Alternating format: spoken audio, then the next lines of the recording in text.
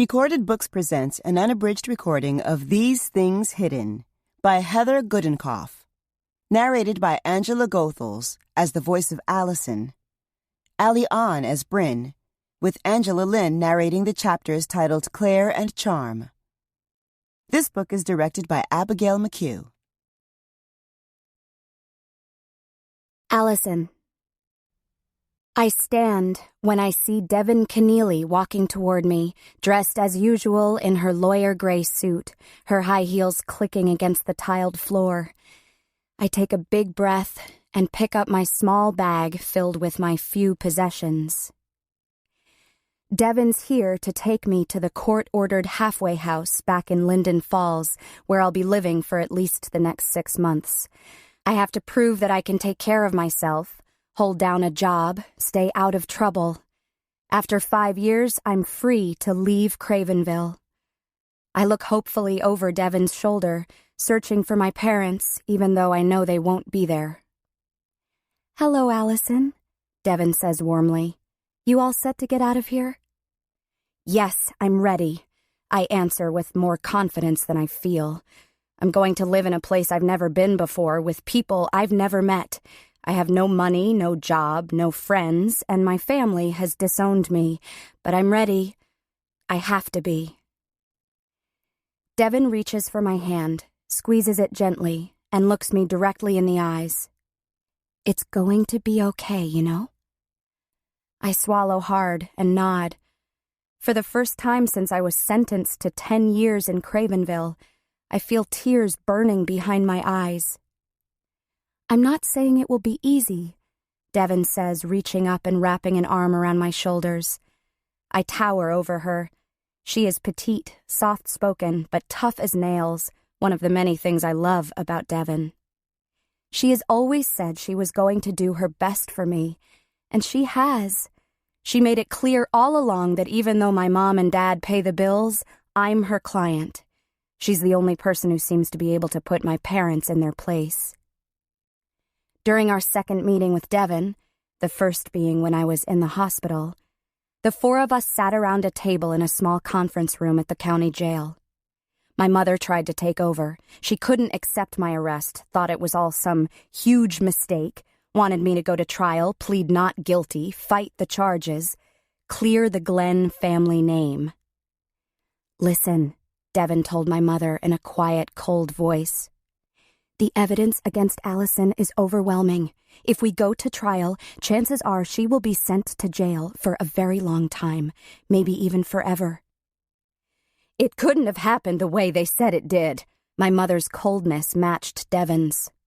"We need to make this right. Allison is going to come home, graduate, and go to college."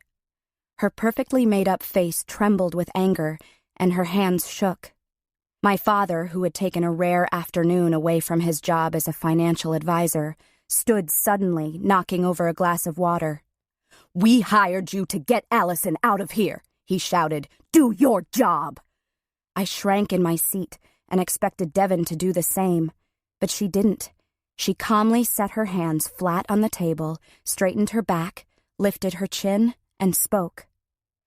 "My job is to examine all the information, look at all the options, and help Allison choose the best one."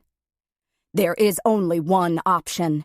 My father's thick, long finger shot out, stopping inches from Devin's nose. "Allison needs to come home." "Richard," my mother said in that unruffled, irritating way she has. Devin didn't flinch. "If you don't remove that finger from my face, you might not get it back." My father slowly lowered his hand, his barrel chest rising and falling rapidly. "My job," she repeated, looking my father dead in the eye, "is to review the evidence and choose the best defense strategy. The prosecutor is planning to move Allison from juvenile to adult court and charge her with first-degree murder. If we go to trial, she will end up in jail for the rest of her life, guaranteed." My father lowered his face into his hands and started crying. My mother looked down into her lap, frowning with embarrassment. When I stood in front of the judge, a man who looked exactly like my physics teacher, Even though Devin prepared me for the hearing, told me what to expect, the only words I heard were 10 years. To me, that sounded like a lifetime. I would miss my senior year of high school, miss the volleyball, basketball, swimming, and soccer seasons. I would lose my scholarship to the University of Iowa, would never be a lawyer. I remember looking over my shoulder at my parents, tears pouring down my face. My sister hadn't come to the hearing. "Mom, please," I whimpered as the bailiff began to lead me away. She stared straight ahead, no emotion on her face. My father's eyes were closed tightly. He was taking big breaths, struggling for composure. They couldn't even look at me. I would be 27 years old before I was free again. At the time, I wondered if they would miss me or miss the girl they wanted me to be. Because my case initially began in juvenile court, my name couldn't be released to the press. The same day it was waived into adult court, there was massive flash flooding just to the south of Linden Falls. Hundreds of homes and businesses lost, 4 dead. Due to my father's connections and a busy news day, my name never hit the papers. Needless to say, my parents were ecstatic that the good Glenn name wasn't completely tarnished. I follow Devin as she leads me to her car, and for the first time in 5 years, I feel the full weight of a sun that isn't blocked by a barbed wire-topped fence. It is the end of August, and the air is heavy and hot. I breathe in deeply and realize jail air doesn't really smell any different than free air. "What do you want to do first?" Devin asks me. I think carefully before I answer. I don't know what to feel about leaving Cravenville. I've missed being able to drive. I'd had my license for less than a year when I was arrested. Finally, I'll have some privacy. I'll be able to go to the bathroom, take a shower, eat without dozens of people looking at me. And even though I have to stay at a halfway house, for all purposes, I'll be free. It's funny. I've been at Cravenville 5 years, and you'd think I'd be clawing at the door, desperate to get out, but it's not quite like that. I've made no friends here, I have no happy memories, but I do have something that I have never, ever had in my life. Peace, which is a rare, precious thing. How can I be at peace for what I've done? I don't know, but I am. When I was younger, before I was in prison, my mind never stopped racing. It was constantly go, go, go. My grades were perfect. I was a 5-sport athlete: volleyball, basketball, track, swimming, and soccer. My friends thought I was pretty. I was popular, and I never got in any trouble. But under the surface, beneath my skin, it was like my blood was boiling. I couldn't sit still. I could never rest. I'd wake up at 6 every morning to go for a run or lift weights in the school's weight room. Then I'd take a quick shower, eat the granola bar and banana I'd shove into my backpack, and go to class all day. After school, there'd be practice or a game, then home to eat supper with my parents and Bryn, then 3 or 4 hours of homework and studying. Finally, at around midnight, I would try to go to sleep. But nighttime was the worst. I would lie in bed and my mind couldn't slow down. I couldn't stop myself from worrying about what my parents thought of me, what others thought of me, about the next test, the next game, college, my future. I had this thing I did to help calm myself at night. I'd lie on my back, tuck the covers around me just so, and imagine that I was in a small boat. I would conjure a lake so big that I couldn't see the shore, and the sky would be an overturned bowl above me, black, moonless, and full of winking fairy lights for stars.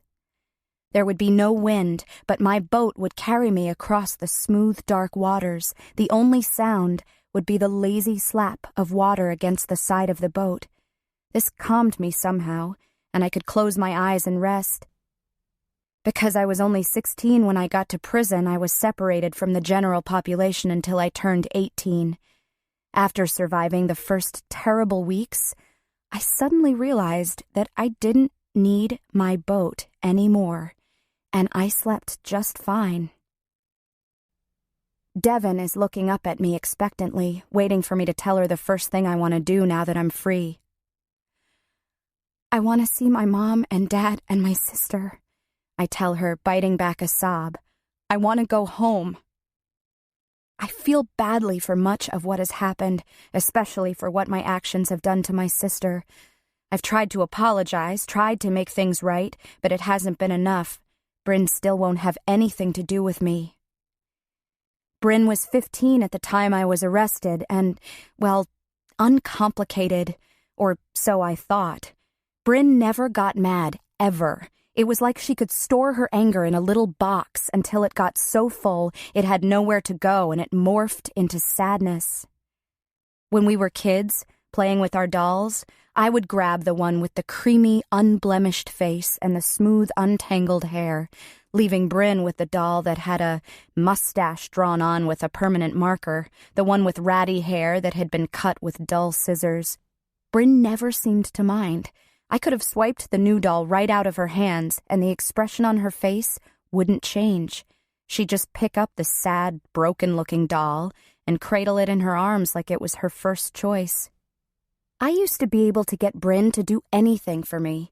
Take out the garbage, vacuum when it was my turn. Looking back, there were signs, little chinks in Bryn's easygoing personality that were almost impossible to deduce, but when I watched quietly, I saw them, and I chose to ignore them. With her fingers, she would pluck the fine, dark hair from her arms one by one until the skin was red and raw. She would do it absent-mindedly, unaware of how odd she looked. Once her arms were hairless, she started in on her eyebrows, pulling and plucking. To me, she seemed to be trying to shed her own skin. Our mother noticed Bryn's eyebrows getting thinner and thinner, and she tried everything to get her to stop. Whenever Bryn's hand moved toward her face, our mother's hand would fly out and slap it away. "Do you want to look strange, Bryn?" she would ask. "Is that what you want? For all the other little girls to laugh at you?" Bryn stopped pulling out her eyebrows, but she found other ways to punish herself. She gnawed her fingernails to the quick, bit the insides of her cheeks, scratched and picked at sores and scabs until they festered. We were complete opposites, yin and yang. Where I am tall and solid, Bryn is smaller and delicate. I'm a big, sturdy sunflower, always turning my face to the sun, and Bryn is prairie smoke, wispy and indistinct, head down, nodding with the breeze. Though I never told her, I loved her more than anything or anyone else in the world. I took her for granted, assumed she would always be at my beck and call, assumed that she would always look up to me. But I don't seem to exist to her anymore. I can't blame her, really. Letter after letter I wrote to Bryn, but she never wrote back to me. That has been the worst thing about prison. Now that I'm free, I can go to Bryn. I can make her see me, make her listen to me. That's all I want. 10 minutes with her, then everything will be all right again. As we get in the car and drive away from Cravenville, my stomach flips with excitement and fear. I see Devin hesitate. "Maybe we should stop somewhere and get something to eat first, then get you settled in at Gertrude House. After that, you can call your parents," Devin says. I don't want to go to the halfway house. I'll probably be the one convicted of the most heinous crime there. Even a heroin-addicted prostitute arrested for armed robbery and murder would get more compassion than I ever will. It makes much more sense for me to stay with my parents in the home where I grew up, where I have some good memories. Even though a terrible thing happened there, it's where I should be, at least for now. But I can see the answer on Devin's face. My parents don't want to see me, don't want anything to do with me, don't want me to come home. Bryn. I get Allison's letters. Sometimes I wish that I could write back to her, go see her, act like a sister to her. But something always stops me. Grandma tells me I should talk to Allison, try to forgive her. But I can't. It's like something broke inside me that night 5 years ago. There was a time I would have given anything to be a real sister to Allison, to be close with her like we were when we were little. In my eyes, she could do anything. I was so proud of her, not jealous like people thought. I never wanted to be Allison. I just wanted to be myself, which no one, especially my parents, could understand. Allison was the most amazing person I ever knew. She was smart, athletic, popular, and beautiful. Everyone loved her, even though she wasn't all that nice. She was never exactly mean to anyone, but she didn't have to try to get people to like her. They just did. She moved through life so easily, and all I could do was stand by and watch. Before Allison became Linden Falls' golden girl, before my parents had set all their hopes on her, before she stopped reaching out for my hand to let me know everything was going to be okay, Allison and I were inseparable. We were practically twins, though we didn't look anything alike. Allison is 14 months older than I am. Tall with long, sleek white blonde hair.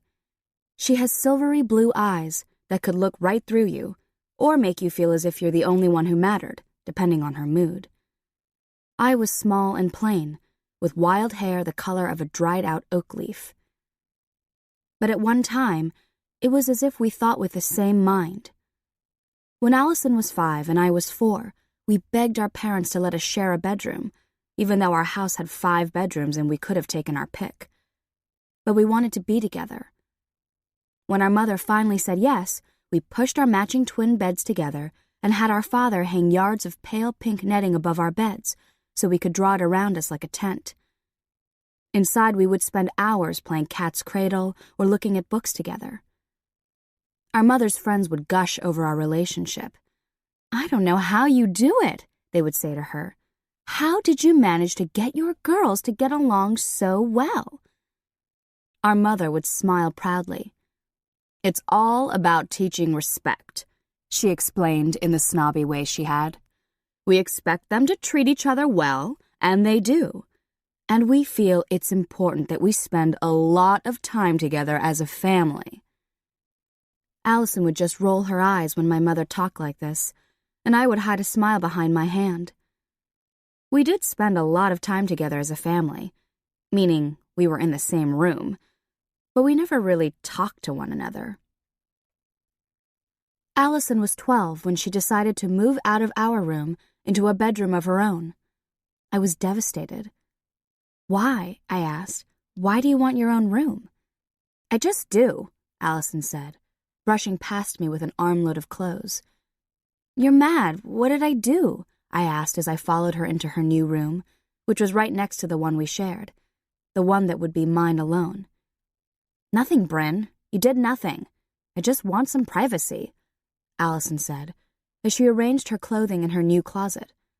"I'm just next door. It's not like you'll never see me again." "Jesus, Bryn, you're not gonna cry, are you?" "I'm not crying," I answered, blinking back tears. "Come on then, help me move my bed," she said, grabbing me by the arm and leading me back to our room, my room. As we pulled and shoved the mattress through the door and into the hallway, I knew that things would never be the same again. I watched as she arranged her school and athletic medals, trophies, and ribbons around her new room, and realized we were no longer anything alike. Allison was becoming more and more involved with her friends in extracurricular activities. She had been asked to join a very competitive traveling volleyball team. She spent nearly every free minute exercising, studying, or reading, and all I wanted to do was be with Allison. My parents had no sympathy for me. "Bryn," my mother said, "grow up. Of course Allison wants her own room. It would be strange if she didn't." I always knew I was a little different from the other kids, but I never thought I was strange until my mother said this. I started looking at myself in the mirror to see if I could see the oddness that others saw in me. My brown curly hair, if not combed into surrender, would spring wildly around my head. What was left of my eyebrows formed short, thin commas above my brown eyes, giving me a constantly surprised expression. My nose was average, not too large, not too small. I knew that someday I would have very nice teeth. But when I was 11, they were imprisoned in braces, being forced into perfect alignment like straight-backed little soldiers lined up for duty. Except for my eyebrows, I didn't think I looked very strange. I decided it must be what was inside of me that was so weird. I vowed to keep that part hidden. I stayed in the shadows, watching, never offering an opinion or an idea. Not that anyone ever asked. It was easy to fade into the background with Allison around. That first night, sleeping by myself in our room, I cried. The room felt much too large for one person. It looked naked with my one small bookshelf and dresser, a few stuffed animals strewn around. I cried because the sister I loved didn't seem to want me around anymore. She left me behind without a backward glance. Until she was 16 and finally needed me again. I wasn't even supposed to be at home that night. I was going to the movies with friends until my mother found out that Nathan Canfield would be there too. She would have none of that. He had gotten caught drinking or something, and he wasn't the kind of friend I should be associating with, she said. So I was forbidden to go out that night. I often wonder how different my life would have been, all our lives would have been, if I had been sitting in some movie theater that night, eating popcorn with Nathan Canfield instead of at home. I don't know what Allison looks like now. I imagine that life in prison isn't helpful to keeping one's good looks. Her once high cheekbones could be hidden by mounds of fat. Her long, shiny hair could have turned frizzy and been cut short. I wouldn't know. I haven't seen Allison since the police came to take her away. I miss my sister, the one who held my hand as I cried all the way into the classroom on my first day of kindergarten, the one who would help me study my spelling words until I knew them inside and out, the one who used to try to teach me to kick a soccer ball. I miss that Allison. The other one? Not at all. I could go the rest of my life not seeing my sister again, and I would be just fine with that. I went through hell after she went to jail. Now I finally feel like I have a home at my grandmother's house. I have my friends, my classes, my grandmother, my animals, and that's enough for me. I'm afraid to find out how 5 years in prison have changed Allison. She has always been so beautiful and sure of herself. What if she isn't that same girl who could stare down Jimmy Warren, the neighborhood bully? What if she isn't the same girl who could run 8 miles and then do 100 sit-ups without breathing hard? Or worse yet, what if she is the same? What if she hasn't changed at all?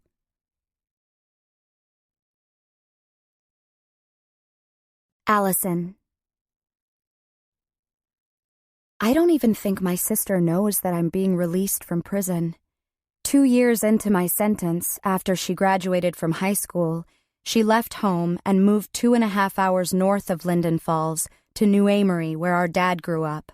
She lives with our grandma. Last I heard, she was attending a community college there, studying something called companion animal science. Bryn's always loved animals. I'm glad she chose something that suits her. If my parents had their way, she'd slide into the vacancy I created and be in law school. Bryn still won't answer my letters or talk to me on the phone when I call her at Grandma's house. I mean, I get it. I understand why she wants nothing to do with me. If I were in her shoes, I probably would have done the same thing. But I don't think I could have stayed away from her this long. For 5 whole years, she has ignored me. I know I took her for granted, but I was just a kid. For how smart I was, I knew absolutely nothing. I understand the mistakes I made. I just don't know how to bring my sister back to me, how to make her forgive me. During the drive to Linden Falls, Devin and I don't talk much, but that's okay. Devin wasn't all that much older than I was when my parents hired her to represent me. Fresh out of law school, she came to Linden Falls because her college sweetheart grew up there, and they were going to get married and open a law practice together. They never ended up getting married. He left, she stayed. If it wasn't for Devin, I could have been in jail for much, much longer. I owe her a lot.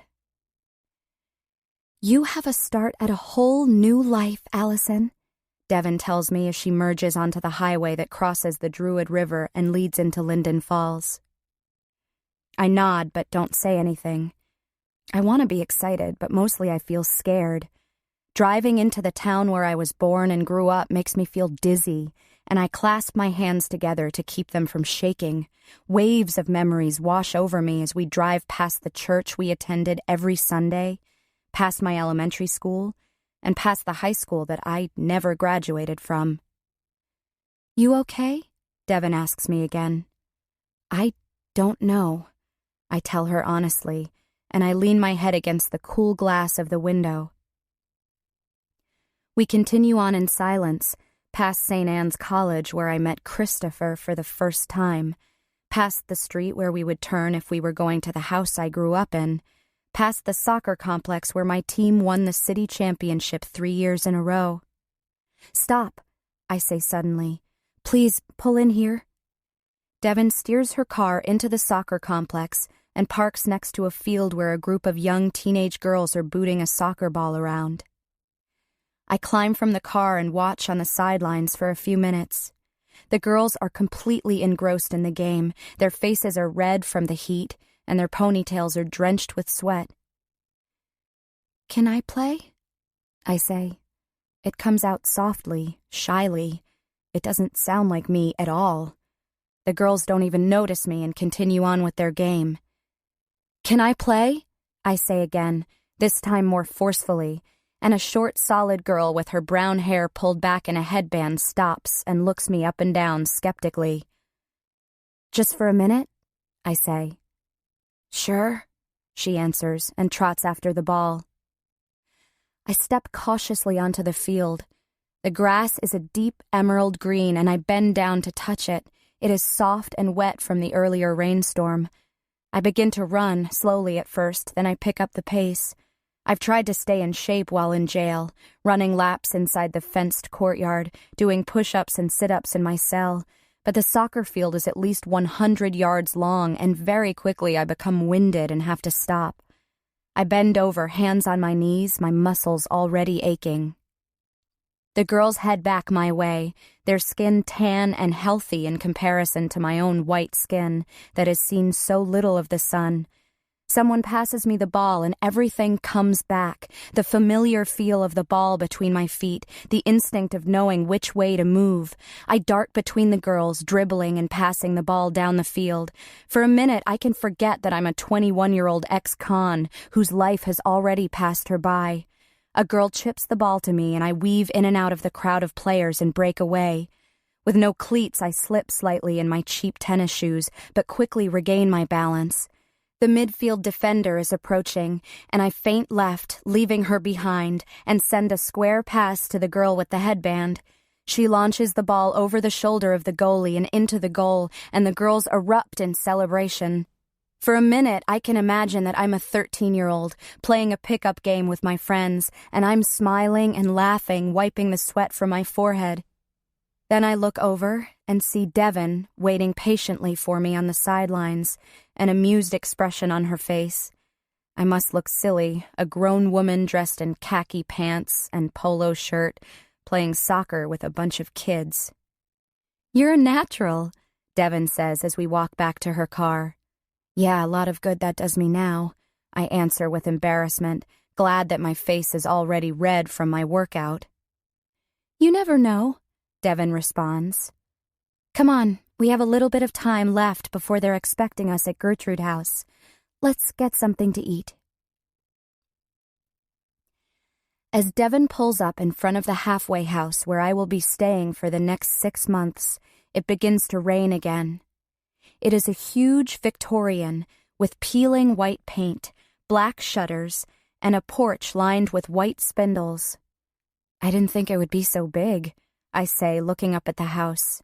It would be scary if it weren't for the beautifully landscaped front yard. "It has 6 bedrooms, with 2 or 3 women to a room," Devin explains. "You'll really like Oline.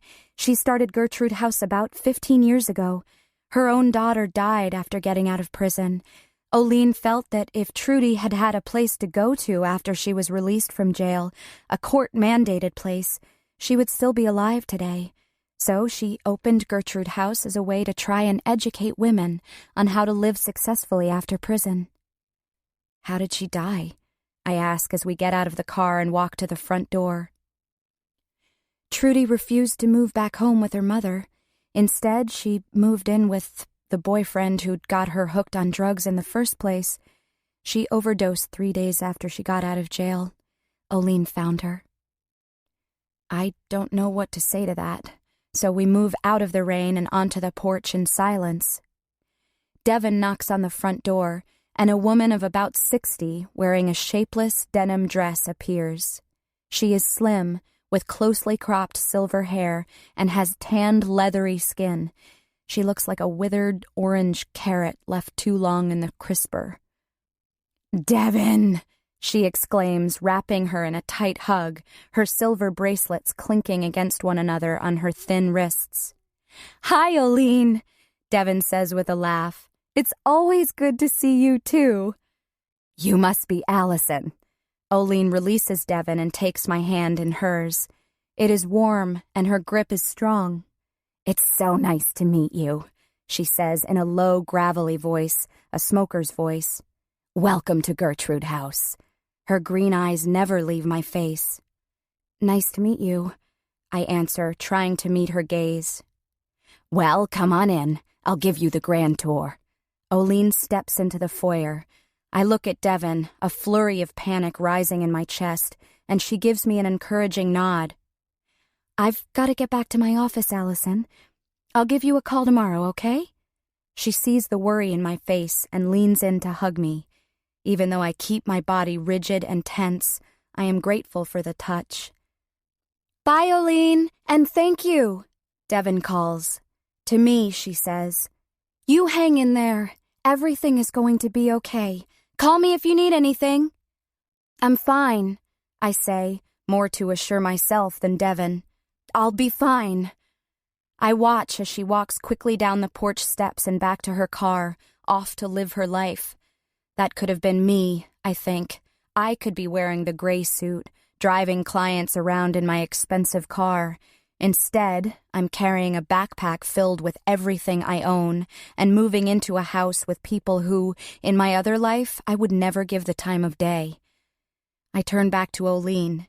She is examining me carefully, a look of something I can't quite identify on her face.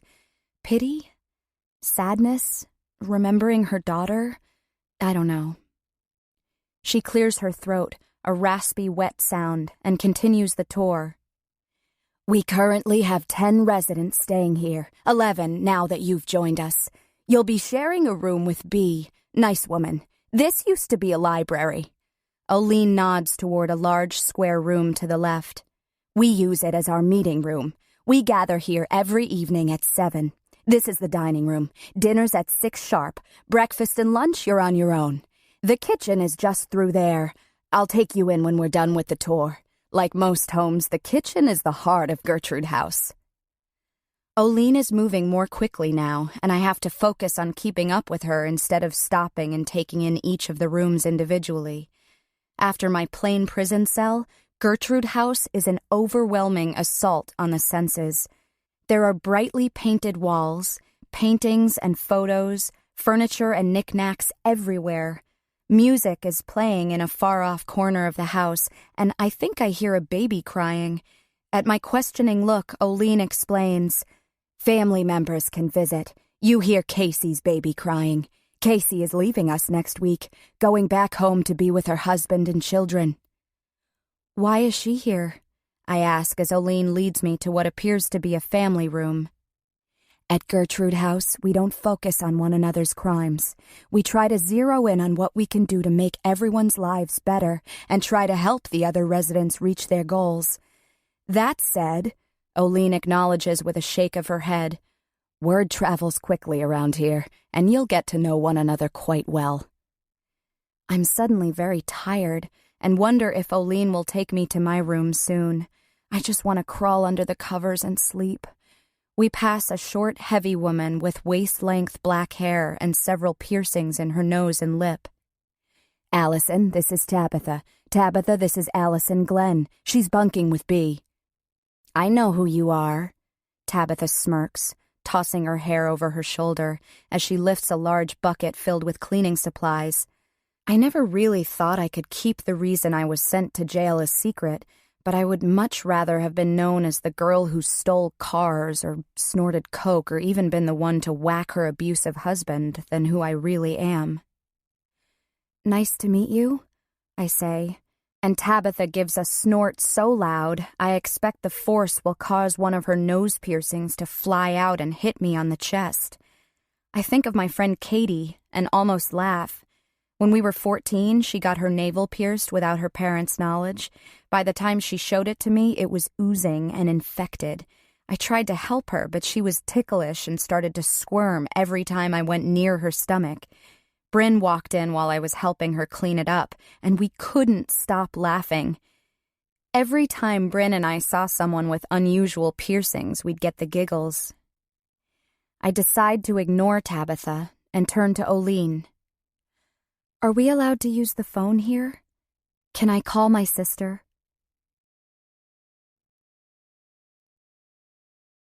Bryn. I hear the ring of the phone, and my grandma calls, "I've got it." A minute later, she comes into the kitchen where I'm making a sandwich. I see the look on my grandma's face, and I know this has something to do with Allison. "It's your sister," she says. Already I'm shaking my head back and forth. "Bryn, I think you should talk to her." My grandma is trying to sound stern, but I know she'll never force me to speak to her. "No," I say, and go back to spreading peanut butter on my bread. "You're going to have to talk to her sooner or later," she says patiently. "I think you'll feel better." "I don't want to talk to her," I say firmly. I can't get angry with my grandma. I know she's caught in the middle. She wants what's best for the both of us. "Bryn, if you don't talk to her on the phone, don't answer her letters, Allison is going to find another way." All of a sudden, it's clear. I see it in her old, kind blue eyes. Allison is getting out of jail. For all I know, she might be out already. My hands begin to shake, and a glob of peanut butter drops from my knife to the floor. I'm afraid she is going to show up here unexpectedly. I'll be in the backyard, training my German Shepherd Chow Mix Milo to walk past a treat without eating it, and I'll turn around, and there she'll be, looking at me, waiting for the words that I know won't come. What could I possibly have to say to her? What more could she say to me that she hasn't already said in her letters? How many ways can someone say they're sorry? I bend down to wipe up the peanut butter with a paper towel, but Milo gets to it before I do. I can't talk to her. My grandmother presses her lips together and shakes her head in defeat. "Okay, I'll go tell her. But Bryn, you're going to have to face her sometime."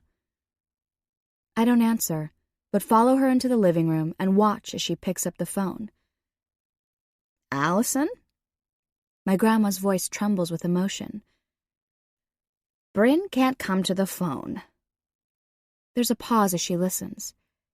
"She's doing great. Just great." I can't stand it anymore. I hurry back to the kitchen, grab my sandwich, and leave out the back door to my car. Animals are so much easier to deal with than people. I learned that a long time ago. My parents never let me have a pet. Too furry, too messy, too time-consuming. Every time I brought home strays, I would hope, pray that they would let me keep them, just once. I tried to spiff them up. I smoothed their tangled fur with an old comb, spritzed their fur with body spray, scrubbed their teeth with an old toothbrush. Ancient, arthritic mutts, one-eyed cats with notched ears, I would parade them in front of my parents. "See how good he is? See how soft her fur is? See how tame, how sweet, how smart? See how lonely I am, do you see?" But no pets allowed. My dad would take me to drop the animal off at the shelter, and every time I would cry and hold so tight to the animal that it would claw and scramble to get away from me. My grandmother lets me have animals in her house, though she has drawn the line at 5. We have 2 cats, a mynah bird, a guinea pig, and Milo. Grandma said enough is enough, that she doesn't want to turn into one of those dotty old cat ladies that animal control has to come out and visit. I'm training Milo to be a therapy dog. He's learning how to sit, stay, or downstay for 30 seconds and to come when he's being called. Grandma's helping me to teach him how to sit quietly by when two people are arguing. We make up silly fights about whose turn it is to take out the garbage or make dinner.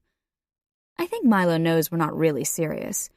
He just yawns and lies down and looks back and forth at us until we both start laughing. When we're finished with the training, I hope to be able to take Milo into nursing homes and hospitals. It's a proven fact that animals are able to help ease pain and anxiety in the sick and elderly. One day I want to open my own business, training animals for pet therapy. For once in my life, I've got a plan. A good one, for that matter. I don't want anyone or anything to distract me from my goal. Not my parents, and certainly not my sister. If only Allison had done what she always did, made the right choice, things could have been so different. She wouldn't have had to go away.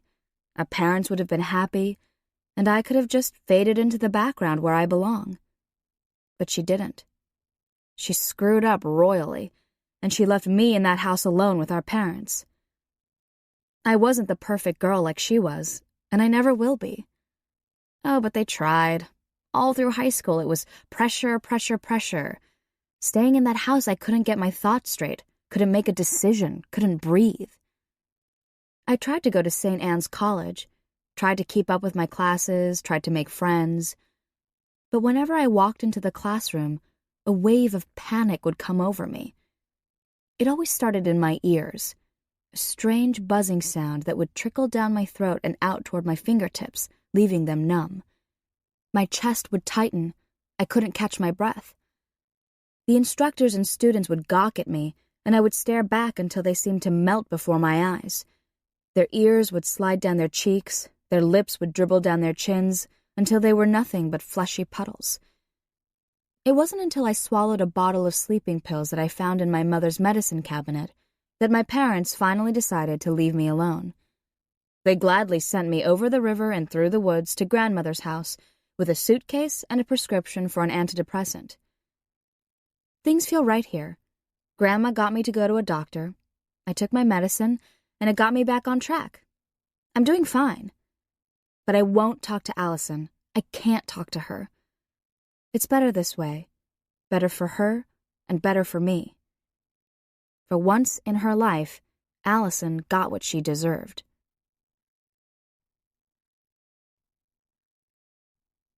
Allison. I set the receiver back into its cradle, all the while knowing that Oline is watching me carefully with her quick, bird-like eyes. Once I get settled and find a job, one of the first things I'm going to buy is a cell phone so I can have a little privacy when I talk. I'm sure my parents would buy me a phone, but I don't want my first interaction with them to be about money. Besides, I want to show them that I'm going to be okay, that I can take care of myself. I wonder if they are thinking about me right now. Secretly, I had hoped they would have been parked in front of Gertrude House to welcome me when I arrived. Oline must be psychic because she says, "Many of the residents have cell phones, but we have guidelines here that phones need to be turned off while doing chores or when we are having group sessions. We want to respect others' need for quiet." Oline picks up where she left off with the tour. She leads me through the kitchen where we will take turns making dinner and to an octagonal room with a ceiling that extends above the second floor. This is where the residents watch television. A gray-haired woman wearing a waitress uniform is dozing on a sofa, and a young, petite, dark-skinned woman is holding a toddler on her lap and singing softly to him in Spanish. The television is turned to a soap opera, the volume muted. "This is Flora and her son Manalo," Oline says in a whisper. "And that's Martha." Oline waves a hand toward the slumbering woman. Flora's eyes narrow into suspicious slits, and she gathers Manalo more closely to her. The little boy waves a chubby hand at us and grins. "Nice to meet you," I say. Flora speaks rapidly to Oline in Spanish, her tone tight and hostile, and Oline responds back in Spanish as well. I have the feeling that Oline is going to have to do a lot of talking to calm the other residents of Gertrude House when it comes to me. "Let's go on upstairs and I'll show you your room," Oline says, taking me by the elbow and steering me from the television room to the spiral staircase that leads to the bedrooms. I can feel Flora's eyes on my back as I follow Oline up the steps.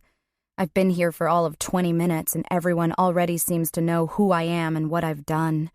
I know I shouldn't let it bother me so much. I had to deal with the same things in jail, but this seems different somehow. "The expectation is that everyone takes an active role in the upkeep of the house," Oline says, and I can see this is true. There isn't a speck of dust anywhere, and the floors gleam. Oline gently knocks on a closed door before opening it to reveal a small room with bunk beds and 2 small dressers. The beds are made up with blue and white floral comforters and thick, soft pillows. Another rush of exhaustion overtakes me and I want to go lie down. The walls are painted sky blue and there are crisp white curtains covering the windows. It's a very peaceful room. "Your roommate, Bea, is at work right now. She'll be home in a few hours. Why don't you unpack your things, get settled, and I'll come back in a little while and we can finish the orientation." I look at the bunk beds and hesitate, wondering which one is mine. "You get the bottom bunk," Oline says. "Bea likes to sleep on the top bunk. She says that the bottom bed makes her feel claustrophobic." Oline pats me on the arm as she moves to leave the room. "Oline?" I say. She turns back to me, and I'm stricken by how kind her worn face is. "Thank you." "You're welcome," she smiles. "Get a little rest and holler if you need anything." My few belongings fit into one drawer of my bureau with room to spare. In a way, Gertrude House reminds me of the summer camp I attended when I was 11. I share a room with bunk beds, and, from what Oline has said, we follow a very specific schedule that is posted in the main gathering area. From the moment we wake up at 5:30 to lights out at 10:30, our day is filled with chores and group sessions on everything from managing finances to anger management to mastering interview skills. I sit on the lower bunk and bounce a bit. The springs are firm but giving. This feels like a real bed, not like Cravenville's hard institutional slab with rough, scratchy sheets that smelled of bleach. I lift a fluffy pillow and bury my nose in it. It smells of lavender, and I feel tears prick at my eyes. Maybe it won't be so bad here. It couldn't be any worse than jail. Maybe the other girls will learn to like me. Maybe my parents will forget about what the neighbors think and welcome me as their daughter again. And maybe, just maybe, Bryn will forgive me. I inhale deeply one more time and lower the pillow from my face, and that's when I see it. Its blank eyes stare up at me, and its smudged plastic face is frozen in a half smile. I pick up the baby doll. It's old and battered and looks like it came out of a dumpster. Across the doll's bare chest is one word, slashed in black permanent marker, a word that I now know will follow me everywhere, no matter where I go. Killer. Claire. Bookends is dim and quiet. A sudden Sunday afternoon rainstorm has driven away the stifling August heat and all of the customers. As Claire Kelby unpacks a box of books, Joshua pokes his head up from behind the counter, his yellow hair standing on end. She tamps down the desire to lick her fingers and smooth the flyaway strands. His dark brown eyes look expectantly up at her. "Can I help you, young man?" Claire asks her son in mock seriousness. "I'm bored," Joshua answers dismally and kicks his sneakered foot against the front of the counter. "You've read every single book back there?" Claire asks him. and Joshua glances over his shoulder towards the shelves and shelves of books. Looking back at his mother, he nods and tries to bite back a smile. "Uh-huh," Claire says skeptically. "Where's Truman?" "Sleeping," Joshua grouches, drawing his eyebrows together. "Again," he adds about their 6-year-old red-brindled English bulldog. "I don't blame him. It's a rainy day, good napping weather," Claire responds. "Do you want to help me? I've got lots of boxes to open and books to shelve before we close. Or maybe you want to take a nap too?" "I'm not tired," Joshua says stubbornly, though his eyes are heavy. "When's Dad going to get here?" "He'll be here soon," Claire assures her son, and leans over the counter to place a kiss on his blonde head. She looks around the bookstore that has been both a refuge and a yoke. Years ago, the store and its responsibilities had kept her sane. The long hours had kept her mind busy, kept her focused, distracting her from the knowledge that her body, which had served her so well over the years, had ultimately betrayed her. Sometimes this realization struck her suddenly. Squeezing so tightly, she would have to stop whatever she was doing, helping a customer, unpacking books, answering the phone, and deliberately pry away the fingers of anxiety that clutched at her heart until she could breathe again. Then, inexplicably, Joshua came to them, as miracles often do, on an ordinary day, well after the acceptance that they would never have a child of their own, biological or otherwise, had settled in. More and more, Bookends seems to snatch away all the time she wants, needs to be with her son. He'll be heading off to kindergarten soon, and she guards what's left of her time with him fiercely, even though she knows he'd much rather be playing outside than stay with her in the bookstore. Claire handled all the business aspects of opening the bookstore nearly 12 years ago, finding the perfect location on Oakline Sullivan Street, in the newly revitalized downtown section of Linden Falls, securing the small business loans, ordering the books, and hiring the part-time help. Jonathan, for his part, created the most beautiful bookstore Claire could have ever possibly imagined. The building had originally been a dressmaker's shop, owned by an independent woman who had moved to Linden Falls with her aging father in the mid-1800s. It was lovely, with an intricate tin ceiling and walnut woodwork that Jonathan had uncovered beneath years of old paint, varnish, and grime. Rifling through the second floor and the attic, Claire and Jonathan found musty bolts of cloth and bushel-sized jars of buttons made of mussel shells, bone, and pewter hidden beneath a table. Claire loved to imagine the dresses designed over that table. A christening gown edged with lace, tiny seed pearls sewn to the silk bodice of a wedding dress, a black mourning dress made of cashmere. Joshua tries to heave himself up on top of the counter, his shoes scrabbling against the front panel. "I'm bored," he repeats as he slides to the floor. "When will he be here?" he asks again. Claire steps from behind the counter, reaches down, lifts Joshua into her arms, and sets him next to the cash register. "He will be here in about..." She looks at her watch. "Half an hour to pick you up. What do you want to do?" "Tell me about my gotcha day," he orders. Claire gives him a long, expectant look. "Please," he adds.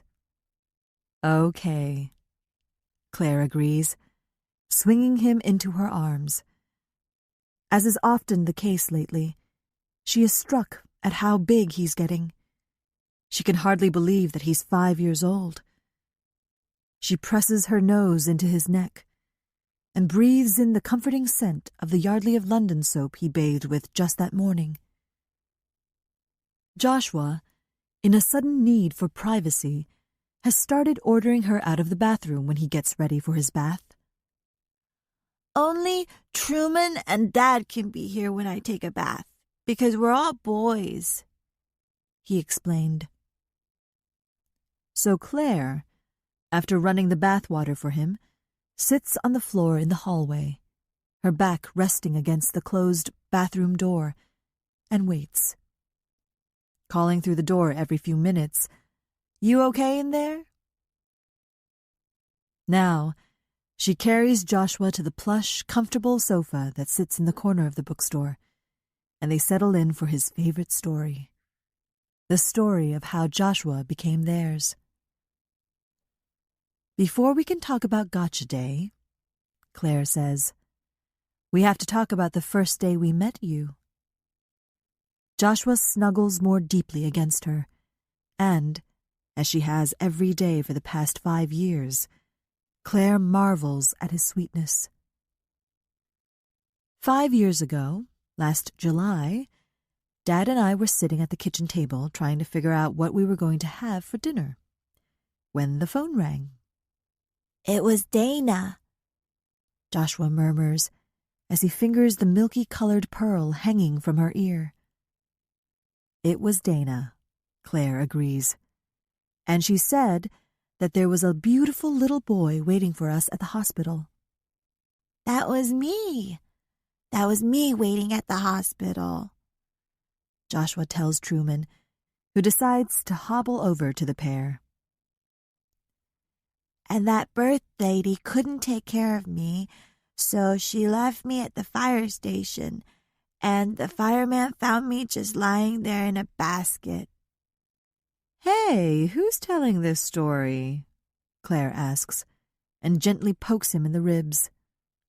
You are. Joshua wrinkles his upturned nose and tries to look sorry. That's okay. We can tell it together, Claire assures him. And all the firemen didn't know what to do, Joshua exclaims. They just stood there and looked at me and said, "It's a baby." Joshua holds his hands out, palms up, a look of animated consternation dancing across his face. You were a surprise, that's for sure. Claire nods in agreement. The firemen called the police called Dana, Dana took you to the hospital, and Dana called us. And when you held me in your arms for the first time, you cried and cried. Joshua giggles. I did, Claire concurs. I cried like a baby. You were the most beautiful little boy, and... At the same time they hear the bookstore door open, and Jonathan enters, his work jeans and t-shirt streaked and dusty from his current renovation. Hey, guys, he calls, shaking the rain from his black curls. What are you doing? Gotcha Day, Claire says, by way of explanation. Ah, Jonathan says, a big grin spreading across his face. The best day ever. Mom cried, Joshua says, hiding his mouth from Claire as if not seeing his lips meant she couldn't hear him.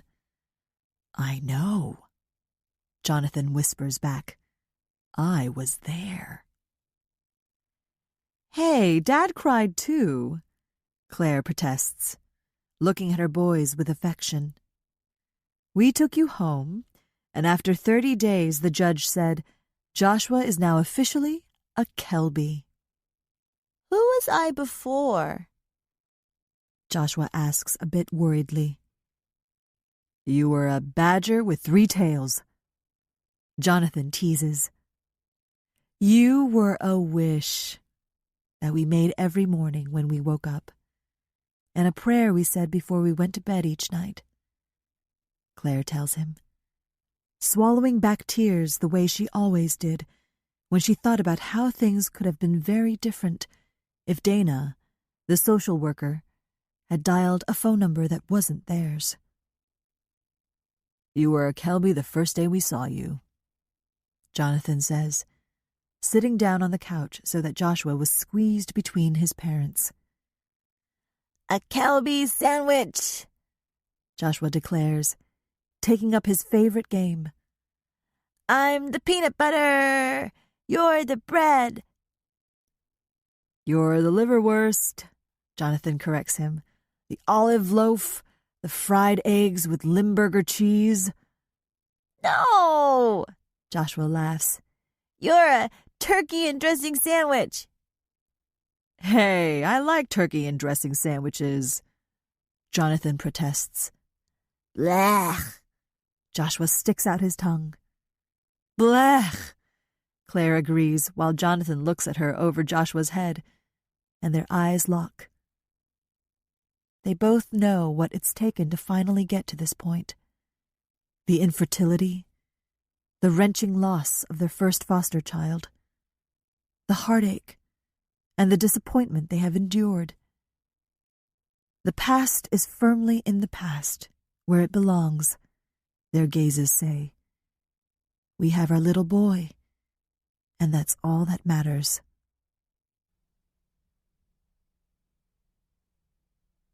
Charm. Charm Talia pushes open the door to Bookends, her textbook list in one hand, her cell phone in the other, in case Gus calls. She wants her stepfather to be able to reach her at any time. She knows the time will come when she will receive the call that informs her that Gus has fallen, has a fever, or worse. The rain has stopped, but she carefully wipes her wet feet on the rug inside the entrance of the bookstore. Claire greets her warmly, as she has ever since the first time Charm came into Bookends several years ago. Claire always asks how her nursing classes are going and how her stepfather is doing. "He's not doing very well," Charm tells her. "The home care nurse says we might want to think about getting hospice involved soon." "I'm so sorry," Claire says, with genuine sadness in her voice. Charm lowers her head and begins rummaging through her purse, hiding her eyes that filled with tears at the thought of Gus dying. This is what makes it so hard and so easy for Charm to keep returning to Bookends. Claire Kelby is just so nice. "Is Joshua here today?" Charm asks, looking around for the little boy. "You just missed him," Claire says apologetically. "Jonathan picked him up and took him home." "Well, tell him hi for me," Charm says, trying to mask her disappointment, and slides her textbook list across the countertop toward Claire. "I was able to buy most of my books used through the campus store, except for this one, and it's so expensive," Charm explains, pointing to a title written on the paper. "Do you have any ideas?" "I'll do some checking around," Claire promises her. "When do you graduate? You must be getting close." "In May. I can't wait," Charm says with a smile. "I'll give you a call tomorrow to let you know what I can find out about your book. You take care of yourself, okay, Charm? And remember, you call me if you need anything at all." "Thank you," Charm says again, even though she knows she won't call her for anything beyond finding the book. As much as Charm admires Claire and her family, as much as she enjoys chatting with her, Charm already knows too much about Claire's life.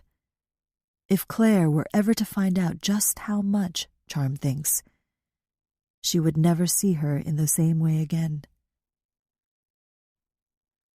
After stopping at the grocery store to pick up a few things, Charm drives over the Druid River and into the countryside between Linden Falls and the small town of Cora to check on Gus. Though she doesn't want to admit it, Gus is getting weaker by the day.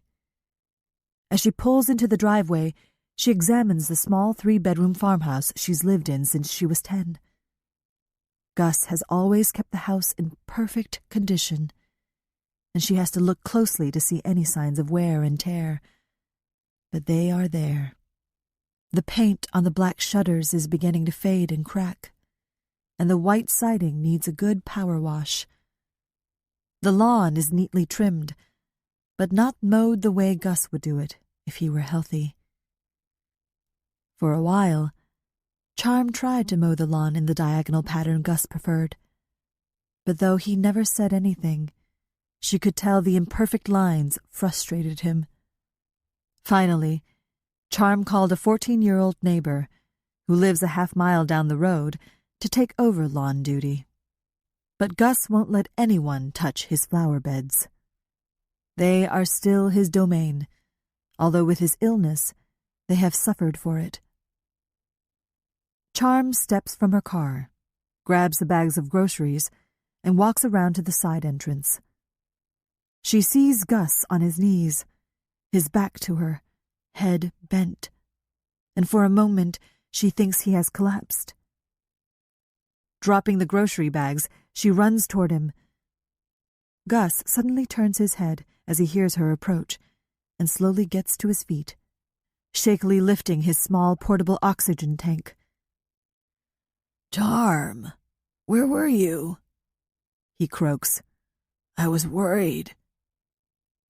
His plaid shirt envelops his thin frame, and his khaki pants hang loosely on his hips. He painfully pulls off his gardening gloves and drops them to the ground. He has slicked his thick black hair from his face, and beyond the grayness of his skin and his sunken eyes, Charm can see a glimmer of the handsome man he once was. The man her mother decided to keep around longer than any of her many other boyfriends, and actually marry. When Charm was little, she proudly watched the two of them together, her beautiful blonde mother and handsome, funny Gus, the firefighter. Rianne Tullia was with Gus for 4 years, a world record for her, Charm thinks. Eventually, her mother got bored playing her part in their happy family, left Gus, and then divorced him. Charm was 10 when they moved in, and 14 when her mother was ready to move on. Rianne traveled the short distance across the Druid River and went back to live in Linden Falls.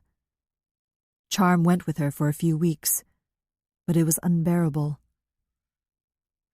In the middle of the night, Charm called Gus and begged him to let her return, and he said yes, with no questions.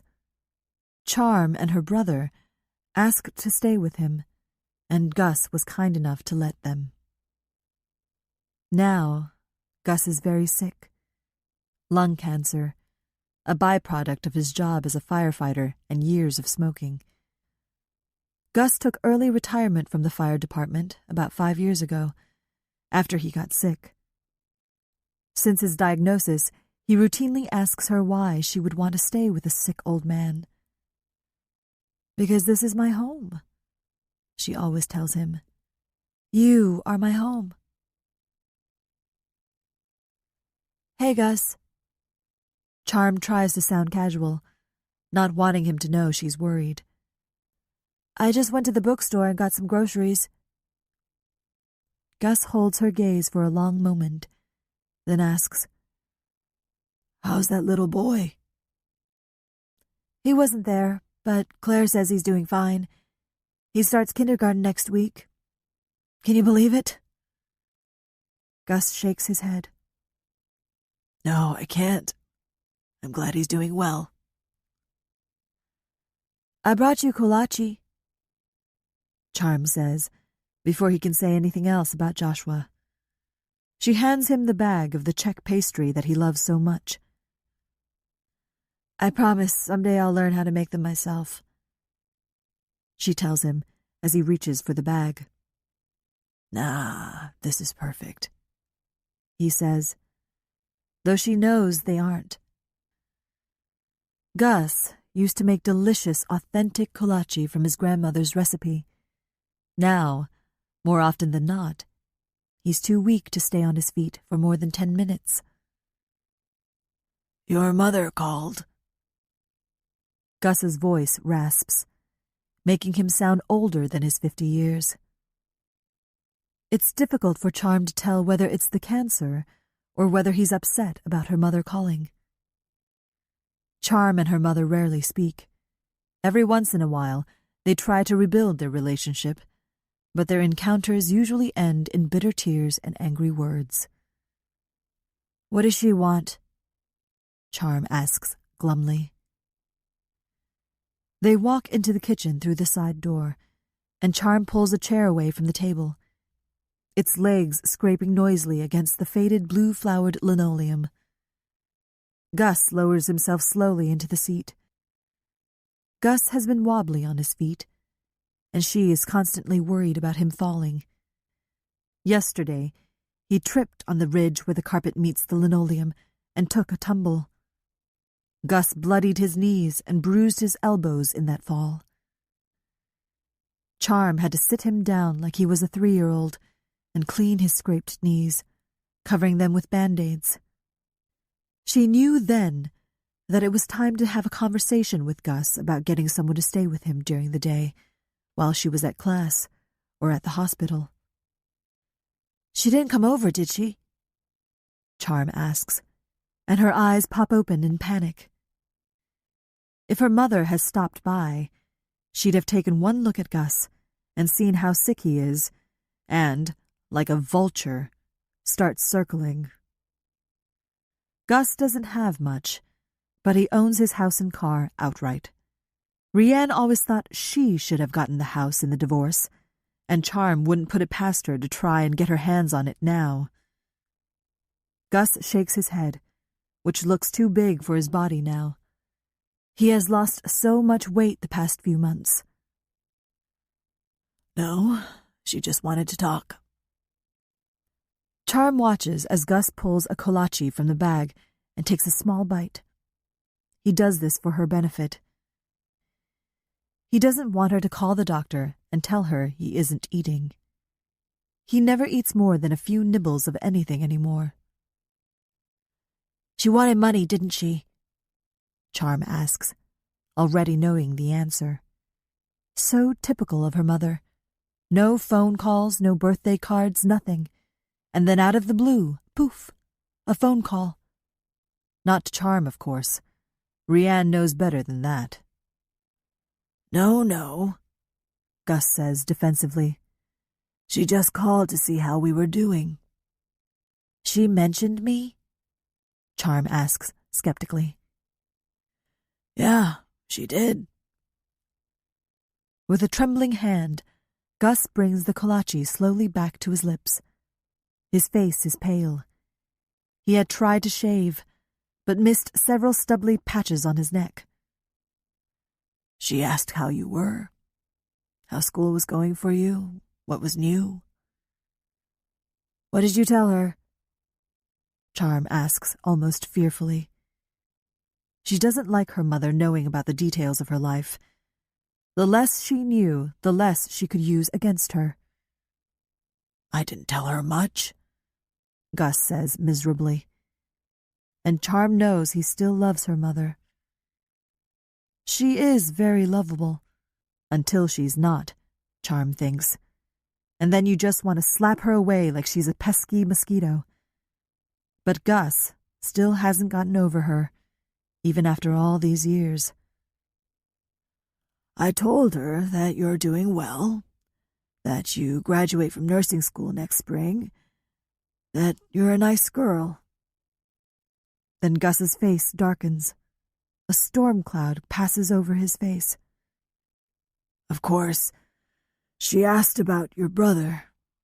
I told her that I hadn't heard from him in years, and haven't missed the son of a bitch one bit."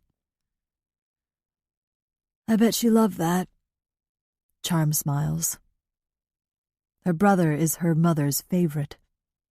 His father was the only man her mother ever truly loved, and, in turn, he wanted nothing to do with her. Smart man, Charm thinks.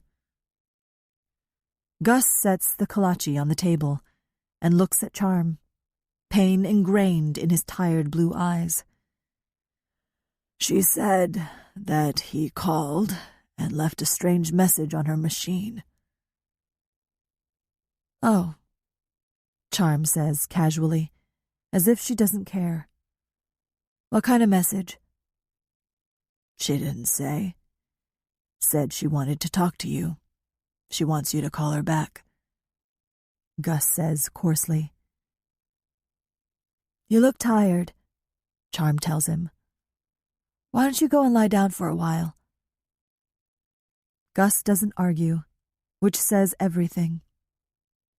Slowly, he pushes his chair away from the kitchen table and gets unsteadily to his feet.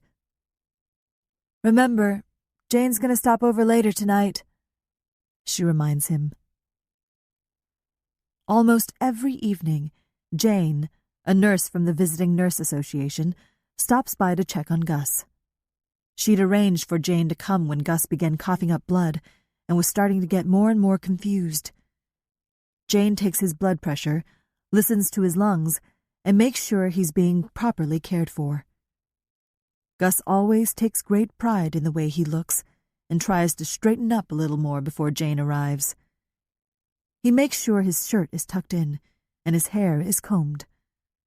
Cancer has given his skin a yellowish tinge and transformed his once strong arms into twigs. But Gus is still a natural flirt. Ah, Jane. Gus smiles. My favorite nurse. Hey, Charm says in mock indignation. I thought I was your favorite nurse. You're my favorite soon-to-be nurse, Gus explains. Jane is my favorite licensed nurse. Oh, well, that's okay then, Charm says, walking right behind Gus in case he falls, like a mother shadowing her wobbly toddler. Just as long as we're clear on the topic. She makes sure Gus is situated safely in his bed, places a fresh glass of water on the side table, and double-checks that his oxygen tank is working. Charm, Gus says, as he pulls the quilt up beneath his chin. I talked to someone else today, too. She can tell by the seriousness of his voice that the conversation was important. I called the people at hospice. Gus, she interrupts. Don't. Tears prickle behind her eyes. She's not ready to have this conversation yet. I called hospice, he says firmly. When it's time, I want to be here in our home, not at the hospital. Do you understand? It's too early, Charm begins, but Gus stops her. Charm, kiddo, if you're going to be a nurse, you're going to have to learn how to listen to the patient.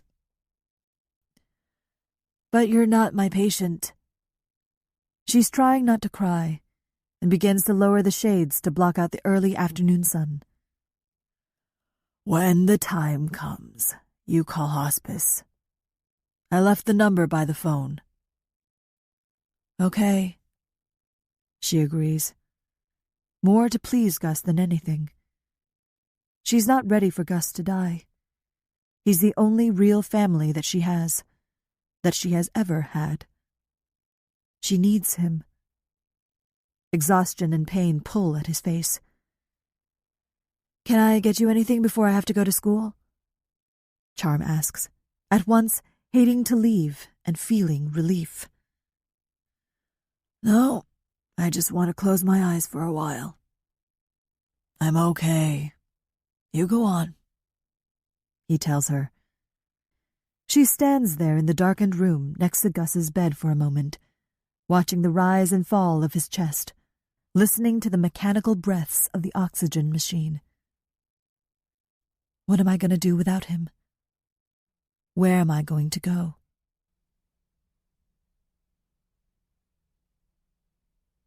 Claire. Claire and Jonathan don't tell Joshua everything about his gotcha day. They don't tell him how Claire watched as Jonathan placed his elbows on the table and rested his head on his hands, how much he hesitated when Dana called about the abandoned infant. How Claire had to tell herself, be patient, wait him out. How finally, when he lifted his head, there were faint red circles dotting his forehead where his fingers had pressed into the skin. How Claire had wanted to go to him, to kiss each red spot gently, tenderly. Just until they find another foster home for him, Claire, Jonathan said, with no conviction. Do you understand? Nothing long-term. No way, I can't do it. He shook his head, as if still bewildered. I can't do Ella all over again. I can't get attached to a child once more. Just to have him taken away in the end? That's the whole point of foster care, to get the kids back to their parents. Me either, Claire had whispered. I can't do Ella over again either. But somehow, Claire knew this mother wouldn't be coming back. Wouldn't take this little boy away from them. God couldn't be so cruel. Not after all that has happened. A year earlier, a dead infant was found in a frozen cornfield on the other side of the state. After that, the Iowa State Legislature had quickly passed a safe haven law, allowing mothers to drop off their newborns under 2 weeks old at hospitals, police, or fire stations without fear of prosecution for abandonment. The doctors figured that this baby was about a month old, and for one brief moment, Claire worried that the police would find the mother who had abandoned him. She quickly brushed away her fears. This little boy, the little boy they would take home, would be the first baby left at a safe haven site. He would be theirs. When Dana set Joshua in Claire's arms, it was as if she was healed, as if all the miscarriages, the surgery, had never happened. The pain, the loss, became a faint memory. This was what they had waited for all these years, this beautiful, perfect little boy. On the way home from the hospital, they stopped to pick up a few necessities: diapers, bottles, formula. As an afterthought, Claire grabbed a book filled with baby names. Finally, she would be able to name a child. The book listed each name alphabetically, followed by the name's origin and meaning.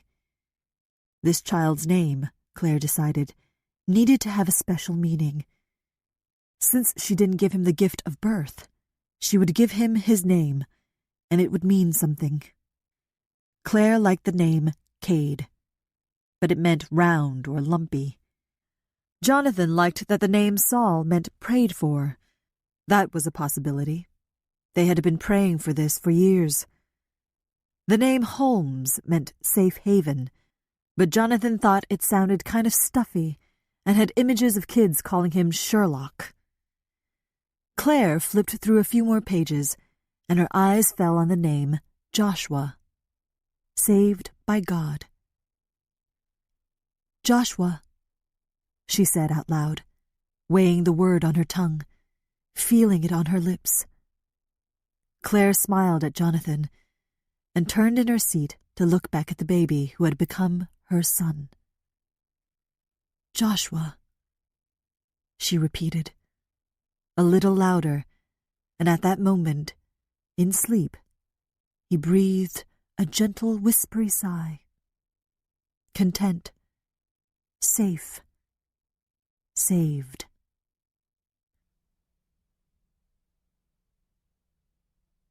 Charm.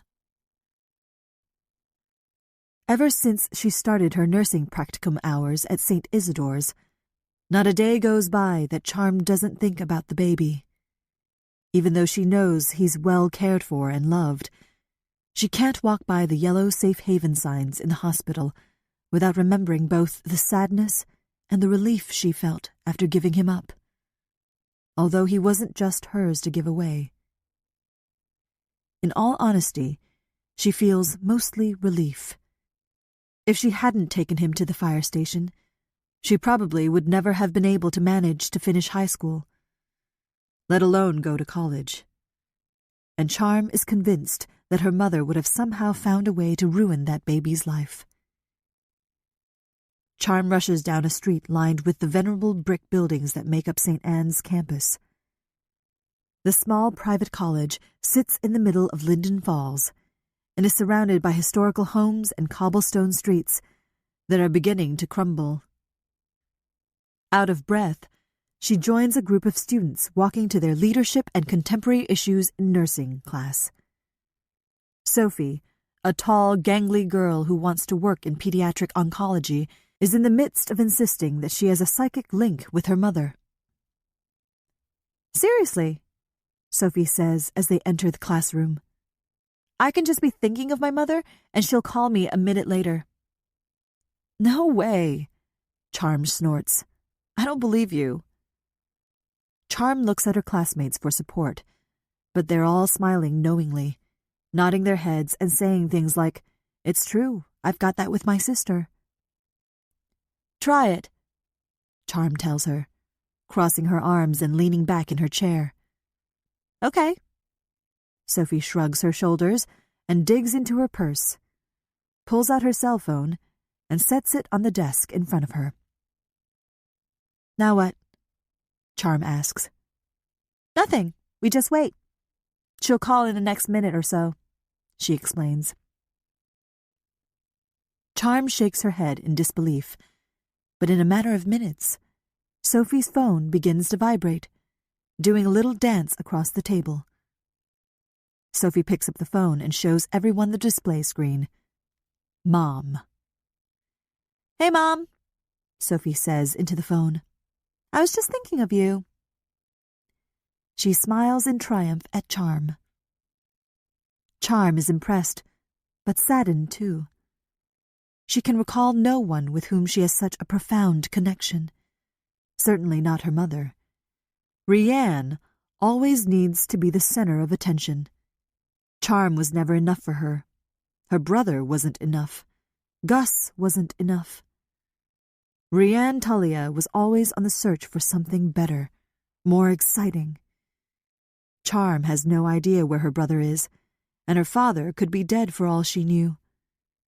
Charm did have a boyfriend last year who called her all the time, but that had more to do with his crazy insecurity than any supernatural bond. Gus, she thinks. She may have that bond with Gus. He's the one who taught her how to ride a bike, how to multiply fractions, the one who sat in the audience and blinked back tears when she walked across the stage to receive her high school diploma. Everything Charm has learned about being a good parent, a good person, she learned from Gus.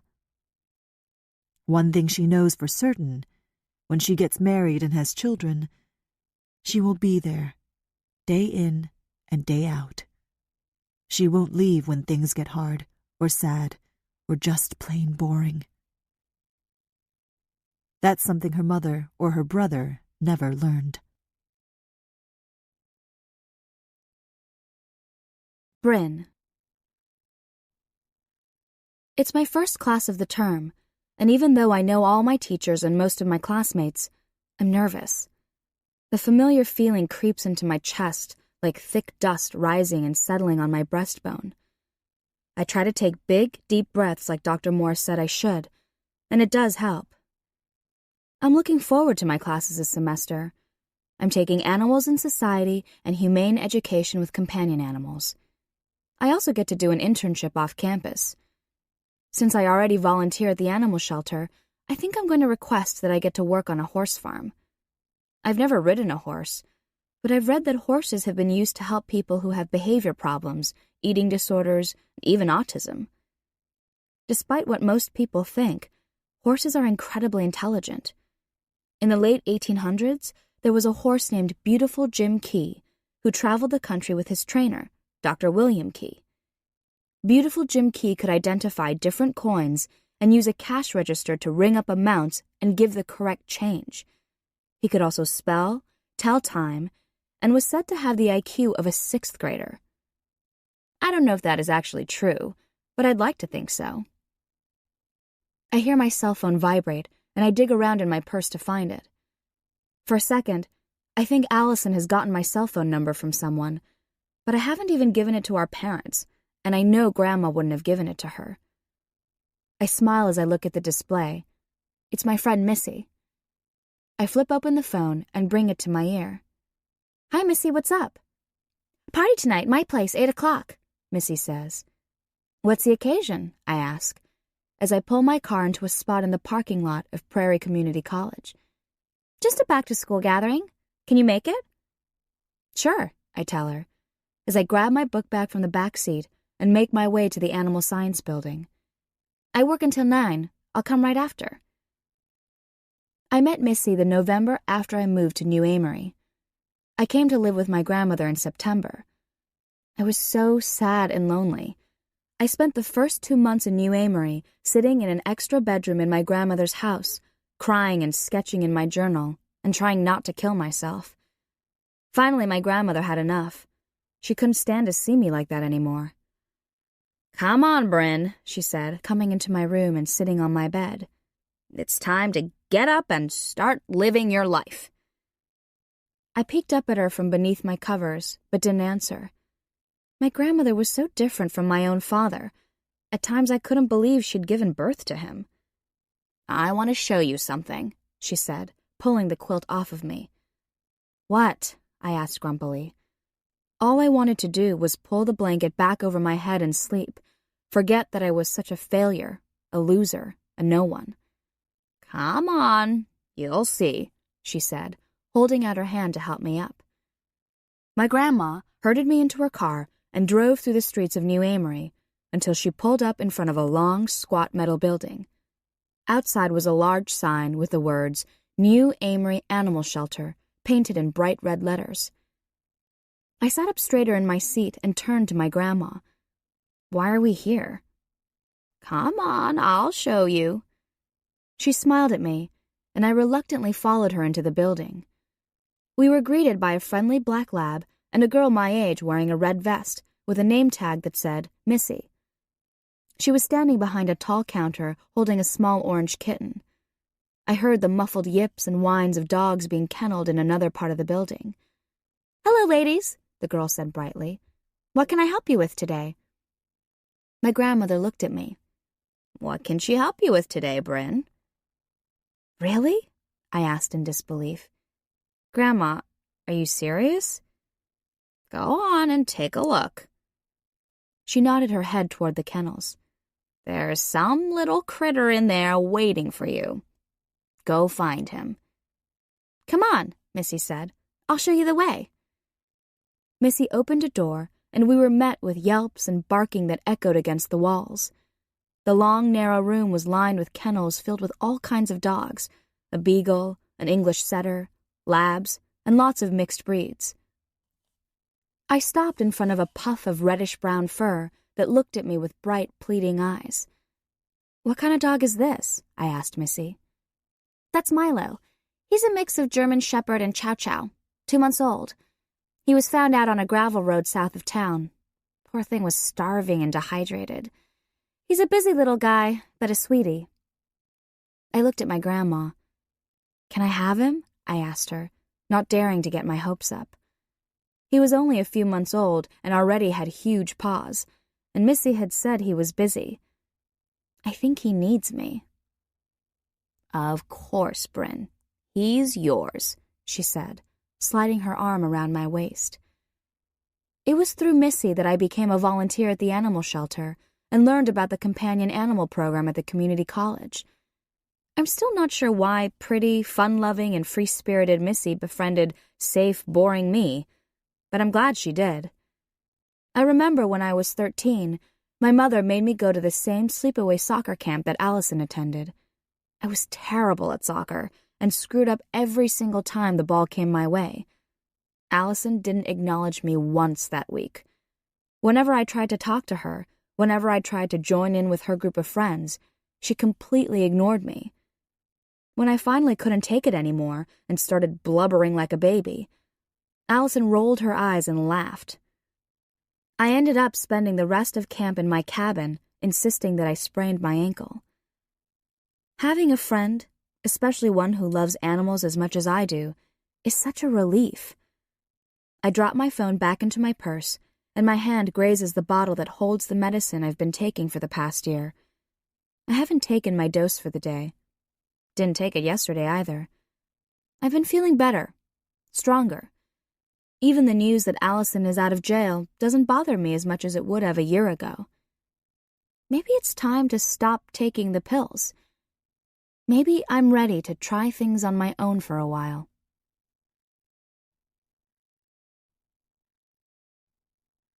Allison. I look down at the baby doll, its lifeless eyes looking up at me, and I feel weak. It's been 5 years and 1 month and 26 days. She would have been 5 years, or 61 months, or 269 weeks, or 1,883 days, or 45,192 hours, or 2,711,520 minutes, or 162,691,200 seconds old. I've been keeping count. Many of the women at Cravenville had children. Some even gave birth to their babies behind bars. I used to run circle after circle around the prison courtyard, my tennis shoes pounding against the cement, the air heavy in my lungs. "Where you running to, baby killer? You running from yourself?" I would hear this from a corner of the yard, and then a cackle of laughter. I ignored them. When they weren't calling me baby killer or bitch or worse, they didn't talk to me at all. They looked through me as if I was just a part of the putrid air on our cell block. Those were women who themselves were killers. They murdered their husbands or stabbed their boyfriends or shot a clerk in a robbery. But I'm worse. A helpless baby, a few minutes old, was tossed into the river to be swept away with the current, to be battered against the bank. The women at Gertrude House are no different than the women at Cravenville. I have never felt more alone than I do right now. I know how hard it has been for my parents to witness how far I've fallen, but all I want is for them to come and see me. It's been so long since I've held my mother's hand, felt my father's touch, heard my sister's giggle. We were never a touchy-feely family, but sometimes when I hold very still, I can recall the weight of my father's large, capable hand resting on my head. Sometimes when I close my eyes, I can imagine that things are like they were before everything went wrong. I can imagine that I'm back in high school, running on the track and trying to beat my best time, sitting in my room doing my calculus homework, helping my mom with dinner, talking with my sister. I had a plan. I would ace my college entrance exams, play volleyball for the University of Iowa or Penn State, major in pre-law, go to law school. I had my future all mapped out. Now it's gone. It's over. All because of a boy and a pregnancy. I was in the hospital, hooked up to an IV, when I first met Devin. She told me I was going to be charged with first-degree murder and child endangerment. "Did you think the baby was dead before she went into the river?" she asked me at that first meeting. I shrugged my shoulders and didn't answer. "Did you think she was dead?" she asked again, pacing back and forth in front of me. She was relentless. All I wanted to do was curl up in a ball and die, and she kept trying to re-examine everything that had happened. "Sure," I finally said. "Sure, I thought it was dead." She spun on her heel. "Never call her an it. Do you understand?" she said severely. "You call her the baby or she or her, but never it. Got it?" I nodded. "I really thought the baby was dead already," I said, wanting to believe it, but knowing nothing I said was the truth. The medical examiner had already proved I was wrong. Eventually, Devin had me plead guilty to involuntary manslaughter, a Class D felony that carried a 5-year sentence, and child endangerment, a Class B felony that meant I could be confined for more than 50 years, although Devin assured me there was no way I would serve that kind of time. I didn't have to take the stand in my own defense. It never got that far. I've never told anyone what happened that night, and no one seems very interested in hearing the exact details. I think I remind everyone of someone they could know. A sister, a daughter, a grandchild, maybe even themselves. Everyone knows the basics of what I did. That's enough for them. Devin was right. I ended up being sentenced to 10 years at Cravenville. As horrible as that sounded at the time, it was much better than the 55 years I could have faced. I asked Devin why it was such a short sentence. There are many factors, Devin explained. Prison overcrowding, the circumstances of the crime. 10 years is a bargain, Allison.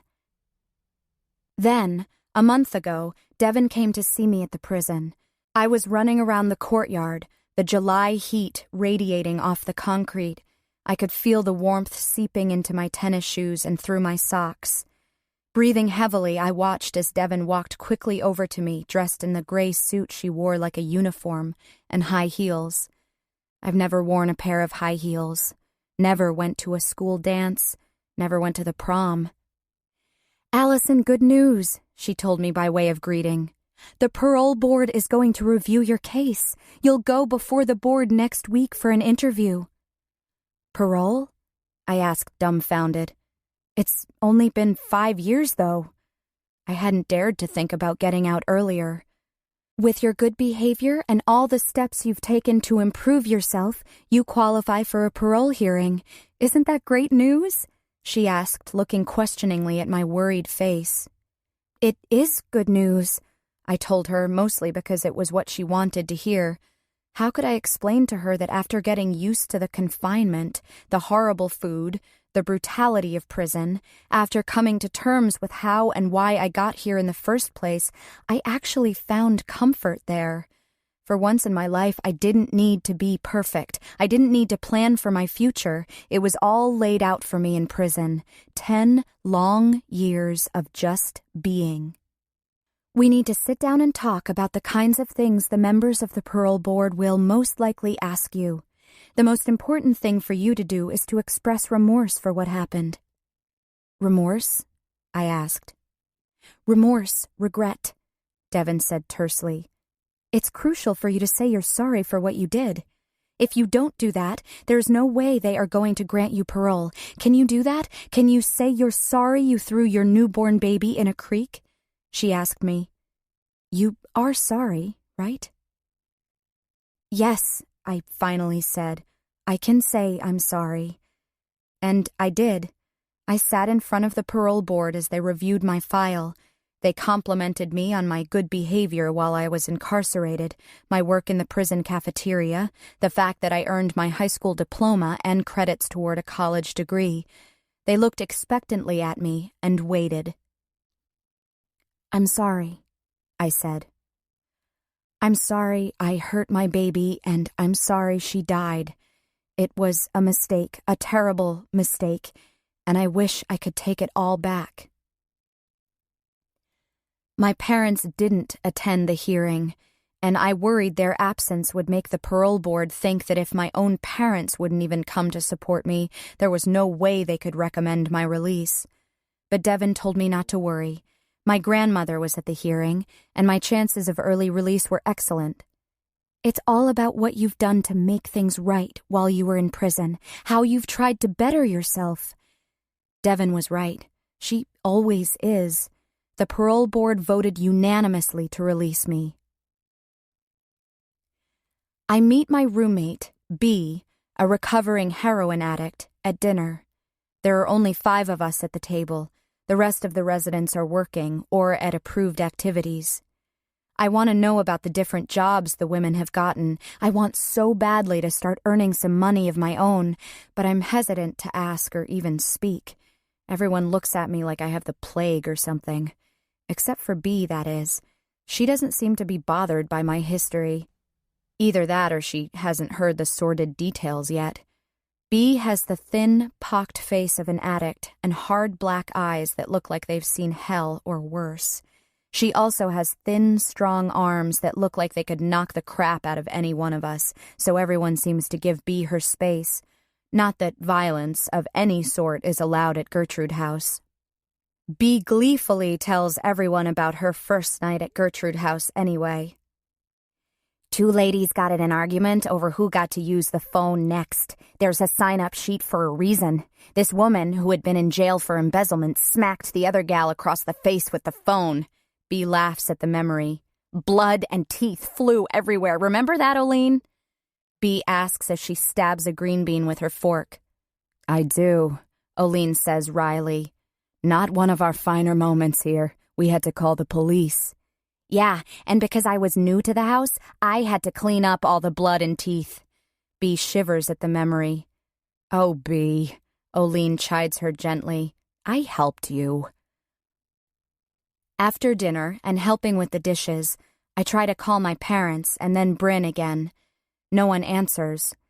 I sit numbly on the sofa, the telephone in my hand, listening to the dial tone, until Oline comes into the room, pulls the telephone gently from my hand, and tells me I'm on my own until 7, when we meet as a group. I'm not surprised when I go up to my room and find another battered doll, head first in a tin bucket of water, there to greet me.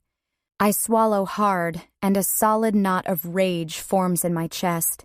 How dare these women, who themselves have done terrible, terrible things, judge me? With a kick perfected during my 2nd year at soccer camp, my foot connects with the bucket, sending it clanking across the hardwood floor, water splashing and spreading in a puddle at my feet. I hear feet on the steps and snickers coming from the hallway, and I turn swiftly and slam the bedroom door, the walls trembling with the force and echoing through the house. After a few minutes, there's a knock at the door. Go away, I say angrily. Allison? It's Oline. Are you okay? I'm fine, I just want to be left alone, I say more softly. Can I come in for a minute? Oline asks. I want to say no. I want to climb out the window and run away, but I can't go home and I can't leave the area. Allison, open the door, please. I crack open the bedroom door, and I see Oline's green eye looking in at me. I'm fine, I say again, but the water from the bucket is pooling around my feet and inching into the hallway. Oline waits, not saying anything, just looking up at me with her knowing eyes until I step aside to let her in. Oline takes in the overturned bucket, the doll, the lake of water, and sighs. I'm sorry about this, Allison, Oline says. You just have to let them get it out of their system. Lay low, do your work, and then they'll treat you like everyone else. She must see the sadness on my face because she asks, Do you want me to bring it up at our group meeting tonight?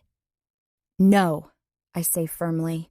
I get that no good will come from confronting these women. I'll go get you a towel. Oline pats me on the arm and leaves me to my thoughts. I plan to keep my head down, check in with my parole officer twice a month, do my work, and mind my own business, but I know they aren't going to let me off so easily. I know they hate me for my crime. They think they're better than me. They think they have perfectly reasonable excuses for doing the bad things they did. The drugs made them do it. Their boyfriends made them do it. Their rotten childhoods made them do it. But me? I had the perfect parents, the perfect childhood, the perfect life. I have no excuses. Oline returns and hands me a stack of towels. Want some help? I shake my head. No thanks, I've got it. She comes into the room anyway and picks up the bucket and the doll, then closes the door gently behind her. I wipe up the water from the floor and lie down on the lower bunk bed and try to close my eyes, but each time I blink, I see only the dull, dead eyes of the doll behind my own. When I think back to that night, I remember that the baby didn't cry like you see in the movies and on television. First, there's the mother, gritting her teeth and groaning, bearing down for the long push, and then the baby appears and greets the world with a wail as if angry at being brought from her warm, dim aquarium into the bright, cold world. That cry never came. I could see the terror in Bryn's eyes as she offered the baby to me. I told her no, I didn't want to touch her. So with shaking hands, Bryn cut the umbilical cord and laid her gently in a little bundle on the floor in a corner of the room. "You need a doctor, Allison," she told me, her voice cracking with concern as she brushed my sweaty hair from my forehead. I was unbelievably cold, shivering so hard that my teeth clanked together. Bryn glanced over at the still, silent baby. "We need to call someone." No, I chattered, trying to cover my legs, now conscious of my nakedness. I tried to control my mouth, forcing the words to come out smoothly, forcefully. If they didn't, I knew that Bryn would fall apart. "No, we're not gonna tell anyone. No one needs to know now."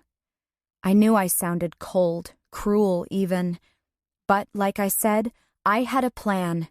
Valedictorian, volleyball scholarship, college, law school. Christopher was a mistake, the pregnancy an even bigger one. I just needed Bryn to keep a cool head, to go along with me. "Oh, Allie," Bryn said, her chin trembling, tears running down her face, barely keeping it together. "I'll be back in a few minutes," she told me, arranging the covers around me carefully. "I'm gonna throw away these sheets." I wanted to sleep so badly. I wanted to close my eyes and just disappear. I used my arms to push myself up from the damp bed and slowly swung my legs over the edge of the bed, nearly crying out from the burning pain between my legs. I waited until the sting dulled into a throb and stood, reaching for my bedside table for support. I looked over to the far corner of the room where Bryn had left the baby.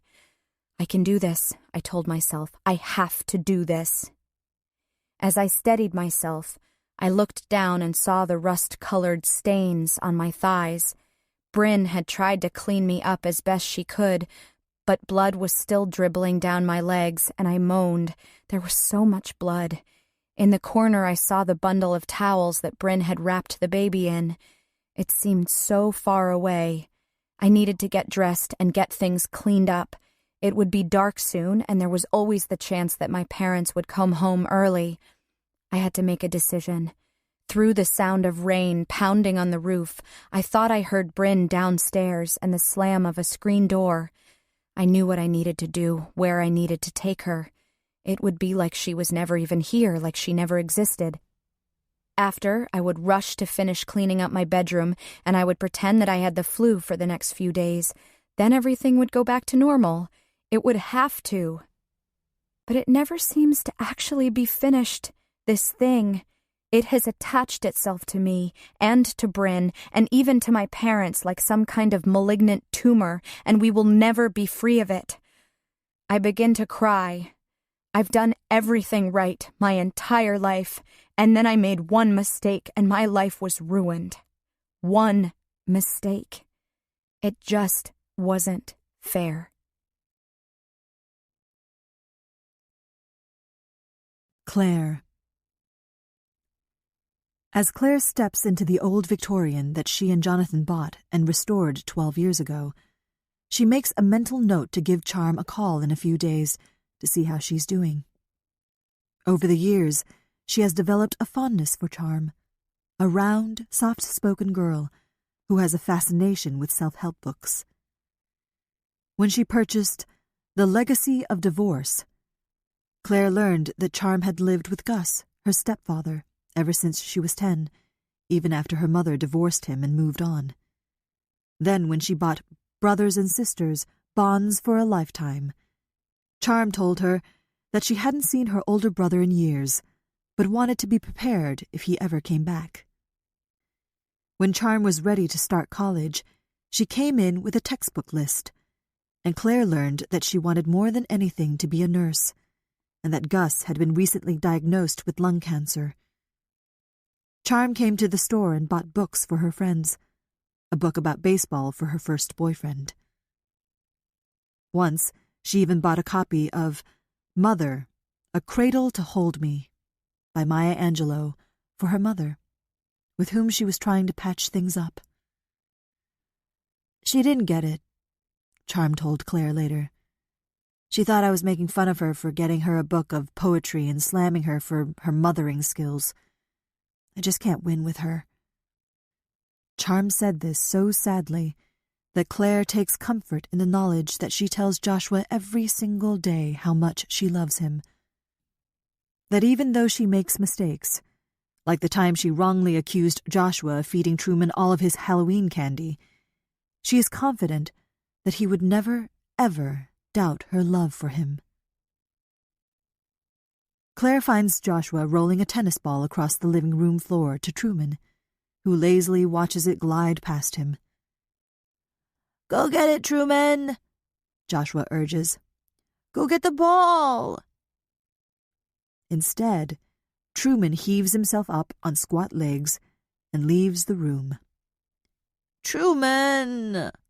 Joshua calls disappointedly. "He'll be back," Claire says, as she bends over, picks up the ball, and takes it over to him. "Don't worry." "On TV, there's this bulldog named Tyson that knows how to skateboard," Joshua says as he picks up the frayed hem of his shorts. "Truman won't even chase a ball." "Truman does other cool stuff," Claire says, scrambling to think of something. "Like what?" Joshua asks bleakly. "He can eat a whole loaf of bread in 3 seconds flat," she offers. But Joshua doesn't look impressed. She sighs and situates herself on the floor next to Joshua. "You know that Truman is a hero, don't you?" Joshua looks at her skeptically. "When you came to us, you were pretty little." "I remember," Joshua says sagely. 6 pounds. "One night, after you were with us for a week or so, you were sleeping in your crib. Dad and I were so tired we fell asleep on the couch even though it was only 7:30. Joshua laughs at this. "You went to bed at 7:30? "Yes, we did," she tells him, and reaches for his hand, which, without her realizing, had somehow lost its soft pudginess. His fingers were long and tapered, and for a fleeting moment she wondered where he had got them, from his biological mother or father. "When you were a baby, you didn't sleep much, so whenever you slept, we did too. So there we were, sleeping peacefully on the couch, and all of a sudden we heard Truman barking. Your dad tried to take him outside to go to the bathroom, but Truman wouldn't go. Dad kept chasing him around the house, but he just kept running around and yipping and yipping. It was actually kind of funny to watch." They both smile at the thought of Jonathan sleepily stumbling after Truman. Finally, Truman ran up the stairs and waited, barking, until we came up after him. When we got to the top, he ran into your room. We kept whispering, "Shh, Truman, shh, you're going to wake up Joshua." But he kept right on barking. And then all of a sudden, Dad and I knew something was wrong.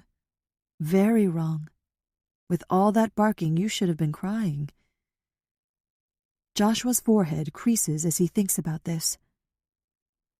"I didn't wake up." "No, you didn't," Claire says, shivering at the memory, and pulls him onto her lap. "Why not?" he asks, while he twists her wedding ring off her finger and places it on his own thumb, moving it back and forth so that the diamond casts a mottled rainbow on the wall. "Dad turned on the light in your room, and you were in your crib, and it looked like you were sleeping, but you weren't. You weren't breathing." Joshua's hands still, but he doesn't say anything. "Dad snatched you up out of the bed so quickly, he must have scared the breath right back into you, because you started crying immediately." "Phew," Joshua says with relief, and begins rotating the ring again.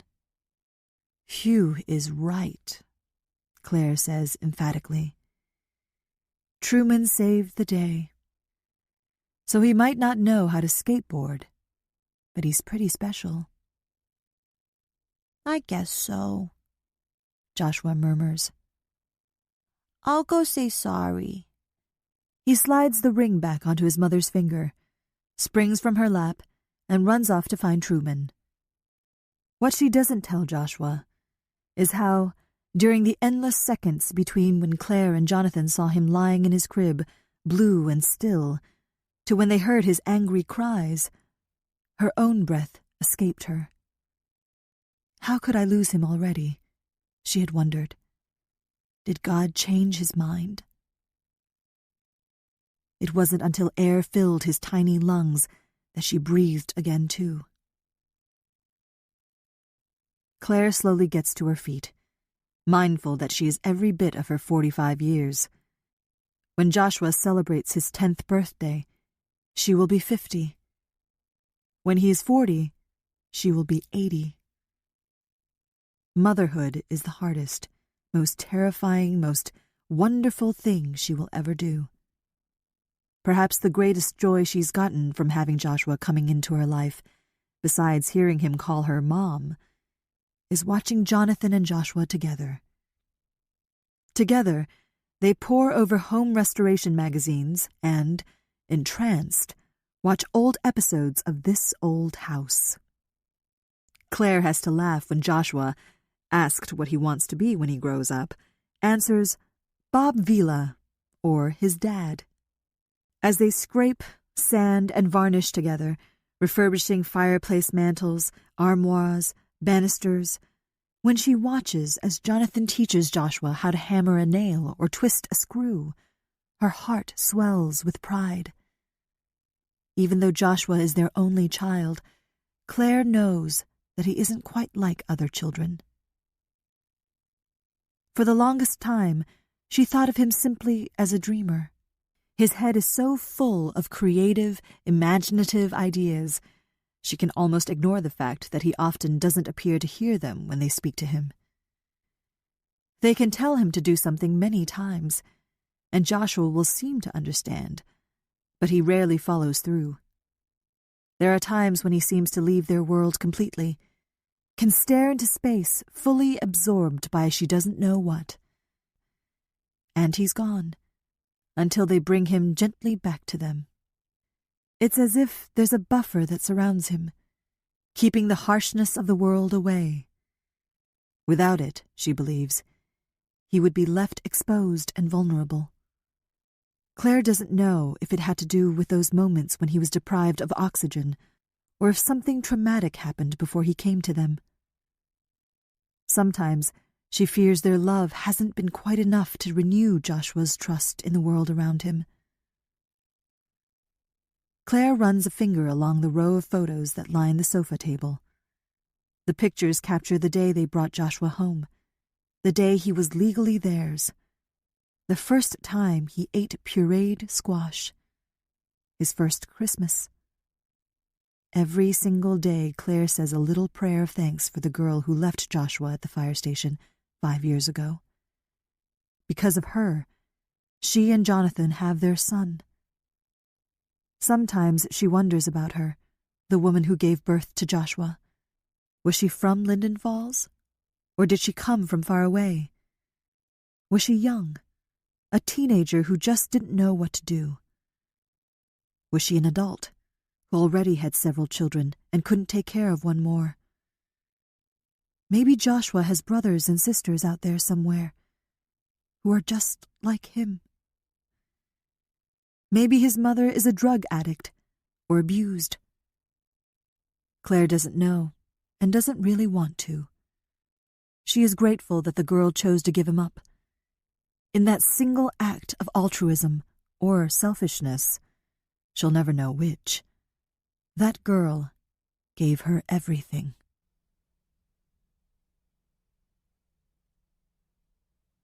Bryn.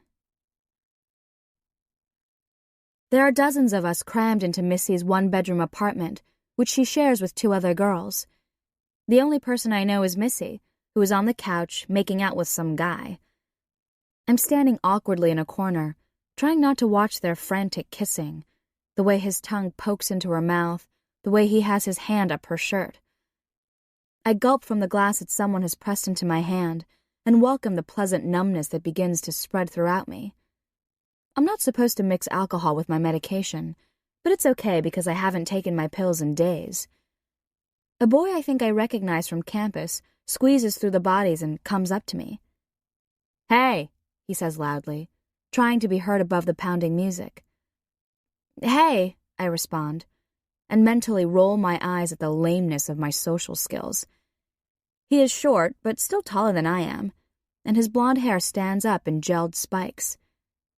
"I think I know you," he says, leaning in toward me. His breath smells sweet, like wine cooler. "Oh," I say carelessly, trying to act as if this happens to me every day. I take another swig from my cup and find it empty. The skin on my face feels loose, and I touch my cheeks to make sure they are where they need to be. "Here, you can have mine," he says, and gallantly wipes the mouth of the bottle with his t-shirt. He has a sprinkle of brown freckles on his nose, and I want to reach out with one finger and count them.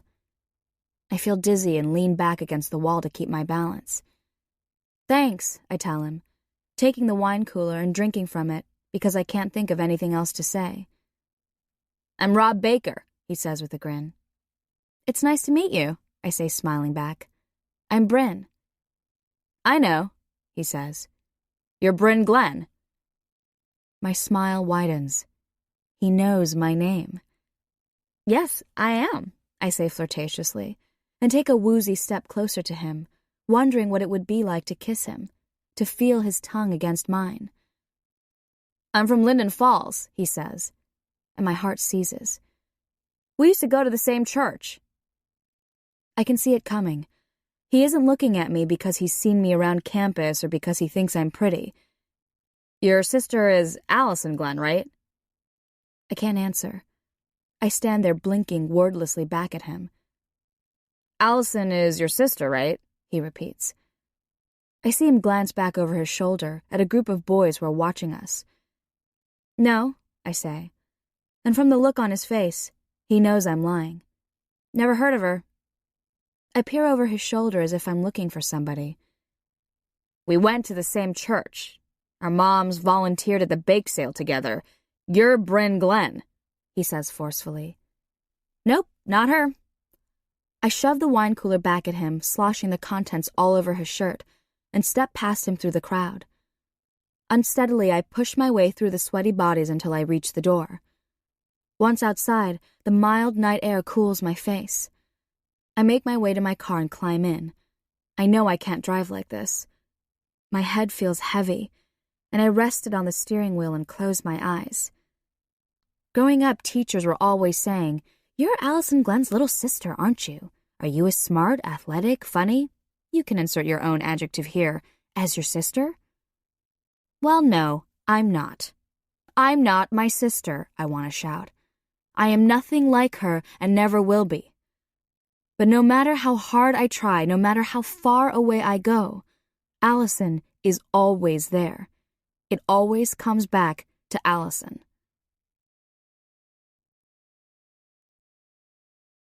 Allison. In the dark of night, I still question how the police found out the baby was mine. Someone had to have called them, and it sure wasn't me. In the back of my mind, I know it was Bryn, even though I can't believe she had it in her to actually pick up the phone. Bryn couldn't even order a pizza on her own. 5 years have passed, and I still have trouble picturing her making the call. The strange numbness that I had felt after giving birth the day before was gone, replaced with burning pain that brought tears to my eyes. I was actually glad for the officer's steadying hand. Bryn reached out to touch my face. "Allie?" she cried. I pulled away from her fingers. I felt so sick, like I would combust if anyone touched me. I know that pulling away from Bryn hurt her feelings. She was always so sensitive.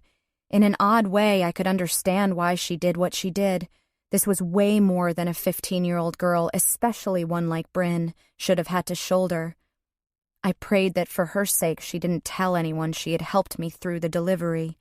There was no reason why we should both get in trouble for what really was my own fault. As I carefully slid into the back of the police car, I could hear Bryn's awful cries. I haven't spoken to or seen Bryn since.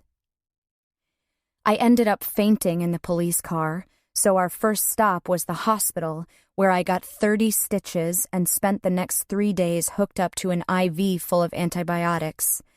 The way the nurses and the doctors looked at me while I was in the hospital was new. Everyone took adequate care of me. They were all too professional to do anything else, but there were no gentle touches, no cool hands laid against my hot forehead, no plumping up of pillows, just anger and disgust, fear. My parents' original shock at me being led away by the police was replaced with outrage. "Ridiculous!" my mother hissed when the detective who came to the hospital to interview me asked if I was the one who threw the baby in the river. I didn't say anything. "Allison," my mother said, "tell them it's all a big mistake." Still, I didn't say anything.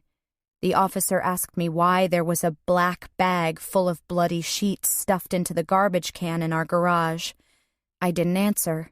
She asked me how I came to be nearly ripped in half, my breasts swollen and leaking milk. "Allison, tell them you didn't do this," my father ordered. Finally, I spoke. "I think I need a lawyer." The detective shrugged her shoulders. "That's probably a good idea. We found the placenta." I swallowed hard and looked down at my hands. They were puffy and swollen. They didn't look like they belonged to me. Inside a pillowcase at the bottom of a trash bag. She turned to look at my father. "In your trash can. Call your lawyer." As she was leaving my hospital room, she turned back to me and said softly, "Did she cry, Allison? Did your baby cry when you threw her in the water?" "Get out!" my mother screeched, so unlike her usual composed, proper self. "Get out of here! You have no right! You have no right to come in here and accuse and upset us like this!" "Huh," the detective said, nodding in my direction as she moved toward the door. "She doesn't look so upset."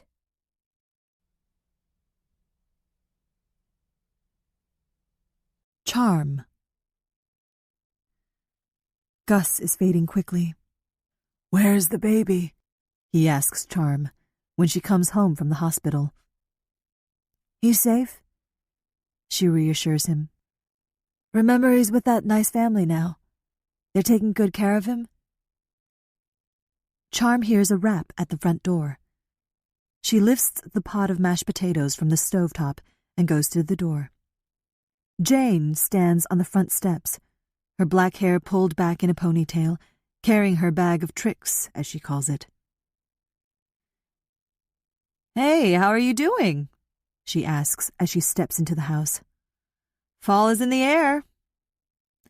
She shivers slightly, and Charm takes her coat from her. "I know, and it's only the end of August." "We're doing fine," Charm responds. "Gus is in the other room watching television." "Ah, food for the mind," she smiles. Charm shrugs. "It helps pass the time." "How's he doing?"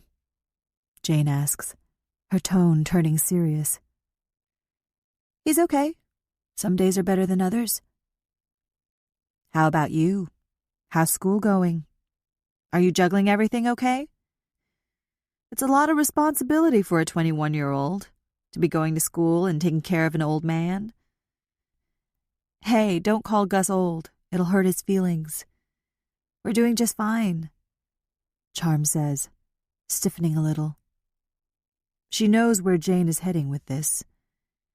Jane brings up the subject of a hospital or a skilled care facility nearly every time she comes to the house.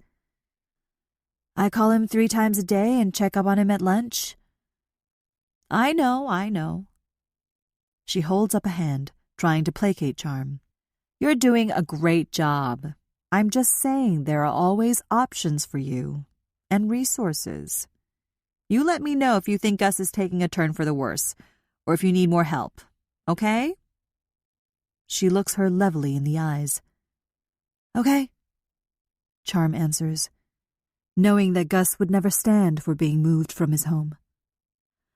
I saw your mom the other day, she says casually as she scans the kitchen. Charm is aware that as a nurse, it's Jane's job to make sure that Gus is getting the care he needs. She's not worried. The house is always clean and she always makes sure to have food in the refrigerator. Oh? Charm says, as if she doesn't care. But she listens, greedy for any snippet of news of her mother. Yeah, I saw her at Walmart in Linden Falls. She looks good. Said she's working as a waitress at O'Rourke's. Charm doesn't respond. Her mother has had many jobs over the years, and Charm doubts that this one will last long. She's still with that guy, Binks? For now, Charm says bitterly. She asked about you. I said you were doing great, Jane says gently. She could ask me how I am on her own. She knows where I am. She lived here long enough for her to remember. She wondered if you've heard from your brother, Jane asks tentatively. No, Charm says guardedly. Not for years. Last I heard he was doing drugs and participating in other highly illegal activities. You are doing great, you know, she tells her again. You hang in there. Soon you'll be done with college and can begin your own life. She hoists her bag over her shoulder and calls out to Gus. The lady of your dreams is here, Gus. Turn off that junk on the television. Gus's laughter rings out from the other room, and then they hear the click of the television being shut off. Charm sees how gentle and caring Jane is with Gus, and knows she's like that with all her patients. She gives him medication that relieves the pain and finds a way to make him smile through the pain the morphine can't reach. Treating Gus with the dignity and respect that is so important to him, because in the end, that's all he really has left. He knows he's going to die, but Jane is easing the way for him. She talks to him like he was the man he remembers himself to be, the firefighter, a respected member of the community, a good friend and neighbor. She thinks about someone finding out what they did 5 years ago. If anyone learns of the law she had broken, her dream of becoming a nurse would disappear. I want to do what Jane does for others, Charm thinks. I hope that I get the chance. Bryn. I wake up shivering. The windows of my car are fogged over, and it takes me a minute to figure out where I am. I wipe away the condensation with the heel of my hand. The sky is black, and I see that I'm still parked in front of Missy's apartment. No lights shine in the apartment, and the street is quiet. My neck is stiff from sleeping with my head against the steering wheel, and my mouth feels dry, like it's stuffed with cotton. I think back to the night before, about how I thought for a second that boy could possibly be interested in me. Just me. I had thought that by leaving Linden Falls, I would be able to start over in a place where no one would know where I came from, who my sister was. But I was wrong. I turn the car ignition and flip the heat as high as it will go, so that warm air blasts against my face. The display on the dash says it's 3:30. I hope my grandmother isn't waiting up and worrying about me. I try to gauge whether or not I'm sober enough to drive back to my grandmother's house, or if I should knock on Missy's door and crash there for the rest of the night. I can't bear the thought of facing her, though, of explaining why I left in such a hurry. I'm sure word has already made the rounds. Soon I'll be right back where I was when I lived in Linden Falls. That girl, Bryn Glenn. that girl whose sister went to prison for drowning her newborn. I decide that it's safe for me to drive home. The world isn't spinning like it was last night, even though my head is pounding and my stomach churns. I flip on my headlights and carefully pull out into the street toward home. I don't know what I'm going to say to my grandmother. The truth, I guess.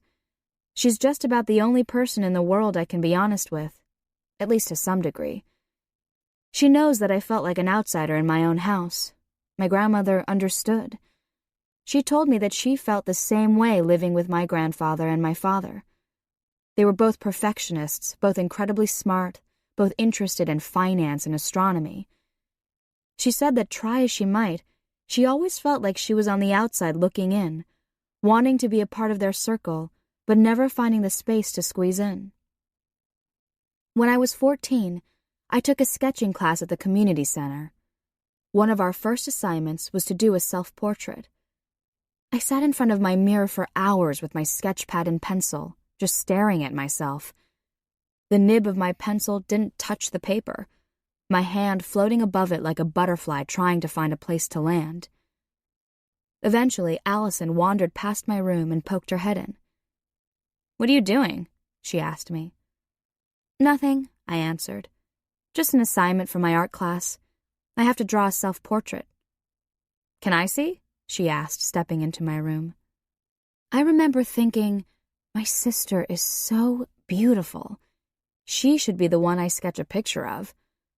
But I didn't have the nerve to ask her.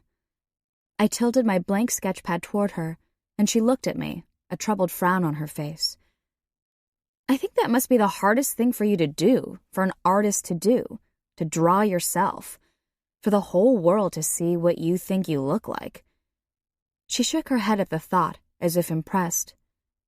"Maybe start with your eyes," she suggested, "and go from there."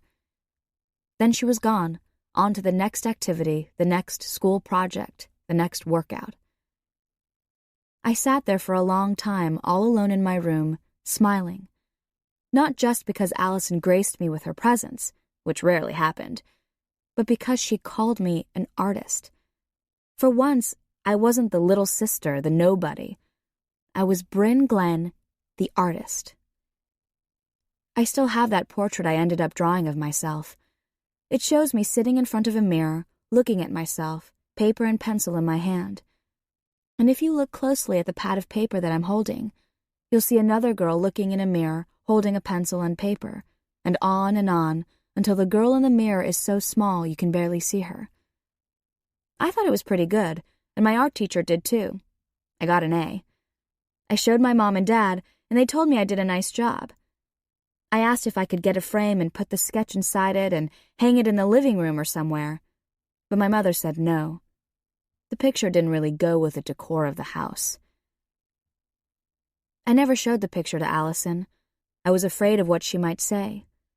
For that one moment, Allison considered me an artist. I wanted her to keep that thought, remember me that way.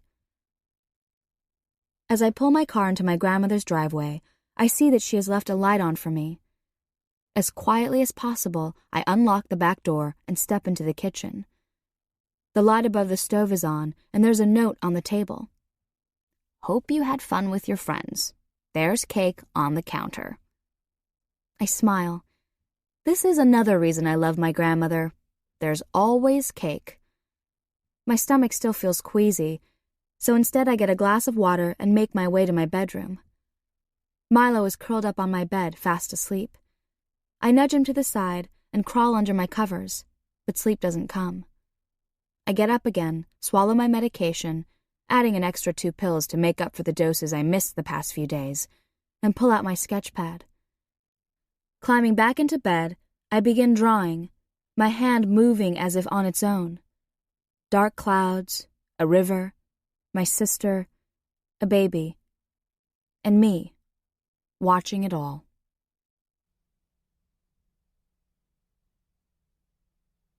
Allison. I'm on for cleaning bathrooms today at Gertrude House, and then later I'm going to meet with Oline about a possible interview for a job at a local bookstore. I'm very excited about the job prospect and nervous, too. Oline is active in several community groups, and many of her girls, as she calls us, get jobs at local businesses near Gertrude House. I set my bucket of cleaning supplies on the floor, grab the toilet wand, and lift the lid of a toilet. Inside, I find a particularly realistic doll with wide, staring eyes looking up at me from the toilet bowl. I can't breathe when I see it. It has the same smooth, pink scalp of the baby I gave birth to, and its arms are reaching out for me as if begging me to pick her up. I don't stomp out of the bathroom wielding the toilet brush ready to fight. I don't yell or scream obscenities or promise revenge. I sink to the floor of the bathroom and lay my forehead against the blue-tiled wall and cry and cry. Finally, Oline comes into the bathroom. There are no locks on any of the doors in the house, and sits on the floor with me, holding me as I cry, as I haven't done in years. No one has ever seen me cry this way, not my mother or father or even Bryn. I hold on to Oline's thin frame, her knobby shoulders digging into my cheek, and cry. "Shh, now, Allison, shh," she whispers into my ear, her stale cigarette breath a welcome breeze against my cheek. "It's going to get better," she promises. "Do you hear me, Allison?" I snuffle and nod into her neck. "Then let's get you up and wash your face." She places her rough, leathery hands on my shoulders. "It's not going to be easy," she says, looking up at me. "It's probably going to get a lot harder before it gets easier. No one can change what you did or what has happened in the past." I lower my head and start to cry again. "But," she says so sharply that I have to look at her again. "But you do have control over who you are now and how you carry yourself. Do you understand?" I can't answer her. "Do you understand?" she says again, and I bob my chin up and down. "Meet the world with hope in your heart, Allison," Oline says gently, tears gathering in her own eyes. "Meet the world with hope, and it will reward you, I promise," Oline says in a way that I know she's said the exact same thing to dozens, maybe hundreds of girls over the years. I nod my head and rub my eyes. "Are you going to be okay?" Oline asks. "I'm fine," I tell her stupidly, nodding my head up and down and sniffling. It is so obvious I am anything but fine. I just need a few minutes. "Okay." She pushes herself up from the floor and stands over me for a moment, as if trying to decide if she should say more. "I'll see you later at the group meeting." She glances down at the baby still floating in the toilet. "You want me to take care of that?" "No, I've got it," I say, and I hear the door click softly shut when she leaves. I look into the mirror at my swollen eyes and blotchy face. I can't let the other women see me this way, I tell myself, and bend over the sink to splash cold water on my face. For a brief moment, I think about how shockingly cold the river water would have felt on my baby's face, and a strangled gagging sound comes from my throat. I force myself to look in the mirror one more time and smooth my hair. It's still long and shiny, a sunny yellow. I hate it. I grab a fistful of it, take a deep breath, and look through the medicine cabinet for a pair of scissors, but find none. I pull an old towel from the linen closet, reach in and lift the dripping doll from the toilet by its arm and wrap it up tightly. This is my test, I suppose, my initiation into the halfway house sorority, Phi Beta felon. Well, I'm a kick-ass test taker. I open the bathroom door as the other residents sidle up to doorways to watch as I walk past them, my head raised, my back straight. I move purposely through the hallway, down the steps, ignoring the snickers and comments as they follow behind me. I stomp through the kitchen and out the back door to where the large black garbage cans are stored. I wrench off the plastic lid and nonchalantly toss the bundle in. It lands noiselessly among the scraps of stinking food, the soiled paper towels, the garbage discarded by women who did bad things. Hope. Olene had said to meet the world with hope. I want to do this. I need to do this, but I don't know how. As I move through the hallways of Gertrude House, I hear the whispers of killer and see the angry, disgusted faces of the other residents. I will never be free of my past as long as I stay in Linden Falls. I have to get this job at the bookstore, and I have to do my time at Gertrude House, and then I'm going to move away. But first, I have to see my sister face to face and make her talk to me. Claire. The lights that line Sullivan Street sputter on at 9:30, even though the sky has been midnight black since 7. Watching the rain fall in silvery sheets, Joshua stands with his fingers pressed against the front window of Bookends, leaving sticky fingerprints that Claire won't have the heart to wipe away. Look, the smudged impressions seem to say. Look who has been here. A little boy of 5 who loves sour gummy worms and chocolate-flavored soda. Both of which Claire, in a rare moment of indulgence, allowed Joshua to have. They weren't supposed to be at Bookends this late on Monday evening, but Ashley, Claire's 17-year-old part-timer, called in sick. Then the ceiling began to leak, causing a flurry of rearranging and mopping. Distressed, Truman slunk into the back room, and Claire gave in to Joshua's pleadings for his favorite sugary snacks.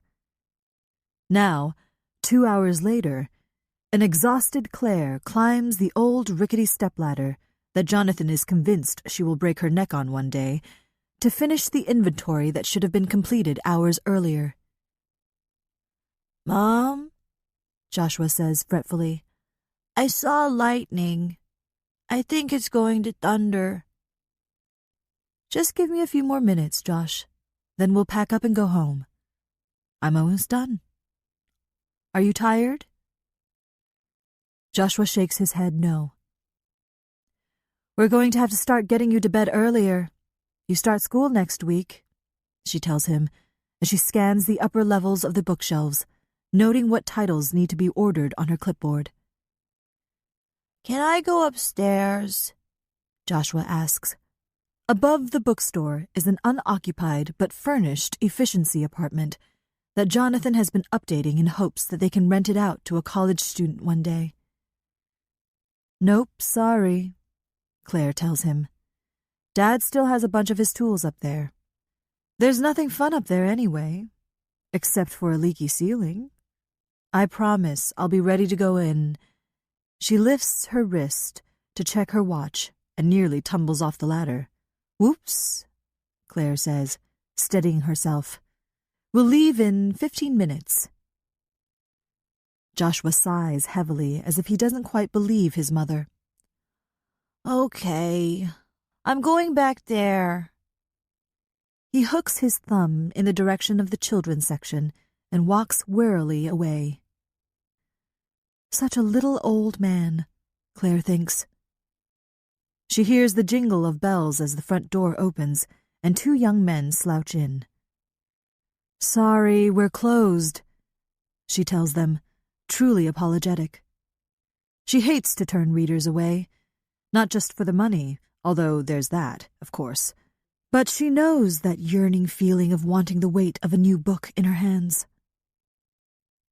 "We open tomorrow at 9, she adds over her shoulder, not becoming suspicious until they pull the hoods up, their faces hidden in the recesses of their oversized hooded sweatshirts. It's the end of August, and despite the rain, it's still warm and humid in the evenings. Dread fills her chest, and only one thought comes to her mind. Joshua. The shorter of the 2 glances up at Claire, his hood slipping back, his dark eyes flickering toward hers. The second boy, taller and leaner, makes a beeline to the cash register. With a bony, nail-bitten finger, he jabs at the register, and the drawer opens with a clang, striking him in the stomach, so that the sound of the coins clanking against one another echoes through the store. "Hey," Claire calls in disbelief. "What are you doing?" The tall boy ignores her and begins stuffing bills and rolls of coins from the register into the pockets of his sweatshirt. Claire starts down the wobbly ladder, thinking of only placing herself between Joshua and the thieves. "Stay there," the taller boy orders. She moves down one more rung, saying a silent prayer that Joshua won't come out of the children's section in the back. "I said stay there," he shouts, and he moves toward Claire. His hood slips back to reveal brown wisps of hair, framing a face that could be very handsome if his lips weren't curled in an angry sneer, revealing stained teeth. Meth mouth, Claire thinks. The boy has lifeless dark eyes. Where is Truman? Claire wonders. Where is that dog when I need him? Again, Claire thinks of Joshua, hoping he'll stay tucked away. But as she looks over her shoulder, he's standing there, staring up at her with fear in his eyes. He looks so small and fragile. His face creases with worry, and his hands are clenched together in front of him. The thieves haven't seen him yet. Claire imperceptibly shakes her head at him, willing him to go back into the children's section and hide. But Joshua is frozen in place. Claire takes another tentative step down the ladder, and the boy reaches into the pocket of his sweatshirt. A few bills flutter to the ground, and she sees the glint of metal. "Don't fucking move!" he spits as he pulls the knife from his pocket. I'm not moving," Claire assures him, her eyes darting from Joshua to the knife. "Jesus!" His partner moves toward the cash register. "What are you doing? Put that away!" This boy is smaller, more compact, built like a gymnast or a wrestler. Black curly hair spring out from his hood, and his eyes are gray, the color of slate. "Shut up!" the tall thief orders his friend, and then says to Claire, "Where's the safe?" There is no safe, just the cash register. Her legs are beginning to cramp, and she resists the urge to shake them out, afraid to move. "Where's the safe?" he demands again, his voice rising in frustration. They all hear the whimper at the same time, and Claire's stomach plummets. Joshua. "What the hell?" the shorter of the thieves asks no one in particular. Joshua says, "Is it time to go home?" He looks fearfully from his mother's face to the knife the tall thief is holding. "It's okay, Josh," Claire tells him, panic forcing her words to come out in breathy puffs.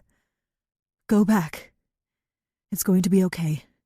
Go back and wait for me." Josh takes a cautious step backward. "No, you stay right there," the tall boy shouts.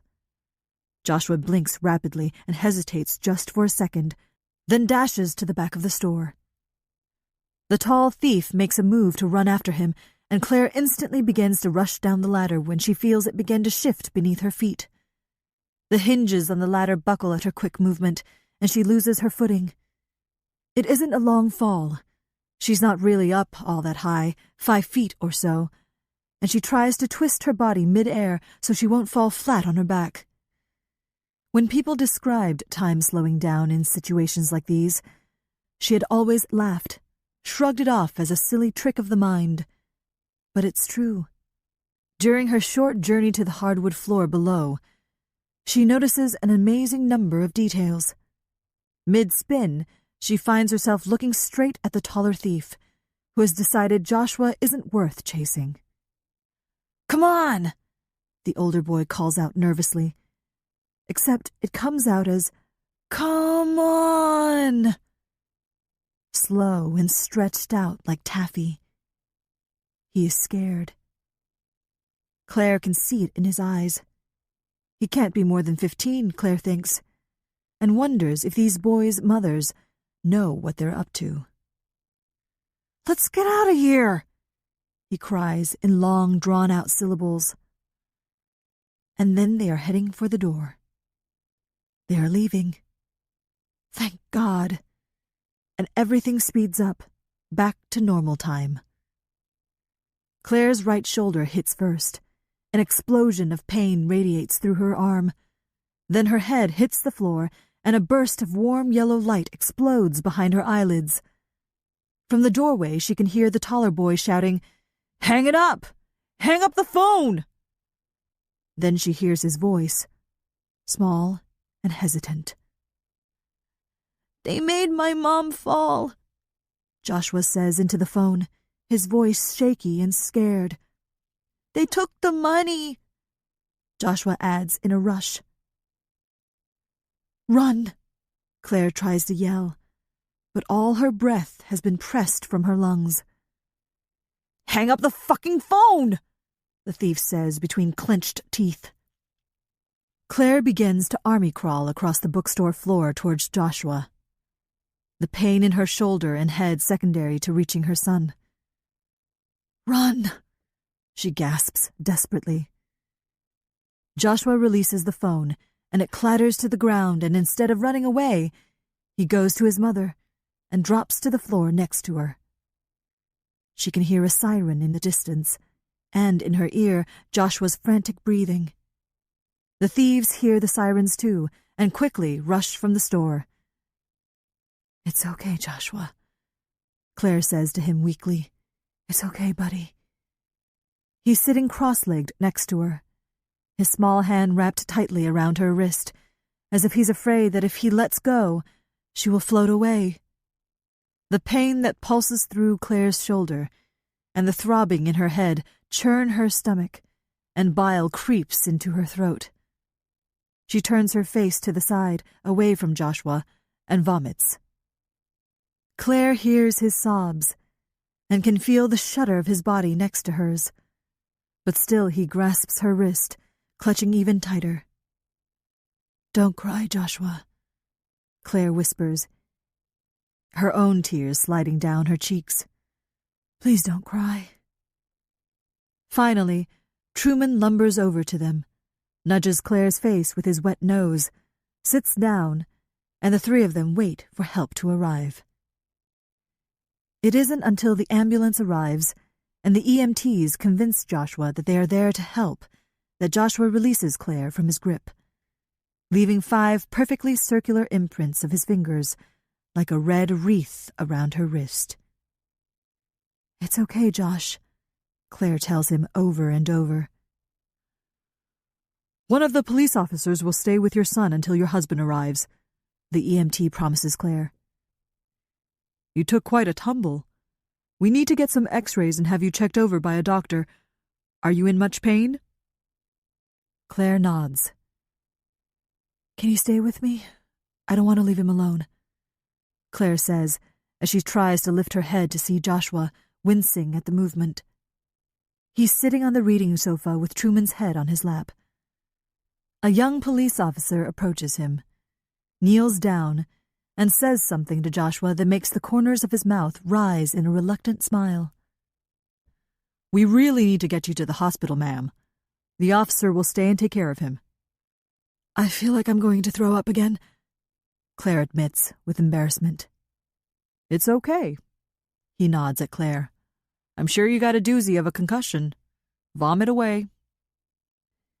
When Claire arrives at the hospital and is wheeled into the emergency room, Jonathan is already there, standing at the door waiting anxiously. "Claire?" he asks, as the gurney comes to a stop. "Claire, are you okay?" "Joshua," she says. "Where's Joshua?" She sits up quickly, and pain shoots through her skull as she lifts her head to search for her son. "He's fine," Jonathan assures her, tears welling in his eyes as he looks down at his wife. "An officer is bringing him here right now." He runs a hand gently across her head. How are you? What happened? Claire tries to describe the robbery as the EMT rolls her down the corridor, Jonathan holding her hand as they move.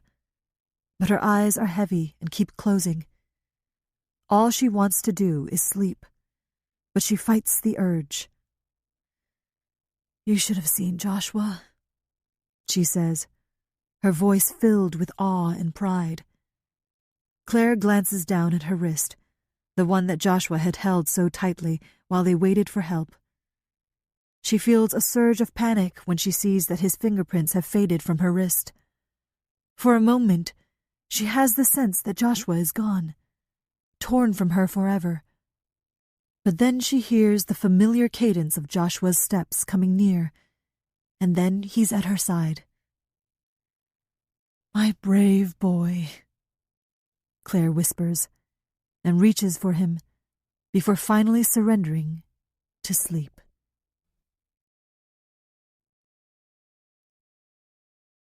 Allison. At group meetings, I'm trying to decide whether to speak up or not. We each have the opportunity to talk about relationships that may have played a role in our poor decision-making. I mull this over. I don't think anyone in the history of Linden Falls has fallen as far and as fast as I have. I was the perfect daughter to perfect parents, but looking back, I don't know. My parents fed and clothed us and made sure we had everything we needed academically, athletically, socially. We even went to church every Sunday, but something was missing. Between swim meets, volleyball tournaments, the SAT prep courses, and church youth activities, there wasn't much there. We didn't really speak to one another or laugh together, and I can't retrieve one memory that wasn't scheduled into a 1-hour time block and marked on the calendar that hung on the wall on our kitchen. So I could talk to the group about my parents and our lack of communication and how I didn't feel like I could tell them that I was pregnant, certainly. But really, the source of my very steep downfall was Christopher. I met Christopher by chance at St. Anne's College. I was taking the SATs again, trying for an even better score. My goal was a perfect 2400. Only about 300 students per year scored a 2400, and I was going to be one of them. It was a Saturday afternoon, and I walked out of the classroom into the bright sunshine after taking the test in a daze, my mind whirling with exam questions and answers. I was tired and hungry and sick with worry over how I had done.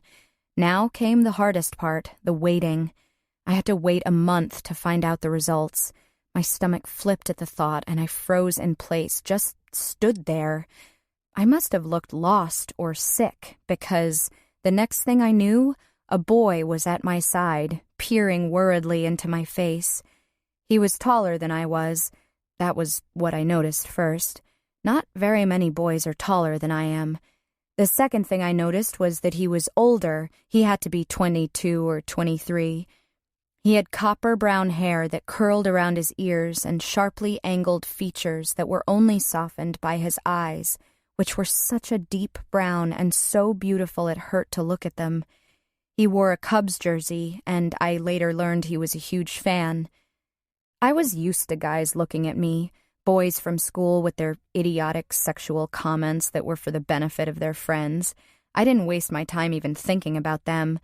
Grown men even stopped to look at me, my father's friends, the manager at the grocery store, though they were much more subtle about it. I was flattered, don't get me wrong, it's nice to know that someone thinks you look good. I just didn't have time for it. Every waking minute of my day was spent studying, cramming as much knowledge into my head as possible. I was sort of like one of those binge eaters who sit in a closet with their packages of donuts and bags of potato chips and stuff food in their mouths, not understanding why, just needing to do it. That's how I felt. I needed more and more information, and I didn't know why. Well, of course, there were obvious reasons. To get good grades so I could get into a good college, so I could get a good job and make good money. But there was more to it. I studied once for a history test on the Revolutionary War for 10 hours straight. I knew the material, but I had to keep reviewing it, memorizing meaningless names and dates and battles. Finally, my father, who always tiptoed about as if he were afraid to startle the air around me, came into my room and took the book from my hands and insisted that I come down and eat something. I tried to balance things out. I joined all the sports teams I could, but it was the same kind of endless circle. I had to run farther, run faster, not to beat some competitor. No, it was something else. I'm not sure what, but I know I was miserable. "Are you okay?" the boy with brown eyes asked me. "You don't look so good." I blushed and stared up at him, not knowing what to say. "You just look like you're in shock or something," he explained. "You're not gonna pass out, are you?" No, I assured him. "I'm fine." "Well, that's good. I wouldn't want you to die on me or something terrible like that." Well, I didn't die, though a little more than 9 months later I wished I would have. We walked to a nearby cafe, had coffee, and talked and laughed. He was the one person who could distract me from myself, and for the first time ever, I was actually having fun. He told me he was a junior at St. Anne's College working on a business degree. We spent the next 3 weeks together, every spare moment. I really loved Christopher, but it was too much, too fast. I considered lying to him about my age, but although I may have been many things, a liar wasn't one of them. At least, not at that time. Christopher raised his eyebrows at my age, but it didn't stop him from taking my hand at the restaurant. I didn't mean to keep him a secret, but I did. I didn't introduce him to my parents or Bryn, didn't even tell them about Christopher. I'm not sure why. He was 22, way too old for a just-turned 16-year-old, and I knew my parents would have forbidden me from seeing him.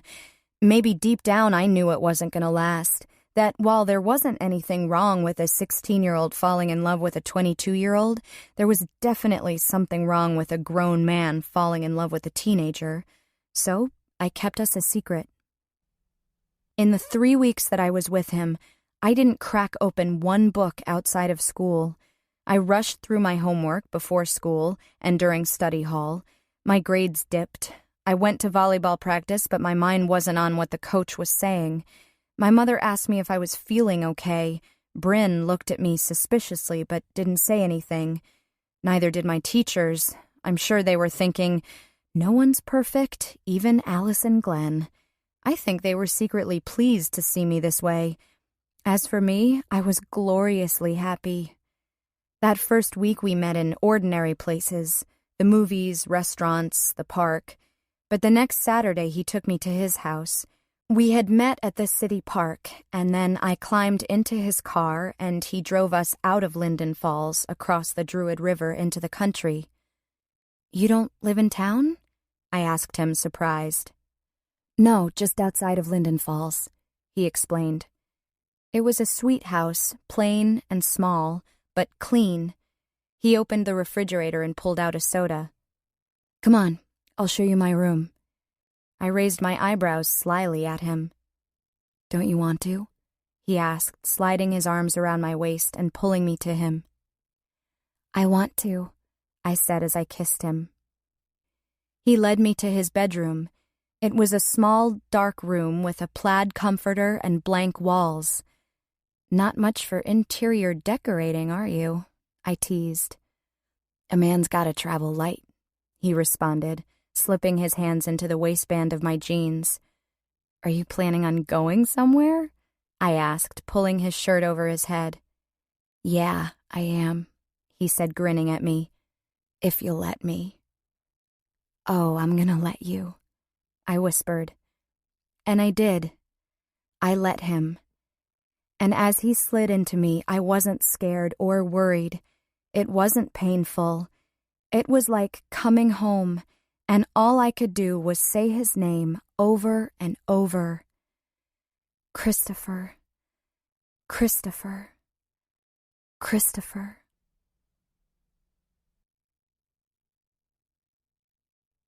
Charm. The newspaper doesn't reveal many details about the robbery at the bookstore. Just that Claire Kelby and her 5-year-old son were there, and that Claire was taken by ambulance to the hospital. After reading the article, Charm rushes over to Bookends to check on Claire and Joshua. Through the years, Gus had heard the gossip from his friends at the fire station. They shared the news they gathered about the little boy that was left at the firehouse, and in turn, Gus would come home and share the tidbits with Charm, who listened greedily, hungrily. He was healthy, was adopted by a nice couple. The mother owned a bookstore, the father was a carpenter. They named him Jacob, or Jeffrey, or Joshua. There were only 4 bookstores in town, and it wasn't difficult for Charm to find the one owned by a woman who had a husband who was a carpenter. Bookends. She liked the name.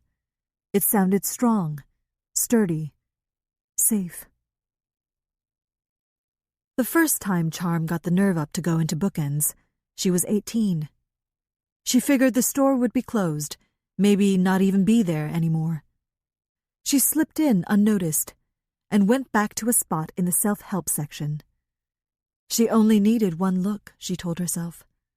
Only needed to see his face, look into his eyes. Then she could leave. A woman walked by a few minutes later, carrying a stack of books, a little boy toddling closely behind her. He was small and had blonde hair the color of corn. She quickly dropped to a sitting position, making it even more difficult for anyone to see her among the stacks of books about how to get a lover, keep a lover, and live without a lover. If she was discovered, she figured it would appear that she had settled in to look through the books, that would somehow save her from herself. The squat little bulldog that roamed the store waddled up to her, and she patted his head, hoping he wouldn't give away her hiding spot. The woman passed by without a glance, but Charm saw the little boy's face. His beautiful face that was his father's. The same nose that turned delicately upward, the same ears that poked out a little too far from his head. His eyes were dark brown, the color of chocolate. She had found him. Their eyes, mirrors of each other, latched onto one another. Was there a flicker of recognition? Charm wanted to think so, wanted him to wade back through the days, months, years that they had been separated and find a memory of her. But the moment was too short. She thought that she would be able to just walk away once she saw him, that after she saw his face and knew that he had a family that cared for and loved him, she would be able to waltz right out without looking back. She was wrong. She couldn't just leave. Who were these people who had ended up with him? Who were the Kelbys? No, she couldn't walk away just yet. Maybe never. After seeing Joshua that first time in the bookstore with Claire, it took her 3 weeks to gather enough nerve to return. She planted herself in the self-help section because it was located in the far corner of the store behind the cash register, and gave her the best spot to secretly watch the front door to see who came and went. She pretended to read through a book about moving someone's cheese that she actually found quite good and ended up buying. She wanted to get close enough to make sure he was okay, well taken care of. She wanted to say with a single look, "You were a boy who was well loved. You were born on a cool summer night, and when I held you in my arms for the first time, I wasn't a child anymore, but a mother. Your mother. Even if it was only for a short time. You were a baby who liked to have your bald head rubbed, loved to be sung to by a sick man and rocked to sleep by a young girl. You would cry until all the tears that could be were squeezed from your body. But then you'd look up at me like I was the only person in the world, and it didn't matter that I only got 2 hours of sleep the night before. The secret of you was too heavy. I wanted you to have an excruciatingly boring childhood with a mother and father. That's what her look would have said. And the boy's look would have said, I know you. I'm not sure how, but I knew you once somewhere, and that place was warm and good. From behind a book about a man who thought his wife was a hat, Charm continued to wait. Out of the corner of her eye, she saw a small boy in a white t-shirt dash into the children's section. She moved slowly to get a better look. It was him. She was sure of it. He was smiling. He looked happy. The little boy was fine. She now knows that Claire and Jonathan are the perfect parents for him. She doesn't seek him out to mourn over him or to reassure herself that she did the right thing. She comes, she thinks, to watch, to learn, to witness what she never had as a child, to experience what her mother could never give her. That's what a mother should be like, she thinks, as she watches Claire bend to give Joshua a hug or wipe away a tear or whisper in his ear. I had a hand in this, Charm tells herself. He is safe. Now, as she steps through the front entrance of Bookends, Charm finds Virginia working at the counter. Hi, she says breathlessly. I heard about the break-in last night. Is everyone okay? Claire and Joshua had quite a scare, but they're both fine. Decided to stay home today, of course. Claire has a slight concussion and a sore shoulder, but Joshua wasn't hurt. The little guy called 911 all by himself. Virginia shakes her head at the thought of it. He did? Charm asks. Joshua did that? Yes, he did. Virginia nods, as if she can't believe it herself. The robbers told him to hang up the phone, but he wouldn't.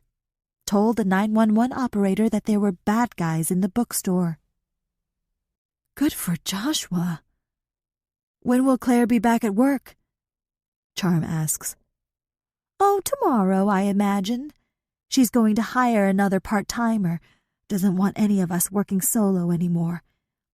Know anyone who needs a job? I'll check with the other nursing students and see. Did they get much money? Did the police catch them? A few $100.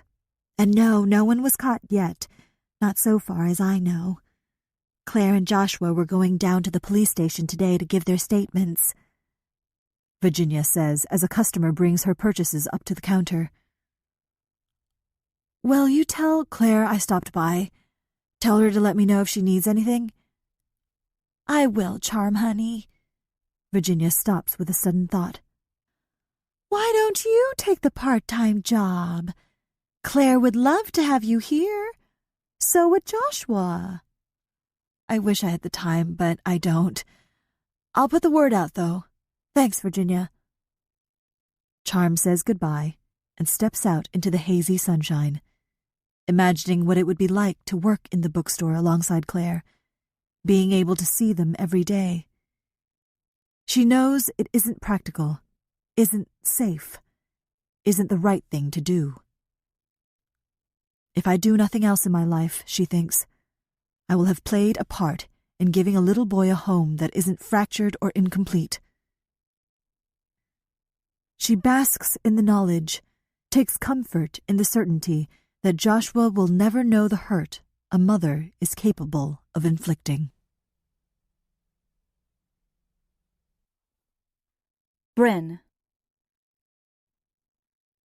I wake up to hear the phone ringing, and I realize that it's probably Allison again. I sit up. I can still taste the wine coolers I was drinking last night in the back of my throat and smell cigarette smoke on my clothes. I should have never driven home this morning. I was in no condition. I try to focus my eyes on the alarm clock. 9:30. I've missed my 8 o'clock class. Great. As I make my way to the bathroom, I feel as if I'm moving through sludge. My head still throbs. I expect my grandmother to holler that Allison is on the phone for me, but she doesn't. Maybe she told her I was still sleeping. Maybe it wasn't even Allison. But I know that it was. I have some kind of sixth sense about when she's going to call that makes me feel sick. Maybe I can talk to my grandmother again about getting our telephone number changed. We've had this conversation before, but she always says that she can't shut Allison out of her life, that she is her granddaughter too. I bend over the toilet just as I begin to dry heave. Loud, wet-sounding barks erupt from my throat, but nothing comes out, just the bitter taste of bile tinged with the strawberry wine coolers. When I was 6, my parents took Allison and me to the Minnesota Zoo. I was in heaven, even though my dad pulled me as quickly as he could through all the exhibits so he could get back to the hotel and check his work emails. I dragged my feet, determined to snatch up the image of each animal with my eyes. The zoo had this amazing rainforest ecosystem. One minute, we were standing in the middle of the Midwest, and then we stepped over a threshold and were smack dab in the center of a rainforest. The air was steamy and hot, and we were surrounded by huge trees and vegetation. A fine mist clung to our skin. We traveled across a swaying suspension bridge, and the roar of a huge waterfall filled my ears. My senses couldn't take it all in, the smells, the heat, the animals scurrying through the treetops and across the forest floor. At first I didn't know exactly what I was seeing. Above us, in a thick-limbed synthetic tree, was a spider monkey, with its white-whiskered chin and long, narrow hands. I thought it was holding a small blanket wrapped around its neck like a superhero's cape. I pointed and laughed. "Look," I said to my mother, who had a hand pressed to her nose as if trying to block out the musty smell of the forest. "Look at that monkey." She looked, and her hand fell from her face and reached for mine. "Don't look, Bryn," she said softly. "You don't want to see that." "What?" I asked, wanting to see even more. "What?" Then I saw. The blanket I thought the monkey was carrying was actually the limp body of a much smaller monkey. The larger monkey, the mother I figured, gently pulled her lifeless child from her shoulders, laid it on the branch, and poked it with one long finger. The monkey didn't move. I gasped at what I was seeing. The mother grabbed the infant by one thin arm and swung her onto her back, only to have her slide helplessly down to her side. Still the mother persisted, prodding and lifting and shaking. Even at my young age, I knew this mother was in denial, not accepting that her child was dead. "Oh," I said, tears streaming down my cheeks. "Don't look at it," my mother said, trying to shield my eyes with one hand and pulling me away with the other. "It's too sad." Allison didn't even bother to look twice. She just wrinkled her nose in disgust and scooted ahead of us across the bridge with my father. 9 years later, when Allison was 16, it was the same thing. I was the one who saw the baby with its blue lips and limp arms and her head flopping to the side. I'm the one who saw and suffered because my sister didn't want to face the fact that she'd had a baby. Still, I pay for it. Still, I see that baby girl night after night in dreams, her little face pasted on the body of a dead monkey, her arms wrapped around the mother's neck, flopping uselessly against her back. I shower and dress, knowing that I'm going to be late for my 10 o'clock class. I rush down the stairs, my shoulders damp from my wet hair, pass my grandmother and say a quick goodbye. I reach into my purse for my medication and grab a bottle of water from the refrigerator. Driving toward the college, I fish out one pill, then another, swallowing them both with one gulp of water, willing the tiny beads of medicine within the capsules to travel to my brain, to carry the images of dead babies, primate and human, away from me. Allison may have gone to jail, but I'm the one in prison and will never be free.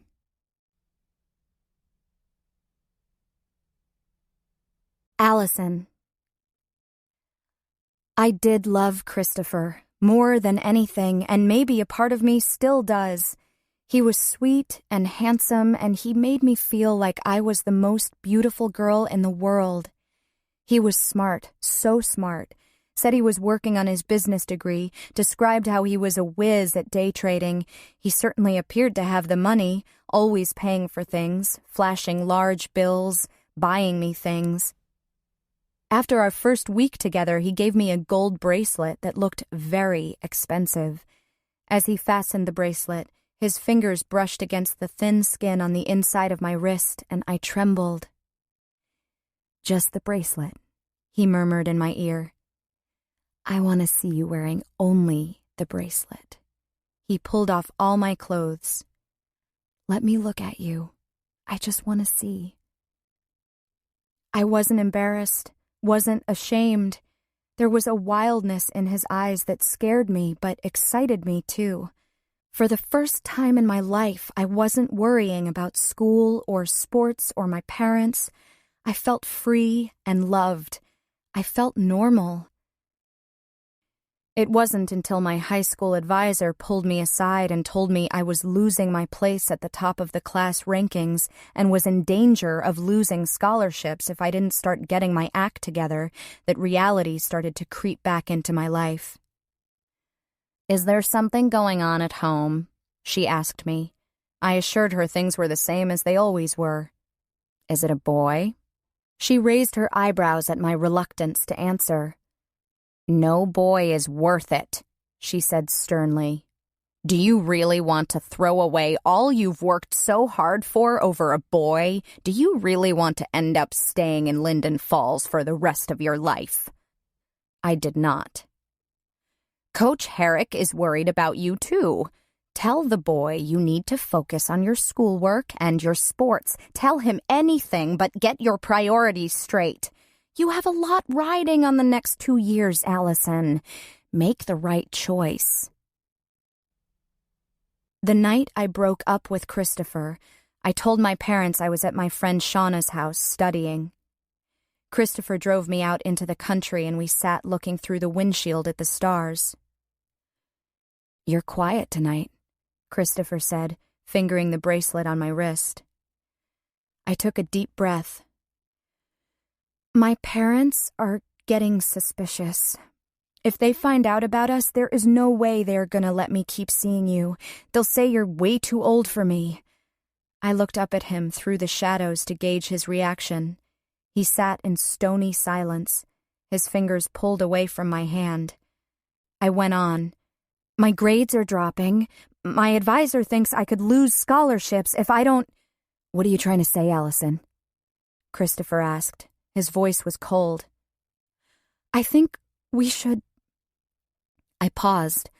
I was good at almost everything I'd ever done, but this was hard. "I think we should slow things down a bit, see less of each other." "Is this what you want?" His hands were resting on the steering wheel, shoulders slumped, head down. "I'm sorry," I said, tears burning my eyes. "Get out," Christopher whispered. "What?" I asked, thinking I couldn't have heard him right. "Get out of the car," he said forcefully. "What? You're just gonna leave me here?" I asked with a nervous laugh. He reached over my lap and pushed open the door. "Get out," he ordered. "Christopher!" "Out!" He gave me a shove, not hard, but still a shove. I scrambled from the car into the cold November night, and he pulled the door shut with a slam and drove away. I cried for a week and had to force myself not to call Christopher, but I quickly pulled my grades back to where they belonged, studied harder, worked out more, became more intent on graduating at the top of my class. My teachers stopped worrying, my parents stopped worrying. It was going to be okay. Sometimes I had to really concentrate to remember what Christopher looked like. I could picture only parts of him. His brown eyes, his upturned nose, his long, slim fingers, the way his foot would tap nervously, always in motion. I couldn't bring to mind his entire being, and sometimes I wondered if he was even real, if we had ever happened. I should have known I was pregnant. And if I'm perfectly honest with myself, the idea crossed my mind a few times in the months leading up to when I gave birth. But I didn't want to be pregnant, so the best thing for me to do, the only thing for me to do, was to ignore it. Otherwise, I had turned into one of those girls. One of those moronic, stupid girls, and as a result, I had completely screwed up my entire life. I could have just killed myself, and I would have, if that wouldn't have sealed my fate as becoming one of them. A helpless, weak nothing. I'd seen them walking the halls of my high school, beautifully dressed and perfectly made up. Those were the girls who spent more time picking out their outfits and putting on their makeup than doing their algebra. These girls weren't even in algebra. They took basic math and giggled up at their teacher, Mr. Dorning, who they thought was so hot. But come on, it's pathetic, really. It took me 7 months to figure it all out. The upset stomach, the bloating, the unending fatigue. I fell in love with a boy, and look where it got me. A prison cell in Cravenville, and now to a halfway house. I can't change the past. I can't undo what's been done. I can't bring back that baby girl, but I can be a good daughter again. I can be a good sister.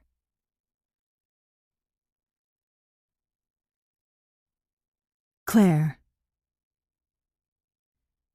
As the three of them approach the playground of Joshua's new school, Claire presses her fingers against the side of her head, finding the tender spot where her skull struck the floor after she fell off the ladder. It's been a week since the robbery, and Joshua has awakened each night calling out for her. Though Jonathan goes to him, tries to comfort him, it's not enough. He has to see his mother. Makes his father walk with him to the bedroom where his mother lies. He has to crawl into their bed, bringing his face close to hers. "You're here," he says, his sweet breath filling her nose. He says this as if it's a surprise, as if he was certain that the two thieves from the bookstore had stolen her away during the night. During the day, he's fearful of having his mother out of his sight and stays near, a shadow following her about. "Don't worry," Claire tells him. But Claire herself is apprehensive. She hasn't been able to bring herself to return to the bookstore since the robbery, relying on Virginia to keep it open for part of the day. Jonathan pulls open the doors of the old red brick building, and a stifling heat greets them, reminding Claire of her own school days in an almost identical building just a few miles from here. "Who's going to protect you?" Joshua asks, looking anxiously up at his mother, his eyes tired and red from another restless night. Claire and Jonathan glance at each other with worry. They've discussed taking Joshua to see someone, a doctor, a counselor, someone who can help him with his fears. "I'm hiring another worker for the bookstore, Joshua," Claire tells him, trying to keep her voice light. "That way, I will never be alone while I'm working." "You still got hurt, and I was there," he reminds them. "We put in an alarm, Josh," Jonathan tells him. "If bad guys come, the alarm will scare the bejesus out of them, and then the police will come." Joshua nods, his face serious.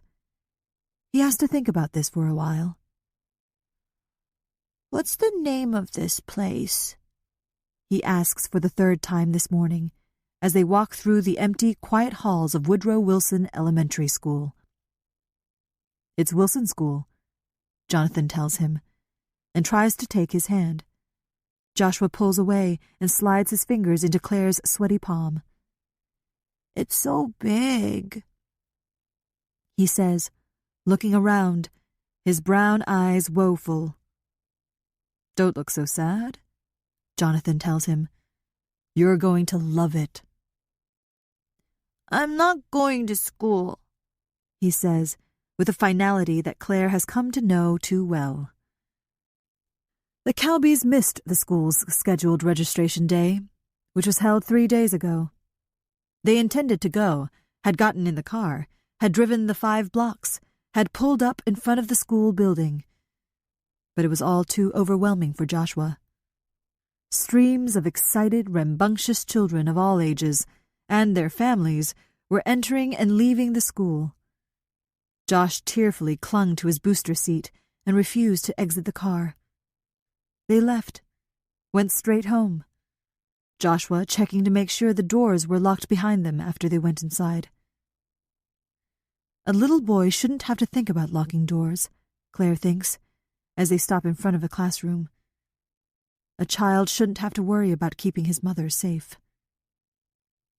"You must be Joshua," a woman coming to the doorway says in a loud but friendly tone, and Claire feels Joshua flinch beside her. "I'm Mrs. Lovelace."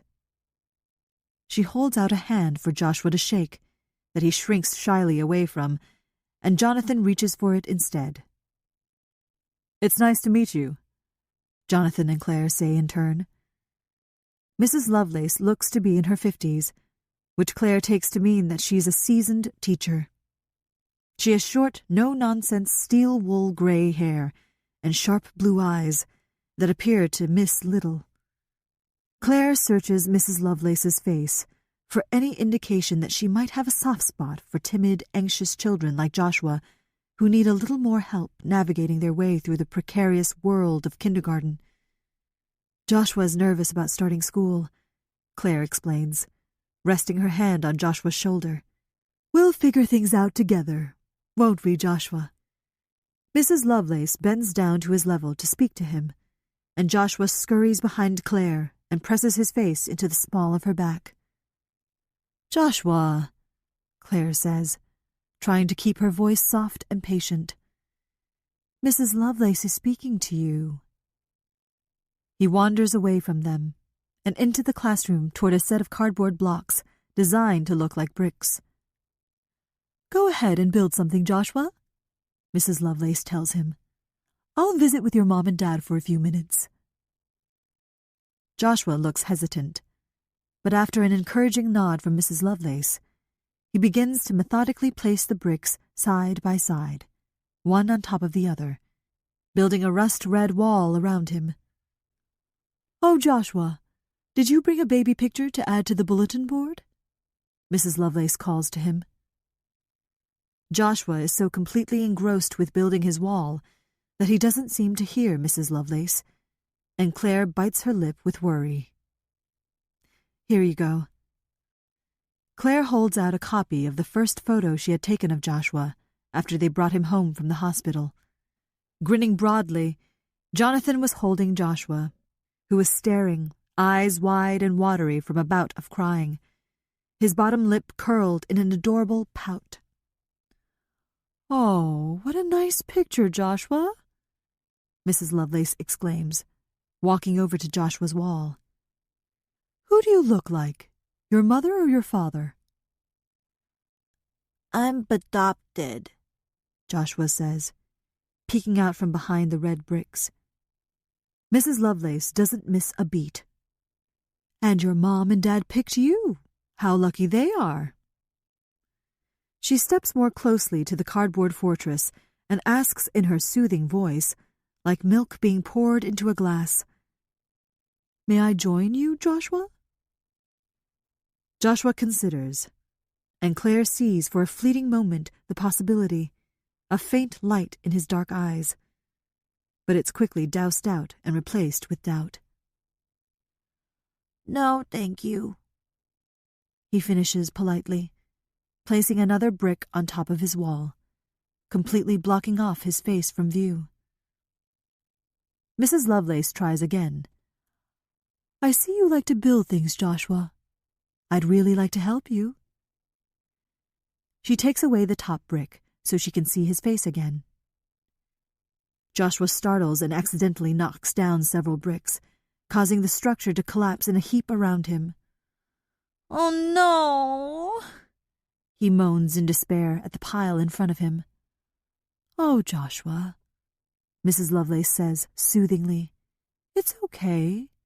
We can put it back together, see?" Mrs. Lovelace begins to rearrange the blocks again, one on top of the other. Joshua sniffles, but begins to help rebuild the wall.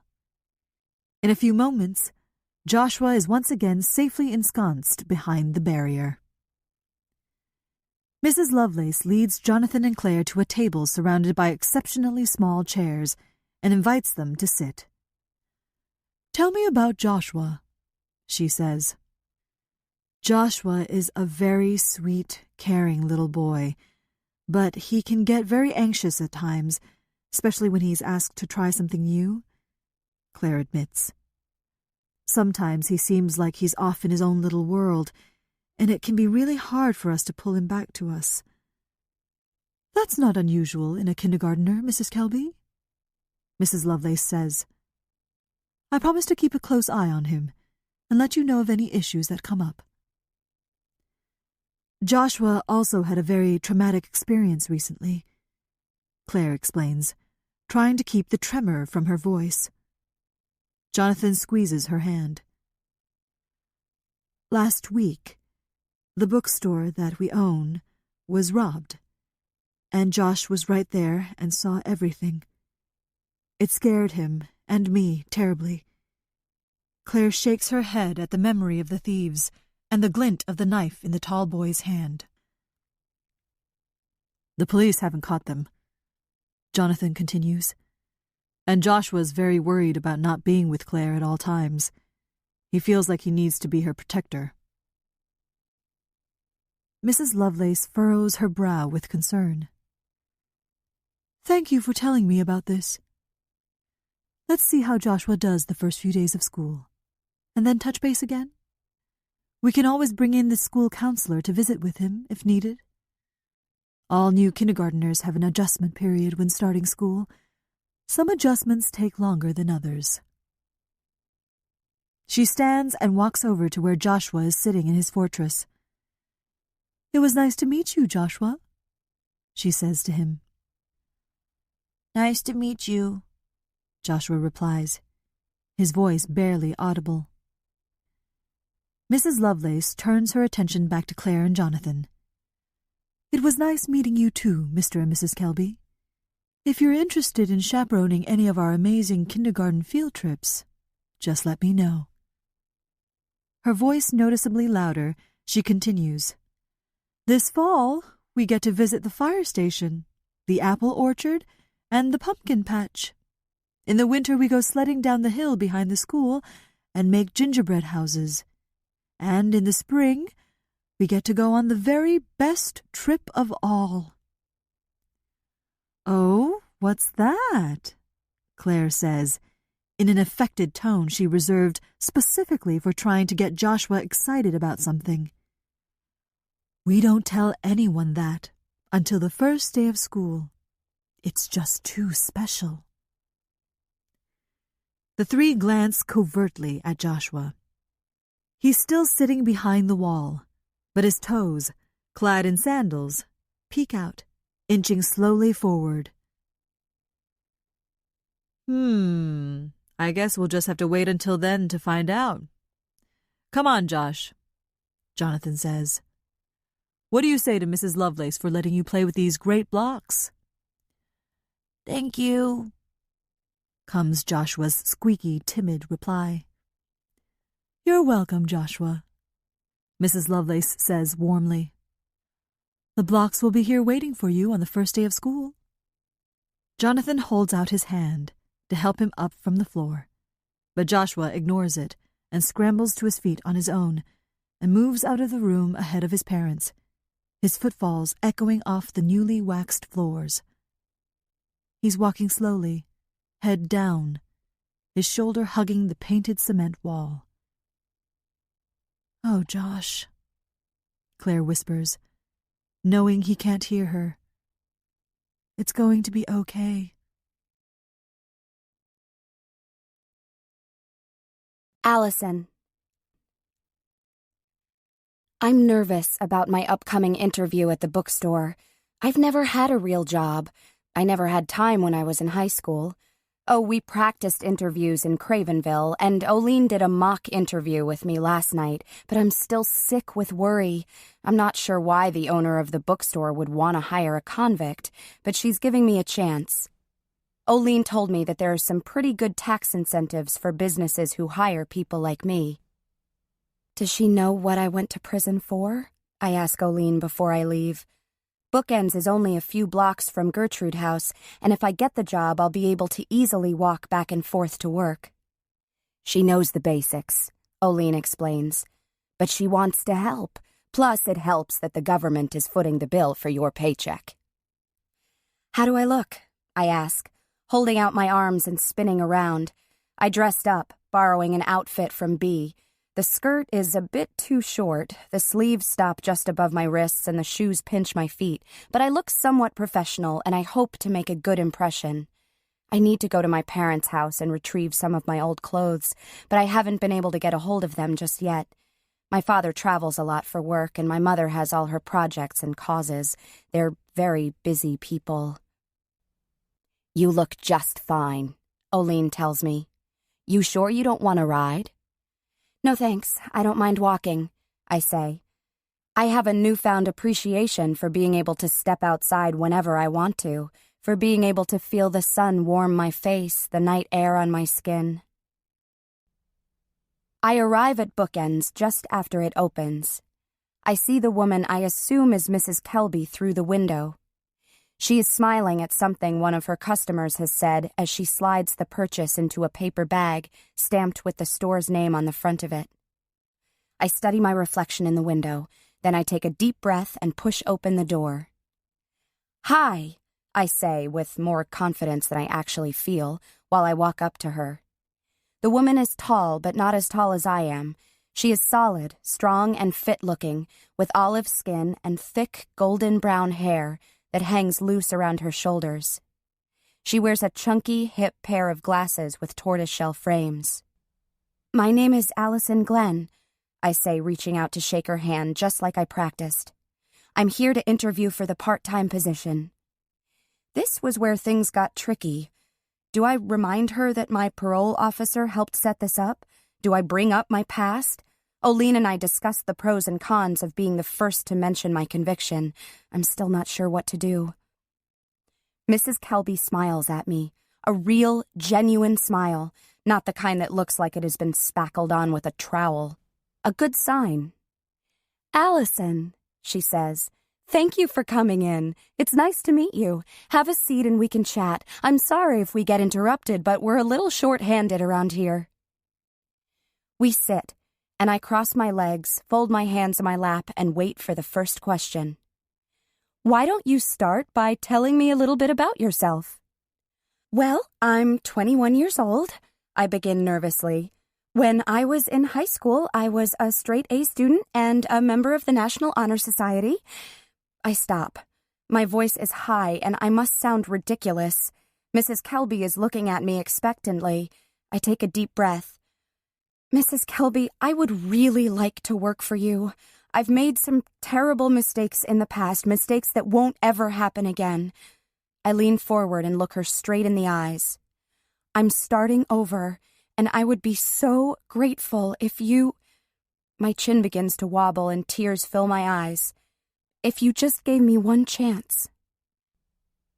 Mrs. Kelby is quiet for a moment and looks at me, her face impossible to read. You know, Allison, I think this might work out well for the both of us. Oline thinks highly of you, and I could really use the help.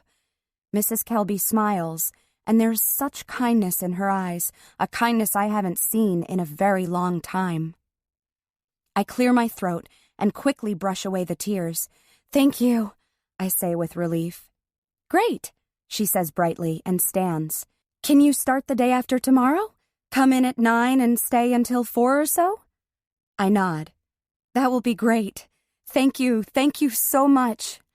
I reach out to shake her hand again, and she takes it without hesitation. You're welcome. This is a great place to work. You'll get to meet my little boy tomorrow, too. His name is Joshua. I look forward to it. And, Mrs. Kelby, I say, emotion threatening to spill over again. I'm going to do a really good job for you. You won't be sorry. I catch myself practically skipping back to Gertrude House. I want to tell someone about my job interview, want someone to feel the same excitement I do, but the only person I can imagine calling is Bryn. For years, I've kept having this dream, a nightmare really, even before I went to jail. The same dream over and over again. It's not what you'd imagine someone like me would be dreaming about. You'd think babies and rivers. No, you'd be surprised. In my dream, I'm at home studying for the SATs. I'm bent over my books and writing furiously in my notebook when an alarm goes off. This is it. It's time. I need to go take the tests. I carefully place my books and notebooks in my book bag, and I sharpen 7 No. 2 pencils. They have to be No. 2 pencils. It has to do with the computer being able to read the answer sheets. I calmly walk to my bedroom door. I'm ready.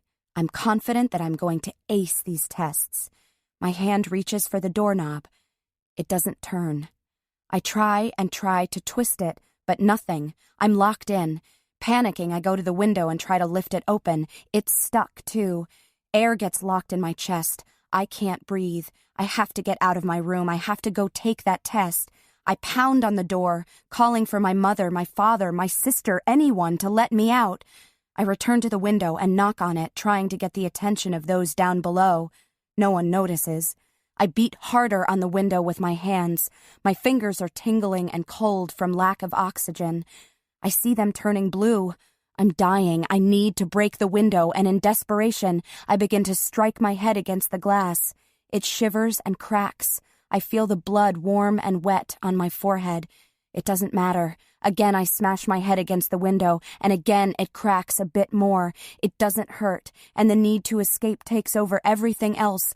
Over and over, I pound and pound my head until I can't see through the blood and I can feel the little slivers of glass in my skin. Then I'd wake, in my bedroom or in my cell, drenched in sweat but shivering from cold. I don't give up. Ever. I'm going to get Bryn to talk to me, no matter what it takes.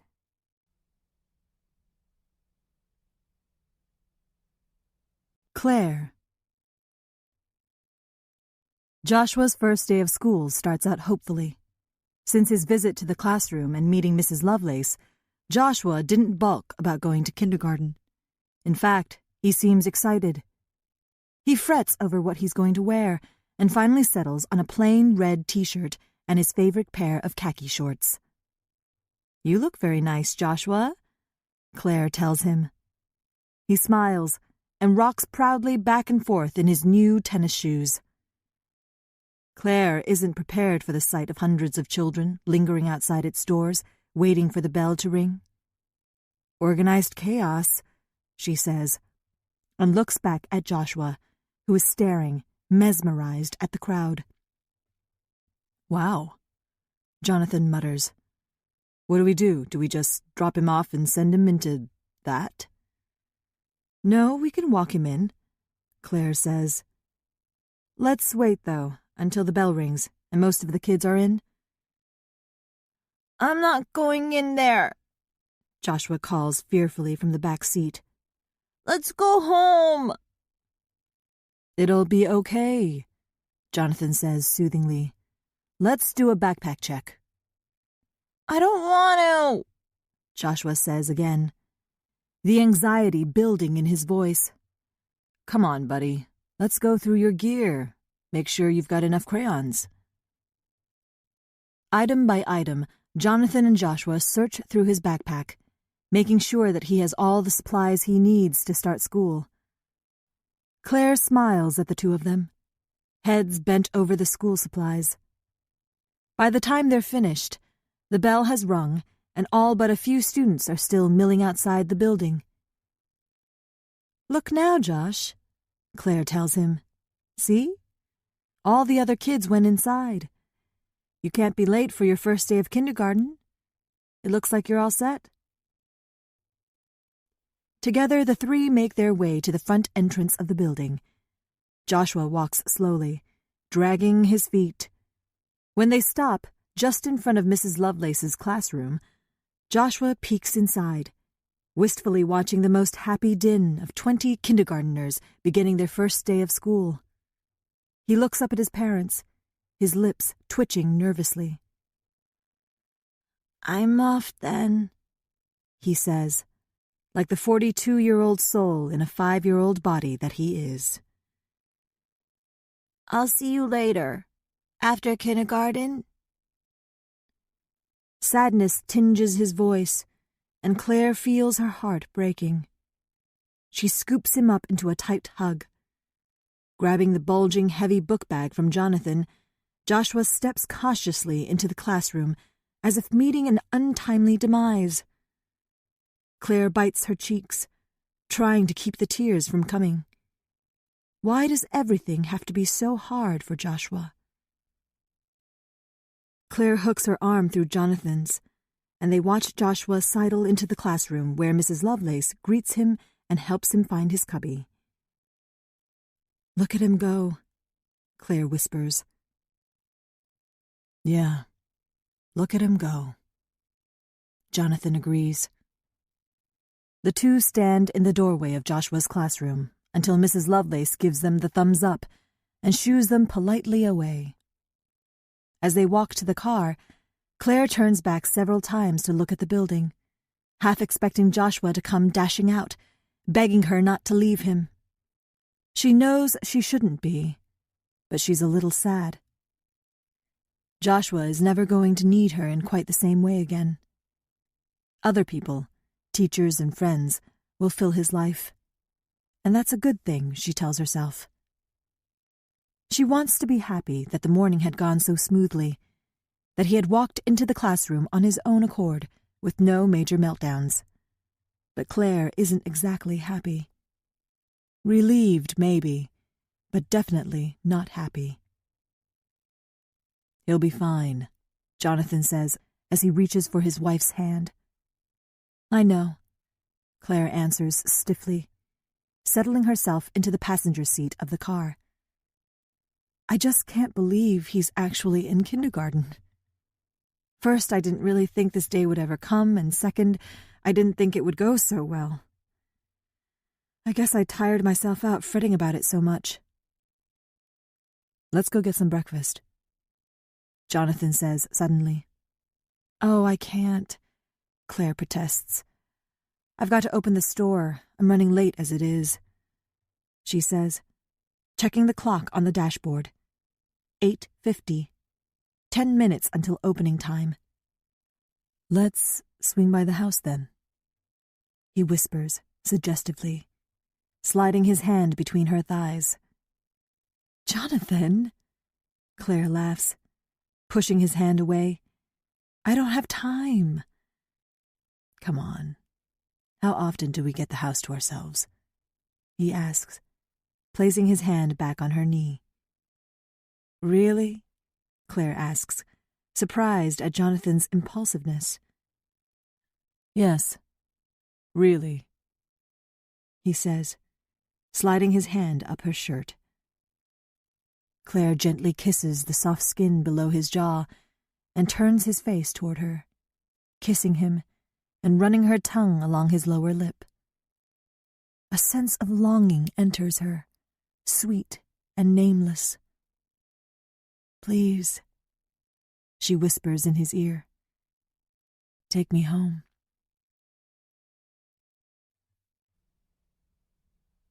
Bryn.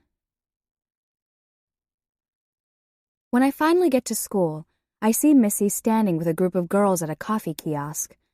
She looks right through me. When I come up to her, she says hello, but immediately returns to her conversation with the other girls. It is as if I don't even exist. The boy from the party must have told her about me, about Allison. So this is the way it's going to be, just like Linden Falls. At first, I didn't think anything could be worse than not having Allison at home anymore. The house was so empty, so quiet. In the days just following Allison's arrest, I made the mistake of going into her bedroom and lying on her bed. wrapping myself in her comforter and pressing her pillow against my face so I could breathe in the imprint of her scent. Allison's trophies and awards were beginning to gather dust, but still gleamed with her lost potential. My father found me in Allison's room, sitting on her bed, fingering her blue ribbons. For a moment, I thought he might come in and sit down next to me.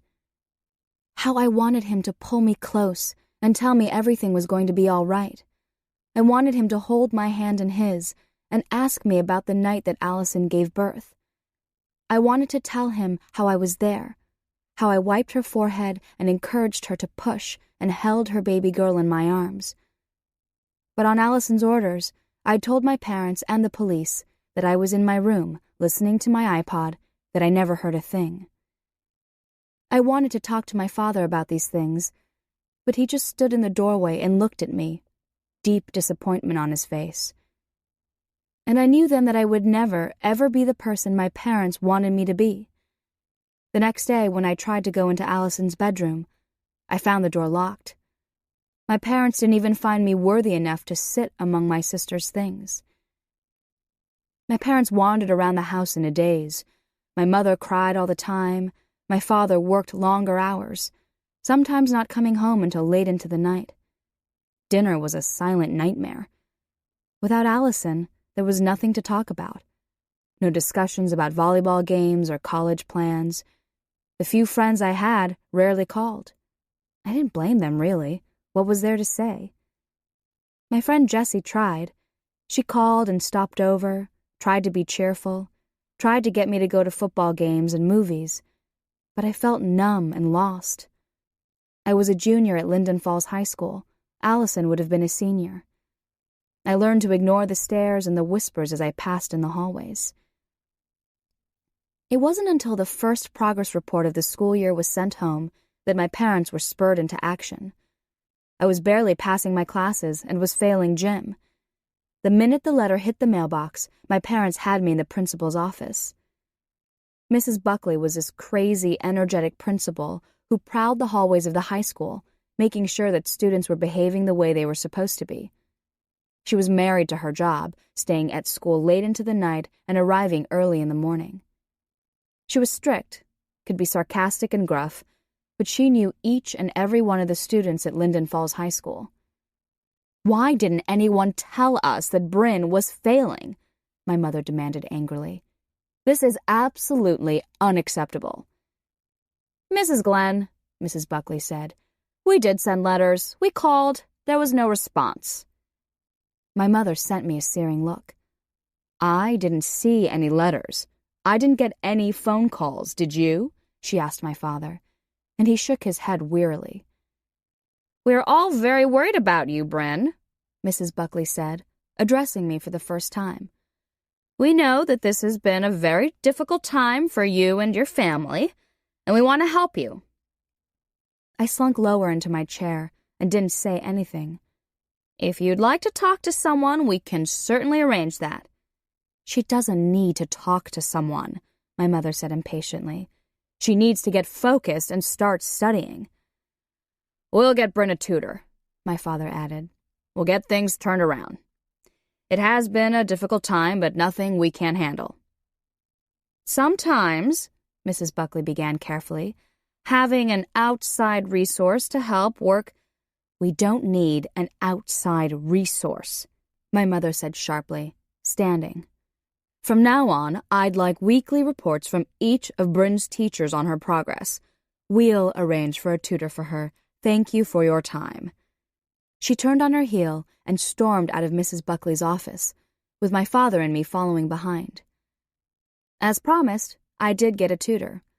Every day after school for 90 minutes, a local college student from St. Anne's came over to our house, and we would sit at the kitchen table, reviewing algebra equations and Spanish vocabulary. My tutor, a boring philosophy major with zero personality, was relentless. While she was very good at explaining things so I could understand them, she was impatient, clucking her tongue and snapping her fingers at me when my mind wandered. Eventually, my grades improved to all B's and a C in gym. I graduated smack dab in the middle of my class, and the day after graduation, my mother enrolled me for summer courses at St. Anne's College. I tried. I really did. But whenever I stepped into the classroom, an overwhelming feeling of dread would wash over me. My chest would tighten, and the pounding of my heart would thump in my ears. I rarely lasted more than 5 minutes in the classroom, and then I would run. I had been so hopeful the day I turned 18. I had planned on telling my parents that I was going to drop out of St. Anne's and get a job working with a local veterinarian. It didn't pay much, but it was a start. We had just come home from celebrating my birthday with a dinner at a restaurant and were eating cake and ice cream when I saw the letter on the kitchen counter. My pleasure at having a halfway nice evening with my parents dissolved. It had been more than 2 years since Allison was arrested, and even though my parents rarely spoke of her, there were always reminders. Her beautiful face beamed at me from photos that still held a major spot in the house.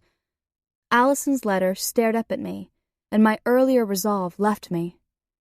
It didn't matter that Allison was in jail. It didn't matter that she would be locked up for 8 more years. She was always there. I left my plate of cake and ice cream on the table, next to the letter from Allison, and went upstairs to my bedroom. I stared at my mother's bottle of sleeping pills for several hours, until I finally got up the nerve to twist off the cap and pour the capsules into my hand. They were smaller than I thought they would be, and I had to smile at the thought that something so lightweight could end the pain. I left no note. What would I say? I'm sorry I'm not my sister? That I was tired of tiptoeing around the edges of my world, trying to please everyone, but pleasing no one, especially myself? That I still couldn't get the vision of that baby girl's soft, bluish skin out of my mind, of her tiny fingers and toes, and that haunted me more than anything? I swallowed the pills one by one. As I laid each one on my tongue, it was like a communion of the wrongs I felt were done against me. Never smart enough, never pretty enough, never athletic enough, never ever enough. I buried myself under my covers to die. Briefly, before I drifted off to sleep, I wondered if my parents would miss me. I didn't think so. Their grief in losing Allison had consumed them. I think I would have been successful in killing myself if my mother hadn't come in search of her sleeping pills. She found me unconscious in bed, the pill bottle next to me. When I awoke, I was in the emergency room having my stomach pumped. After a few days, I was on my way to New Amory to live with my grandmother. A year later, I thought that things were going so much better, that all I needed to do was to keep Allison away from me, my parents away from me, forget the past, focus on the future. I was wrong. I have a class at noon, but I climb back into my car and drive back home. My grandma isn't around. Milo looks at me hopefully, wanting to go for a walk. Instead, I go to the cabinet above the refrigerator where my grandmother keeps her alcohol. I know it's stupid. I know I shouldn't do it. But I pull down a bottle, grab a tall glass, and fill it to the rim with the sweet-smelling red wine. My stomach is still upset from last night's drinking, but I don't care. I want to go back to those few wonderful minutes when I thought I was just another college girl with friends, with the possibility of a cute boy being interested in me, when no one knew my past. I take the bottle and go into my bedroom. I sit on my bed, take a big swallow of wine from the glass, and wait. Wait for the effect of the alcohol's smooth warmth to spread to my legs, my fingertips. Wait for it to numb my thoughts. It was stupid, really, to think that I could start over.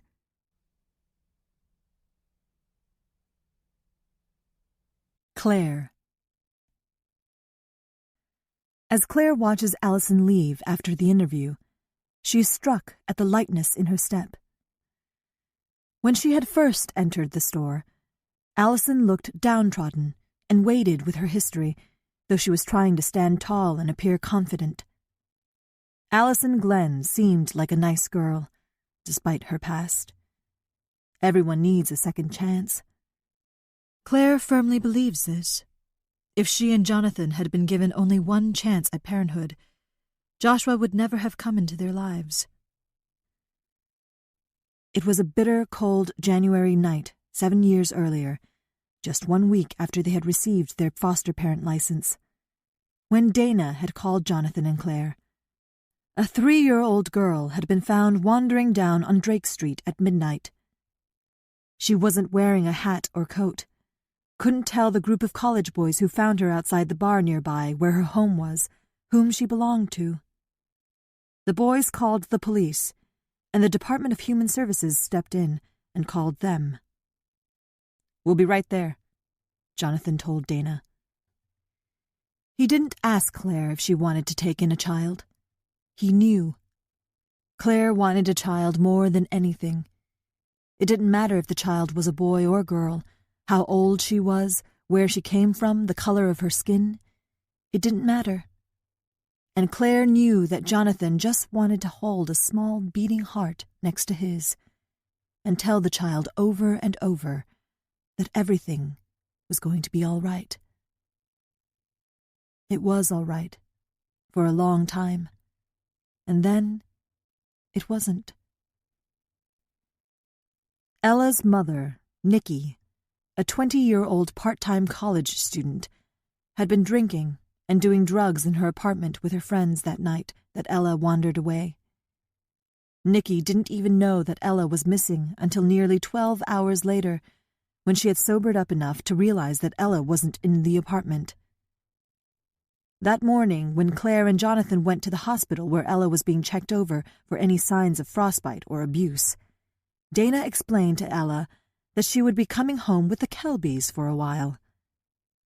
Ella just looked up at them in confusion. "Where is my mom?" she asked over and over again. "I want my mom."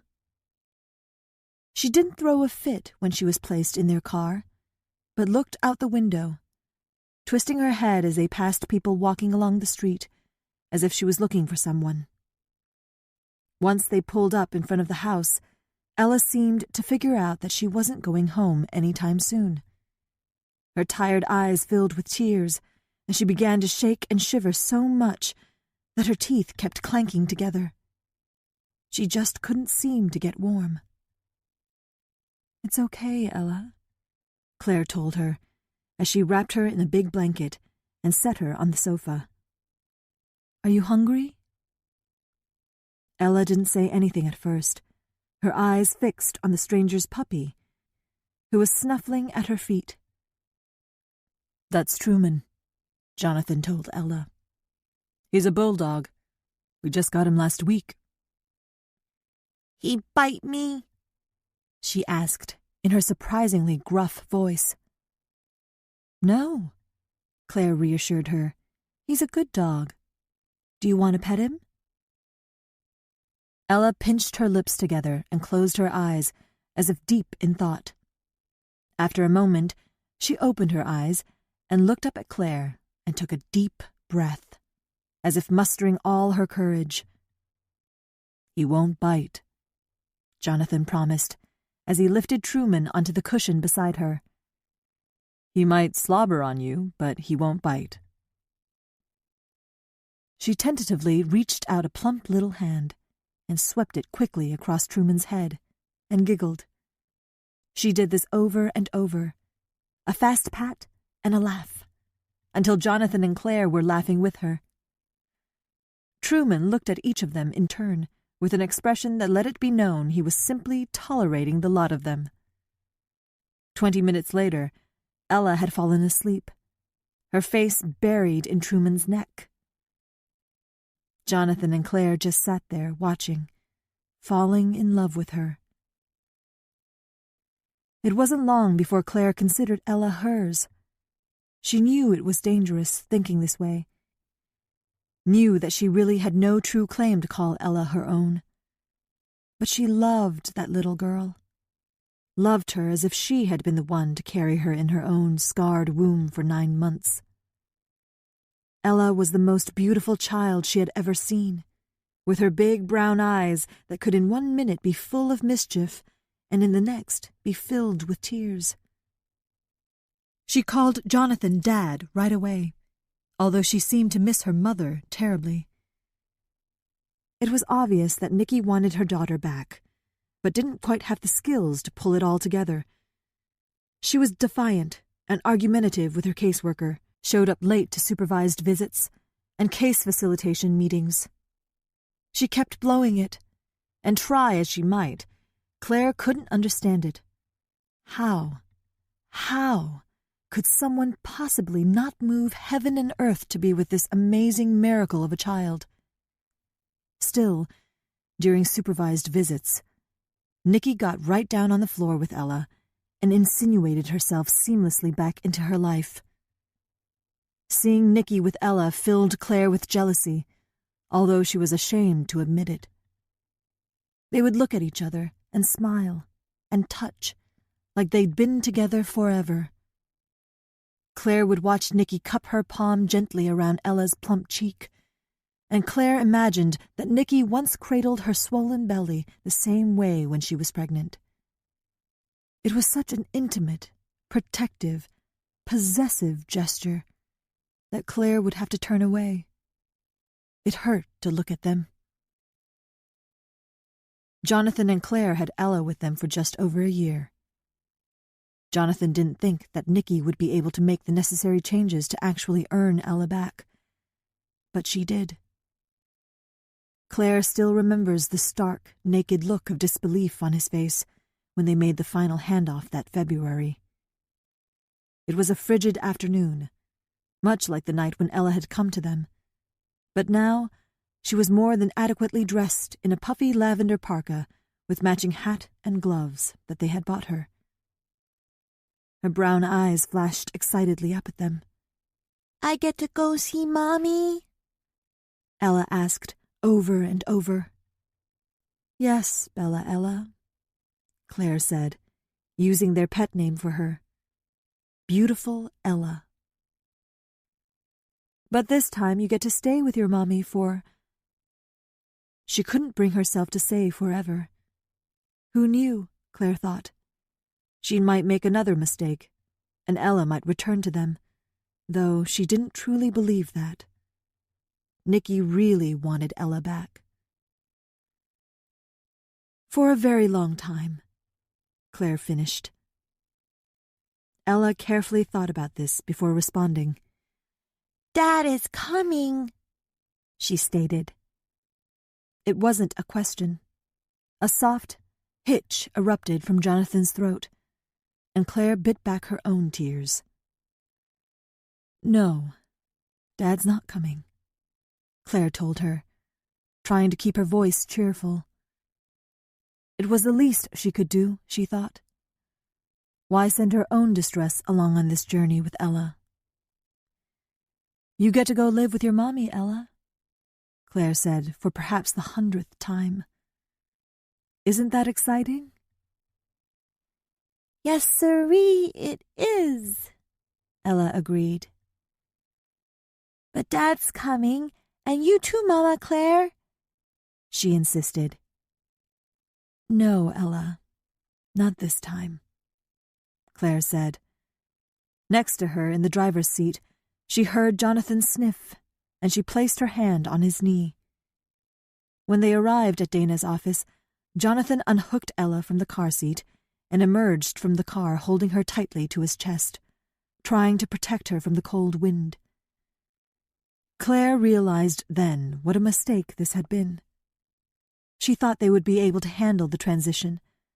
They had done what they had said they would. For 1 year, she and Jonathan sheltered, clothed, fed, and showed genuine affection for Ella, loved her. And now they had to give her back to a woman who had allowed her little girl to wander the streets all alone in the middle of the night, who would rather drink and party with her friends than spend hours reveling in the glory that was Ella, as they had. The cold air scoured at Claire's cheeks as they made their way inside the Department of Human Services building, the place they had always brought Ella to visit with her mother. Ella, you get on over here and give me a kiss goodbye. Claire forced a light note into her voice.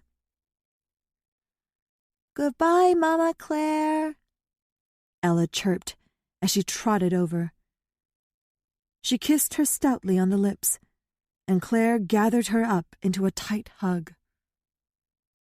"I love you, Bella Ella," Claire squeaked, tears falling freely. "Bye, Dad," Ella said as she slipped from her grip toward Jonathan. "See you later, alligator," she chirped as she held tightly to Jonathan's leg. Jonathan stood still for a moment, and Claire watched helplessly as he struggled with what to do next, his chest rising and falling heavily. "See you later, alligator," Ella repeated forcefully. Jonathan sank to his knees and, with a smile that didn't reach his eyes, responded. "After a while, crocodile." Ella giggled at the familiar game. "See you soon, you big baboon." She wrapped her arms around Jonathan and nuzzled her face into his neck. "I love you, Ella. Always remember that, okay?"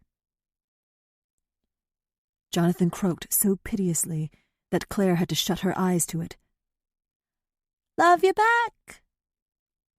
Ella pulled away from Jonathan and turned back to Nicky. "Let's go, Mommy. Let's go. Bye, Mama Claire. Bye, Dad." "Come on, Ella," Dana said. "Let's go put your bags in your mom's car."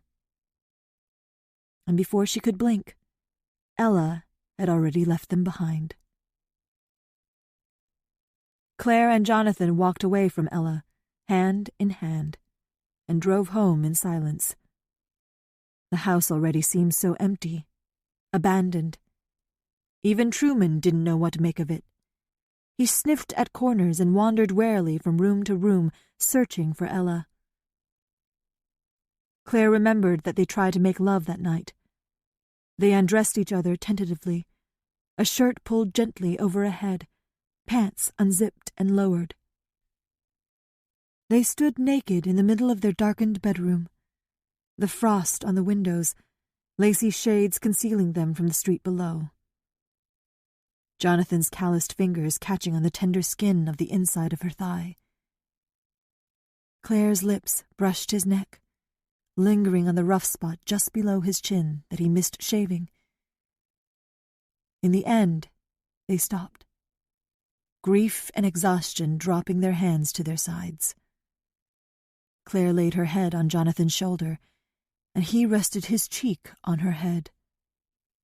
The house was quiet, too quiet. The realization that they had nothing to listen for anymore, no worries that Ella might crawl from her bed and toddle to their bedroom door, standing on tiptoe to turn the burnished brass doorknob and throw the door open to Claire and Jonathan in various states of nakedness. Ella's little cartoon voice would come from the shadows. "What you doing? Can I come in?" And they would hastily pull themselves together, and she would clamber in between them. Standing there, the dark sitting heavily on their shoulders, Claire felt Jonathan's first tear as it slid hotly down her temple and along her cheek. Claire resisted the urge to brush it away as she tracked its journey down the length of her body, from her collarbone, between the swell of her breasts, until it finally plopped onto her toes. Claire took Jonathan's hand and led him to the bed. Gently, she pulled on his boxers and slid a thick pair of woolen socks onto each chilled foot. She drew an old t-shirt over his head and threaded his arms through each sleeve. All the while, Jonathan cried silently. "I know," Claire said, over and over. "I know." She pulled the covers up to his chin and crawled unclothed into bed next to him. Jonathan's sleep was fitful and restless. Claire didn't sleep at all. Let the music unwind the tension of the day, making space for the next chapter to arrive with clarity.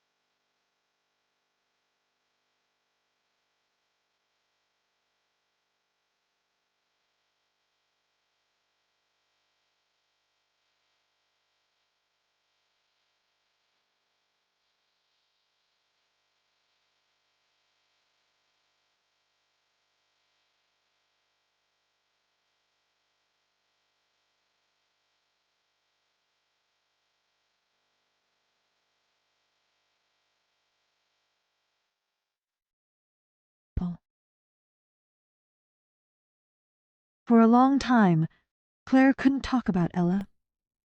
She would remember last Halloween when they had Ella, and how she dressed up as a princess in a shimmery silver gown and little plastic high heels that she ditched after a block. "These things are killer bees," she said, kicking them off her feet. Or how they would find her curled up alongside Truman on his round fleece dog bed, the two of them breathing heavily in sleep, foreheads touching. Sometimes she would see a wisp of a smile emerge on Jonathan's face, just for a moment before it would fall away, and knew he was thinking of Ella too. They tried to start over, tried more fertility treatments, and talked about beginning the process of trying to adopt. They had set their hopes on Ella, and there they were again, an empty womb and empty-handed, childless. But less than a year later, Joshua came to them. He's ours, Claire thought, forever. She was given a second chance at motherhood. Now she feels the need to do the same for someone else.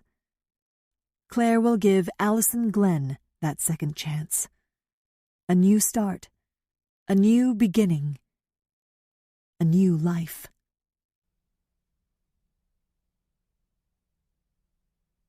Charm. Charm is running late at the hospital. When she tries to call Gus to let him know she'll be home as soon as she can, there's no answer. He seemed fine when she left him this morning.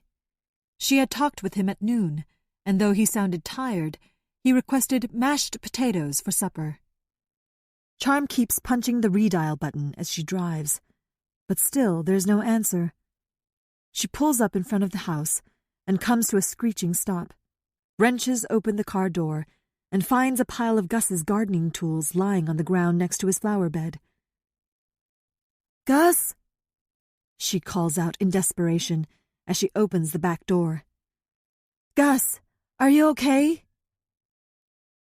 Charm makes her way through the small house, throws open the door to his bedroom, and there she finds him fast asleep in his bed. His chest rising and falling, rattling noisily. Charm retreats quietly back into the living room and sinks down on the sofa. It's the same couch they had when Charm moved in. The cushions sag, and the blue and green plaid fabric is worn and faded. But it's comfortable and smells like home. She's so tired of worrying about Gus and school. She lies down on the couch and pulls an Afghan over her and closes her eyes.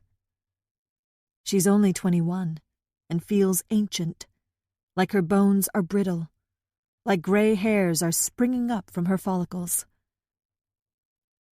The phone rings, and she's too tired to rise from the couch. Let the answering machine pick it up, she tells herself. Save your strength. "Just checking in with you." Her mother's voice fills the room. She sounds very innocent, very motherly.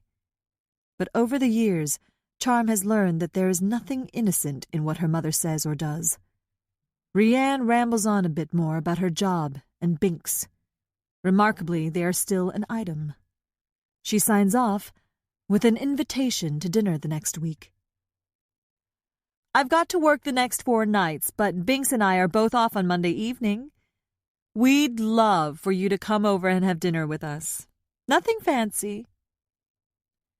Charm considers picking up the phone before her mother hangs up, in order to get the conversation over with, but decides not to. If everything is normal, at least normal for her family, Rianne won't call back. But if she has a less than pure motive, she will call back within the next 24 hours. Almost instantly, the phone rings again. Afraid that the ringing will wake up Gus, Charm picks it up. "Charmy," her mother says sweetly. "Hi, Mom," she answers, trying to match her enthusiasm. I just called and you didn't pick up the phone. She sounds wounded. I'm sorry, I just got home. I haven't even had a chance to check the messages. Charm tries to sound sincere. Listen, can you come over for dinner on Monday night? Rianne asks. Oh, she says, stalling for time. Let me just go check my schedule at the hospital. My hours have been crazy there. Charm sets down the phone, walks over to the refrigerator, and pulls out a can of soda. She pops the top, takes a long drink, and walks slowly back to the phone. Mom, hey, I'm sorry. It looks like I'm on at the hospital. I start my rotation on the mental health floor. Maybe another time? Charm stifles a burp with the back of her hand. Check your schedule. What night are you free? Her mother persists. I've got a pretty busy next few weeks. How about over Thanksgiving? Charm suggests. She considers this. That's 2 months away. I was really hoping to see you. It's been too long. Plus, I have some good news to share with you. Don't ask. Don't ask, Charm says silently. What is it? She says, despite herself. No, you'll just have to wait, she says tauntingly. Now tell me a night that works for you, and Binks and I will make it fit our schedules. See how flexible I'm being and how rigid you are, her tone suggests. Okay then, how about tonight? Charm throws right back at her. Tonight? But that's such short notice. I'm free tonight, Mom, Charm tells her patiently. After then, I'm pretty booked for the next 3 weeks. Well, all right then, she says, annoyed. What can I bring? Charm asks, surprised that her mother truly wants to see her. How about dessert? Come by at about 7 or so?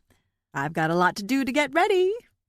She sounds excited, like a little girl preparing for her birthday party. Mom, it's just me. You don't have to do anything fancy, Charm tells her. Nonsense. I don't get to see enough of you as it is. I want tonight to be special. That's the thing about her mom, Charm thinks. She says these amazingly simple, sweet things, and you can tell she means them. It throws Charm off every time. Still, she gathers her mother's words up like smooth, shiny pebbles and tucks them away for later, to be pulled out and admired, mused over. Oh, and before I forget, she says, your brother called. Did Gus tell you? He mentioned something, Charm says offhandedly. He was talking very strangely. Said he had to tell me something about you. Do you know what he's talking about? No. It's all she can manage to say once her heart starts to beat again. See you at 7, sweetie. Charm stands there, holding the dead phone, trying not to cry. When Gus comes into the room, he looks rested, and his skin is almost a healthy pink. Guiltily, she tells him about dinner at her mother's. Of course you should go, Charm, he tells her. She's your mother. You should spend time with her. You're a lot more fun, Charm assures him, and nicer. Maybe so, he says, pressing a handkerchief to his lips and coughing. But I'm not going to be around forever. Gus, Charm says warningly. But he smiles and pats her on the head. Go and see your mother, he orders, and Charm feels like she's 10 years old again.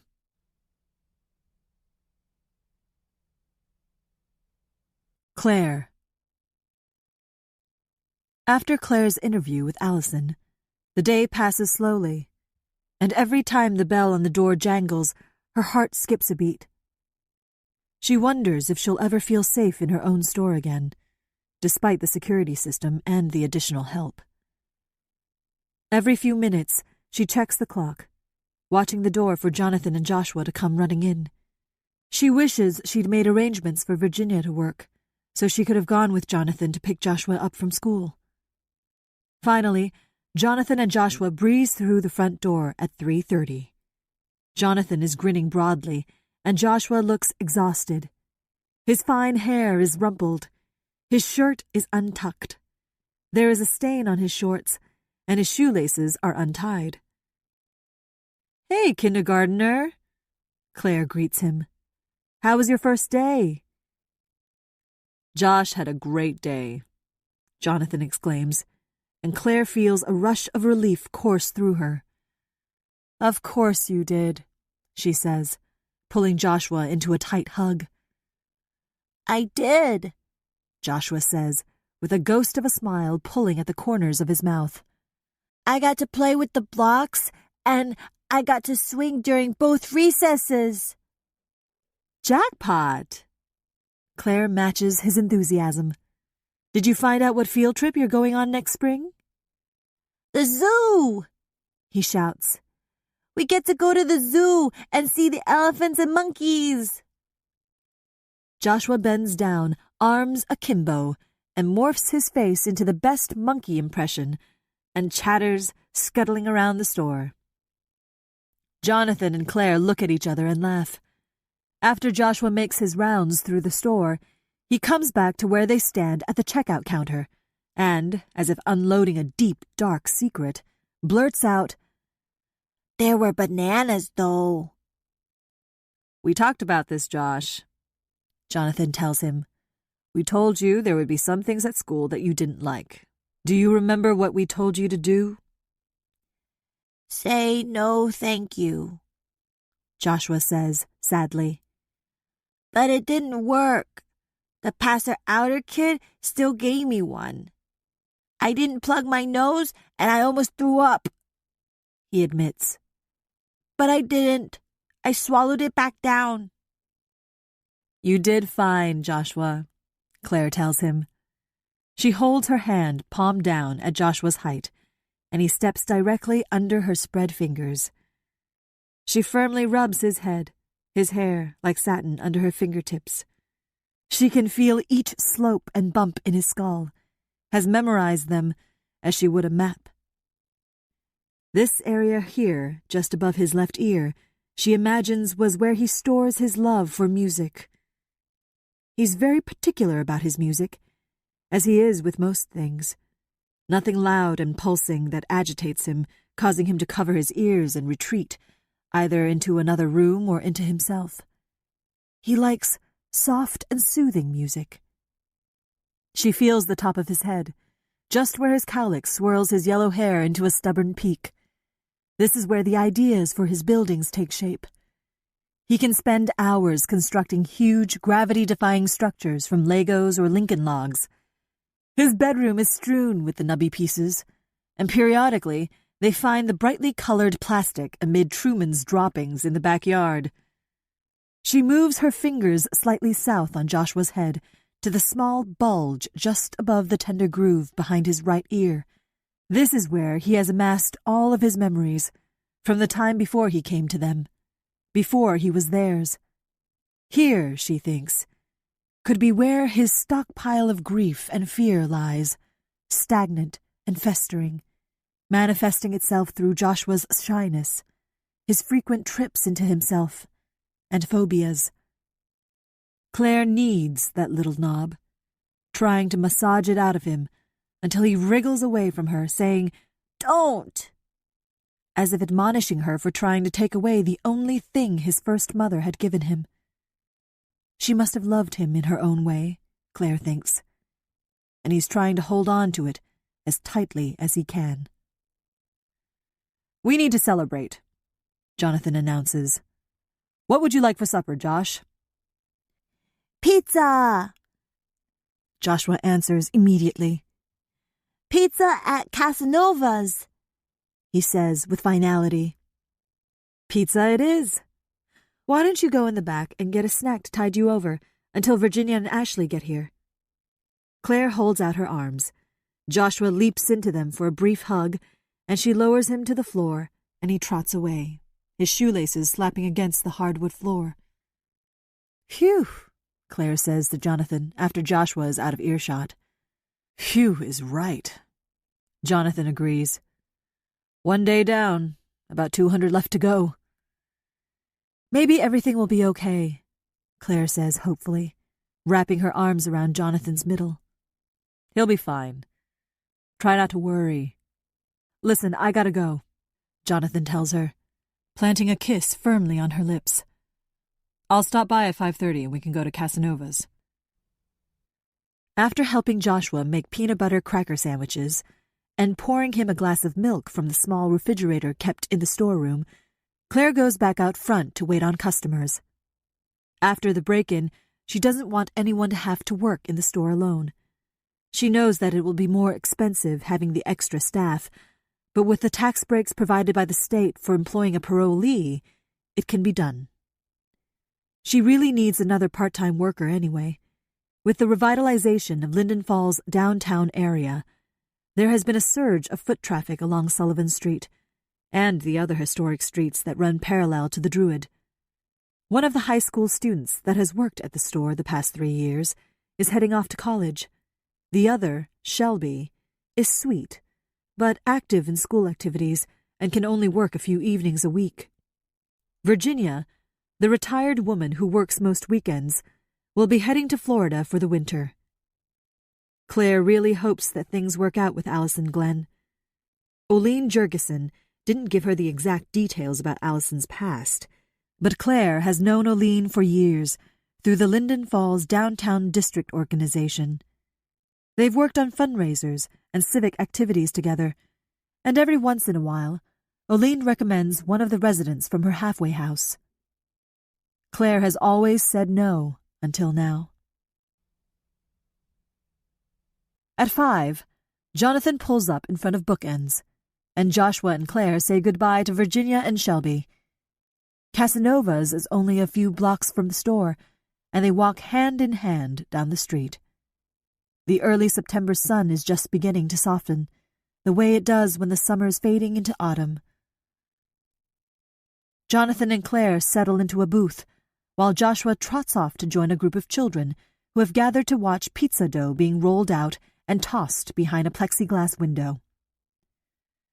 It doesn't make sense to me to hire an ex-con as a form of security, Jonathan comments when Claire tells him about hiring Allison Glenn. I know, Claire concedes. But Oline highly recommends this girl. Says she's very bright and has a real future in front of her. What'd she do? I mean, do you really want Joshua hanging around some girl who has been in prison?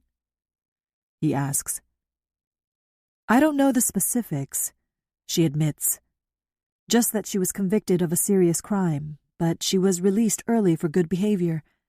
Part of the deal is that she gets to have a fresh start, without the baggage of her past.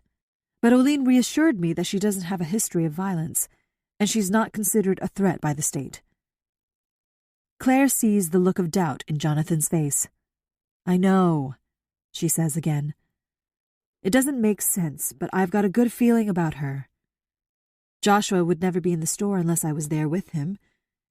At least meet her. Please? Jonathan sighs. Okay, I'll meet her. Thank you, Claire says, leaning over the table and kissing him on the lips. It'll be just fine. Plus, it's a good move financially. You'll see. Mom, Dad, Joshua calls as he runs back to their booth. The pizza guy threw pepperonis at the window while we were watching him make it, and they stuck there. Can we have pepperoni pizza? Sure, Jonathan says. We'll make sure to ask them to use the pepperoni that's stuck to the window on our pizza. The excitement on Joshua's first day of school has exhausted him by the time Claire and Jonathan get home. His eyes are heavy, and he's yawning. Jonathan carries Joshua into the house and upstairs so he can wash his face and brush his teeth. Claire tucks Joshua into bed, arranging his bed covers just so around him, so there are no lumps. The soft light, peeking in his drawn shades, casts a dim halo about his head and brushes purple shadows beneath his eyes. "Do you think you're going to like school, Josh?" Claire asks him as he methodically strokes the head of his stuffed bulldog. The once furry toy now nearly rubbed bald. Joshua considers the question and then shrugs. "Do you like Mrs. Lovelace?" she asks. "Yes," he responds. But there's that familiar cadence to his voice that means, "Yes, but..." Claire sits, waiting him out. "It's loud. The kids are really loud," he finally adds. "There are a lot of kids in your class. I imagine it does get very noisy," Claire says, smoothing the hair from his forehead, and he brushes her hand away in irritation. "I miss you." He glances up at Claire to gauge her reaction, his hand rubbing the stuffed dog in more frenetic circles. "It makes me want to leave." Claire takes a breath before answering. "Josh, I miss you too. But I've got my job at the bookstore, and your job is to go to school." He doesn't answer. "Right, Joshua?" Joshua doesn't say anything, but nods. His lower lip pokes out, and his chin quivers. "Josh," Jonathan says tenderly, "you can't just leave school. You're in kindergarten now, the big leagues." "I know," Joshua mewls, plump tears sprouting in his eyes. "What's the matter, Josh?" Jonathan asks, but Claire already knows the answer. "I'm scared. I want to sleep with you." "Josh, you need to sleep in your own bed. You'll get a better night's sleep," Claire says, knowing that Joshua will crawl into their bed in the wee hours of the night. "Where do you think those bad guys are?" he asks. "They're far, far away, Joshua," Claire assures him, and looks to Jonathan for help. "They don't dare come back," Jonathan says. "They know the police are looking for them, and they know there's a brave little boy who made them run away." "I was the brave boy," Joshua informs them, as if they didn't know this already. "Yes, you were, Joshua. You were very brave," Claire tells him. "But you don't need to worry anymore, remember? We've got the alarm at the bookstore now." "And the new girl is coming," he pipes up. "What's her name?" "Her name is Allison. And yes, we will have Allison too. You'll get to meet her tomorrow, so don't worry." "We have Truman too," he murmurs sleepily and snuggles more deeply under the covers. "We'll keep you safe, Josh," Jonathan whispers. "Don't worry."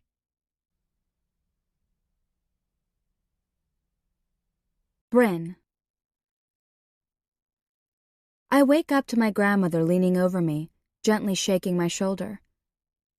"Bryn, wake up," she is saying over and over. "It's 8:30. You've been sleeping for so long. Are you sick?" I jump out of bed in a panic, wondering if I slept through the whole day and night, missing class again. The room sways, and I have to grab onto my grandmother to keep from falling over. "The flu," I manage to say, before lurching out of my room and into the bathroom where I vomit into the toilet. When I finally open the door and step shakily into the hall, my grandmother is there, a look of concern on her face. "I was getting worried," she says. taking me by the elbow and guiding me back to bed. I tried to wake you up for 10 minutes. You were out cold. The flu, I mumble again, not able to look her in the eye. I get back under the covers and see the glass on my nightstand. A small amount of wine sits at the bottom. If my grandmother noticed, she doesn't let on. Can I make you toast or some soup? She asks as she sits down next to me. No, I say, burrowing my head underneath the covers so I don't have to look at her. I just want to sleep. She sits in silence for a long time. All I want her to do is leave, to go away and leave me alone. Finally, she speaks. Bryn, are you okay? Did something happen? No, I say from beneath my quilt. I can smell my breath, stale and sour. I'm sick. Are you taking your medication? She asks carefully, as if she'll offend me for asking. Yes, Grandma, I say impatiently. Please, I just want to sleep. I don't feel good. Did you take your medicine today? She asks. I throw the covers away from my body and sit up. I snatch the pill bottle and unscrew the lid, making a big production out of holding one capsule up so my grandmother can see it. I toss it into my mouth and give an exaggerated swallow, opening my mouth wide so she can see that it is gone. I know I'm being mean. No, my grandmother is just worried about me. I flop back down and cover my face with a pillow, feeling sick and miserable. After several minutes, I feel my grandmother pat my leg, rise from the bed, and tiptoe out of the room. Then I spit the pill out from under my tongue.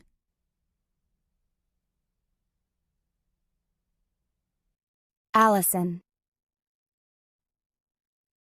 I can hardly believe I got the job at Bookends. Every time I think about getting teary-eyed in front of Mrs. Kelby, I cringe. I have cried more in the past few days than I have in the past 21 years. I start tomorrow, and I have absolutely zero clothes to wear that would be appropriate for work.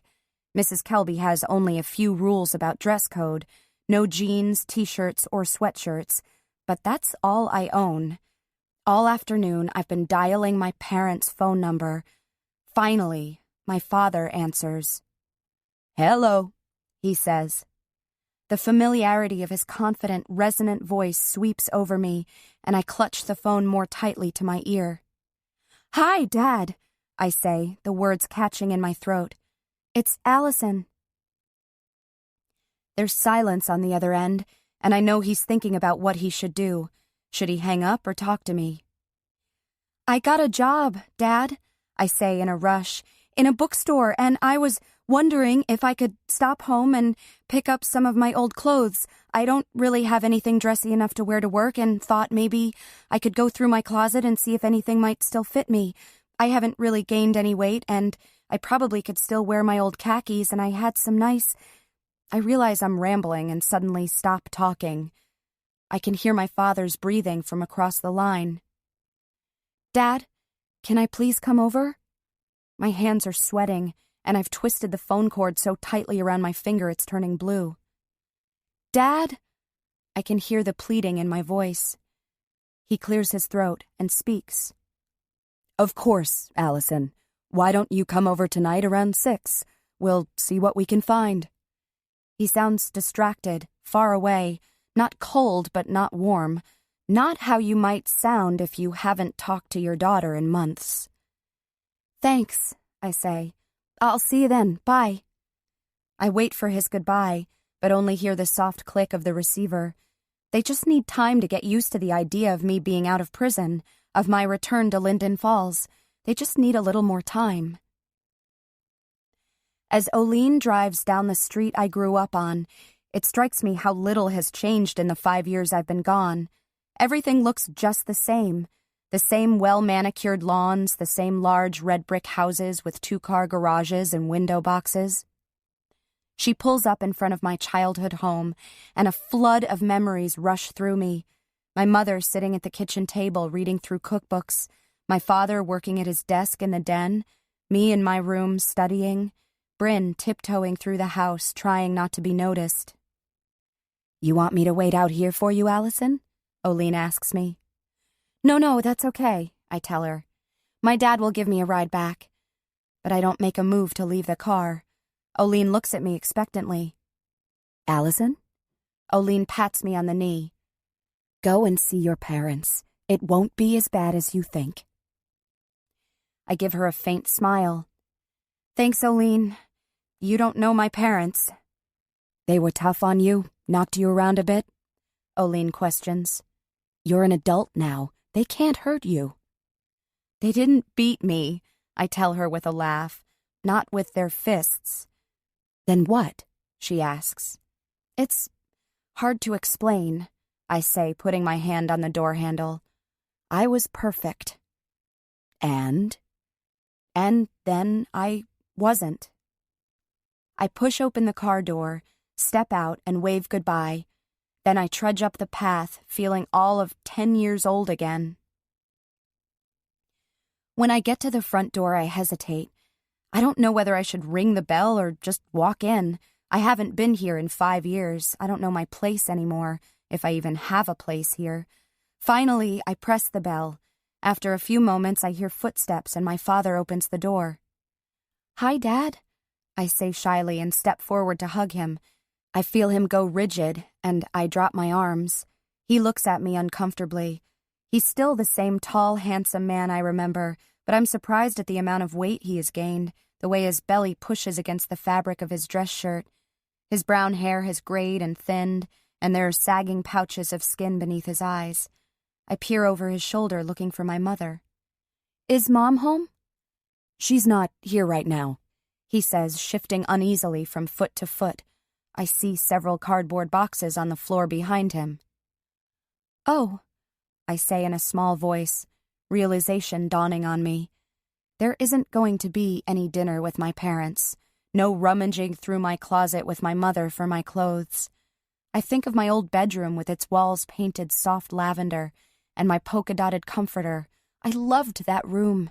It was a refuge for me, a place where I could just be. "Can I help you carry the boxes to your car?" my dad asks with forced cheerfulness. "I don't have a car, Dad," I say shortly. "I just got out of prison. I don't have a car or clothes or anything." "Oh, well." His face becomes pained. "Can I give you a ride somewhere?" "Don't bother," I mutter and turn away from him, feeling my heart pinch. Then I quickly turn back toward him. "I want to see it," I say. My father looks confused, and I continue. "I want to see my room." "Allison," my father says with an awkward chuckle. I push past him, step into the house, and look around. I move into the formal living room, and everything appears to be the same as it was 5 years ago. The same floral wallpaper on the walls, the same sofa and love seat, the same grand piano. Even the smell is the same, a mixture of rose petals and cinnamon. But something is off, something is different. I just can't see what it is yet. "Allison," my father says again. This time his voice is hard, cold. "What are you doing?" I ignore him and begin to climb the staircase that leads up to my bedroom. The carpet is soft beneath my feet, and the mahogany banister feels smooth and cool against the palm of my hand. I stop suddenly, and I know what's different. The pictures are all gone. Every single photo of me is gone. I continue to move slowly up the stairs. My legs feel heavy and my heart is hammering in my chest. "Allison," my father calls after me. "You can't just come in here." His voice trails off as I reach the top of the steps and turn down the hallway that leads to the bedrooms. The air up here feels stale and presses on me even more heavily than when I was in prison, and I push down the urge to dash back down the stairs and out into the fresh air. The door to my bedroom is shut. I reach out for the knob, twist, and it opens with a click. The weak evening sun doesn't soften the shock. Gone are the lavender walls, replaced with stark white paint. Gone is my polka-dotted comforter. Gone is my desk for studying. Gone are my soccer trophies, my blue ribbons, my team pictures, my bookshelves, my stuffed animals, all gone. I choke back a sob and lunge toward my closet and fling open the door. Empty. No clothes, no shoes, no boxes filled with keepsakes. I've been erased. As I stumble from my bedroom and into the hallway, I see the door of my parents' bedroom open a crack and catch a glimpse of my mother, her face mostly hidden in the shadows. As I rush down the block, I keep expecting to hear them call my name or feel a hand on my arm, but nothing. They're just letting me walk away. I'm angry at myself for being so heartbroken, but I am. I walk for several blocks. Gertrude House is about 5 miles from my parents' home, and I wonder if I can make it there by 8 o'clock, the time Olene is expecting me. I hear a car creeping up behind me and I turn. It's my father, and my stomach flips with hope, even though I'm irritated with myself for caring. "Allison," he says through the open window, "I'll give you a ride." Even though I want to open the car door and get in, I don't want to make it too easy for him. "It's obvious you and Mom don't want anything to do with me, so don't bother." I begin to walk in the direction of Gertrude House again. My father follows me slowly in his car. "Allison," he calls, "I'll only say it one more time. Please get in the car." I look at him long and hard, then climb in beside him. He turns off the ignition and looks over at me, rubs his face. "Allison, please look at this from our point of view. This has been very hard on us." "But I begin, and he cuts me off. "Let me finish. This has been very difficult for your mother and me. We finally found some..." My father looks at me pleadingly. "Some peace." He wants me to let them off the hook, to say I understand why they have completely written me off. In a way, I do, but it doesn't make it hurt any less. They are done with me. Finished. "Okay, Dad. I get it." I smile sadly. "Tell Mom I understand." My father breathes out a stream of air and begins to drive. When we pull up in front of Gertrude House, my father pops open the trunk. "Do you need help with the boxes?" he asks. "No, I can do it," I say, and I can see he is relieved. I pull out each of the boxes filled with clothes and set them on the curb next to me. "Thanks, Dad," I tell him. "Say hi to Mom for me." "I will," he assures me as he retrieves his billfold from his pocket and pulls out several bills. "Here, take this." "You don't have to," I say. "No, please, we want you to have it." He presses the wad of cash into my hand. "Good luck with your new job." "Thanks," I manage to say, and my throat aches with emotion as I watch him pull away. I stand there for the longest time, until I feel a hand on my arm. I turn around expecting to see Olene, but it's Bea. With her is Tabitha, piercings and all. "You okay?" Bea asks. "I'm fine," I say, brushing away tears, hoping that they couldn't see them. Bea bends down, and with her wiry, strong arms, picks up a box, and then Tabitha does the same. In fact, I'm not fine. Not at all.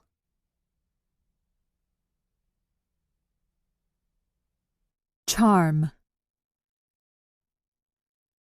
Charm stops at the grocery store and picks up an apple pie from the bakery case and a carton of vanilla ice cream. She considers buying the cheapest generic brand of ice cream she can find, seeing as she'll probably end up leaving Rianne's before dessert. But her mother will be all light and air, and will wonder sweetly out loud if Gus and Charm are having financial difficulties, and what a shame that would be, since Gus got the house in their divorce. Charm knows she couldn't splurge for the expensive ice cream either. Her mother would think she was putting on airs. No Haagen-Dazs tonight. Charm settles on a mid-priced half-gallon of French vanilla. Rianne greets Charm at the door with a big hug. Binks takes the pie and ice cream from her hands and pats her awkwardly on the shoulder. "It's so good to see you, Charm," Rianne says. She has put on weight. Her curves have turned to chub, and her hair, rather than sun-streaked, looks brittle and overprocessed. Fine lines have settled beneath her eyes, and her makeup has bled into the crevices. Charm resists the urge to wet her finger and wipe it away. Her mother has gone to a lot of trouble. The small kitchen table is covered with a floral cloth, and candles are lit. "Wow," Charm says, taking it all in. "What's the occasion?" "Just you come in and sit down. Dinner is ready. Let's eat while it's hot," she says, nudging her toward the table. Okay. Charm laughs guardedly as she takes a seat. "It smells really good," she offers charitably. "You'll have to thank Binks for the chicken. He made that, but I made the potatoes, mashed, just the way you like them." Charm feels a sudden pang of regret. Gus is at home, with only the hospice volunteer to look after him. "Those are Gus's favorite, too." Rianne quickly glances at Binks to see if he caught the comment, but he's busy forking the chicken onto plates. She waits until he sits down and the dishes of food have been passed around. Charm takes a few bites. The chicken is dry, and she struggles to swallow. Binks smiles and nods at Rianne, and she wiggles in her seat as if bursting to speak. "What?" Charm asks, fearful of the response. "Binks and I are getting married," Rianne screeches with happiness. And Charm finds a smile frozen to her face. She tries to make her lips move, but nothing happens. Binks and Rianne look at her expectantly. "Wow," Charm says softly. Suddenly, the need to get out of this tiny apartment with its greasy, cigarette-infused air and kitschy knickknacks is overwhelming. "And?" Her mother leans toward Charm, waiting for more. Binks is looking down at his plate. Mashed potatoes are stuck to his mustache. "And I'm happy for you," Charm says, the quivering ripple in her voice betraying her. All she can think of was how badly Gus wanted to marry her mother. This amazingly kind, responsible, handsome man loved her mother, but she had walked away. "Congratulations," Charm finishes weakly. "You're not," Rianne says petulantly. "You're not happy. You cannot stand to see me doing well." "Mom," Charm says tiredly, "that's not it. I'm happy for you. I'm just surprised." "Surprised? Surprised at what, Charm?" She's angry now. "Surprised that I'm in love and getting married? After all I've been through, I thought at least you'd be understanding." "What you've been through?" Charm says incredulously, though she knows it'll do no good to get upset. Her mother will twist it, make Charm seem like the ungrateful, spiteful one. "What you've been through," Charm says again, more softly this time. "You are absolutely unbelievable, Mother. Pardon me for being a little skeptical about you finally settling down with one man. It's not exactly what you're known for." "Now, Charm," Binks says reasonably, "no need to be disrespectful." "You know what's disrespectful?" Charm says in a dangerously low voice. "Disrespectful is bringing man after man into your home so that your children have no idea who will be sitting at the breakfast table the next morning. Disrespectful is allowing men into your house who will make moves on your 9-year-old daughter." Rianne looks confused for a moment, as if running through each of her former boyfriends, trying to figure out which one preferred Charm to her. "Disrespectful is raising your child to believe that men are stupid cattle that can be tossed aside like garbage. Disrespectful is divorcing the one decent man who loved you and your children, breaking his heart completely.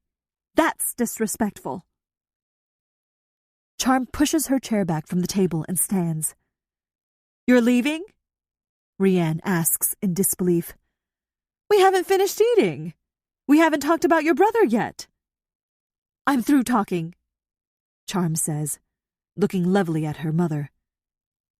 She moves to the door and changes her mind.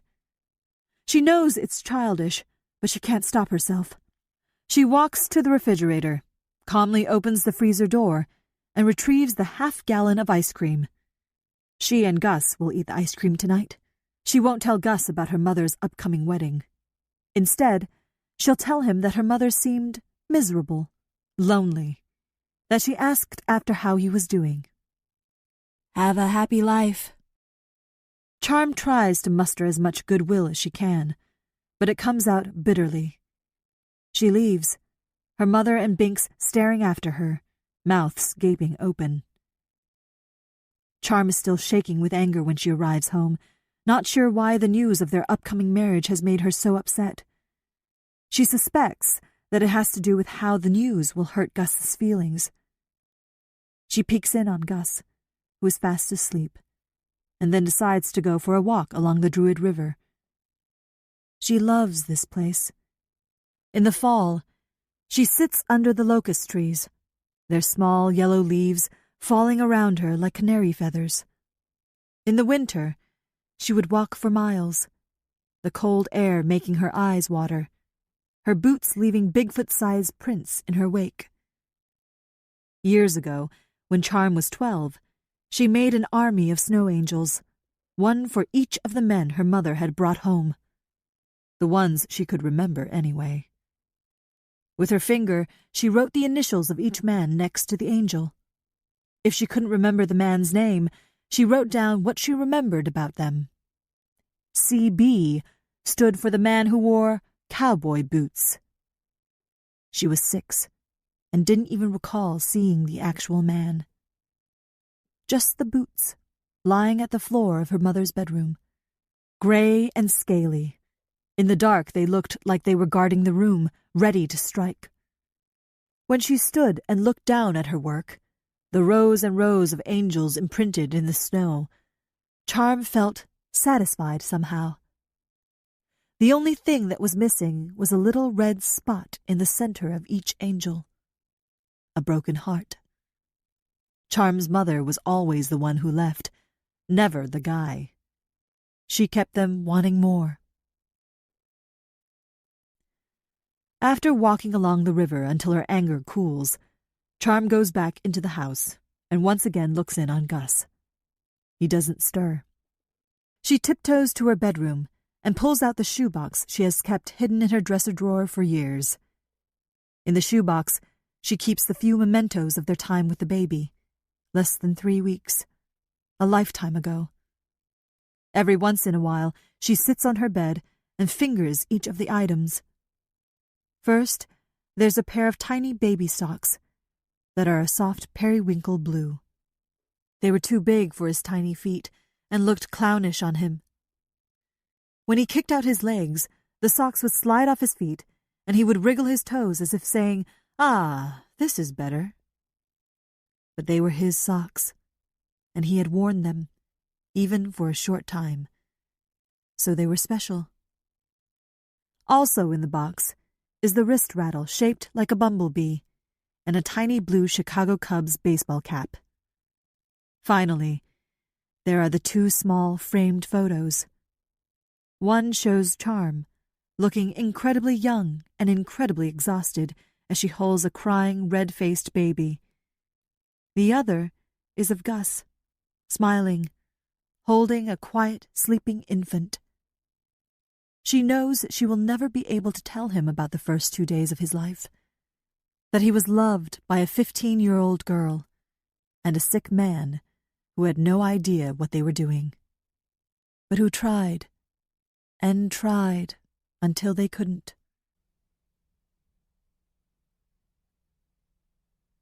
Allison. I'm so nervous. More nervous than when I took my SATs, and more nervous than when I had to wait for the results. I really want to do well in this job, My life is starting over, and this is just the beginning. Though it is only early September, the air is crisp and cold, and the leaves on the trees that line the street are just beginning to become edged with vibrant yellows and reds. I arrive too early at the store and wait anxiously outside. Mrs. Kelby waves as she pulls into a parking space. "Good morning, Allison," she calls out to me as she climbs from her car. "Are you ready for a great day?" "I am," I tell her. "I'm a little nervous," I admit. "You'll do just fine," Mrs. Kelby assures me. "If you have any questions, just ask." She unlocks the door, enters the store, and flips on the lights. It is beautiful, warm, and cozy. I turn in a circle and scan the rows and rows of books that extend from the floor to the ceiling.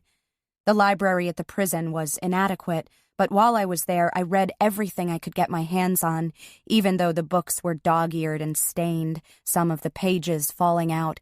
But here, every book had shiny, gleaming covers, and I want to grab one, open it, and press my nose into the crisp, clean pages. Mrs. Kelby is watching me, an amused look on her face. "I know," she says. "I have to pinch myself every day. Seeing all these books never ceases to amaze me. Come on, I'll take you on the grand tour." She leads me around the store, showing me the children's section with its beanbag chairs and miniature table and chairs set for a tea party. Bryn and I used to have tea parties when we were little. We would dress up in my mother's old clothes and jewelry and gather our favorite stuffed animals and dolls, setting them in chairs around the table that was in our playroom. I would always play the hostess, and Bryn and the dolls were my guests. "Please sit," I would order in a pompous voice that wasn't much different than how I usually sounded.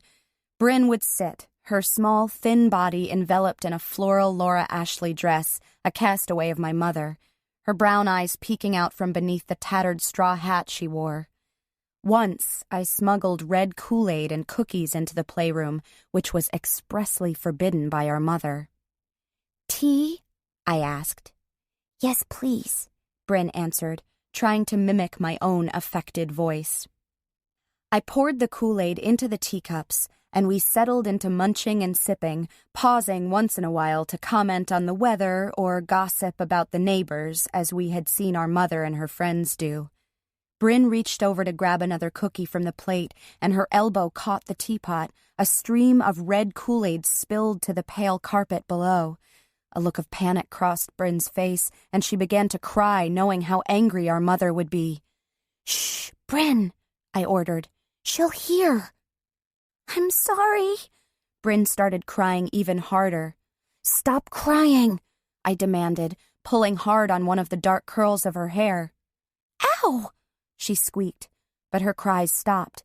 She didn't look angry at the yank I gave her, but even sorrier, if possible. Our mother came into the room and stood looming over us. She was tall like I would become and had sleek blonde hair that she always wore pulled back.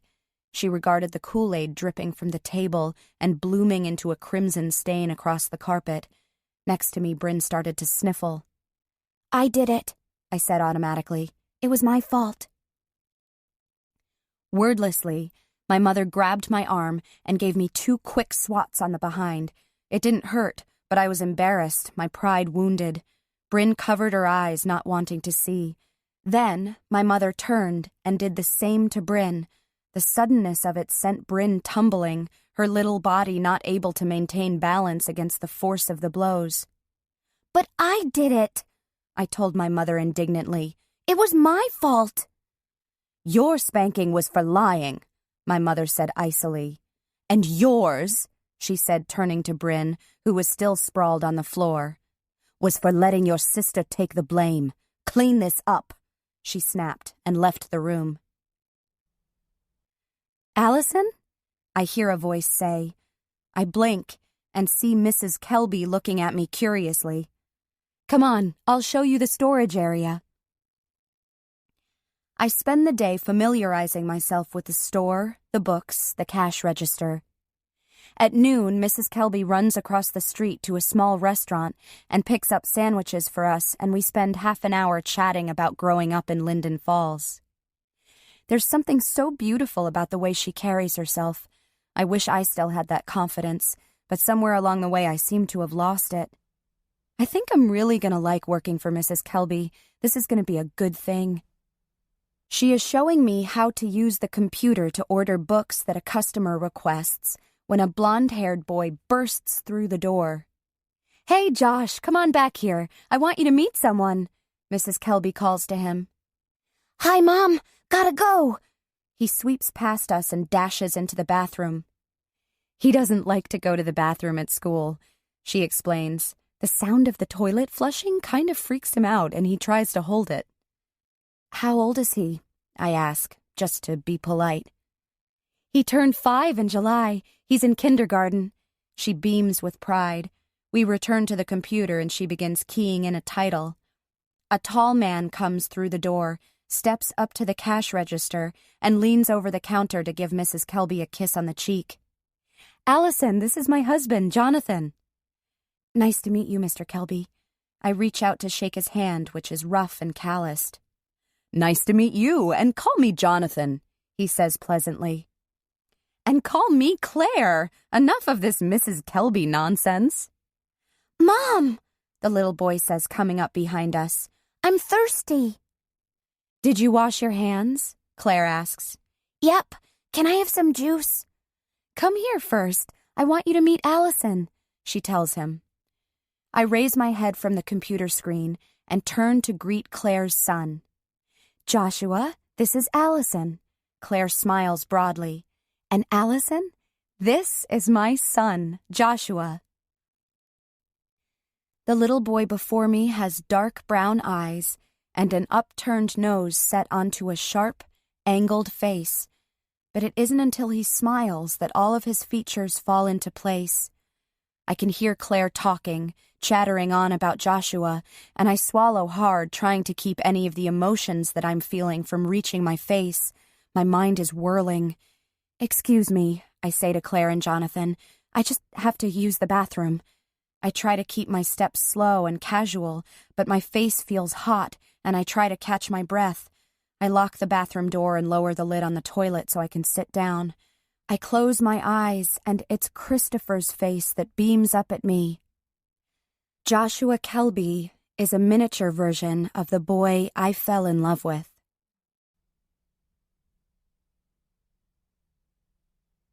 Bryn. Even though alcohol is more effective than any antidepressant in helping me forget the night Allison gave birth, I still remember running back toward the house, Allison calling after me. It was pouring down rain by then. Any mud from the river's edge had been washed away. I felt so strange, my legs heavy and shaking. But still I ran toward the house. "Just get to the house," I kept telling myself. I wasn't sure what I had just seen. Didn't want to know. It was supposed to be over, done, but I knew it was really just the beginning. By the time I made it back into our house, my clothes were drenched and I couldn't stop shivering. I looked through the back door toward the yard, and through the rain I could see Allison coming my way. Every few seconds she would stop, clutch at her stomach, and bend over at the knees. I knew I should go to her, help her back to the house, but at that moment, I truly hated my sister, hated everything about her, hated her for being perfect and smart and beautiful, for getting pregnant and expecting me to keep it a secret. Beyond Allison and me, no one would ever know about that baby girl. No one would know that she ever existed. Most of all, I hated her because I was sure she was going to get away with it and would be able to go back to her perfect life without a backward glance. I turned away from her and kicked off my soggy tennis shoes and squelched to the linen closet to get a towel. I heard the squeak of the screen door, and over the sound of rain beating against the windows, I heard Allison weakly call out to me. "Bryn, please." "Don't go," I told myself. "It's all her fault. Let her clean up her own mess." "Bryn," she called again. I could hear the panic in her voice. "Something's wrong. Please, help me." "Ignore her," I ordered myself again. Go up to your room and shut the door. Pretend this never happened. I was halfway up the stairs when I heard the unmistakable sound of someone falling to the ground. Leave her there. She'd do the same to you. Her moans traveled from the kitchen to the stairwell, and I sat down on the steps. I covered my ears with my hands and began rocking back and forth. Don't go down there. Don't do it, I told myself over and over. Leave her there. She's not your sister. She's a monster. The moan suddenly stopped, and all I could hear was the non-stop drum of rain on the roof. I strained to hear any sound, any movement from the kitchen. Silence. Then the truth came to me, like the rain tapping against the window, striking sharply over and over and over. Who's the monster? Who's the monster? I stood quickly, knocking a photo of Allison standing with my parents and accepting some award from the wall. I watched as it tumbled down the steps and landed face down at the bottom. Allison! I hollered. Allison! I skittered down the steps and into the kitchen and found her lying on the tiled floor trying to peel her pants from her legs. Her face was white and she could barely lift her head. Please, her eyes begged me. She had no voice left, couldn't even cry out in pain. She's gonna die, I thought to myself. Our parents would find us there, in the kitchen. Allison, dead, blue, half-naked and bloodied. And me just sitting next to her, doing nothing. It's the placenta, Allison managed to squeak. An immediate sense of relief came over me. It was going to be okay. She wasn't going to die. It was almost over. Allison gave one puny grunt. I could see something begin to slide out from within her, and I reached out with my damp towel to catch it. It's okay, Allison, I said through my tears. I'm here.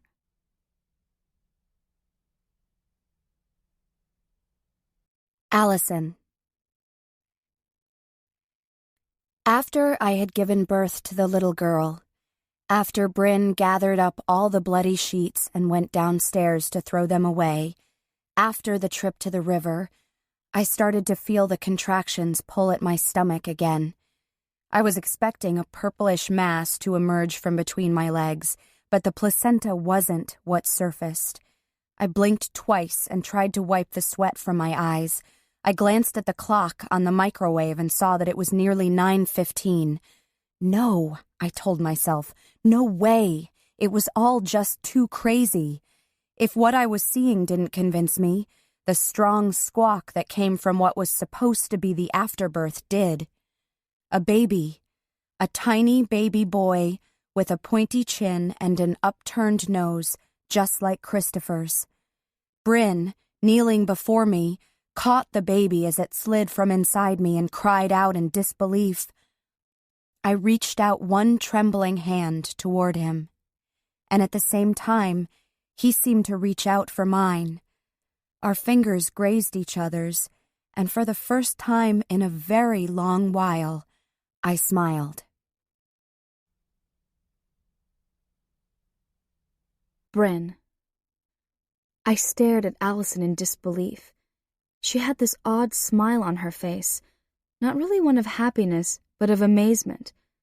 But it quickly fell away.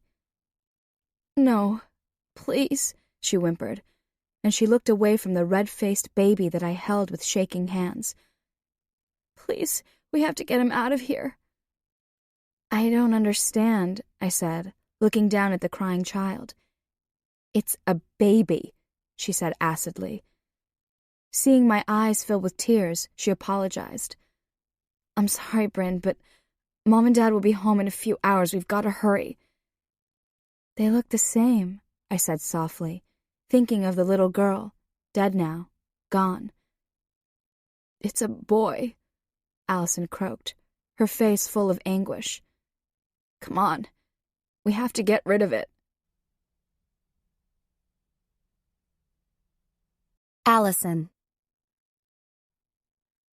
Somehow, I force myself to leave the bathroom and return to the front of the store. I attempt to say a cheerful goodbye to Claire's husband and Joshua, who are on their way out the door. Though I don't have actual evidence, I know that Claire's little boy is my son. I'm sure Claire is going to notice that something is wrong just by looking at me, and I'm right. After working side by side in near silence for almost 2 hours, Claire turns to me, a concerned look on her face. "Allison," she says, "you're awfully quiet. You're not worried about how you did today, are you?" "A little bit, I guess," I answer, grateful for an excuse for my behavior. "Well, don't be. You did a great job," Claire reassures me. "So what do you think? You gonna give this place another chance tomorrow?" I almost tell her no, but I stop myself. If I quit, there's no way I'll ever find proof that Joshua is my son. "I'd really like to come back if you want me," I tell her, not quite able to meet her eyes. "Of course I do. Now go on home and get some rest. I'll see you tomorrow at 9. Claire walks me to the door. "Do you need a ride home?" she asks, looking out the front window at the gathering rain clouds. "No, I like the fresh air," I explain. "Thanks again, Claire. I'll see you tomorrow." As I walk back to Gertrude House, the sun is completely swallowed up by gray clouds, and my mind is swirling with the possibility that Claire's son could be the boy I gave birth to 5 years earlier, could be Christopher's son, could be the brother of the little girl I was convicted of killing. I need to tell someone. I could call Devin and ask her what I should do, but I know what the right thing to do is. I should tell Claire that things just aren't working out for me at the bookstore. Then I need to find a way to get out of Linden Falls. I never wanted to see the boy I gave away before. I felt like I had done my duty by giving his father a chance to raise him. That obviously hadn't happened. I know I should run away from the Kelby family as fast as I can, but I can't. I have too many questions. I want to know what kind of people adopted Joshua, want to know the kind of person I gave birth to. How did Joshua end up here, and what happened to Christopher? When I arrive at Gertrude House, I open the door and meet Oline. "How was your first day?" she asks. "It was good," I say, not making eye contact.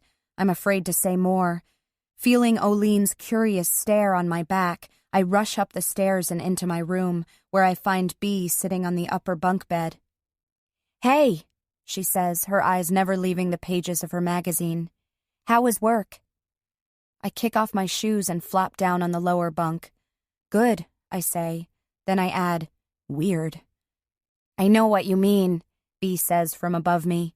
"It's like you catch yourself in these moments and you think, this is normal, this is something a normal person would do."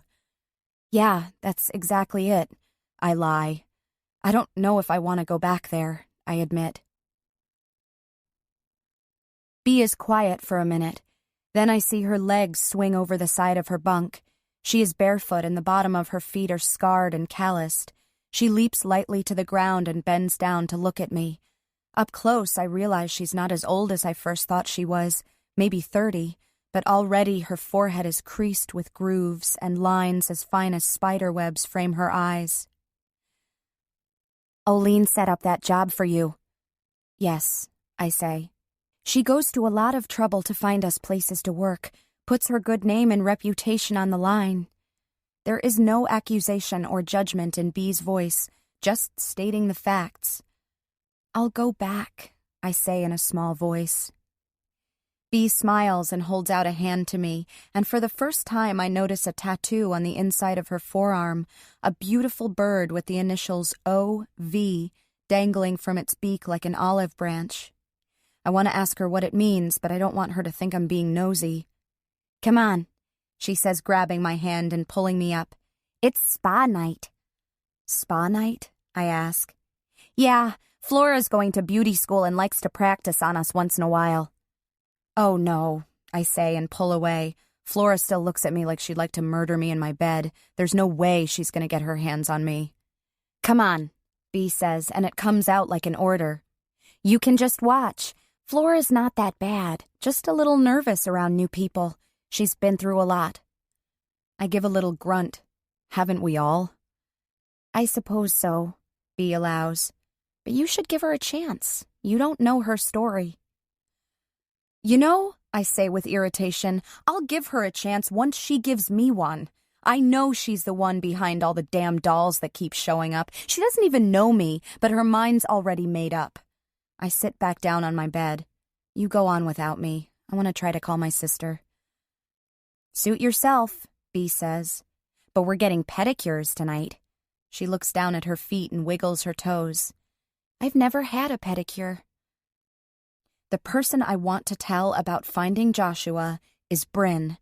Maybe it would help her to see that something good came of the terrible night I gave birth.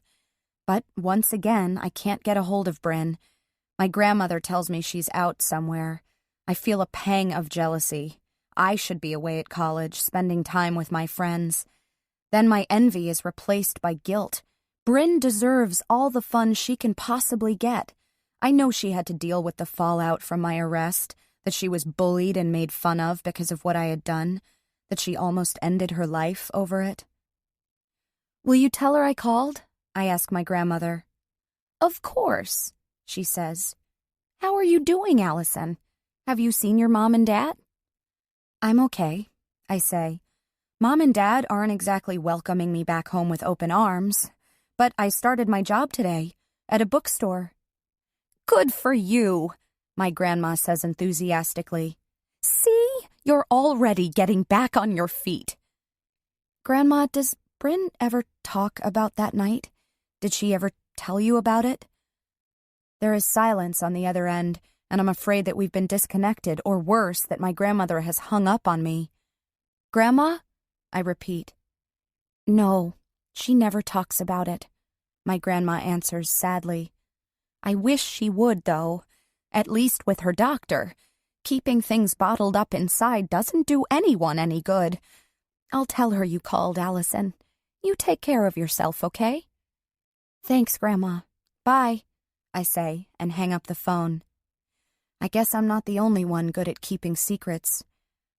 My hair feels heavy and scratchy on my neck, and I wonder if I dare ask Flora for a haircut instead of a pedicure. Then I remember what Oline said about hope, and I make my way down the spiral staircase toward the sound of laughter.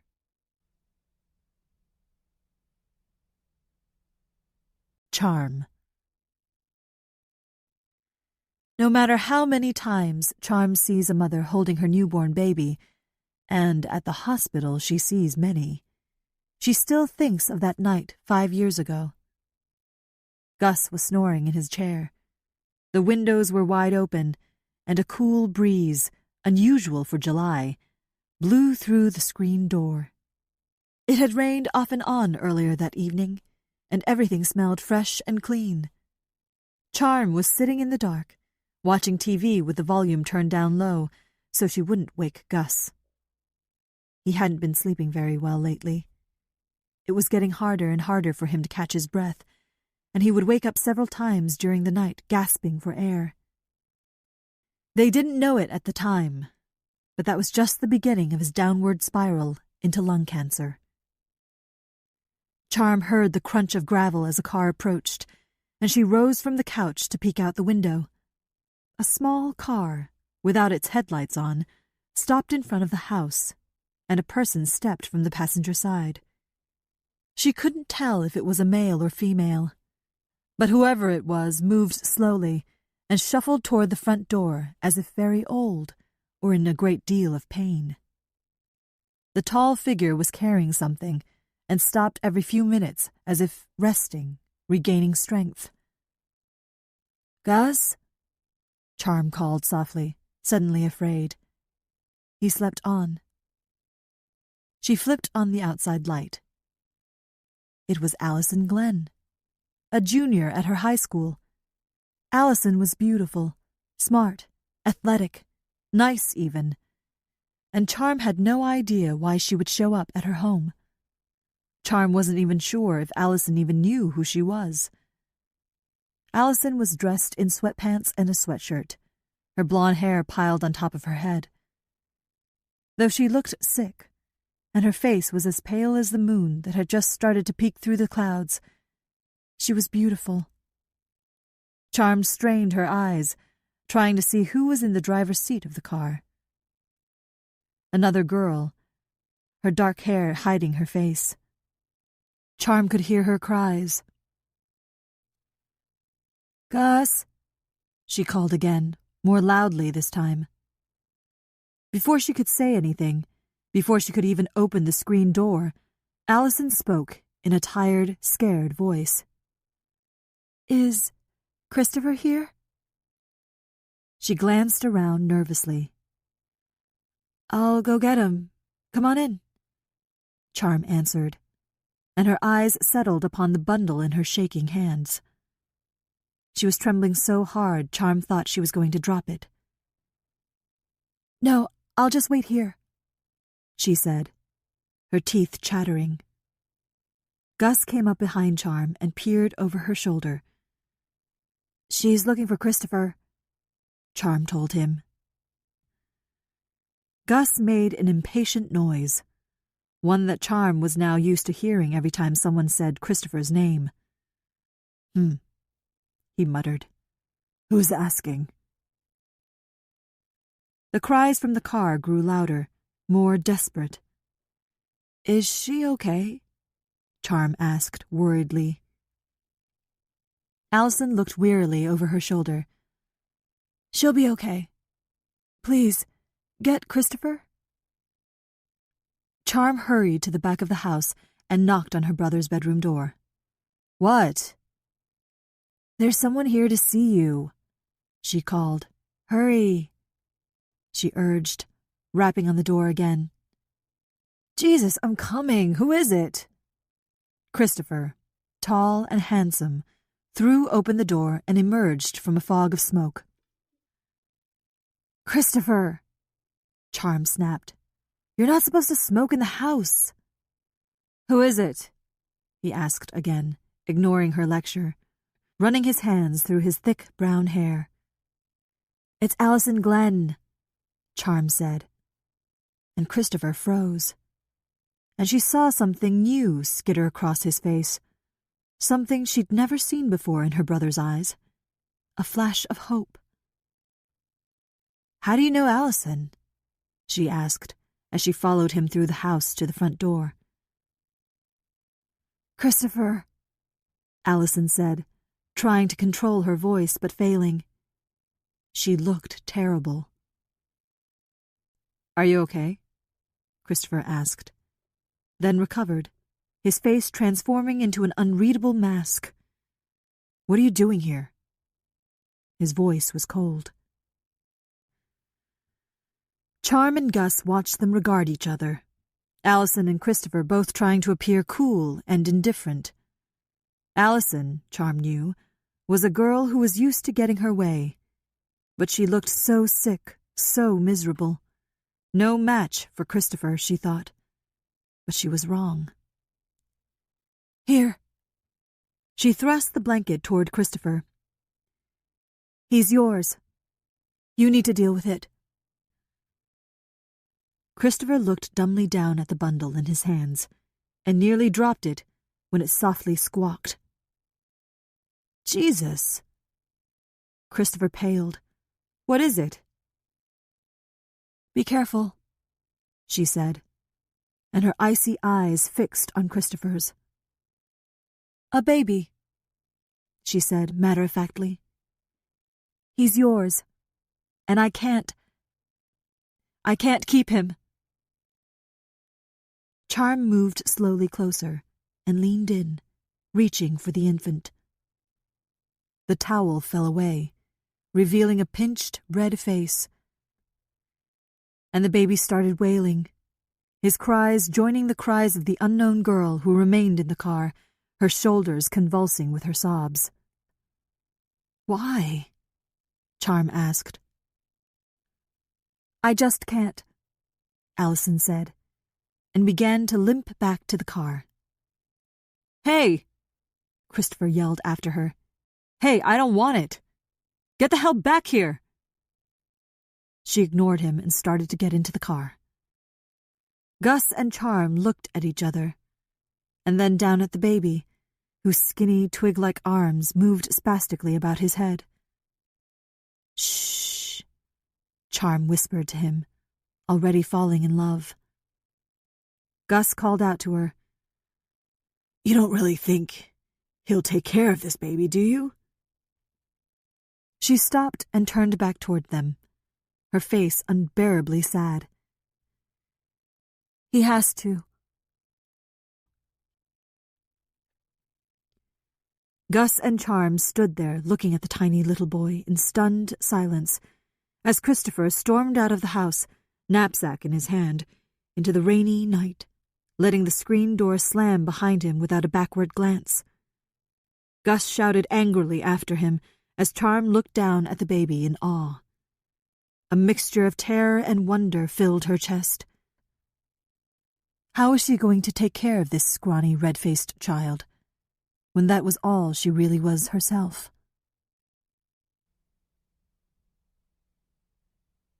Bryn. I'm working with Milo in the kitchen, teaching him to stay even though it's his dinner time and his food bowl is full and waiting for him. It seems so cruel, making him wait to eat, but it's crucial for his obedience training. I started out having him wait just a few minutes to eat, and now we've worked our way up to 20 minutes. He is sitting there, each muscle twitching, his eyes looking hopefully at me for the signal that will release him. Some people believe that dogs are psychic, that they have this paranormal knowledge of the world around them, allowing them to know their master is home well before they come to the door, or that they can sense danger. Actually, this sixth sense has more to do with the dog's amazing sense of smell. They are known to be able to detect when an epileptic seizure or a heart attack is coming on. Some people believe dogs can sense certain kinds of cancers in humans, even before a doctor can diagnose the disease. This makes me think of Allison. I wonder if things might have been different if we'd had a dog growing up. Would a particularly intuitive golden retriever have been able to sense Allison's pregnancy? Would he have sniffed at Allison's nearly non-existent belly long enough for our parents or for me to notice something was up? Or maybe, just maybe, in the time before the police came to take Allison away, he could have alerted my parents to how sick Allison was, and I wouldn't have had to do what I did. I don't know. It was bad enough having my sister taken away by the police, but what made it worse was that it was my fault that she was arrested. I was the one who panicked and called the police. I didn't mean to get Allison in trouble, but I hadn't slept since the night she gave birth. All I could think about was that baby. It just wasn't right that she was so cold and wet in that river, and I couldn't stop shivering and I couldn't catch my breath. Allison was burning up with fever and she was bleeding. There was so much blood. I tried to tell my parents that Allison was sick, but as usual, they were caught up in their own lives. All my mother did was peek into Allison's room and say, "Are you okay, Allison?" And Allison said she was fine, and then gave me hell when my mother went away. I don't know why I picked up the phone, but I did. When the 911 operator answered the call, I started hyperventilating, and she kept asking me if I was okay and did I need an ambulance. Finally, the words came. "My sister, the baby in the river, please," I cried. "You have to help her." And then I started crying and couldn't stop. 5 minutes later, the police were at our door, and even though my father told them no one called the police, there was no baby, it was all a big mistake, they still came into the house. After they took her away, I still couldn't sleep more than 2 or 3 hours at a time. Every time I closed my eyes, I saw that blue-skinned baby in front of me, and every time I opened my eyes, I saw my parents' disapproving looks. They couldn't really say anything. The doctor said that Allison could have died if we hadn't gotten her to the hospital. But I know my parents were angry at me for calling the police, and for revealing to the world that their perfect daughter wasn't all that pure. I gave Milo the signal that releases him, and he runs to his food bowl and greedily gobbles up his dog food, then trots up to me, nuzzling against my leg as if to thank me. His ears perk up at the ring of the phone, followed by a soft growl that begins low in his chest. I absent-mindedly shush him as I reach for the receiver, and he whines quietly when I order him into a down position. "Hello," I say. "Bryn, please don't hang up," she says in a rush. "Please, just let me come see you. I need to talk to you, please." I don't recognize the voice at first, but realization quickly dawns on me. I almost don't believe that it is her. Growing up, Allison always sounded so confident, sure of herself. The girl I hear over the line sounds desperate, scared. But it's her, it's my sister, and her voice pierces my heart. "I found him," she says in a rush. "I found the baby boy." Without answering her, I slam down the phone. I feel my chest tighten with panic, although I haven't had a full-blown panic attack in months. Why can't Allison just let me be? I don't care that she's out of prison. I don't care that she wants to make amends. I'm better off without her. I'm better off forgetting what happened that night. "No, no, no," I shout. And Milo answers me with sharp, loud barks. "No!" I yell again at the phone. The phone begins to ring again, loud and high-pitched, and I sit weakly down on the cool linoleum floor and cover my ears.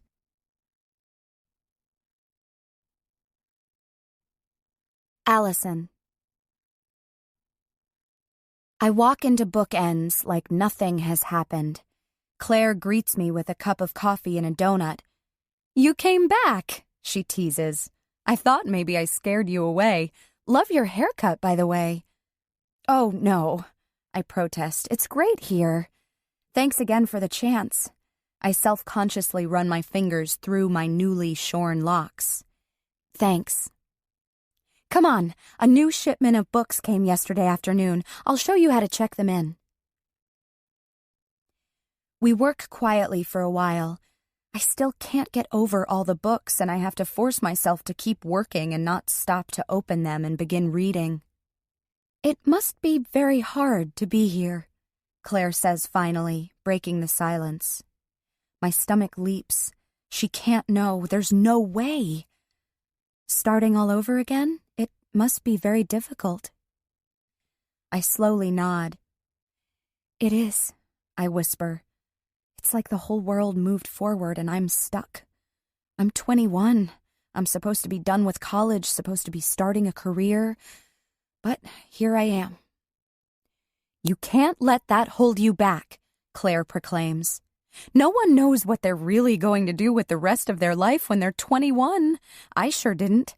Do you know what I was doing when I was your age?" I shake my head. "I was a librarian."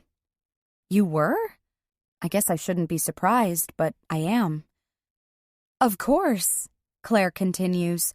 "Most people don't just get out of college and open up their own business right away. I had so much to learn at the library, and I had to meet Jonathan before it even dawned on me that owning a bookstore was what I wanted to do." "How'd you meet Jonathan?" I ask. Claire laughs. "In a flood, of all things." "Really?" I ask, impressed. "What happened?" "Come on, let's run across the street and grab something to eat, and I'll tell you all about it." "Can we do that?" I ask with surprise. "Can we just leave?"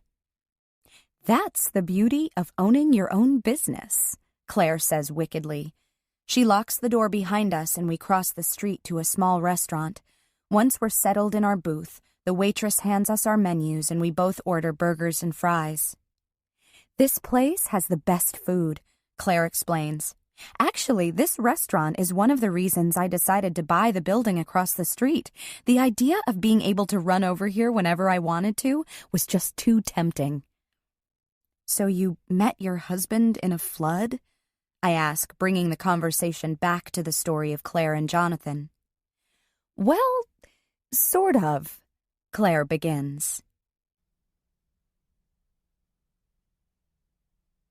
Claire. "The floods were supposed to come the spring I turned 25, Claire explains as she pushes her plate away from her.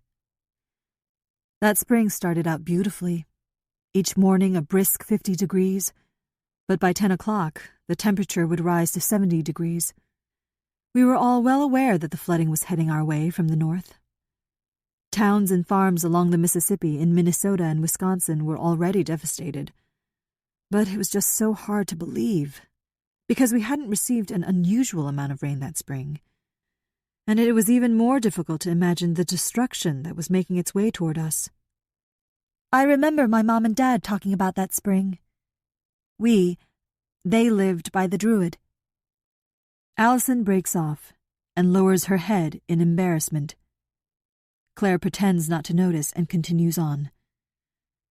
We had planned to sandbag the block around the library. We had so many people who volunteered. The Friends of the Library Organization, our local Red Hat Club, members of the Jaycees, even the homeless man who spent cold or rainy days in the library reading the Des Moines Register or dozing behind a huge world atlas. Everyone had gathered in front of the library, ready to help. Claire smiles at the memory of seeing Jonathan for the first time. He was tall and had the face of an academic and the body of a laborer. Serious, thoughtful blue eyes looked out from wire-rimmed glasses. His forehead was furrowed, a permanent crease already set between his brows. His long, lean frame was powerful and sinewy. He was wearing work gloves and holding a shovel when Claire thanked the crowd for coming out to help. She could feel her skin burn with the weight of his gaze on her face as she described the thousands of books that they were trying to save, along with the computers and the art collections that were also at risk. Inside the library, employees worked to move the contents of the library to the upper floors, but it was a daunting task. My job was to hold open a bag while Jonathan lifted shovelfuls of sand in. I'd tie the bag closed and put it into the waiting arms of the homeless man, who I learned was named Brawley, and it would be whisked down the assembly line that we formed. By the 4th hour, I had blisters on my hands, and the skin on the insides of my forearms was raw from being scoured with the sand that Jonathan poured into the bags. "You should pace yourself," Jonathan finally said to me. Claire remembers watching as Jonathan leaned against his shovel, wiping the sweat from his face with his arm and leaving granules of fine sand clinging to his sweaty cheek.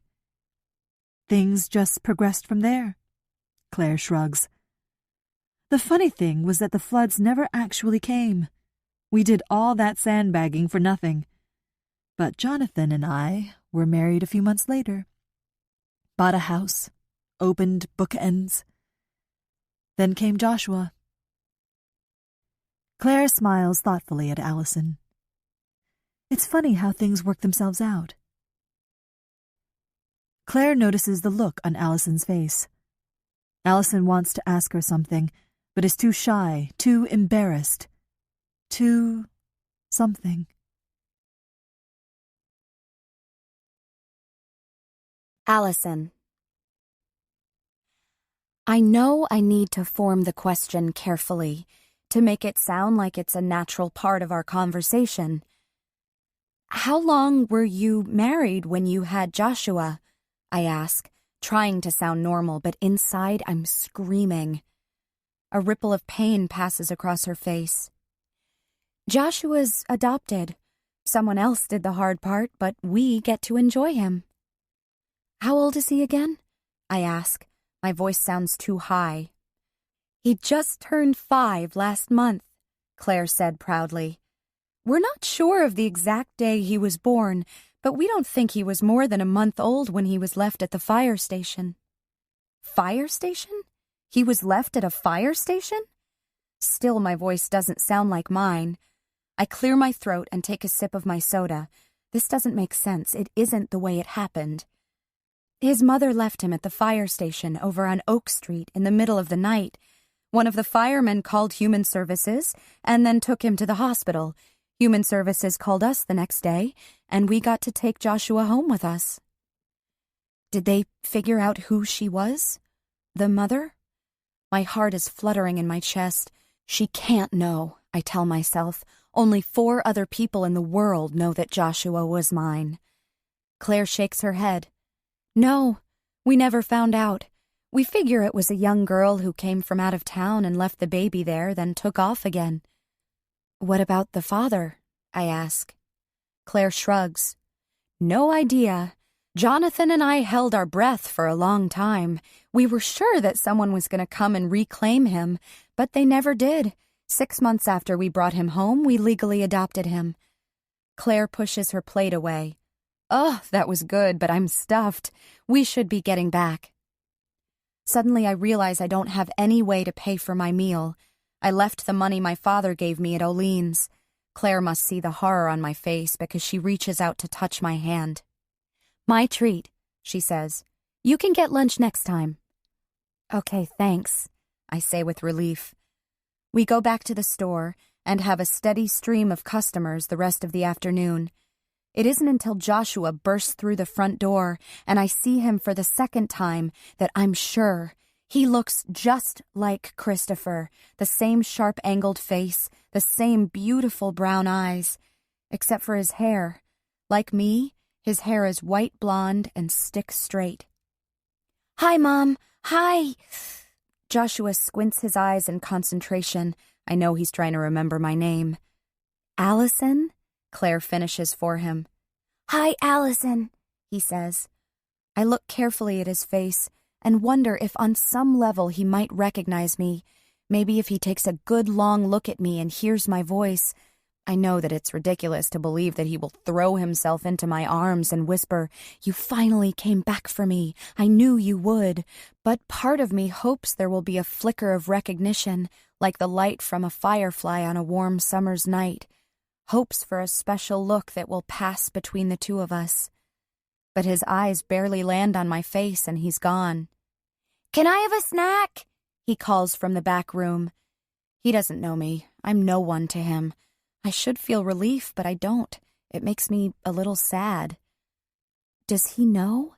I ask Claire once Joshua is out of earshot. Does he know he's adopted? He knows, Claire answers. We've never hidden it from him.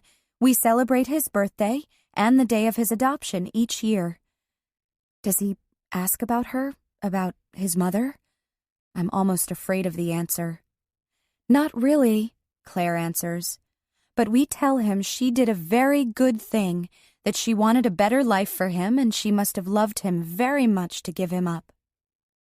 Oh, I say. That's nice. So, Claire says, pointing to a calendar, how does Thursday, Saturday, and Sunday look to you?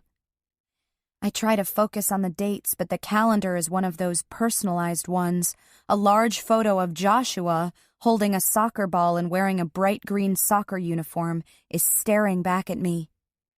Allison? Claire asks, is that too many hours? I tear my eyes away from the calendar. No, the more hours you have available, the better. Great. You'll work with Virginia on Saturday. She's only going to be here through October or so, and then she and her husband spend the winter in Florida. You could probably take on some of her hours, too, if you want. I can hear Claire, but all I can think about is Joshua in that little green uniform. He plays soccer, just like I did. I wonder what else we have in common. Charm. She has another 2 hours before she needs to be at St. Isidore's. As a student nurse, Charm is expected to spend time in all departments in the hospital. Next week, she is scheduled to begin her mental health rotation. I'll fit right in, she thinks to herself. Working with this population will be nothing new to her. Between Charm's mother and her mother's boyfriends, probably 3/4 of them were mentally ill. All but Gus, of course. She feels a little bit guilty about storming out of her mother's apartment the other day. She called her mother and apologized for the way she left things. But at the end of the conversation, Charm couldn't help but ask the question, though she really tried to hold the words back. Was she still planning on marrying Binks? Her mother responded by hanging up on her. She's already completed rotations in community health geriatrics, internal medicine, pediatrics, and maternity. Maternity was the hardest. Seeing all those beautiful newborns wrapped up tightly in a way that makes them feel safe and secure. Charm hadn't known how to wrap the baby up that way, and neither did Gus. They just laid a blanket over the top of him and hoped for the best. If only I would have known, Charm often thinks. I could have done so much better. After Allison Glenn left and Christopher took off, Gus and Charm just stood there in amazement. Charm held the crying baby close to her chest, swaying back and forth, trying to shush him. "Did you know that girl?" Gus asked Charm over the howling baby. "That was Allison Glenn," Charm said in disbelief. Allison Glenn and Christopher? Charm still couldn't reconcile the thought of her brother and Allison Glenn, together, having sex. "She goes to my school. She's gonna be a senior. Her sister's in my class," she explained to Gus. "We have to call someone. We need to get that baby to a hospital," Gus said, overcome by a spasm of coughing. "Maybe they'll come back," Charm whispered. The baby's cries stopped, and his cloudy eyes, an indiscriminate color, squinted up at the overhead light. His mouth curved into a small pink circle. "I don't know," Gus fretted. "He should see a doctor." "Allison Glenn is like the smartest girl in school. I didn't even know she was pregnant," Charm marveled. "She'll come back. Or Christopher will. They can't just walk away from this. They have to come back." Gus looked doubtful. Charm couldn't imagine taking the baby to a hospital, telling the world Allison Glenn's secret. "You were a firefighter, Gus. You said you delivered a baby once." "I helped deliver that baby, and we got her right to the hospital," he interrupted, wheezing. "That girl should get to a hospital herself. We need to get this baby to the hospital." "Can't we please wait a while?" Charm begged. "He seems okay." Gus sighed and sat down heavily in a chair. "We need to get some things for him. Some formula and diapers. We'll give them a few hours, Charm. That's it. This isn't a game." Gus went resignedly out into the night and returned a short time later with 4 sacks filled with everything they could possibly need to take care of a newborn. "Look at all this stuff," Charm said in amazement, handing Gus the sleeping infant. "I didn't know a baby needed so much." She reached into the bottom of a bag and pulled out 2 receiving blankets, baby wipes, bottles, formula, and tiny blue pajamas with a bear embroidered on the front, laying each on the counter. The last item she pulled from the sack was a blue and red Cubs baseball cap. "Gus?" Charm looked at her stepfather in surprise. "A baseball cap?" He shrugged and smiled warily. "Gotta get them started young." The 2 sat up together that first night, taking turns trying to feed the baby, holding him, both falling a little bit in love with him, but knowing it couldn't last. They knew that if Christopher or Allison didn't come back, they'd have to do something. "Be brave," Charm whispered in the baby's ear. "Everything will be okay." Now Charm makes her way into Bookends, wanting to see 5-year-old Joshua and Claire for herself.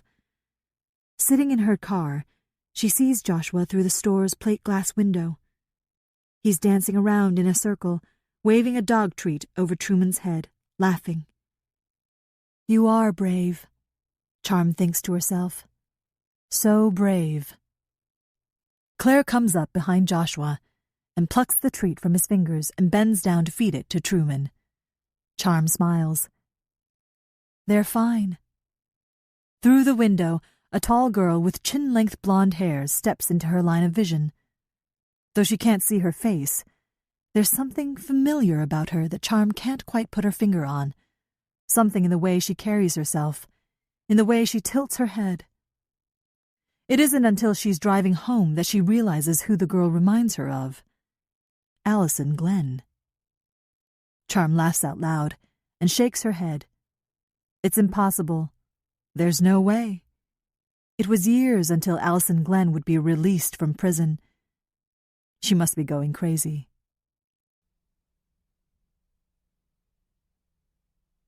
Bryn.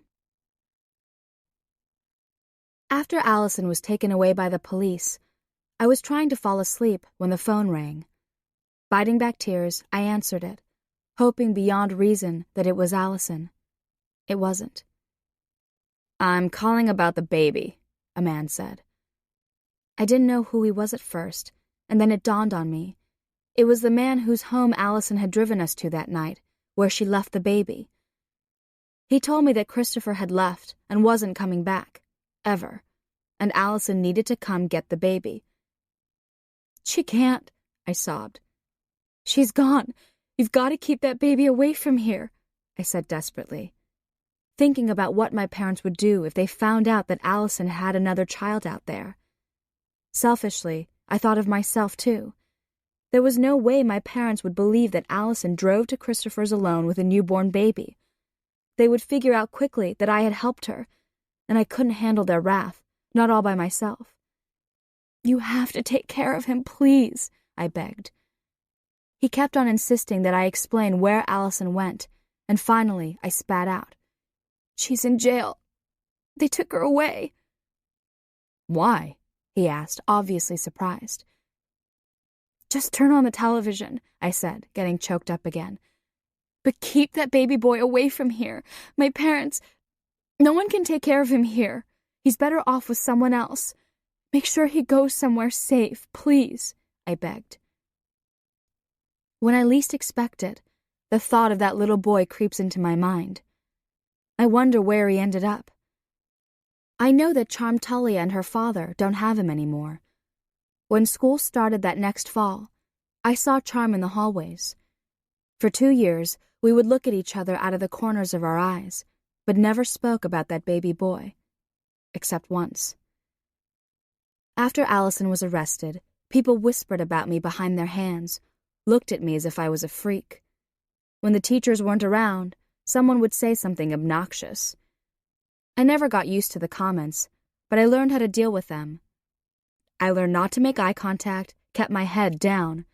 I made sure to move with the crowd, stayed to the edges of the hallway, but still the words felt like sharp blows.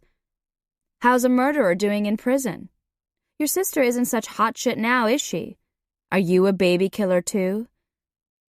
There was a twisted glee in their voices. They enjoyed every moment of Allison's very steep fall. It was always the same people, the girls she'd played soccer and volleyball with, the boys her group sat with during lunchtime.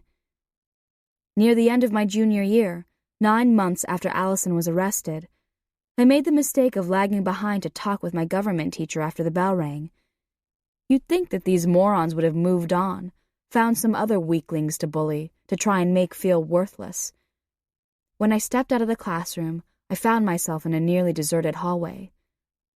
I knew I was in trouble when Chelsea Millard, a senior who had been one of my sister's best friends, and 2 of her lapdogs stepped into the empty corridor.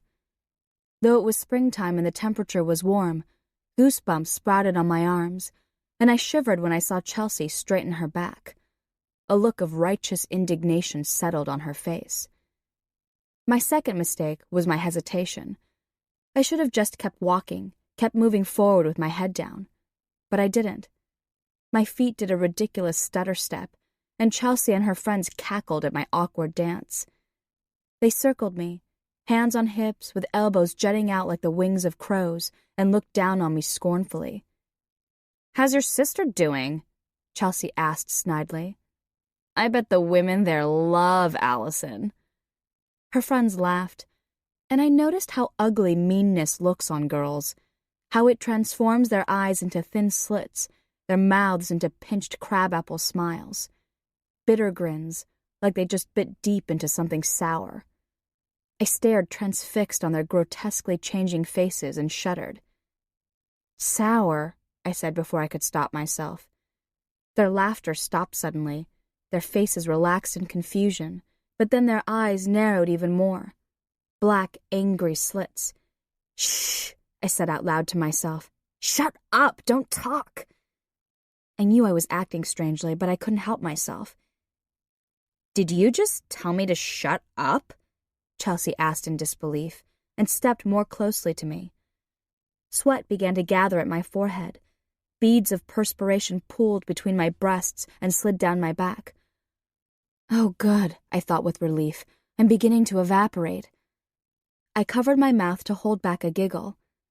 I didn't think I said that out loud, but I couldn't be sure. "You're crazy," Chelsea spat. "Just like your baby-killing sister." I looked down at my shoes and wondered if I was getting smaller and smaller. I hoped that I would continue to drip and melt until there was nothing left. "Are you hiding something under there?" one of Chelsea's friends asked. She reached for my t-shirt. To avoid her hand, I stepped back, crashing into the bank of lockers behind me. "Are you hiding a baby like your sister?" She grabbed for my shirt again, this time clutching a handful of fabric. In the process, she grabbed the soft, fleshy skin of my stomach and wrenched it upward. I cried out in surprise and pain. "Leave her alone." A firm voice came down the hallway. The afternoon light was streaming brightly through the high windows that lined the hallway, making it difficult to see the figure that was moving toward us. As the person approached, I realized it was Charm Tullia. "Just leave her alone," Charm said evenly. She didn't look afraid or intimidated by the older girls, just annoyed. "What are you going to do about it?" the girl who still held fast to my shirt asked. Charm ignored the girl and continued to peer levelly into Chelsea's eyes. The stare-down seemed to go on forever, until finally Chelsea lowered her gaze and said to her friends, "Come on, let's go, we've got practice." "Freaks," she said loudly as she bumped past Charm, her entourage following closely behind. "You okay?" Charm asked me, gently touching my arm. I stared at her small, nail-bitten hand, surprised it hadn't passed through my skin. I hadn't evaporated into nothingness. "I'm still here," I said softly. I meant to thank her. I wanted to thank her. But I simply drifted away.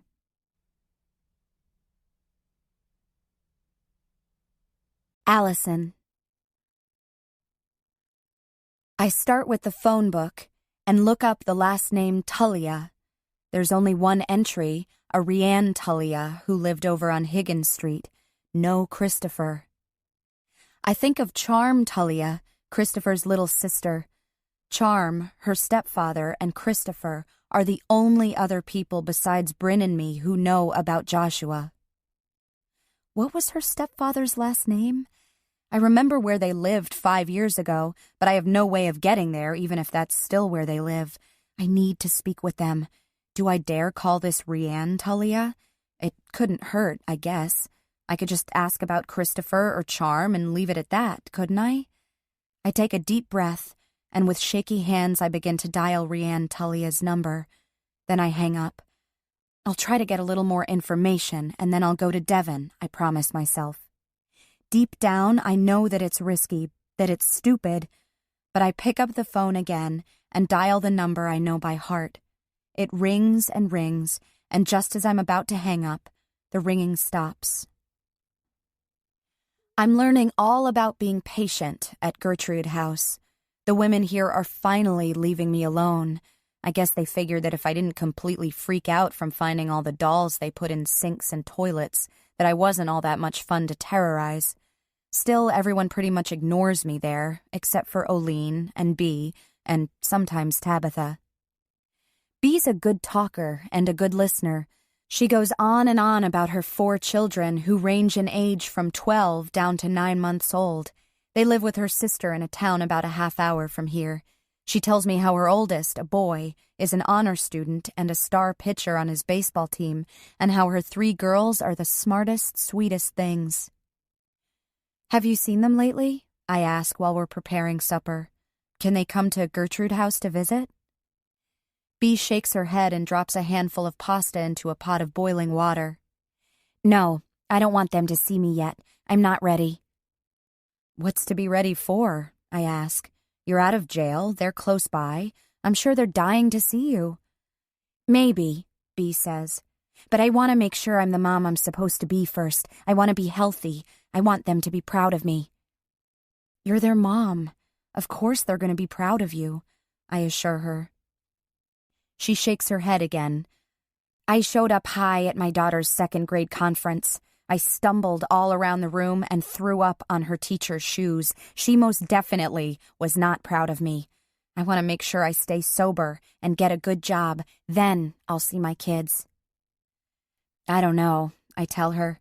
My parents, on the outside, looked like everything a kid should be proud of, but they didn't really seem to care a whole lot about us. I open the refrigerator and pull out the salad dressing. Go and see your kids, Bea. All they really want is to be with you, for you to be truly interested in who they are and what they do. That will be enough. It's not the right time, Bea says in a way that I know I should drop the whole topic, but I can't. Do you think they'll remember you? I ask. I mean, your youngest? You haven't seen her since she was born. Do you think in some way she'll know who you are? Bea laughs. God, I hope not. The poor kid was born in prison. More seriously, she says, I hope she has no memory of that horrible place. My sister has been a good mother to my kids. I want to be their mother again, but I may have to be satisfied with much less. Who knows, maybe eventually the past won't matter to them. Maybe they'll be happy to get to know me again. Time will tell. Bea fishes into the pot of pasta with a fork and pulls out a few noodles. Using her fingers, she lifts the strands and tosses them against the kitchen wall where they stick. I can never remember if the noodles are supposed to stick or fall off. Oh well. She drains the pot of pasta and then hollers in her shrill voice, Come and eat! I wish that would be enough for Bryn, for us to just reconnect. Then what happened all those years ago won't matter so much anymore. Bryn used to be proud of me. She used to look up to me. I want that again. I want her to be proud of me again. No, not even proud. I just want her to like me. I want to be able to tell her about finding Joshua, about how much he looks like Christopher, but has my hair, how, in a way, Joshua reminds me of her, the way he loves animals, the way he likes everything just so. And I want Bryn to tell me about her life, what her classes at school are like, whether or not she has a boyfriend, whether our parents drive her as crazy as they do me. I want to be a sister to Bryn, something I was never very good at. But everyone deserves a second chance, don't they? Even me.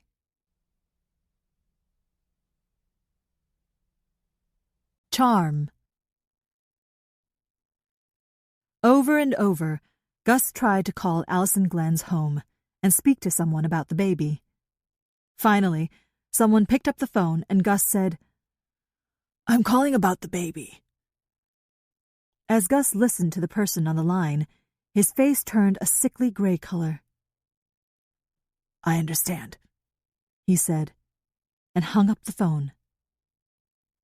What? Charm asked. What did they say? Gus rubbed a shaking hand over his face and sat down heavily in a chair. Turn on the TV, he said. What? Charm asked, not understanding.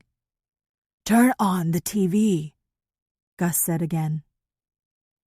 Charm handed him the baby, turned on the television set, and flipped the channels until Gus told her to stop. A newscaster was standing on the banks of the Druid River, a serious look on her face. Gus, Charm began, but the look on his face stopped her. It was here at the banks of the Druid River that a man fishing with his grandson found the lifeless infant girl. The reporter made a sweeping gesture with her arm. Channel 7 News has just learned that a teenage female has been taken into custody in connection to this case. Because the suspect is a juvenile, her identity will not be released to the public. However, We can tell you that the individual in question was escorted from her Linden Falls home by law enforcement and then taken to a local hospital for an undisclosed reason.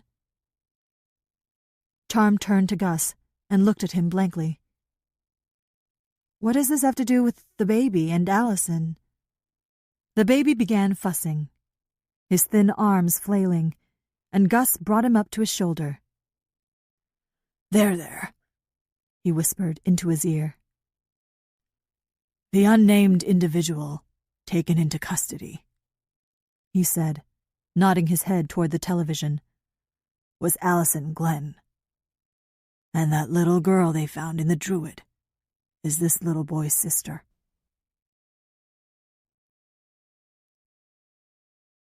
Allison.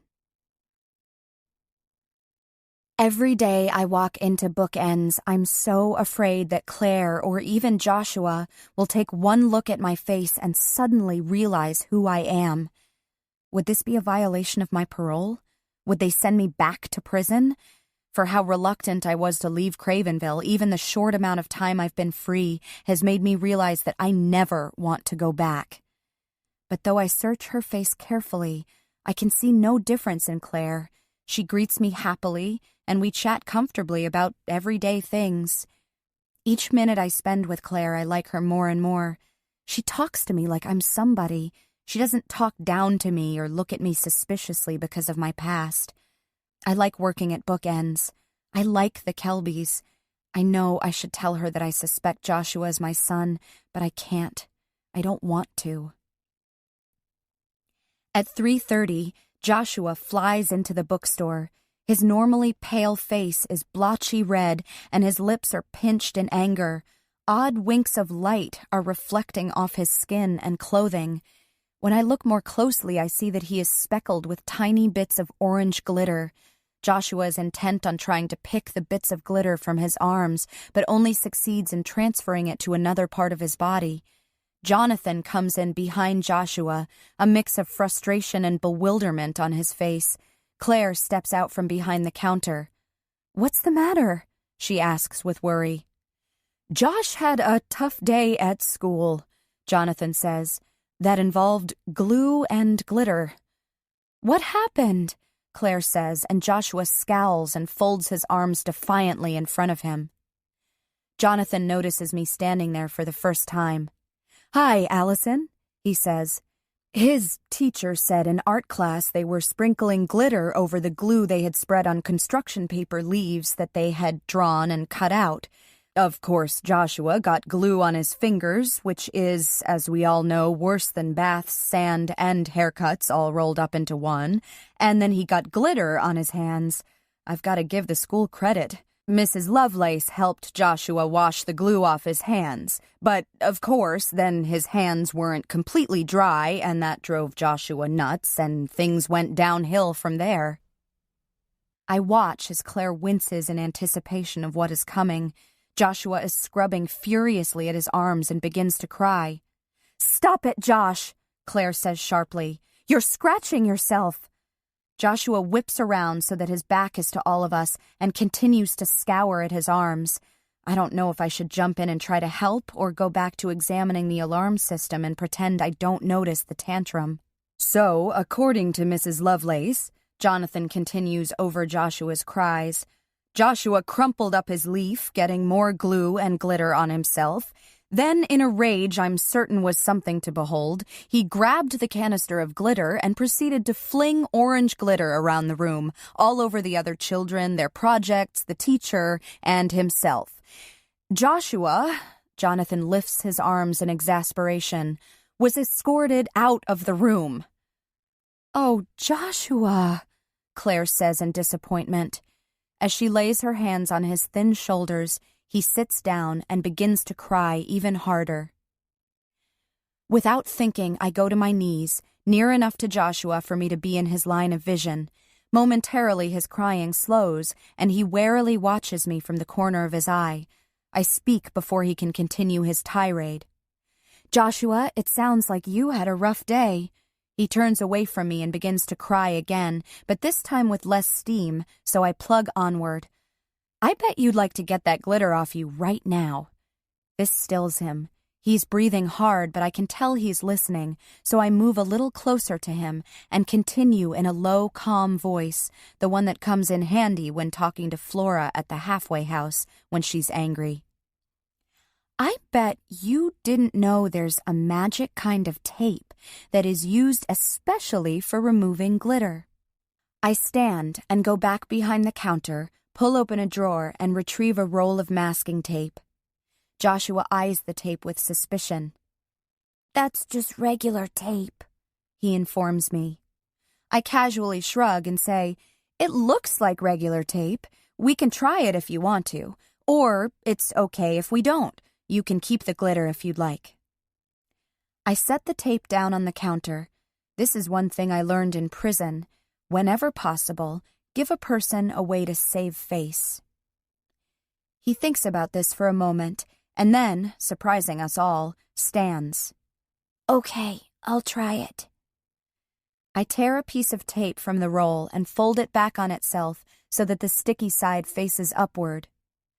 "Do you want to try it yourself?" I ask. "Or would you like your mom or dad to do it?" Will it hurt? Joshua asks fearfully. "Not a bit," I reassure him.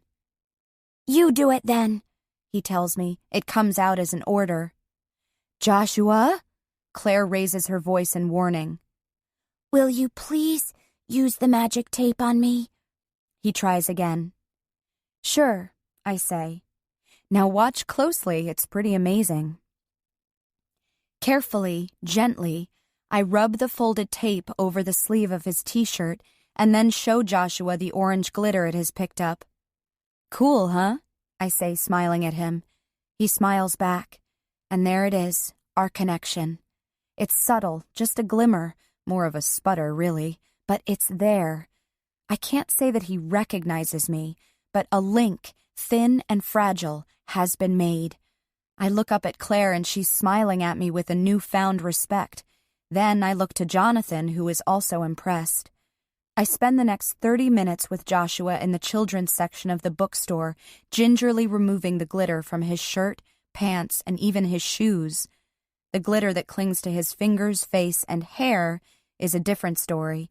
Joshua is scared to let me put the sticky tape directly on his skin. It will hurt, he tells me, his thin face serious but expectant at the same time. "Well, it's up to you," I say. "You can leave the glitter where it is, or we can try and use the magic tape to get it off your skin. If you think it hurts, I can stop." Could I try it? He asks hopefully. "Absolutely," I tell him, and show him how to fold the tape. He presses it lightly against his skin, pulls it away, and closely examines the glittery pattern left on the tape. That didn't hurt, he says matter-of-factly, and continues to work until his hands are glitter-free. Joshua allows me to help with his hair and face, as long as I promise not to pull too hard and to stop immediately if he asks me to.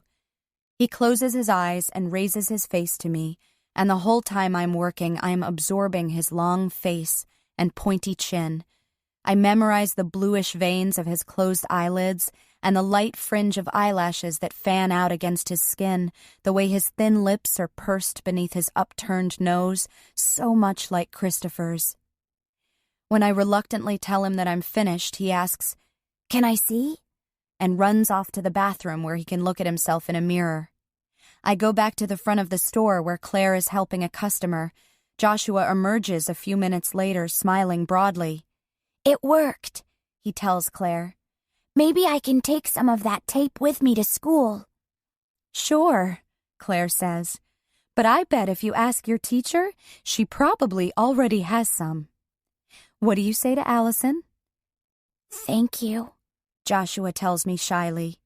You're welcome, I respond. Mom, can I get something to eat? Joshua asks, looking to Claire, and my heart clutches with something I can't name. Go get some crackers from the back room, she tells him. Wow, Claire says, looking at me with admiration. You did a great job with him. I blush. Where did you learn how to do that? I shrug as if it's no big deal. It's always good to give a person a choice. Then they don't feel so trapped. Claire shakes her head. I've read that in almost every parenting book, but by the time I think of it, Joshua is in the throes of such a tantrum it's too late. I'll have to give it a try next time. I look awkwardly down at my feet. Is there something you want me to do? Shelving books or something? I ask. You know what would be a great help? Claire says, looking toward the bulldog standing at the front entrance, his breath forming a foggy Rorschach blob on the glass door. Would you mind taking Truman outside for a quick bathroom break? I don't really want to leave Joshua right now. She smiles at me apologetically. I know this isn't normally in the job description for working in a bookstore, but Truman and the store are kind of a package deal.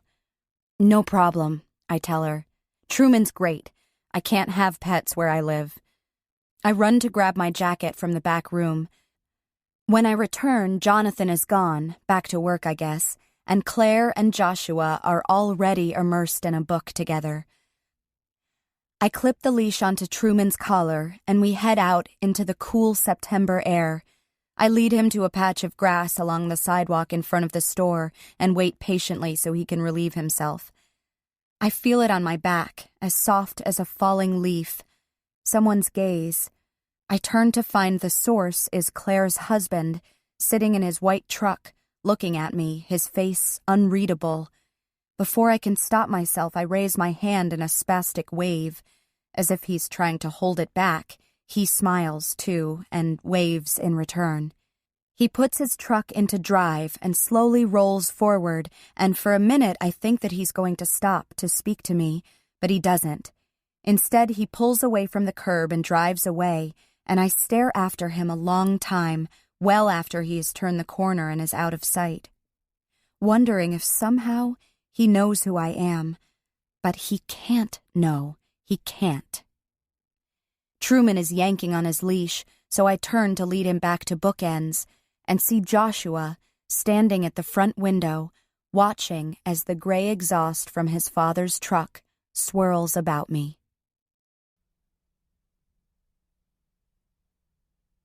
Charm. Charm is sitting in the empty bathtub, fully clothed. It seems to be the only place she can go and not hear the rattle of Gus's chest. She knows she should be brave, should go out there and sit with him. She's going to be a nurse, after all. But all of her training could not prepare Charm for this. Gus is dying, in a way that no one should have to. Even the meanest person in the world shouldn't have to suffer the way he is. He is suffocating. Slowly, painfully, right in front of her.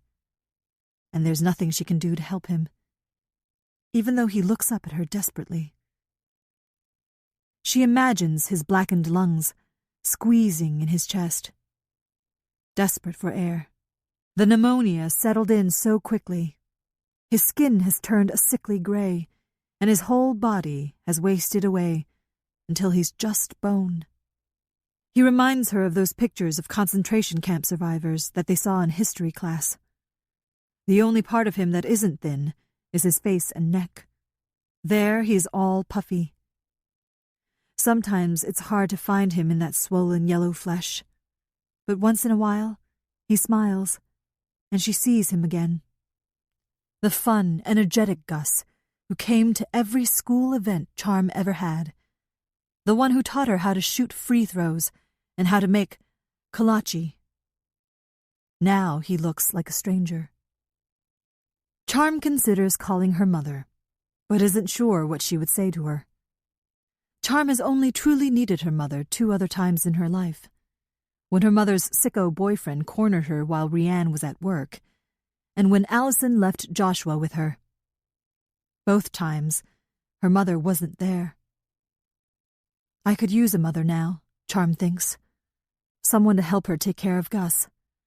To tell her that everything's going to be okay. Unfortunately, Rianne Tullia is not that person. Charm climbs from the bathtub and looks at herself in the mirror.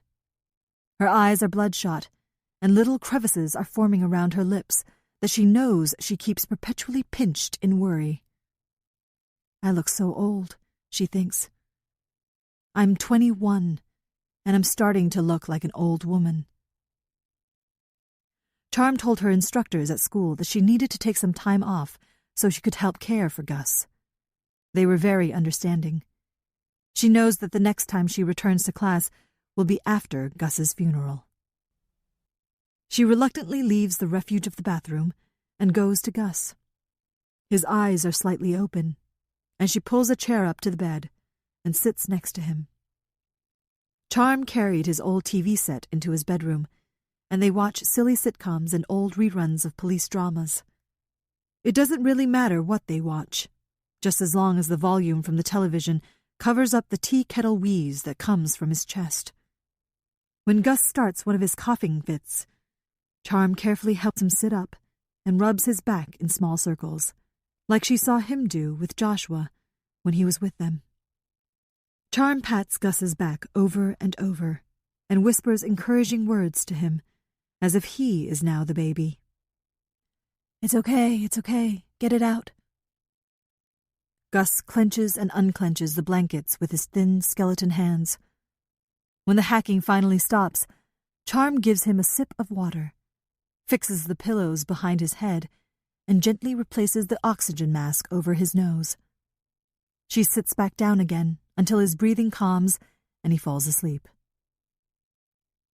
Jane arranges to have the people from the hospice program come in, and Charm is grateful. They're very nice and helpful, but it's still Charm that Gus looks to.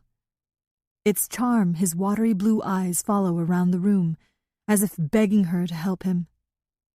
He speaks nonsense much of the time, and he calls Charm by her mother's name, which physically pains her.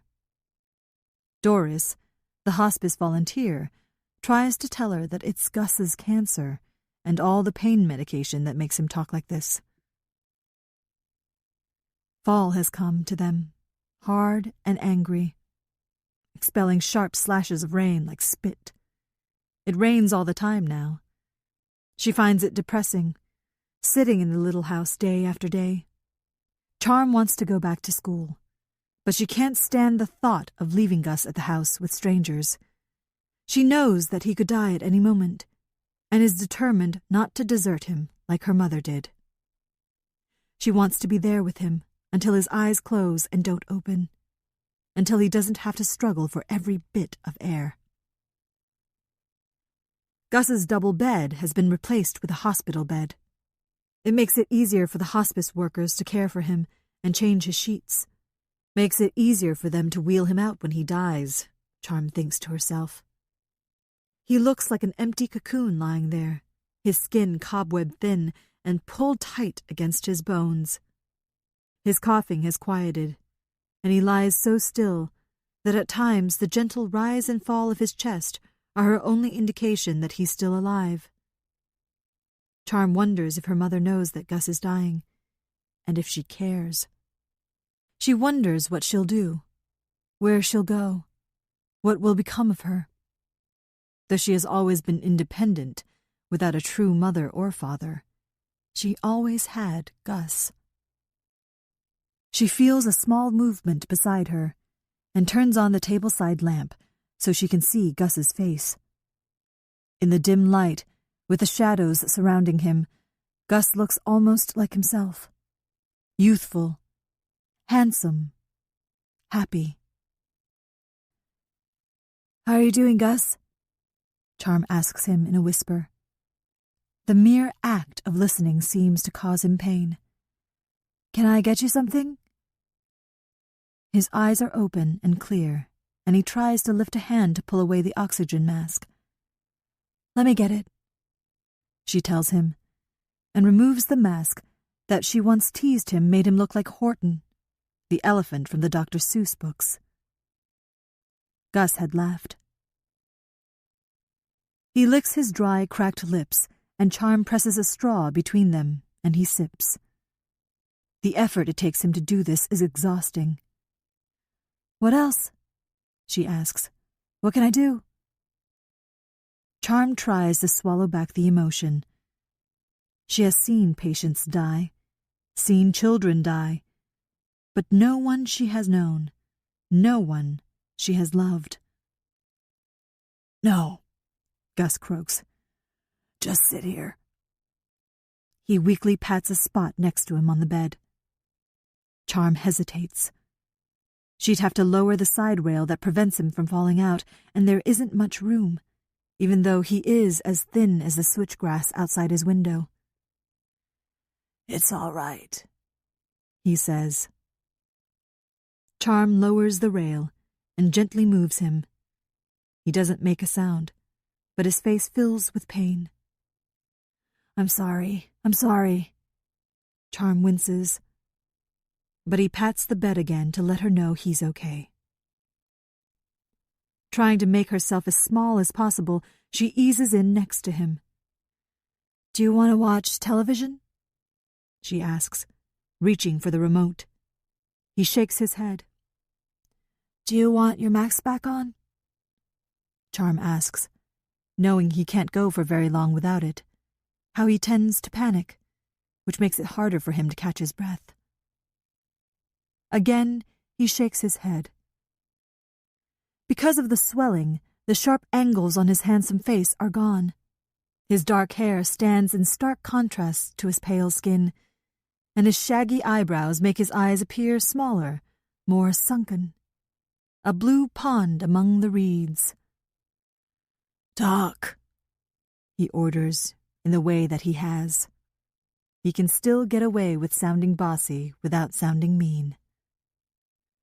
Well, Charm begins.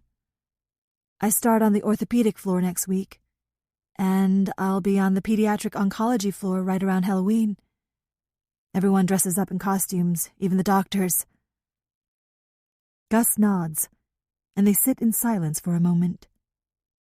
They both know he'll be gone by Halloween. The little boy, Gus says, his voice like sandpaper. Charm's heart plummets.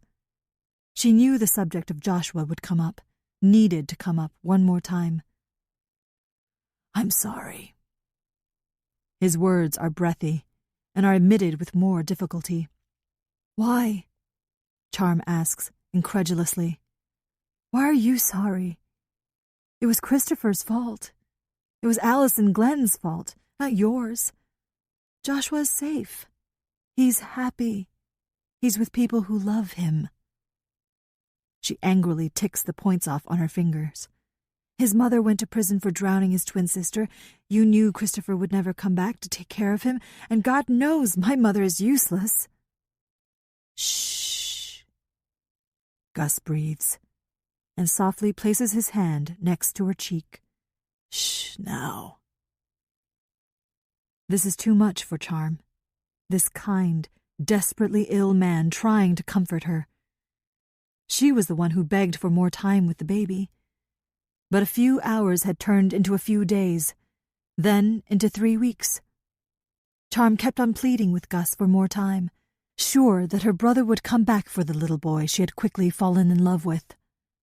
She begins to cry. I'm sorry. I should have told you. Charm sobs. I should have told you. I was taking him to the fire station. She looks helplessly at her stepfather. I couldn't do it anymore. I wanted to, but I couldn't. I was so tired. I knew I'd waited too long to take him to a safe haven place, and I was afraid you could get in trouble, so I didn't say anything to you. You're a good girl, Charm, Gus murmurs. You're smart and brave. Braver than I ever was. Charm looks at him. Over the years, Gus has described the many harrowing fires he fought. The smoke, the flames, the heat.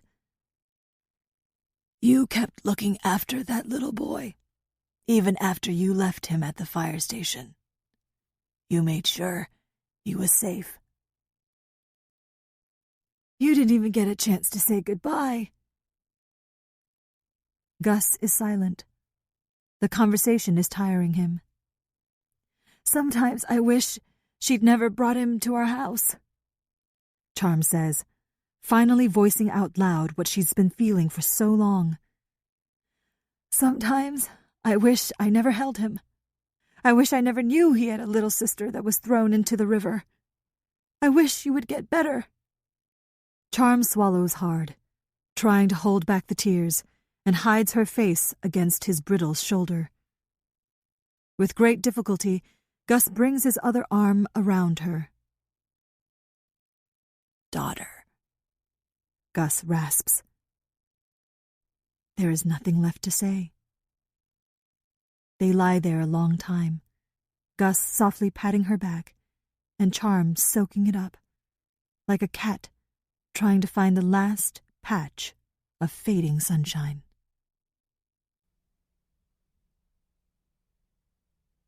Allison.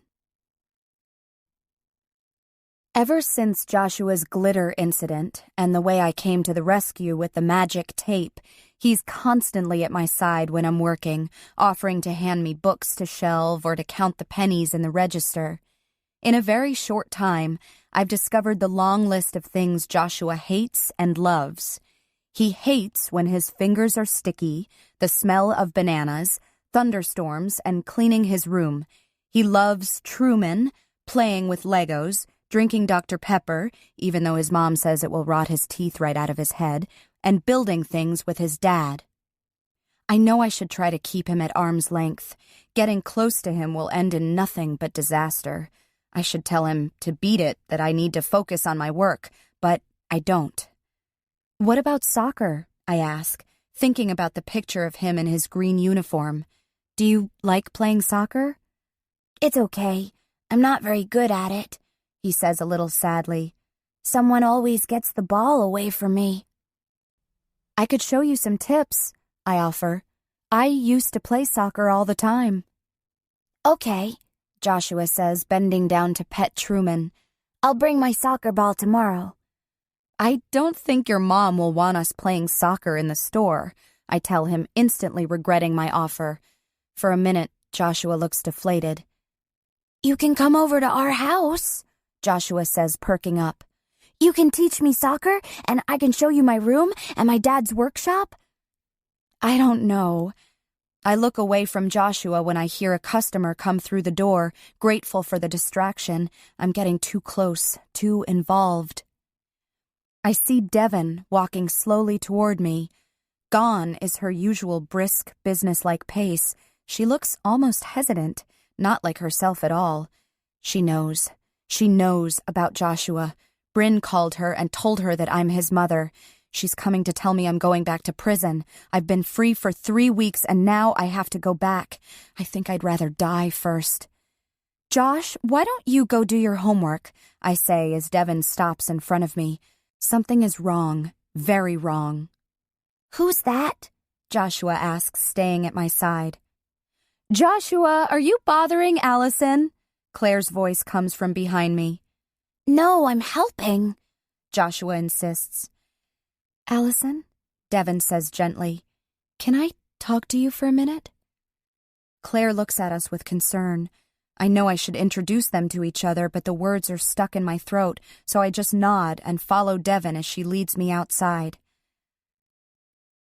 I close my eyes and wait for Devon to tell me that she's taking me to the police station. The air is cool and feels good against my hot cheeks, and I try to memorize the feel of it.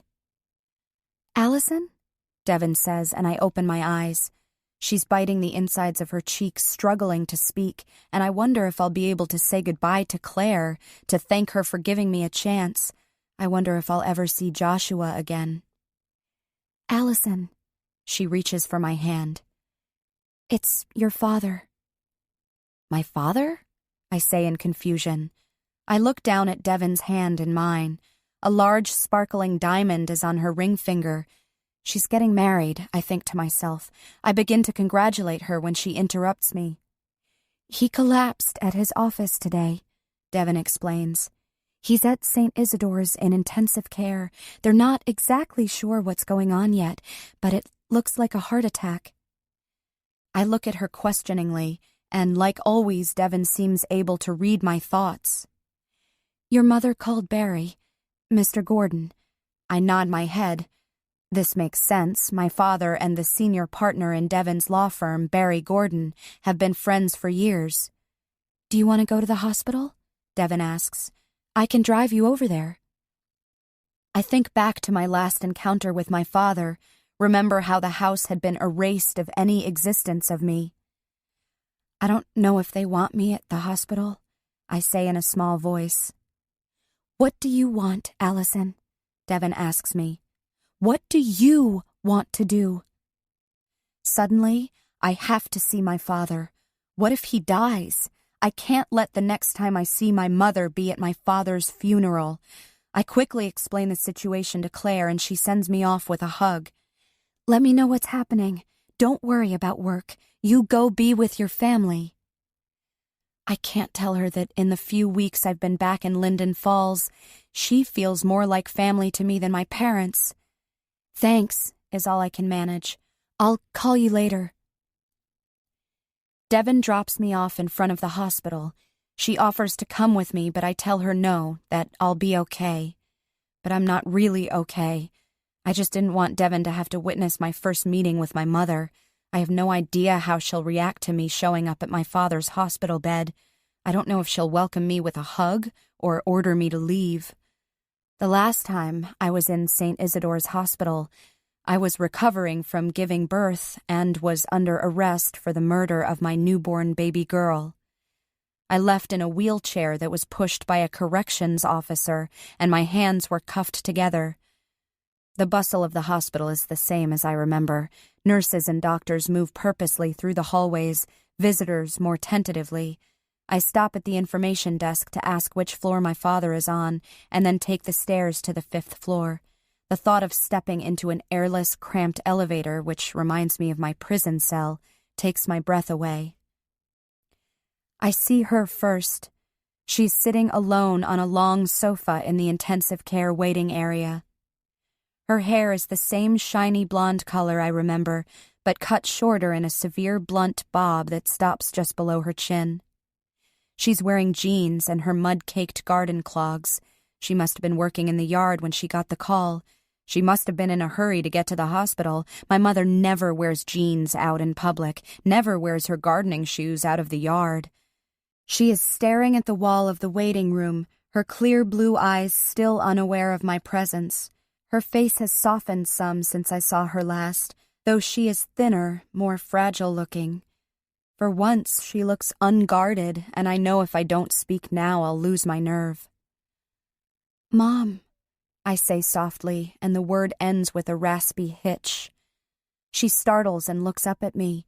With the full weight of her face on me, I now see how much she has aged in the past year, though she is still beautiful. Allison, she says, and I think I hear a note of gladness in her voice. It's all the invitation I need. In an instant, I'm at her side on the couch, my arms wrapped around her thin shoulders. I breathe in her scent, a combination of the lily-of-the-valley perfume she wears and the soil she must have been working in when she got the call. How's Dad? I ask through my tears. Is he going to be okay? My mother shakes her head from side to side. I don't know, she says helplessly. They aren't telling me anything. She looks down at her hands. Her once long, slim fingers are wrinkled and beginning to thicken at the knuckles. He's still in surgery. I'll go ask in a minute, I tell her. See if I can get an update. Did someone call Bryn or Grandma? Are you okay? Have you eaten? She shakes her head and looks down at her feet. I forgot to change my shoes. Her chin wobbles and she covers her eyes with her hands and begins to weep. He's all I have, she cries. He's all I have left.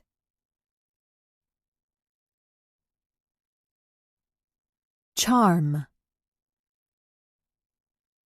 In her heart, she knew that she couldn't take care of him. She had agonized over the decision. Charm was sure he had smiled at her, though the book she found at the library. As this quiet moment unfolds, Let the soft music guide your thoughts into a calmer space before the story returns.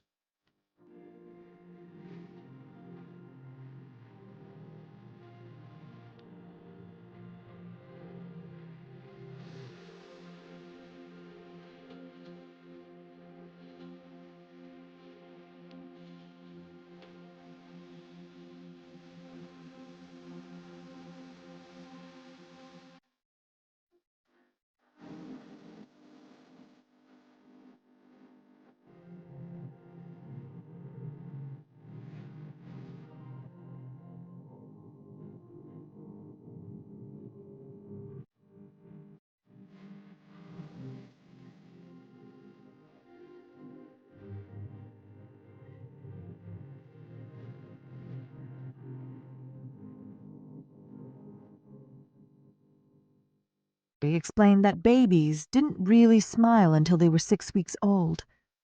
But Charm swore that when the baby had waved his tiny fists in the air, he gave a brief, true smile. They all knew from the very beginning that their time together was just temporary. Charm and Gus couldn't even bring themselves to give him a real name.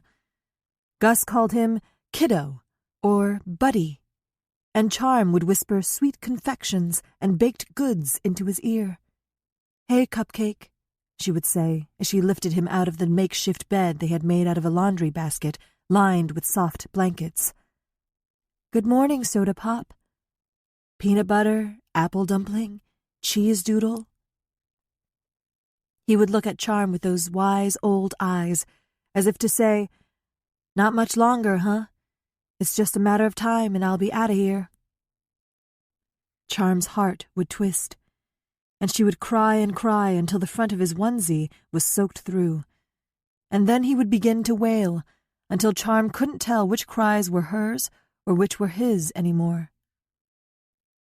Weeks of keeping him a secret and of sleepless nights were wearing Charm down, and it was clear that Gus was getting sicker by the day.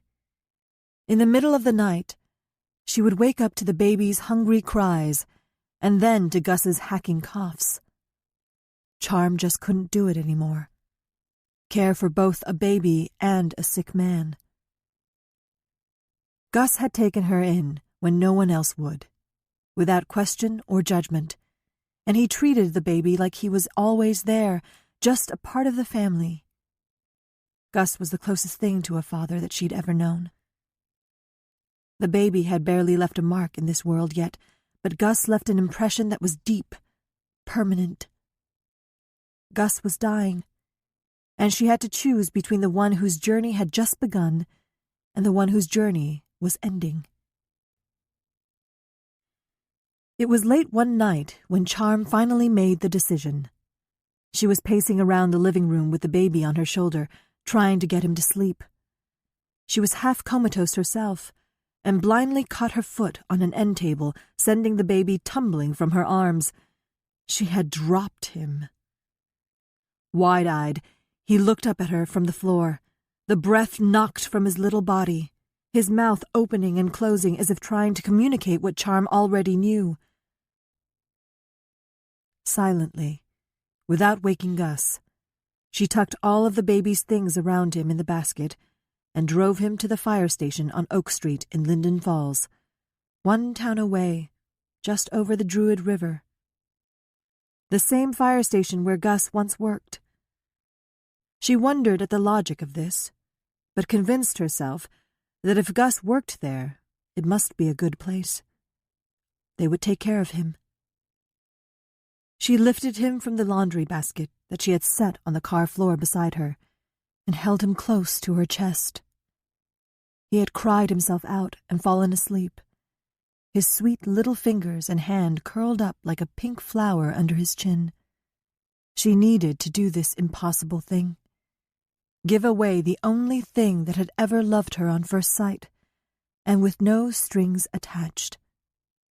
She laid him gently back into the laundry basket and carefully carried him to the firehouse, all the time looking around to see if anyone had noticed her. It was a starless, warm night, and no one was on the street. She kissed his soft cheek and whispered, "Be good, Pumpkin. and set him gently as a prayer into the shadows. Remembering with a heavy sadness playing ding-dong ditch with her friends as a child, she pressed the doorbell next to the entrance of the firehouse and ran.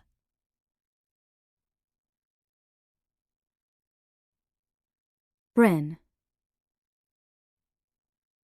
The phone is ringing as I unlock the door to my grandma's house, and Milo runs over to greet me, snuffling at my pockets, which I always keep filled with treats. The cats, Lucy and Leith, wrap themselves around my legs and mew hungrily. "Just a minute, guys," I tell them. The phone continues to trill, and I call out, "Grandma! Grandma, telephone!" I let the phone ring, and I go to the cupboard and pull out 2 cans of cat food. My grandma's voice fills the room. "We can't come to the phone right now. Please leave your name and number, and we'll call you back." After the beep, I hear Allison's voice. I toss the cans of cat food on the countertop in irritation, and they skid across the surface. I start to stomp up the stairs so I don't have to listen to the message that she leaves. Why can't she just leave me alone? Her voice follows me up the steps, and I freeze. "Bryn, please pick up. Please pick up the phone." I shake my head and begin to go up the stairs again. "Bryn, it's Dad. Please," she begs. I slowly come back down the stairs.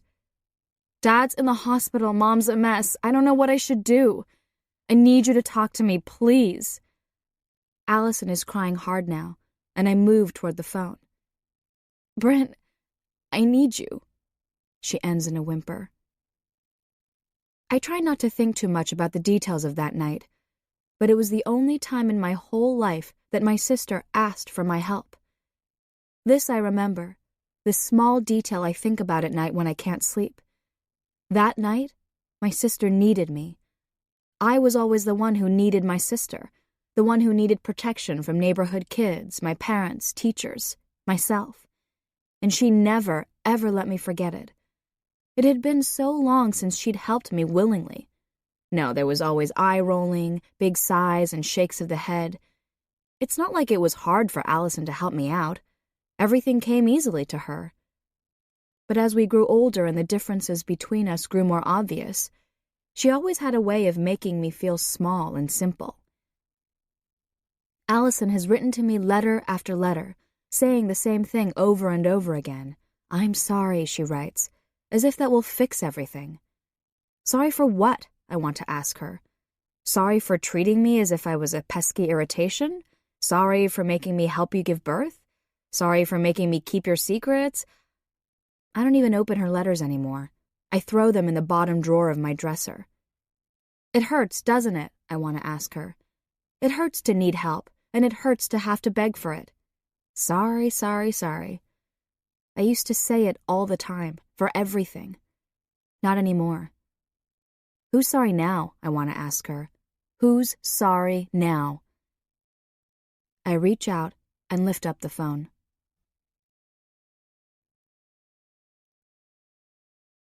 Charm. Charm is out walking when he dies. It is a rare, warm, and sunny day, and she needs to get out of that house. She stops in to say goodbye to Gus before she leaves the house. She does this every time she leaves his room anymore, just in case. She bends down, kisses his cheek, and whispers, "See you."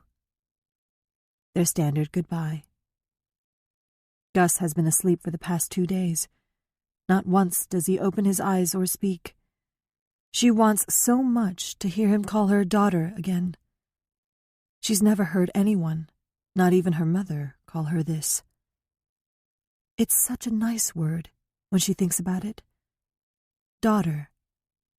Dot her. Like a punctuation mark. It says, "This one here, she's mine." So final, forever. When she comes back in from her walk by the river, he's gone. His chest is still, his eyes closed. He is at peace. Charm can't stay in Gus's house all alone. and Jane offers to come over and get her and bring Charm back to her home so she could stay there for the night, or longer if she'd like to. The hearse has already come and gone.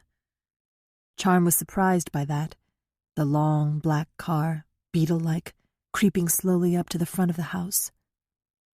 She felt the urge to take off her shoe and throw it at it. The man from the funeral home was very nice.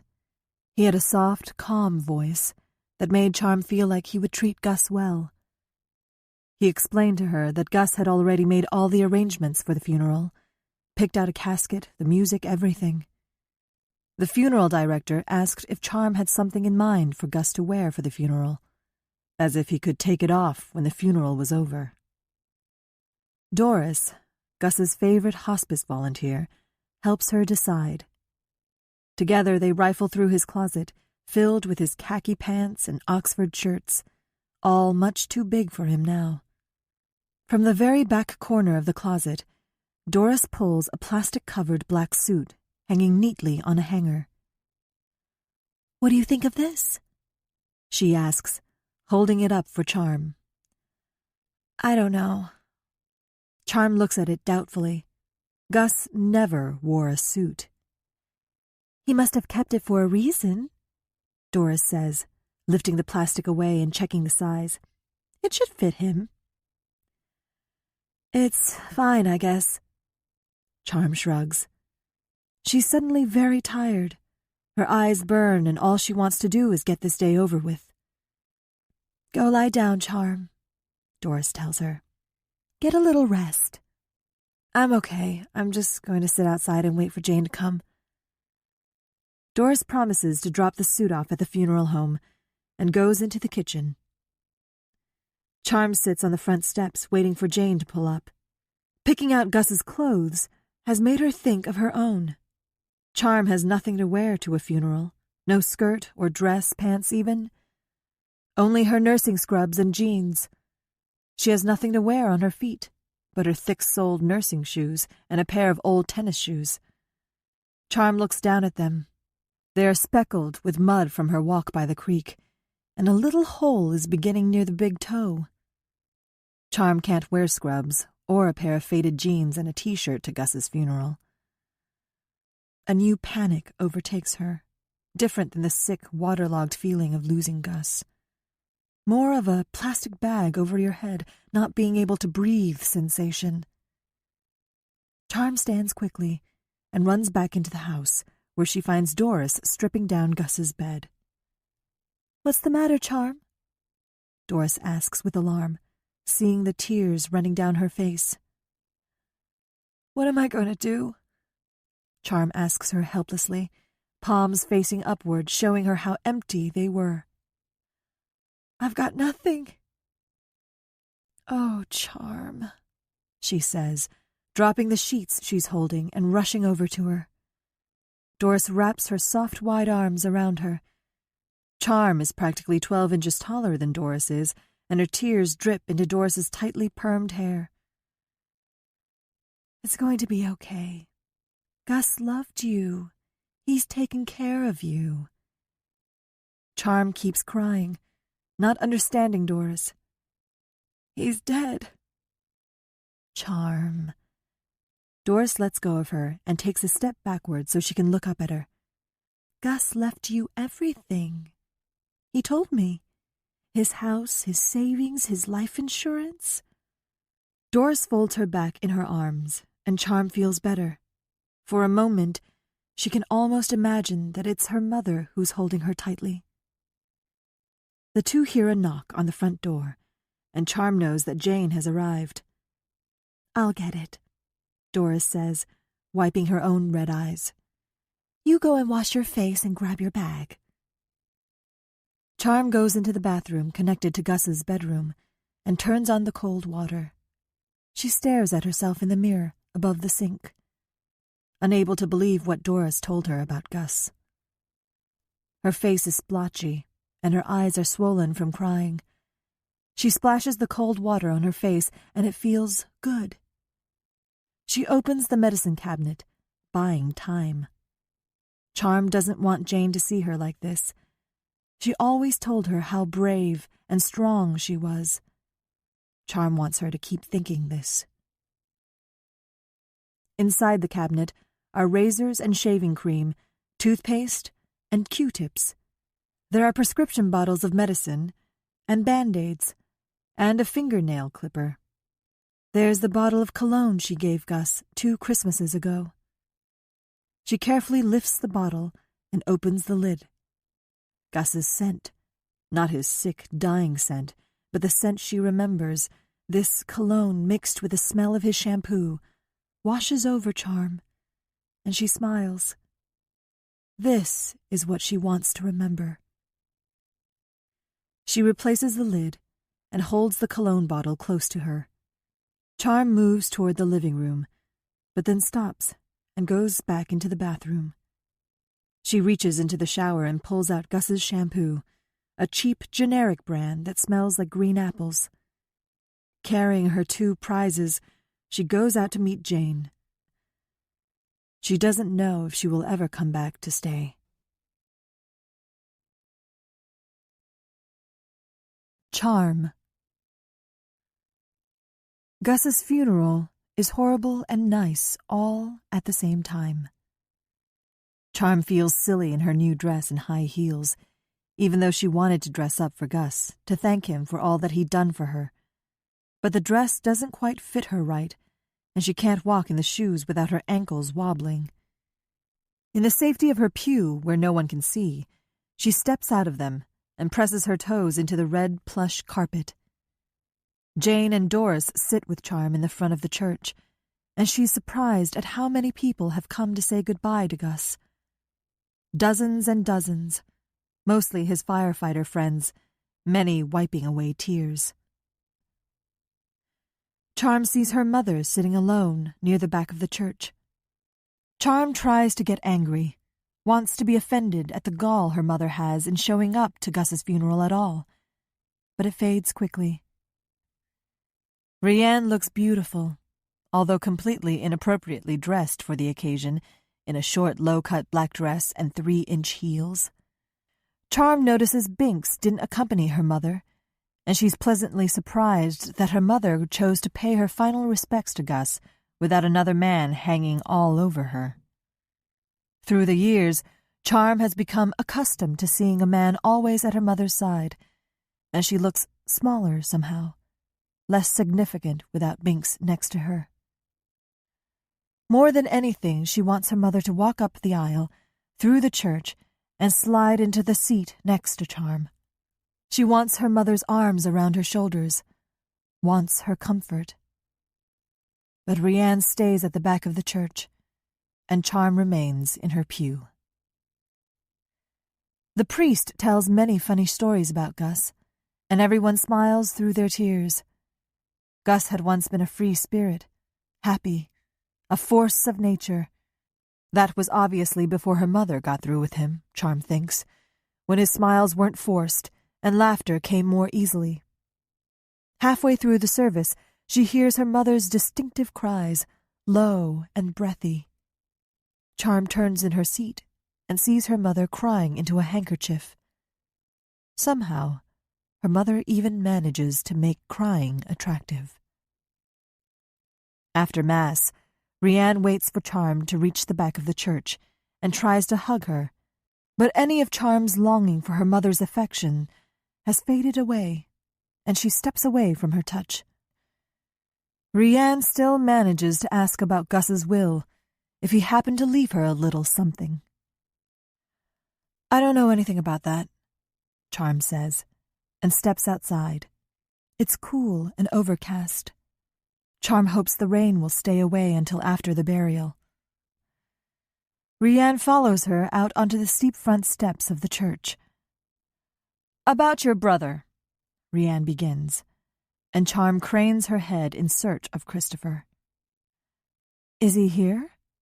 Charm asks, trying to keep the worry from her voice. The idea of Christopher coming back to Linden Falls and being in the same town as Joshua makes her stomach clench. "No, but he called," Rianne says, looking shiftily around her. Jane and Doris are standing a respectful distance away, giving Charm and Rianne space to talk. Charm wishes they would come over and rescue her. He started talking about you again. Something about when you were in high school. It's very strange. He was probably high, Charm says, and Rianne stiffens. He didn't sound high, she says defensively, but quickly changes the subject. So, did Gus ever talk about what he wanted done with the house? I told you, I don't know anything about that, Charm says impatiently. Her head aches from crying. She just wants to get away from her mother. Rianne hisses in her ear. The only reason Gus let you stay with him was to try and get me back. He thought if he was nice to you, I'd come back to him. She whispers around a tight smile. Charm learned a long time ago that the best way to irritate her mother was to speak as calmly as possible. He cared enough about me that he left me his house and his savings. What did he leave you?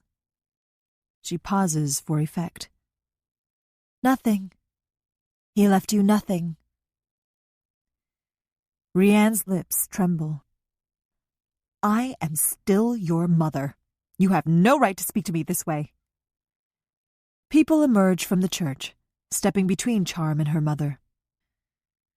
They give her hugs and tell her how proud Gus was of her, that he talked about how smart she was, how he thought she was going to go far in this world, that she was going to be a wonderful nurse. Charm begins to cry again. Surprisingly, Rianne squeezes through the crowd and places an arm around her shoulder, drawing her close. Shh, Charm, it's okay. Rianne croons. Charm looks up at her mother, and through her tears, she can see that Rianne isn't even looking at her as she says these comforting words, but is glancing surreptitiously at the people around her. Charm ducks away from her mother's touch and says to Jane, Can I ride with you to the cemetery? After the burial, once again, Rianne makes her way to Charm's side, but this time she has Binks with her. Hey, Princess Charming, Binks jokes, as he does every time she sees him. Sorry to hear about your Gus. Thanks, Charm says, wishing they would both go away. How did you ever get a name like Charm? He asks. Ask my mother. She came up with it, she tells him, trying hard not to be rude. You were my good luck charm, she says, pulling out a cigarette and lighter. Mom, not here, Charm scolds. It's a funeral, for God's sake. Rianne ignores her and blows cigarette smoke out of the corner of her mouth. I knew after you were born everything was going to be okay. I'd get married, get a little house. It worked for a while. Rianne shrugs. Charm looks at her mother in wonder and cannot imagine that they could be any more different. When Charm was young, Rianne laughed easily, and nothing much seemed to bother her. She never worried about money or bills or whether there was enough food in the house. It was only when you sat off to the side and watched without her knowing that you could see the hardness around the eyes. She could be a fun mom, but she wasn't a good mother. Rianne laughs like she has an aspirin on her tongue. Then my luck turned to shit. Hey, do I look like shit? Bink's feelings are hurt. Nah, hun, Rianne tells him. I just meant I don't have my own house anymore. I sure do miss having my own house. You could have stayed with my father. He had a house. Juan had a house. That guy Les had a house. Gus had a house too, Charm says hotly, unable to help herself. All the other mourners have left except Jane, who's waiting for Charm in her car.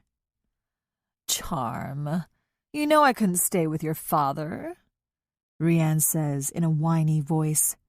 He cheated on me and beat up on your brother. Charm rolls her eyes in frustration. Her mother always misses the point. You dated a guy named Juan? Binks asks in disbelief. He was nice, Charm says shortly. He couldn't handle the cultural differences, Rianne says, waving her hand to dismiss the whole 6 months they had lived with Juan.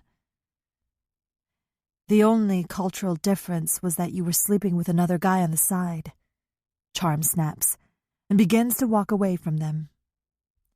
Hey, you watch your mouth, she yells, following after Charm. Now, guys, Binks says, trying to calm them both down. It's been a hard day for both of you. He holds out his hand towards Rianne. The gesture seems to mollify her. Mom, I don't want to fight with you, Charm says, rubbing her eyes. I don't want to fight with you either, Rianne says, her forehead wrinkling with concern. You look exhausted. Are you staying at Gus's house tonight? No, I'm going to stay with Jane tonight, and then see how I feel, Charm responds. I'll talk to you later, Mom, okay? Rianne leans in and gives Charm a brief hug, and Binks pats her on the back. Charm is walking toward Jane's car when Rianne speaks. Charm, I got a phone call the other day from a girl who said she went to high school with you. Charm turns and looks at her mother in exasperation. Mom, can we talk about this later? I just want to get out of here. She said her name was Allison Glenn. Said she just moved back to town and wanted to catch up with you. I remember the name, but I can't quite place her. Was she a friend of yours? Charm tries to keep moving, away from her mother and Binks, away from the cemetery with its rows and rows of headstones and the lonely mounds of dirt that lies on the top of Gus. But her body betrays her. She can't take another step. Instead, she just stands there, in her ridiculous high heels, and looks at her mother, mouth gaping. Are you okay? Rianne asks suspiciously. You look funny. Do you remember her? It clicks for Charm then. She'd been right about the girl she saw in the window at Bookends. Allison Glenn, the girl who murdered her baby girl and abandoned her newborn son, was out of prison. She was back in Linden Falls and had somehow found Joshua.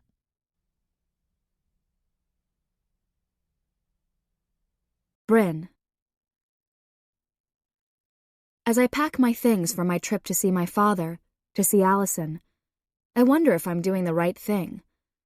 I finally got hold of my mother, and she sounded terrible, not like my mother at all, unsure of herself, uncertain what to do next. It wasn't until I suggested that Grandma should come back to Linden Falls with me that my old mother emerged. That woman is not welcome here, she said coldly. Mom, he's her son, I tried to explain, but gave up. My grandmother once made the mistake of questioning my mother's love for my father, and since then has been banned from my parents' house. I hate the thought of going back home. I try to come up with excuses to stay here. I'll miss at least 2 days of classes, and then there are my pets to care for. Go, my grandmother tells me. You go and get the inside scoop on your father, and let me know if I need to elbow my way into that hospital, whether your mother likes it or not. I can take care of that mangy mutt and those flea-bitten cats. And don't ask me to do anything but feed and water that rodent and bird, though, she jokes. I'm not touching them. Before I leave, I give her a hug. Getting out of New Amory might actually be a good idea. Missy still won't have anything to do with me. I can hear the whispers and see how people look me up and down now. Once again, I'm the girl with a murderer for a sister. I'm not sleeping, and most nights I find myself standing in front of the refrigerator, staring at the cupboard above, and debating the merits of a quick slug of alcohol before bed. Maybe I should bring Milo with me, I say. He's not used to me being away. Blah, she says. We'll be fine. They're good company for me. We'll miss you, but it's good that you're going to see Allison. Clear the air, start fresh. I'll miss you too, Grandma. I'll be home by Sunday for sure, I tell her, and kiss her on the cheek. Don't forget your medicine, she reminds me. I give Mila one last squeeze before I head out the door. The closer I get to Linden Falls, the harder my heart beats. The Druid River runs parallel to the highway. As I speed along, I see the baby girl's body rushing down the river, keeping pace with my car, trying to catch me. I push the accelerator to the floor, trying to outrun the image. I know it isn't possible. That fisherman found her little body, and my parents had her taken care of, even though I don't know what that means. There was no funeral, no burial. What did they do with her? I want to ask them, but we never talk about it, or Allison, or anything. I hope wherever that baby is, she is warm and dry. I hear the wail of a siren and see a police car, lights flashing, in my rearview mirror. I glance down at the speedometer. 75 in a 55 miles per hour zone. Great. I slow down and pull over to the side of the road. The policeman isn't going to make this easy for me. He takes my license and walks slowly back to his car. I pray he doesn't search my car. I swiped an old pill bottle filled with hydrocodone my grandmother had left over from her knee replacement surgery that's in my purse, and have a half-filled bottle of peach schnapps stowed beneath my seat. I just wanted to make sure I had a little something to help me sleep while I'm here. I wait nervously for the patrolman to return. When he finally does, he says, "Bryn Glenn." "Yes," I answer. "I was one of the first officers on the scene when they found that baby in the river a few years back." I look down at my hands and don't speak. "I've buried my wife. I've seen men and children die in war. Even had to shoot a man once. But I've never seen anything as sad and lonely looking as that poor baby knocking up against the creek bed." His voice isn't angry, not even judgmental. And for a moment, I think we might have something in common. I want to say, I know how you feel. I want to take his hand in mine and ask, do you see her at night when you close your eyes? Does she cry out to you in your dreams, and sometimes when you're awake even? Do people stare and look at you strangely because sometimes you think of her and you can't do anything but stand there and cry over a little girl who didn't even have a name? Do you ever wonder how your life might have been different if you weren't in Linden Falls that night? Before I can say any of these things, the officer leans forward into my lowered window, putting his face so close to mine that I can see his eyes are the color of a husky's, ice blue. "I hear she got out of prison, your sister. She's a sick bitch. It's a wonder she didn't kill herself for what she did. Don't know how she can live with herself."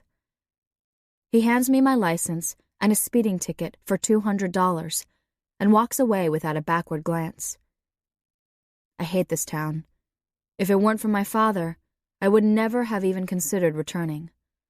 I'll see my father and mother. I'll face Allison. Then I'll be done with them all.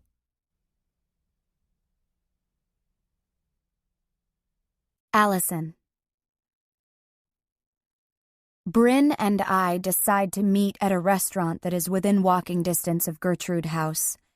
I get there 20 minutes before our scheduled meeting time, order a cup of coffee, and try to read a book Claire lent to me while I wait for Bryn to arrive. The words sit on the pages, and I can make no sense of them. All I can think about is whether or not Bryn will show up. I don't hear her approach the table until her unmistakable voice says, "Allison."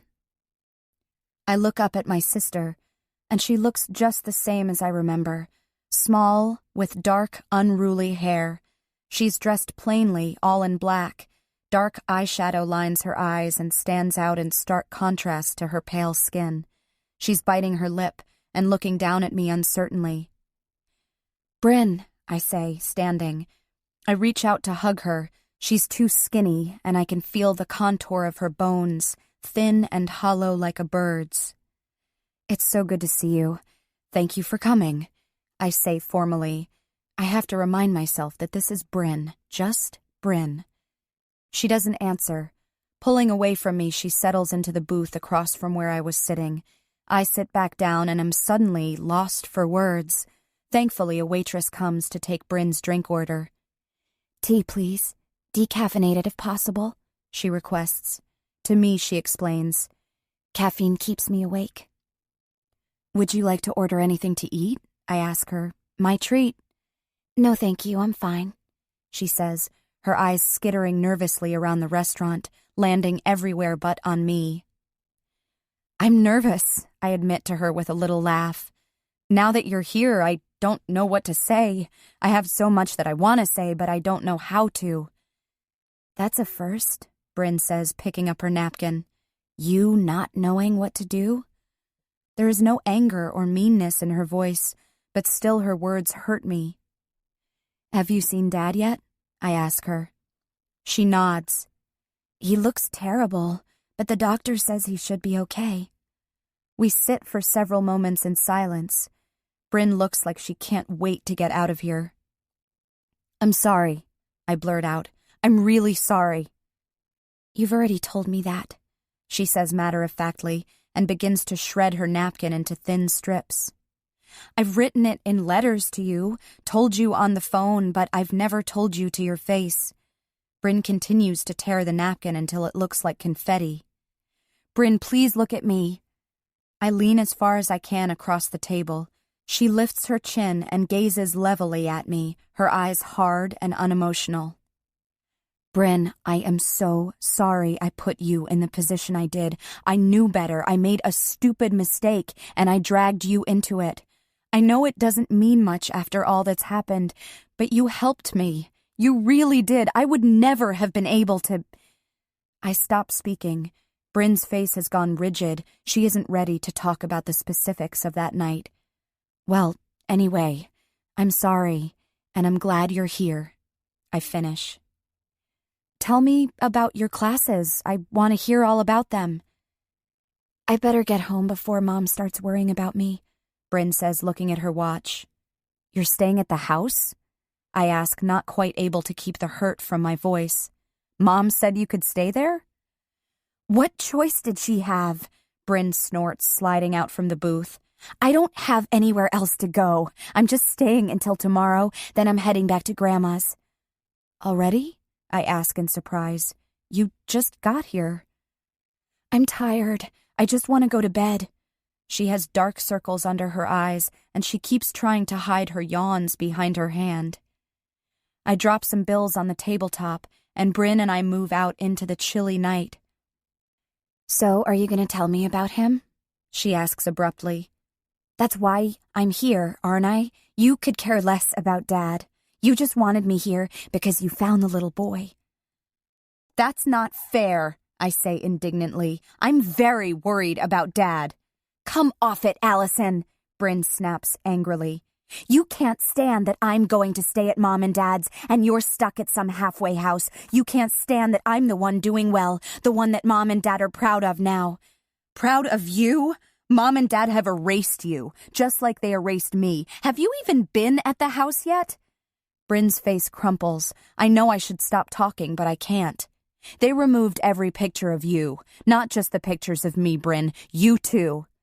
Whatever, Bryn says half-heartedly, and I know I've hurt her feelings. I'm sorry, Bryn. I reach out for her sleeve to stop her from leaving, and she jerks away from me, but not before I get a glimpse of the red scratches up and down her arm. You're sorry? She cries in disbelief. Do you know what I see each and every time I close my eyes at night? Bryn, I say miserably, I know, I see her too. No, Bryn says in a low, chilling voice. I don't think you do. And now you want me to meet that little boy? Her brother? You want me to relive this all over again? Bryn shakes her head wildly. I thought, I say lamely, I wanted to tell you about Joshua, show him to you. What do you think you're gonna do? She asks sharply, as we walk down the darkened street toward her car. I thought maybe you would help me decide what I should do. I say self-consciously. Think about it, Allison, She says, stopping suddenly. there is really only one thing you can do. I raise my eyebrows at the force of her words, her certainty. Bryn has changed. She wasn't the indecisive girl I left behind 5 years ago. I'm glad you know what I should do, Bryn, because I sure don't. Is he happy? She asks. I think he is, I say, for the most part. Are his parents good to him? Is he safe? They seem like great parents, I tell her. Then what's the big mystery, Allison? She pulls her car keys out of the pocket of her jacket. He's happy, he's safe, and he has great parents. Why would you want to mess that up for him? I don't, I say defensively. I don't want to mess anything up. I just don't know if I should quit my job or what. Or what, Allison? Stay in his life? What good can come out of that?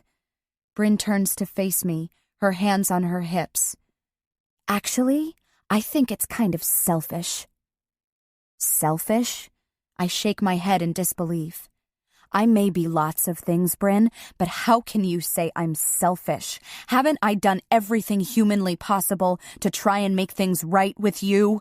My voice is rising and people are stealing glances at us as they pass. I lower my voice to a whisper. It makes me feel better knowing where he ended up. Don't you want to see him? Aren't you even a little bit curious about how things turned out? Bryn doesn't look convinced. Just take a look at him. Stop by the store tomorrow sometime in the afternoon or evening. He'll be there. It'll make you feel better too, I promise. Bryn looks at me for a long moment. I'll stop by the store and meet him, Allison. But that's all. I don't want to get caught up in anything again. Thanks. I consider hugging her again, but think better of it. I'll see you tomorrow, and thanks for coming. Yeah, well, we'll see if it was a good idea. She turns to leave. When did she become so cold? Was this what life had done to her? What I had done to her? Do you remember Mousie? I call after her, and she stops, her back to me. She's still for several moments, and then turns around. Yeah, Bryn says. I remember Mousie. Bryn. I do remember. So stupid when I look back, but Mousie was the closest thing to a pet that I ever had when I lived at home. Our father traveled often for business, and I would bring home travel-sized bottles of shampoo and lotion and small, thin bars of soap. I must have been 4 when I looked at that bar of soap my father brought home in a different way. I started carrying it around in my pocket and pretended to feed him pieces of cheese. I named him Mousie, and he went everywhere with me. I slept with him at night and kept him near me while I played during the day. My mother would just roll her eyes and tell me to get the bar of soap off the dinner table, and my father would give a sinister laugh and say he needed a shower. Allison, who was 5, was the only one who took my attachment to Mousie seriously. She helped me make a bed for him out of a shoebox and helped me decorate the sides with pictures of mice and slices of cheese. Whenever Dad pretended to try and swipe Mousie from me for his shower, she would block his way and yell at him to stay away. As we grew older, Allison became the golden girl, the girl who did everything well, the girl who didn't have time for her plain little sister anymore. I'm surprised that Allison remembers Mousie, surprised that she is still trying so hard to get back into my life. Maybe Allison has changed. Maybe she asked me to come here for the right reasons. Maybe things will be okay. Then I think about that little boy I'm going to meet tomorrow at the bookstore, and I think about his little sister, and I get that itchy feeling underneath my skin again, the one I can't scratch away. I hear her crying, and I start to hum to block out the sound, but people stare. So I get in my car and drive away. Allison. I don't know what I was expecting from my first meeting with Bryn, but it went okay, I think. She didn't run away. She didn't yell and scream at me. Bryn seems different from how I remember her. Harder, angrier. Not that I blame her, she has every reason to be angry. There's something else, though. Something in the way she was tearing her napkin into tiny bits and then started in on mine. She kept looking over her shoulder nervously, and every so often she would tilt her head to the side as if someone was whispering in her ear. I think about calling our grandma to see what she thinks, but maybe I'm overreacting. I can't claim to know Bryn anymore. I haven't seen her in 5 years, and people change. God knows I have. I'll see how she is tomorrow when she comes to meet Joshua and Claire. I know I have to take it slow with Bryn, but I think things are going to be okay. A new beginning, a new start. This is just what we need. We have the rest of our lives to become friends again, to become sisters.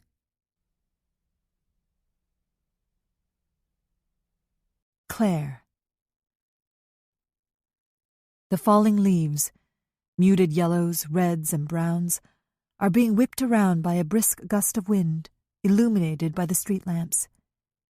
It's unusually cold for September. The roads are shiny with moisture, and the heavy gray clouds are threatening rain again. Claire doubts there will be any more shoppers this evening. Even though the store is normally open until 9, she considers closing the shop an hour earlier. Joshua is playing with his Legos in the children's section, with the promise that he will pick them up quickly if a customer comes in.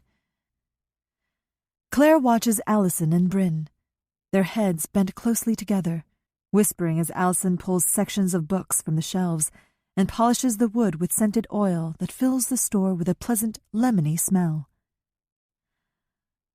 "Feel free to leave for the evening, Allison," Claire encourages, but Allison insists on finishing out her shift. "We're going out for coffee after I'm done. We'll have plenty of time to catch up then," she tells Claire, grinning broadly. Since her sister's arrival, Allison is like a new girl. Her anxiousness, so prevalent the past several days, seems to have melted away. Claire is pleased for Allison, despite the fact that she senses things aren't completely right between the sisters. Allison is trying too hard to please Bryn, who is aloof, distracted, and seems to want to be anywhere but here. Claire feels a pang of homesickness for her own sister. She hasn't talked to her in a while, and decides to give her a call to do some catching up at home tonight. Claire's mind swirls around the thought of a brother or sister for Joshua. She has such happy memories of growing up with her sister, of having someone to share secrets with, of being secure in the thought that her sister would always be there for her if she needed anything. At one time, she and Jonathan danced around the idea of adopting again. Seeing Allison and her obvious joy in being with her sister, and seeing some of the loneliness Joshua has in not having a sibling, makes her think she needs to broach the subject again. Claire hears the bell above the entrance jingle, and out of the corner of her eye sees a girl walk into the store hesitantly, as if crossing the threshold is a momentous decision. It takes her a moment to recognize that it is Charm Talia. Her brown hair, damp from the mist, is pulled up in a messy ponytail, and her face is pale with worry. She's dressed up and wearing high heels. She pulls her blue jacket more tightly around herself, as if the air within the store is colder than the air outside. "Hi, Charm," Claire says. "How are you? I heard about Gus. Was the funeral today? I'm so sorry." Charm nods and cranes her neck, looking around the store as if searching for someone. She walks slowly forward, still scanning the store. "Does a girl named Allison Glenn work here?" she asks, her voice low and hoarse. "She does. She's in the back right now." Claire studies Charm's face. "Charm, are you okay? You don't look like you feel well," she says with concern. "I'm fine," Charm responds offhandedly. "Do you think I could speak with her for a minute? It won't take long." "Sure," Claire says in confusion. I didn't realize that you know Allison. Did you go to school together? Biting her lip, Charm hesitates before speaking. Allison and I had a friend in common. I heard she worked here. I just wanted to get in touch with her. Behind her, Claire hears footsteps and laughter. Before she can turn around, both Allison and Bryn stop abruptly.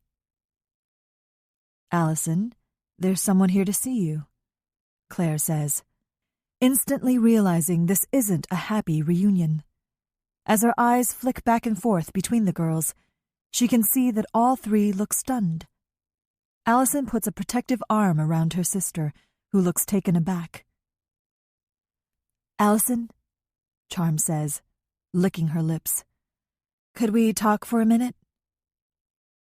Allison looks around, her eyes darting from Charm to Bryn to the children's section where Joshua is still playing. Claire can't identify exactly what she sees momentarily skitter across her face. Panic? Fear? Maybe both. Bryn just looks like she wants to run away. Allison? Claire questions. Are you okay? Yeah, she says, nodding, her chin bobbing up and down too quickly. Just surprised. We haven't seen each other in a long time. Claire looks questioningly at Charm, and she responds with a brief smile. It's okay, Claire. Okay, Claire says, unconvinced. I'll just go in the back with Joshua and let you all talk. Bryn, do you want to come? Bryn whispers yes, and they move to where Joshua is still constructing his pirate ship, complete with cannons and planks, out of Legos. Bryn and Claire settle on the floor next to Joshua, not knowing what to say to each other. I think it stopped raining.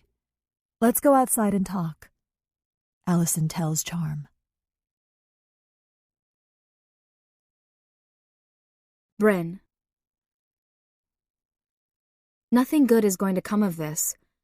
I can't believe I'm still here in Linden Falls, in this bookstore with my sister who I never thought I would see again, never wanted to see again. And then there's Joshua's mother. She is so clueless. She has no idea who has snaked into her family's life. What would she do if I told her? What would she say if I piped up and said, "The girl who gave birth to your son is right here. Right here. The girl who drowned her baby. The girl who dumped the baby at the fire station. The girl who watched it all." I want to feel sorry for Mrs. Kelby, but it's hard to. I have very little sympathy for parents who turn their heads away from the truth. Allison hid her pregnancy well. She had the body for it, tall and long-waisted. She carried the extra weight evenly, not out in front of her like a bowling ball like most women. My parents were off at some function for my dad's work when Allison called out to me. Of course, I came running.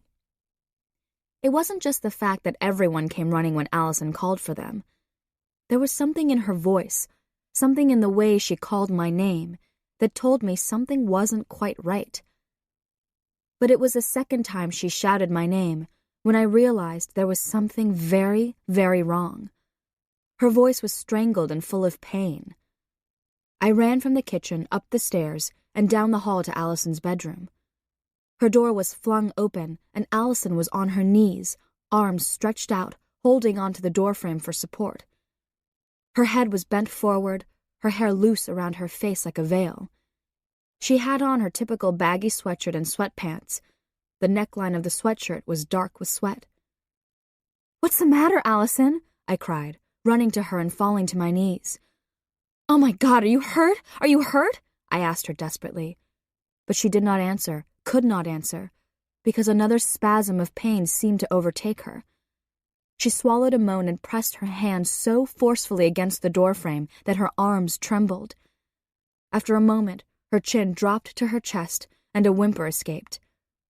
"Tell me what's wrong, Allison, please. Tell me what's wrong." I stood suddenly. "I'm calling Mom and Dad," I announced, and tried to step by her to get to her phone. "No!" Allison said forcefully. With effort, she stood, blocking my way. Even in horrible pain, she was tough. No, she said again. More softly, begging, she said, Please, Bryn, please help me. Then she fell into me, and I could feel it. The firm roundness at her belly. I flinched at the unexpectedness of it. Allison? I said, as I carefully placed my fingers on her stomach again. I helped her pull off her sweatshirt, revealing a tank top and her small, swollen belly. How could I not have known? How could my parents not have known? They are not stupid people, but they are selfish people. The minute Allison and I weren't who they wanted us to be, they wanted nothing to do with us. I knew early on that I'd never be what my parents wanted. But Allison did everything right. Everything. Until she made a stupid mistake. Now it's like she doesn't exist to my parents anymore. If anyone has the right to cut Allison out of my life, it's me. She pulled me into her lies and secrets, and I've been drowning in them ever since. Now here I am, getting caught up in the whole mess again. And you know who is going to suffer? Joshua. That little boy will never be the same if Allison and Charm start talking. But maybe I can protect him, the way my sister never did, the way my parents never did. I'm going to see what's going on, I tell Mrs. Kelby. I'll be right back. I stand and begin to make my way across the bookstore to the front door. But I'm too late. It's already happening.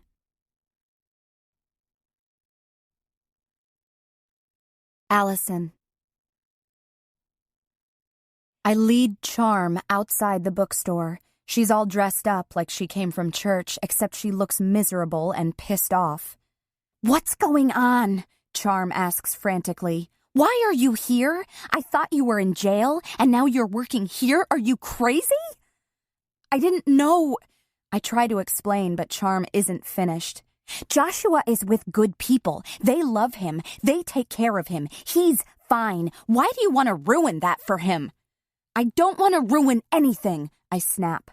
With effort, I lower my voice. I didn't know. I got the job here, and I had no idea about Joshua until I saw him come into the bookstore. But the minute I saw him, I knew. He looks just like Christopher.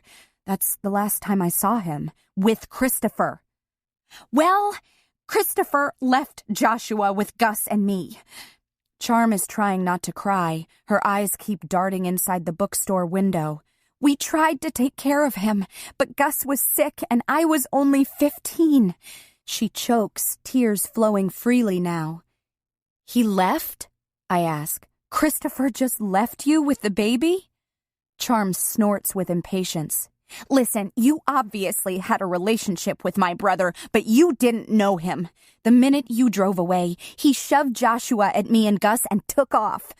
Charm is breathing heavily, and the fine mist that is falling collects with her tears and slides down her face. For a moment, I'm speechless. I don't know what I expected, but I had thought Christopher loved me. I was the one who broke up with him. I guess I believed he would accept anything I offered him, especially a piece of me, a piece of him.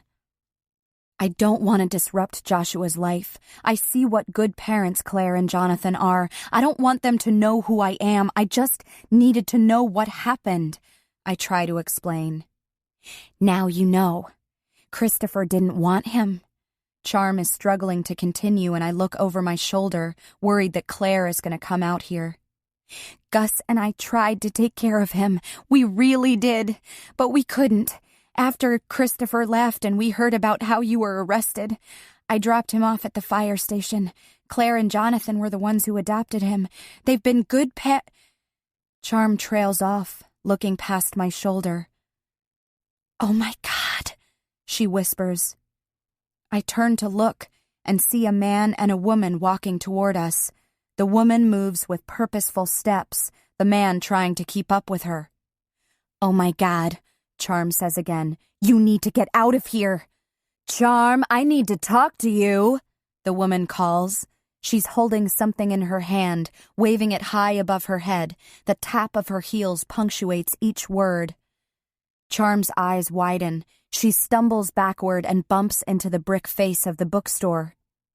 "Get out of here," she whispers to me, but all I can do is just stand here and watch.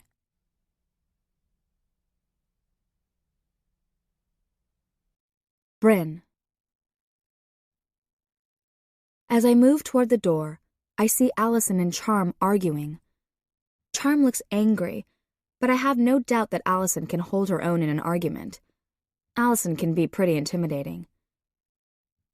"Bryn, you need to help me," she kept saying over and over that night, crying and clutching at my wrist. "Please, you have to help me." "Do Mom and Dad know?" I asked her, as I helped her to the bed. She shook her head, turned to her side, and curled up into a ball, as if trying to disintegrate into herself. I quickly moved to slam the bedroom door closed, wanting to shut Allison's secret in the room with us. "Let me think," I said, standing above her. "Let me think." I surveyed the room around me. The sheets on her bed were damp and bloodied in spots. "Listen, Allison," I told her. "We need to call someone. Let me call an ambulance." I reached for the cell phone on the bedside table. A website describing the process of childbirth was on Allison's computer. This wasn't the kind of test one could cram for, I thought. "No!" Allison growled. Her long, strong arm shot out and grabbed the phone before I could. "No, don't call anyone. Please, I can do this. Please, Britt, please help me." Another convulsion racked Allison, and she groaned. But all the while she held tight to the phone. She didn't want me calling anyone. I sat down next to her and brushed her hair away from her sweaty forehead. "Why?" I asked in confusion. "I screwed up," Allison said breathlessly, after the contraction had passed. I slept with him, and I got pregnant," she said fiercely. Who was it, Allison?" I asked. "Christopher," she moaned. "Christopher who?" I asked. She didn't answer. "It's okay. This happens to lots of girls. You can give the baby up for adoption. It will be okay." I tried to make my voice soothing and reassuring, but even I didn't believe what I told her. "What do you think Mom's gonna do when she finds out?" Allison spat. "She'll be mad, but she'll get over it. She'll help you find a good home." "She will not get over it." I reared back at Allison's bitterness.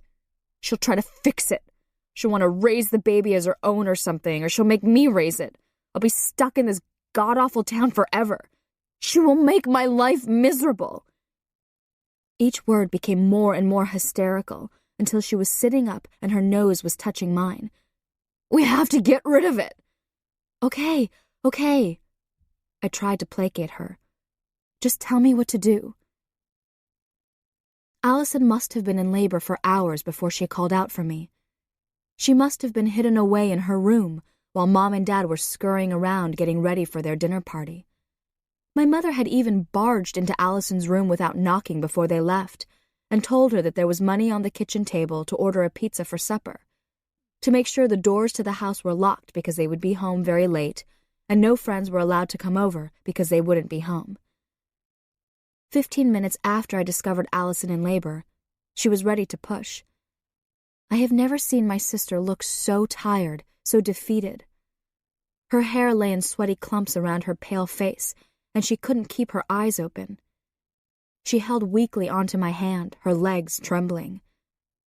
"Allie, let me call the doctor," I begged. "I'm scared." But she said no, that we could do this, that she needed me, no one else. I had wanted to hear that from her my whole life.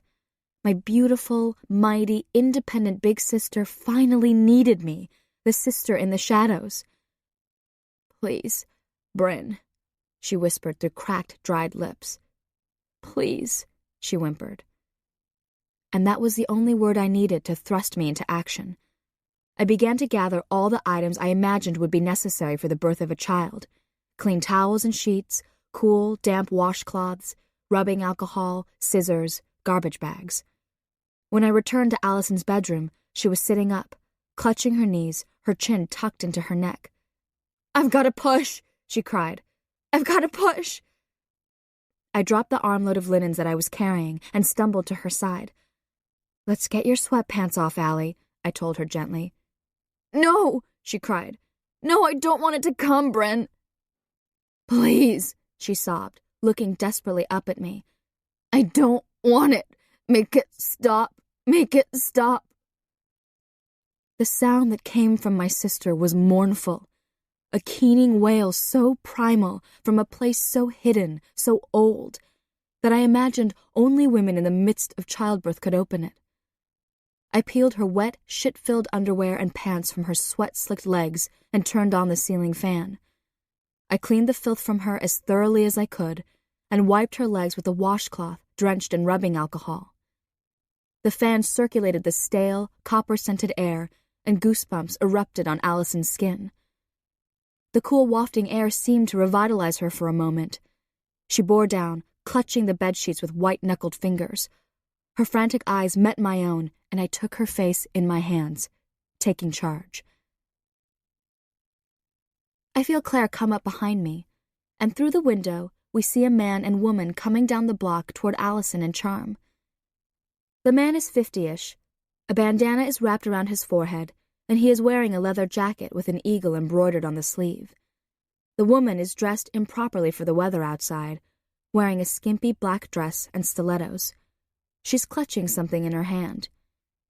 Hearing the shouts from outside, Joshua and the dog quickly join us. "What's going on?" Joshua asks nervously. "Nothing good," I mutter, and my stomach twists into knots. That poor little boy, I think. Who's going to save him from his own past?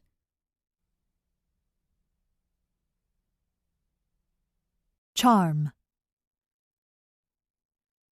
Charm's mother stops directly in front of her. Raindrops cling to her thickly painted eyelashes, and thin black streams flow down her cheeks. Despite her fear, Charm swallows back a giggle. Her mother looks like a trashy zombie.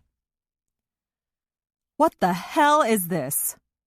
Rianne shoves the photo she was waving in front of Charm's nose, and any further inclination to laugh disappears. Charm struggles for breath. "Where did you get that?" "You had a baby?" Rianne's voice is low and dangerous. "You had a goddamn baby and didn't tell me?" "Please," Charm cries. "Please don't do this." "Do what, Charm?" Rianne asks heatedly.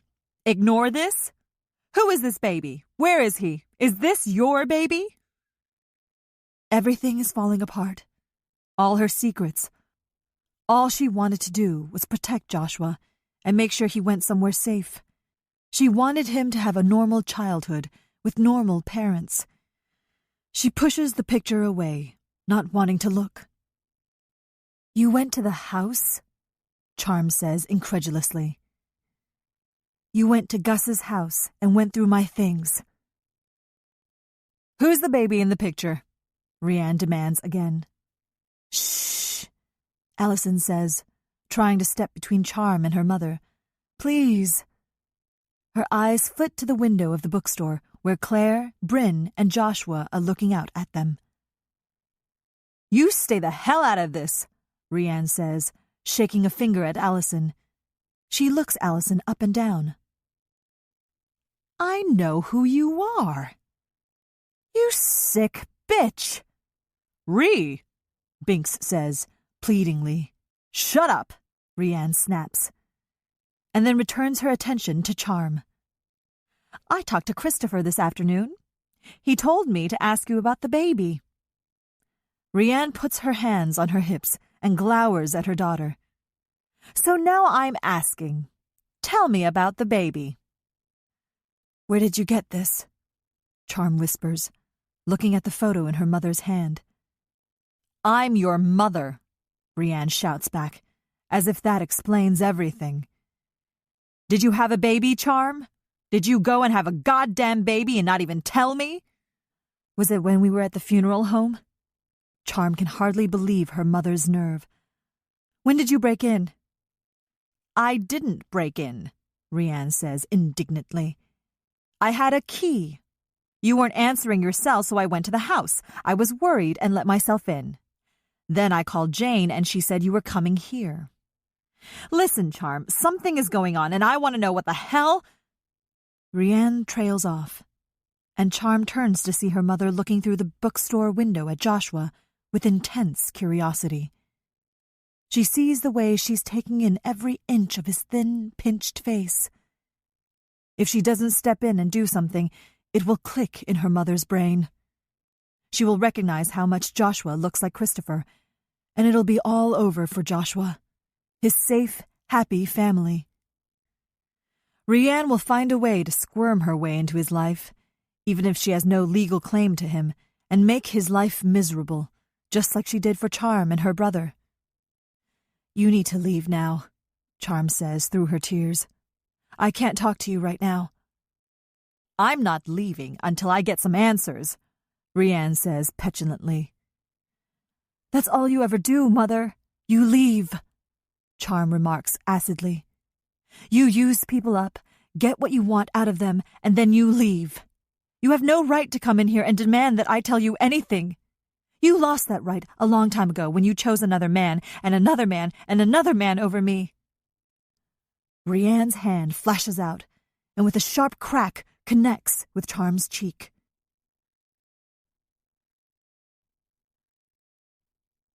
Claire. Why are they so mad? Joshua asks as he tugs on his mother's arm. Standing at the window, Claire sees a ripple of fear cross Charm's face, and the woman's hand rearing back to strike. Joshua cries out and flinches when the woman slaps Charm. Claire rushes toward the door, and Joshua calls after her. Mom! His voice trembles. Where are you going? I'll be right back, Claire assures him as she steps out onto the sidewalk. Stay right here with Bryn. What's going on? Claire demands, looking from Charm to the strangers to Allison, who looks as confused as Claire feels. Charm, are you okay? Claire scrutinizes Charm's face, where an angry red handprint erupts in stark contrast against her pale skin. She's fine, the woman barks. Jesus, Rianne, the man says softly. What'd you go and do that for? Mom, Charm says in disbelief and starts to cry harder, gingerly touching her face. Mom. So this is Charm's mother, Claire thinks. No wonder Charm has invested a small fortune in self-help books. Charm and her mother have the same dark eyes, the same full lips. Claire imagines the world-wise, tough woman in front of her once was very pretty. She looks her up and down, taking in the too tight clothes, the lines around her mouth. Then Claire's eyes stop on the photo that Rianne is holding in her hands. Something about it is strikingly familiar. She reaches out, catching Rianne's wrist.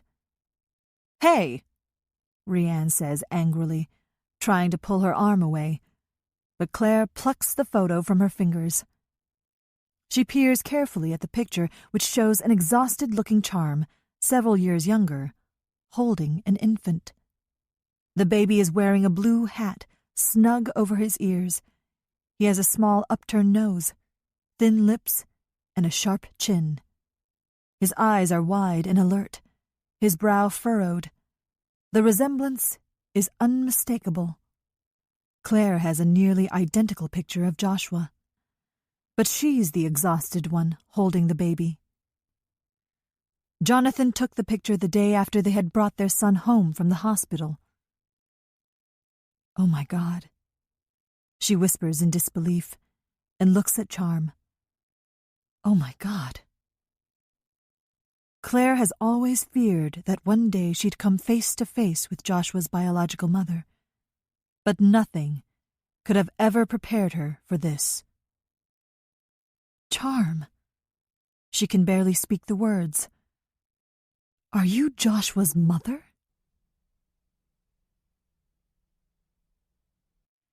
Allison. I watch Charm's crazy mother in disbelief and wonder if I still have time to get the hell out of here. Charm? Claire says again, fear painted across her face. Are you Joshua's mother? Charm opens her mouth to speak, but instead raises her face to the sky as if praying, the raindrops bouncing off her skin. Rianne grabs Charm's wrist, and Charm tries unsuccessfully to wrench it free. You little whore, Rianne says, yanking at Charm's arm. Charm tries to speak, but nothing comes out but a gurgling noise. I can't stand it anymore. It's me, I manage to say. Claire looks blankly at me, not understanding. It's me. I'm Joshua's mother, I say, speaking only to Claire. It's me. Bryn. Joshua's following me around, crying, bleeding like a baby lamb. I want to stay by the window and see what's going on outside, but I can't stop moving. I feel like something is crawling underneath my skin. What's happening? Joshua keeps saying. That poor baby, I think over and over. I try to shake the memories from my head, tug on my hair to try to stop the pictures flashing in front of my eyes. In one mighty push, with a scream that echoed off the walls so loudly that I was sure our nearest neighbors an acre away could hear, the baby's head appeared, stretching and tearing my sister's tender skin. Here it comes, Allison, I told her, my voice trembling in fear. It's coming. It's almost over. Through teeth clenched together in pain, Allison mewed helplessly. No, she cried weakly. She squeezed her legs together and with one hand tried to press the crown of the baby's head back into her. Allison, I shouted in alarm, grabbing her hand away. No. She slapped feebly at me, but another contraction swept over her, and despite her wish to keep the baby inside, her body defied her, and like a violent wave, thrust the baby forward. I watched in awe as Allison's body widened and the baby's slimy head slid from her body. The two of them, fused together, appeared to be some twisted version of some ancient goddess. "Ah!" Allison screamed. "No, no, no!" She swung her head from side to side. "No, no, no!" "One more push, Allie," I told her. "One more and it's over, now!" I ordered her with a voice I had never used with her. A voice that made Allison silent, made her look at me, made her listen. "Allison, you push one more time. Just one more time and it'll be out and it won't hurt anymore, I promise." Allison nodded, her breath coming in short, thin gasps. I quickly rearranged the pillows at her back, and with difficulty, she raised herself up on shaky arms. With determination that I had seen in Allison many times before, she focused her gaze on me, her eyes a steely blue, almost crazed, and set her mouth in a tight line. "Ah!" she bellowed. And in a rush of uterine fluid and blood, the baby slid forward into my waiting arms. A girl. A tiny little girl covered in a thick, bloody mucus. In shock and revulsion, I held her away from me like I was holding someone else's dirty Kleenex. "It's a girl," I told her, because I didn't know what else to say, didn't know what to do next. "Oh, God," Allison cried. "What am I gonna do? What am I gonna do?" She had collapsed back onto her bed and started to shake. Great convulsive shivers racked her body. "Please take it away, Bryn, please," she begged. "Take it away." I looked down at the infant. It wasn't squirming or flailing. It wasn't crying. It lay limply in my arms, its small mouth opening and closing, a guppy out of water. "Allison, what do you want me to do?" I was surprised to hear the anger in my voice. I don't care, please take her away, please." I looked back down at the baby. She still hadn't cried, although her little chest was quickly rising and falling. I grabbed the scissors from the bedside table and carefully cut the umbilical cord. I was surprised at how hard it was to sever, like cutting a thick, pulsing rope. With a towel, I did my best to wipe the baby clean, and then very gently I laid her in a corner of the room. I reached for another clean towel and pressed it between Allison's legs to try and stop the bleeding, afraid she would need stitches. I snatched up all the dirty sheets and towels and stuffed them into a garbage bag and then added Allison's sweatpants. "Don't worry, Allison," I told her, as I pulled a blanket over her shivering body. Her eyes were shut, and she appeared to be dozing. "I'll take care of everything." I glanced toward the baby in the corner of the room. One thin arm had escaped from the towel I'd wrapped her in. She seemed to be reaching out for someone. "I'll be right back." Grabbing the garbage bag, I ran down the stairs, the bag thumping behind me. I knew I had a very short amount of time to get Allison's room cleaned up and the baby and Allison to the hospital. I knew it would be difficult to talk Allison into going. She was in denial, shock, something. I think she was convinced that if she didn't look at the baby, it meant it wasn't real. I lugged the garbage bag back through the kitchen to the garage and shoved the bag deep into one of the large garbage cans, pressing it down as far as I could and strewing other garbage on top of it to help conceal it. From inside the house, I heard the shrill of the telephone. I hesitated. It might be my parents calling. They still felt the need to check up on us. The incessant ringing led me to believe it was my mother, and I hurried to answer it. "Hello," I said breathlessly. "Bryn?" my father asked. "What's the matter? You sound like you've been running." "Oh, nothing," I lied. "I was just in the garage throwing away the pizza box." "Well, your mother just wanted me to see how things are going. Everything okay?" "Dad, it's fine," I said impatiently. "God, what could go wrong?" I know, nothing," my father conceded. "We'll be late, after midnight." I glanced up at the clock. It was nearly 9 o'clock. The summer sun was just starting to set. "Don't worry, Dad, we'll be fine," I told him.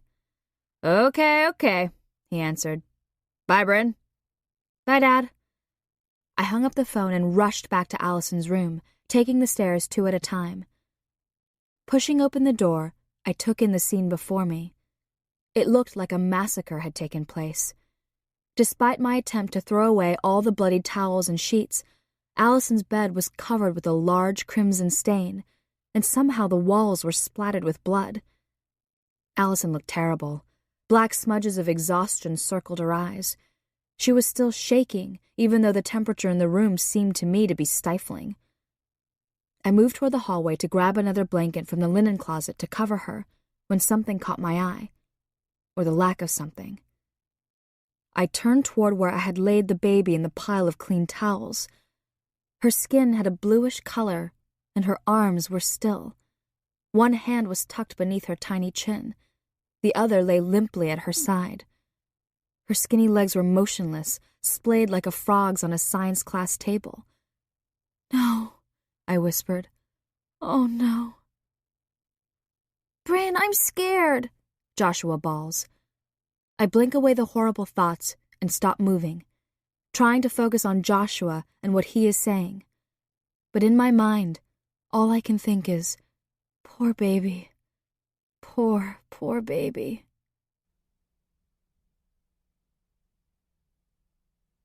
Claire. Claire is consumed by a fear so deep and complete that it courses through her veins, infuses the soft tissue, radiates through her bones, a fear that takes her breath away. It has nothing to do with her well-being, her own safety, but Joshua's. She can feel everyone's eyes on her, waiting to see what she will do next. Charm's mother looks as if she wants to say something, but thinks better of it. "Maybe we should go inside," the man in the leather jacket says.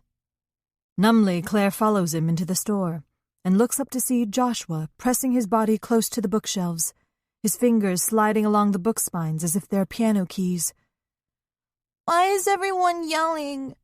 he asks, moving cautiously toward his mother. "We're just talking, Josh," she says, and gently turns him by the shoulders, guiding him toward the back of the store. "Why is everyone crying?" He pulls away from her, his little fists clenched at his sides. Claire reaches up and touches her face, which she realizes is wet. "It's just the rain, Joshua," she says, though she knows that if she touched her fingers to her tongue, she would taste salt. She has to get him out of here. Doesn't want him to hear this conversation. Yes, he knows he's adopted, knows that he was left at a fire station, but for Joshua to hear that Allison may be his birth mother would be too much. It's too much for Claire to comprehend. It can't be true. It just can't. "Can we go home now?" Joshua pleads. "I want to go home." Claire can hear the fear in his voice, knows that he's worried that these strangers are intruders, bad people who might harm them. "Josh, once these people leave, we're going home. I promise. We just need a few more minutes." Joshua looks concernedly at Charm, who is still crying. "She'll be okay, Josh. I'll make sure she's all right," Claire assures him. He studies her face, and she forces a smile. "Maybe Bryn will take you upstairs for a little bit." Claire looks expectantly at Bryn, who doesn't seem to hear her. "Bryn," she says, more forcefully, so that Bryn startles. "Will you take Joshua upstairs?" Bryn nods. "Just stay away from Dad's tools, Josh. I'll be up in a minute. Don't you worry, it's not like the robbery, not at all." He looks skeptically at the door that leads to the second-floor apartment and doesn't move until Bryn reaches for his hand. Together, they ascend the steps to the apartment. Once Claire is sure that they're safely upstairs, out of earshot, she goes to the phone and dials her husband's cell phone number. "Jonathan, can you come to the store? Please, I need you."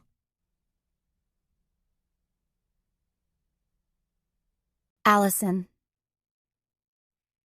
Claire walks us over to the reading area and somehow very politely offers us seats. Despite everything, I'm reminded of how much I admire her, always so calm and collected, always so poised. "Girls, I don't know exactly what's happening, but I need you to try and tell me. I'm more than a little confused." Charm and I sit side by side on the sofa. I wish Bryn were here, sitting next to me. I can't believe I told Claire that I was Joshua's mother. I can't bear to look at her.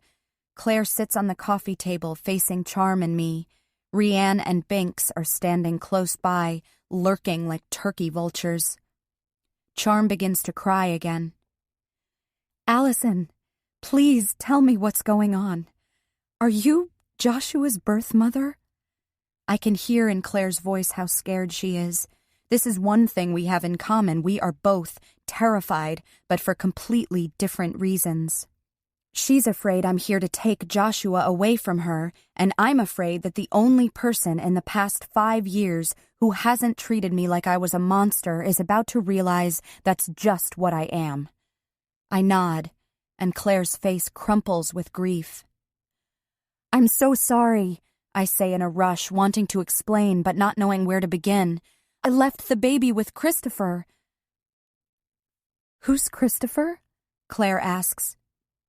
"My brother," Charm says softly, the tears starting all over again. Her eyes feel swollen from crying and her face still stings from her mother's slap. "And Joshua's father," she says bitterly, directing the words at her mother. "Bullshit," Rianne says in disbelief. She looks me up and down. "Christopher would never get involved with her." "Well, he did," I snap. I turn back to Claire. "I didn't want to hurt anyone." A loud snort of disbelief erupts from Rianne. Claire turns to her and says through her tears, "I really think you should leave now." Rianne works her mouth as if trying to hold back another discharge of profanity.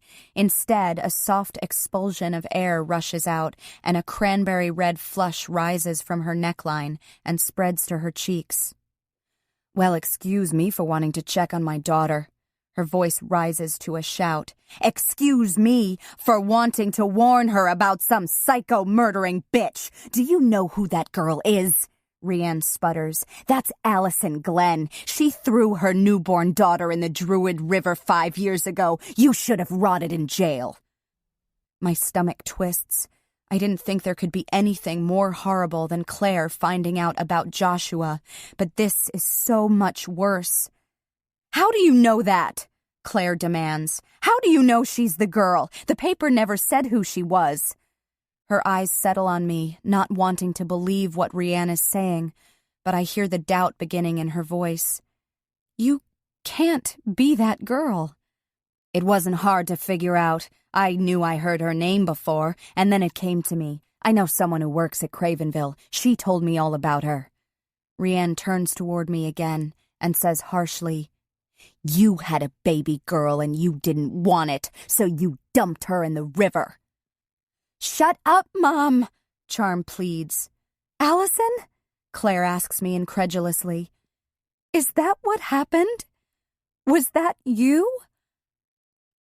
I can explain. I start to cry.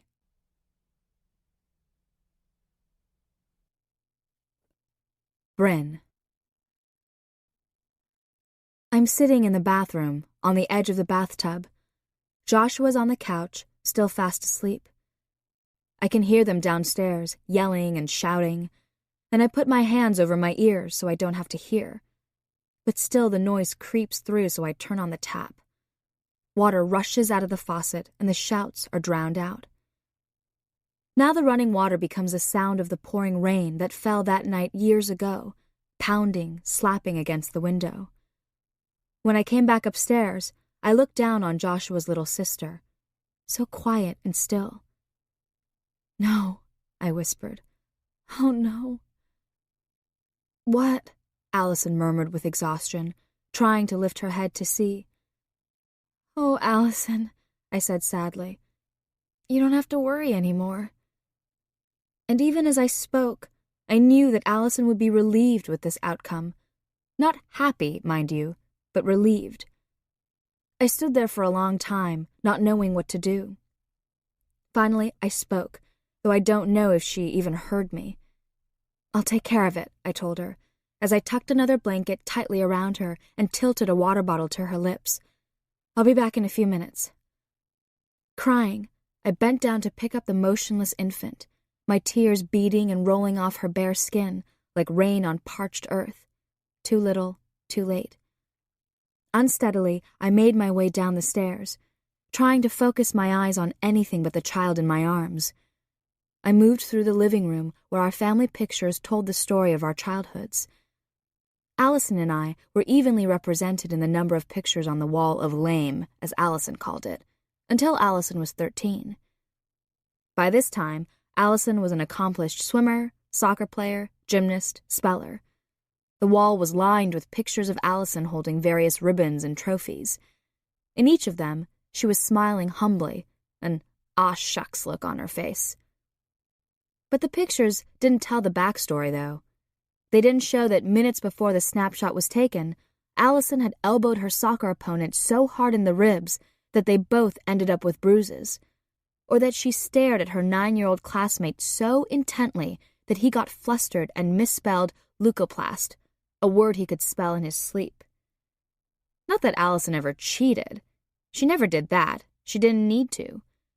But she was intimidating in a way that people liked, encouraged even. Her teachers thought of her as the student that only came around once in a lifetime. The girls were jealous, but felt bad about it. The boys thought she was beautiful, unattainable. My parents thought she was perfect. I never thought that Allison was perfect, although I admired her determination and her drive. But I knew something that everyone else seemed to overlook, that my sister was human, that she threw up before every single big test she had to take, that she would make herself do 150 sit-ups every night before bed, that she had nightmares that scared her so badly she would creep into my room at night and crawl into bed with me. At the time, I had thought that the bad dreams had finally stopped haunting her because she hadn't come to my room for months. But now I knew why. She didn't want me to know that she was pregnant. In the months before she gave birth, I saw something else about my sister that no one else did. She was in love.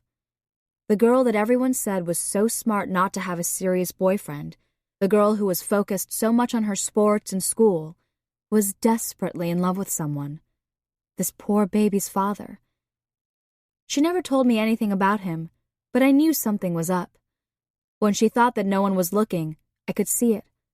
Her shoulders would relax, a small smile would play at the corners of her mouth, and a dreamy, unfocused look would come into her eyes.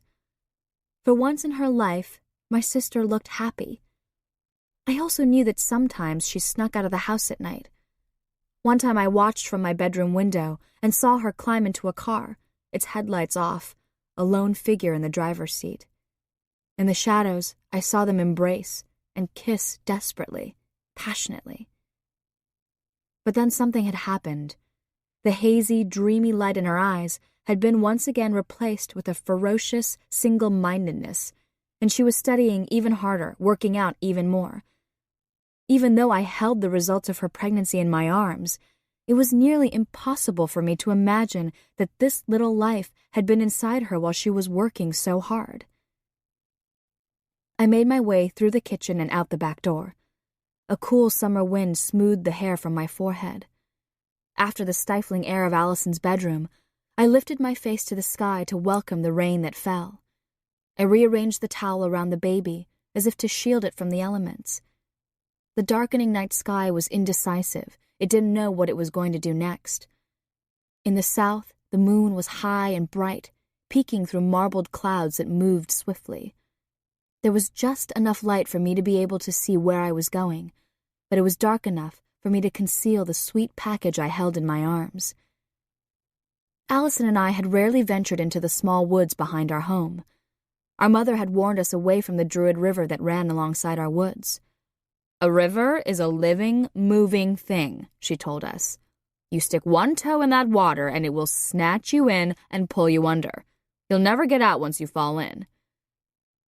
I used to think that Allison's nightmares were about drowning in that river.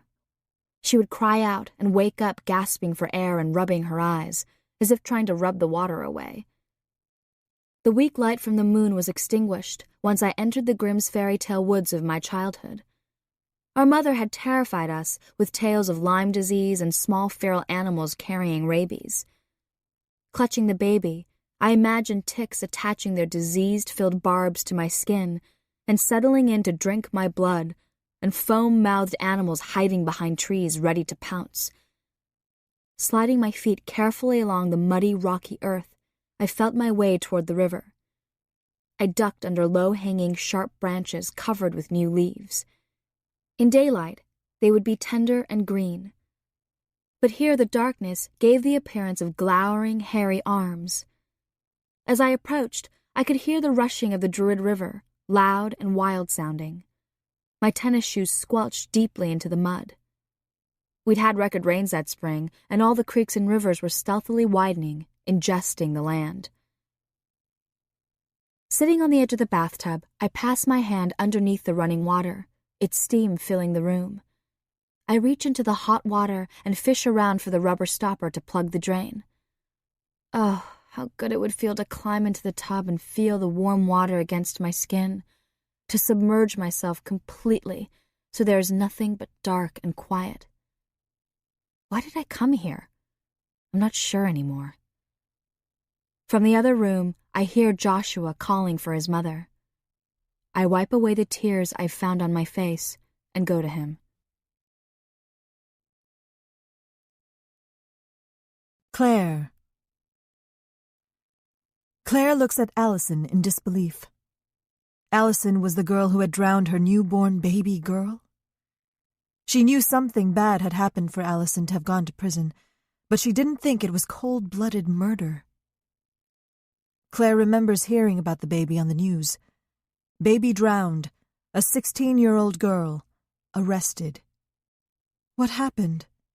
Claire remembers asking. Her husband hesitated. A 16-year-old girl drowned her newborn baby. Jonathan said, as he brushed the hair from his wife's forehead. Claire felt the bubbling of bile rise in her throat. "Are you okay, Claire?" Jonathan asked, looking down on her with concern. Claire shook her head soundlessly. How could she put it into words? "It's not fair," Claire finally said. "It's not fair," she repeated, knowing that she sounded like a querulous child who didn't get her way. Jonathan moved closer and reached a tentative hand toward her, and Claire pulled away from him, knowing that she would scream if anyone touched her just then. "How could she just throw a baby away when we want one so much?" Claire cried. Jonathan didn't answer her. What could be said? 5 years ago, she would have done anything to be able to have a child, and that girl, that monster, she had thought, would do anything so she wouldn't have to. Claire looks at Allison and shakes her head. She can't fathom how a woman, a girl, she amends, because she looks so young even 5 years later, could have done something so evil. How God could have given this girl a baby, 2 babies, had given her body the power to knit together all the wondrous elements that go into creating a baby, and for her, nothing. Jonathan rushes through the front door of Bookends, and Claire runs to meet him. "Jonathan, thank God you're here." "What's going on?" He scans the room, taking in Allison's and Charm's stricken faces, Rianne's angry scowl, and Binks's embarrassed confusion. Silently, Claire hands Jonathan the photograph. "He's ours," Claire says to no one in particular. "We adopted him. Joshua's our son."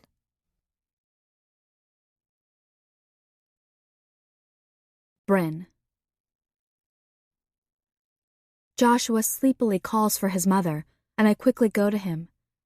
"Joshua," I whisper, "it's okay. You don't have to worry about anything. I'm right here." "Where's my mommy?" he asks, trying to keep his eyes open. "Shh," I soothe. "Shh." I sit down next to him and pull him onto my lap. He tries to squirm away, but I hold him tightly. Finally, he relaxes. His head rests on my shoulder. "It's okay, Joshua. Just close your eyes. See? Just like me." I close my eyes to show him what I mean. I had nearly tumbled into the river, just as my mother had prophesied, but with one hand grabbed the trunk of a thin, scraggly tree. Instead, I fell to my knees into the thick mud that edged the stream. I repositioned the dead baby in her blanket, and for a moment thought about burying her there at the river's edge. But I dismissed the idea. I'd have to return to the garage for a shovel, and time was passing too quickly as it was. The temperature seemed to have dropped 20 degrees, and I shivered with each gust of wind. The clouds broke above me, revealing the bitter yellow moon that gave off enough light to see the river before me. It rushed ruthlessly past, frothing over rocks, carrying logs and branches. I kissed my niece's cold cheek and told her I loved her, and that if I had my way, she would be with me forever. I even considered just for a second that I could have been the one to raise her. Allison wasn't exactly mothering material. In my own misguided way, I performed a little funeral. I said a prayer over her and carefully rearranged the towel around her. Just as I released her gently into the swift-moving water, I heard the cry. A weak, mournful squawk, as if the feel of the cold, rushing water had shocked her back to life. I leaped into the water, not feeling the cold. The river was up to my knees, and I slogged with the current for a few yards when she went under for the first time. Quickly, she bobbed up. Trying to plant my feet on the rocky river bottom, I leaped forward until I was just behind her. The towel had been swept away, and her pitiful, naked form rolled out of my reach. With a grunt of fury, I managed to surge forward and grab hold of something, a finger or a toe, I couldn't tell. But the river was too strong, pulsing and roiling forward, and I lost my balance and went under. Water filled my eyes, my ears, my mouth, and she slipped away from me. I had lost her. I tried to kill myself that night. That was the first time I actually made a real effort at it, even though I'd imagined the many different ways I could end my life over the years. Pills, the gun my father had hidden underneath his socks in his dresser, climbing to the roof of our ridiculously big house to swan dive onto our decorative concrete driveway. I remember wondering if bloodstains came out of cement and getting a twisted satisfaction of my mother having to walk past that blot, the remainder of me, the reminder of me. She'd probably tear out the concrete and start all over again. After I realized the baby was alive, breathing, and that I had lost her, I tried to drown myself. I held my breath and waited for the warm calm that was supposed to come after the initial panic of drowning passes. I could feel the pressure building in my head, behind my eyes and my lungs. I tried to stay beneath the surface of the water, tried to grab onto something that would hold me down. But the river had other ideas. It pushed and shoved and spit me out onto the bank, as if it couldn't stand the thought of swallowing me, as if I would leave a bad taste in its mouth.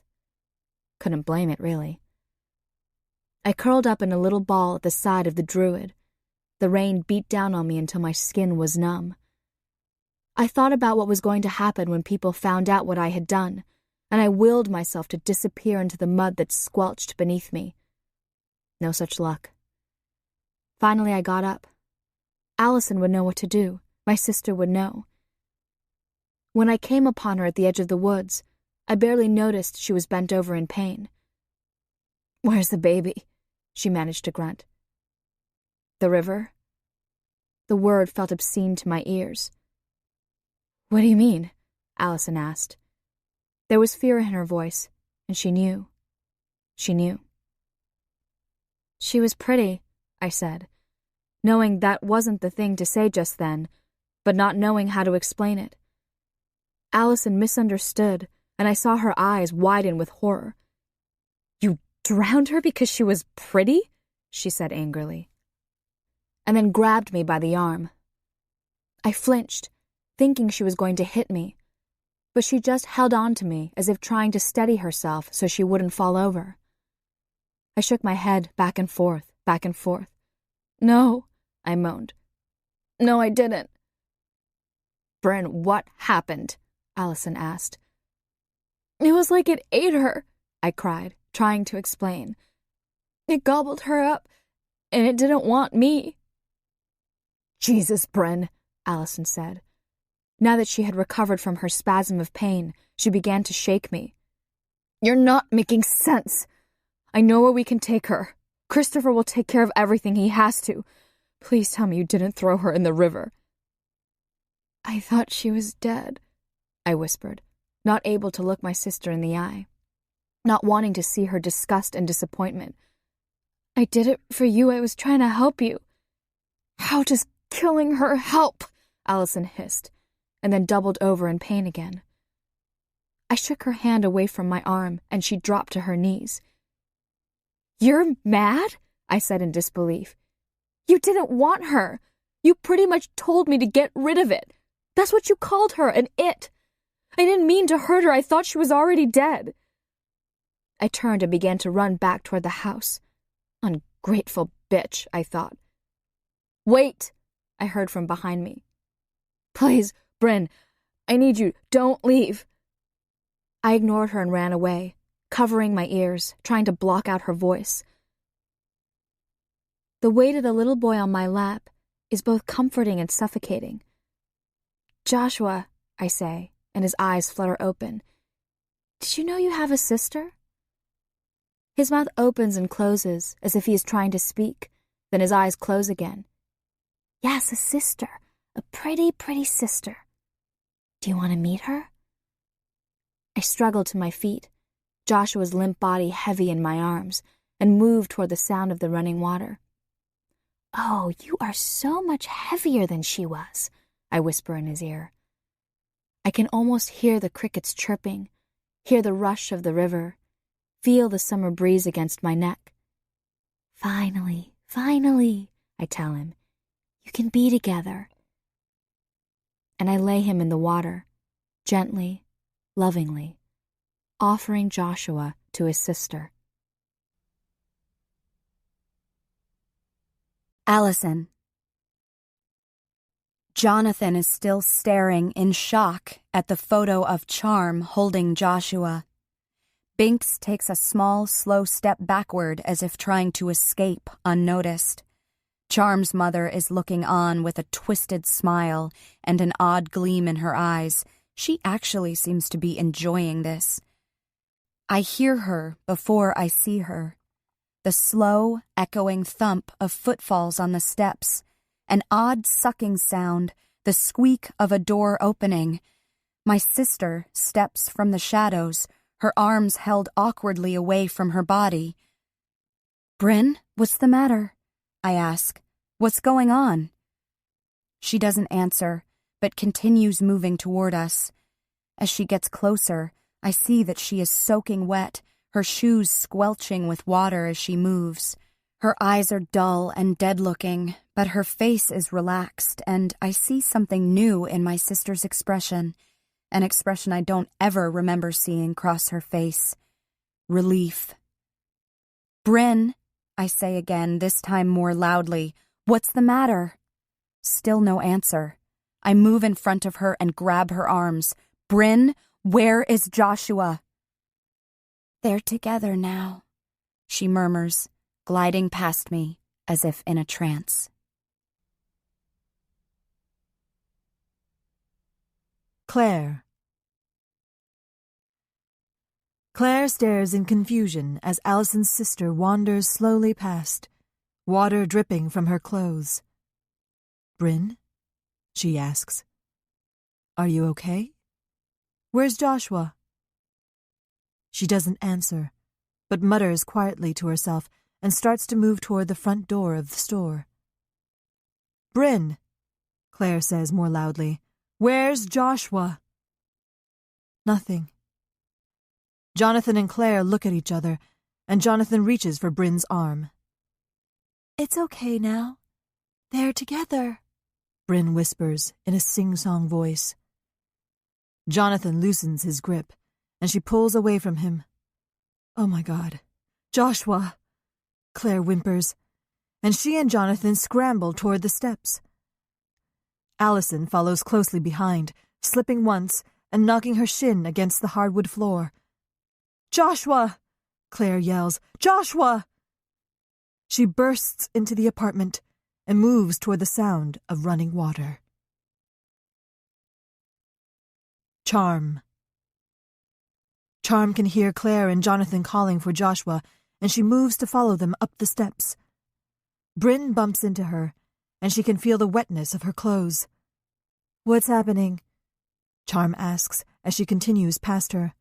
"Why are you all wet?" Bryn stops suddenly and looks at Charm, her eyebrows furrowed in concentration. "Together," she whispers. "Together. Together.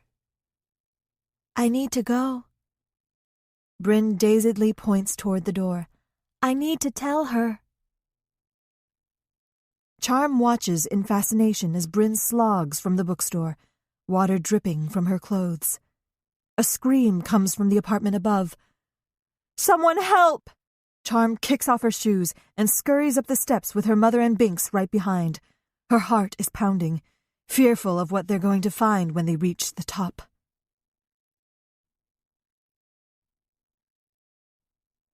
Claire. "Call 911, please," Claire cries.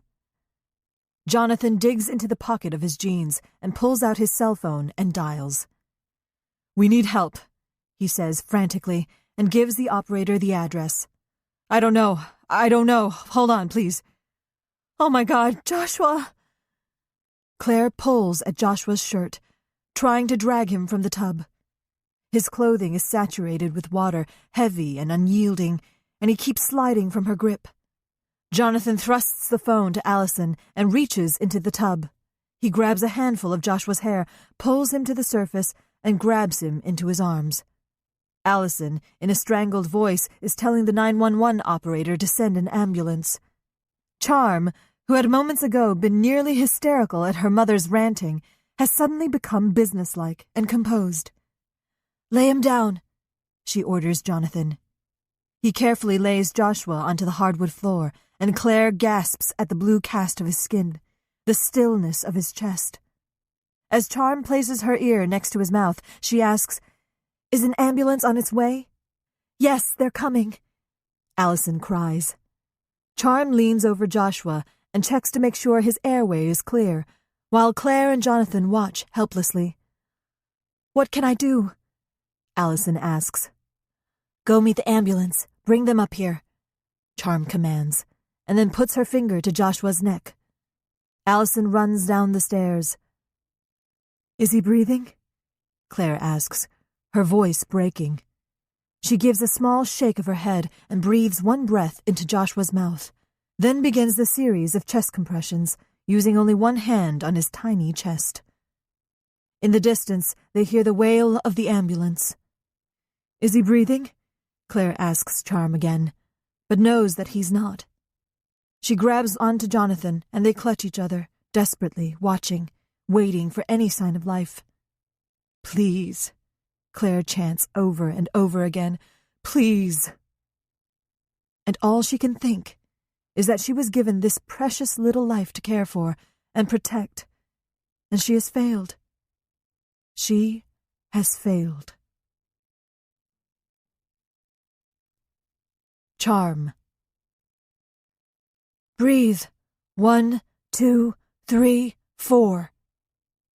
Charm whispers with each compression, counting to 30 before starting the process all over again. She has lost track of how long she's been doing CPR. Her arms are tiring, and in the distance she can hear an ambulance. Thank God. Next to her, Charm can hear Jonathan's ragged sobs and Claire begging Joshua to start breathing. "Please breathe, Joshua, please," she pleads. Charm feels more eyes on her and looks up to see her mother and Binks standing in the doorway, and a wave of anger surges through her veins. "Get out," she yells. "Leave now. We need room for the EMTs to get us." Without a word, Rianne and Binks disappear. Charm knows that for how much her mother loves drama, she never would have wanted this.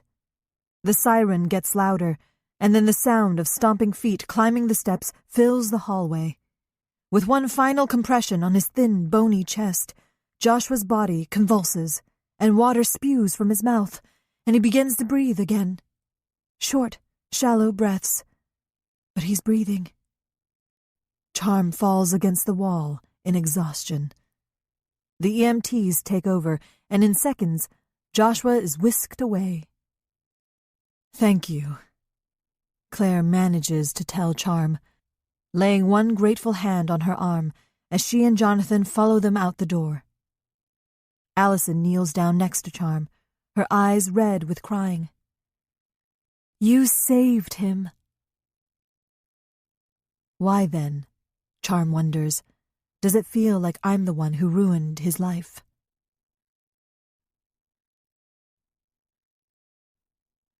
Claire.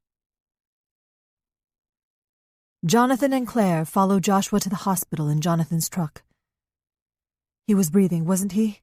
He was breathing?" Claire keeps asking fiercely. "He was. He is," Jonathan says, as if trying to reassure himself. Jesus, what happened up there? He wonders, and Claire can only shake her head. Claire doesn't know why Joshua was in that bathtub. She can't even imagine what was going on in Bryn's mind. She doesn't want to know. If Claire had been thinking clearly, she would have never, ever sent Joshua up those stairs with Bryn Glenn. She didn't even know her, and she had just learned that her sister was not who she made herself out to be. But there was so much going on.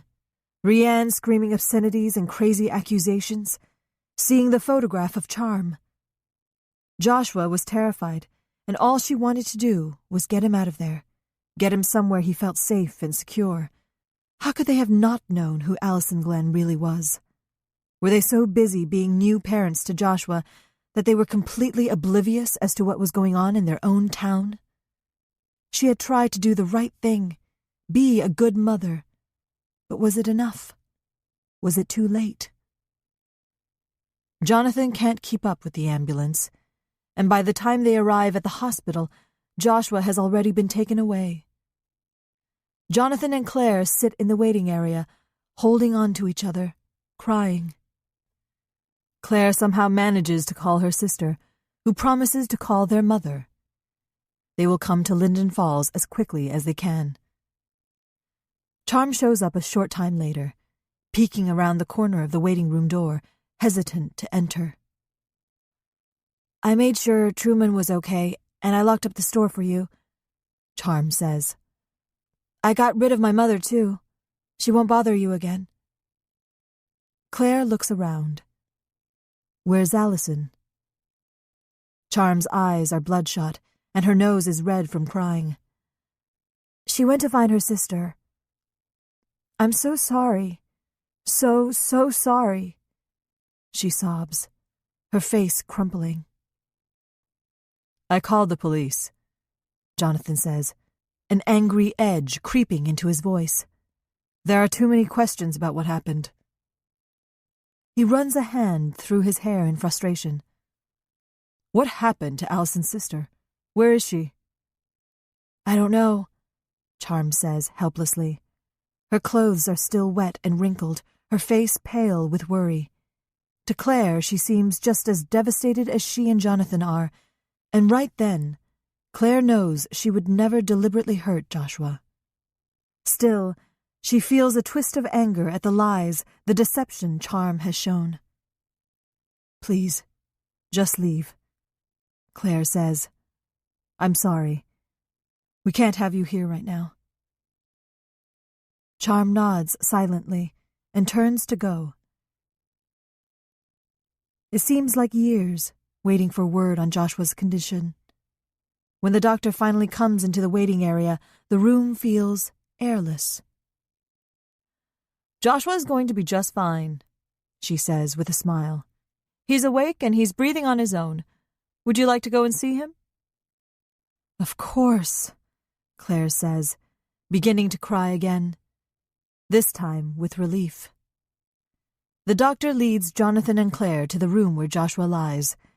He's hooked up to an IV, and his eyes are half open, but when he sees his parents, a smile creases his wan face. "Hey, it's our three-tailed badger," Jonathan says, his voice cracking. "No, I'm Joshua Kelby," he answers weakly. "Yes, you are," Claire tells him firmly.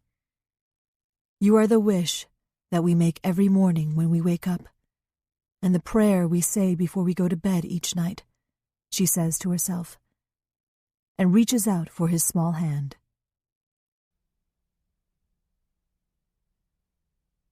Bryn.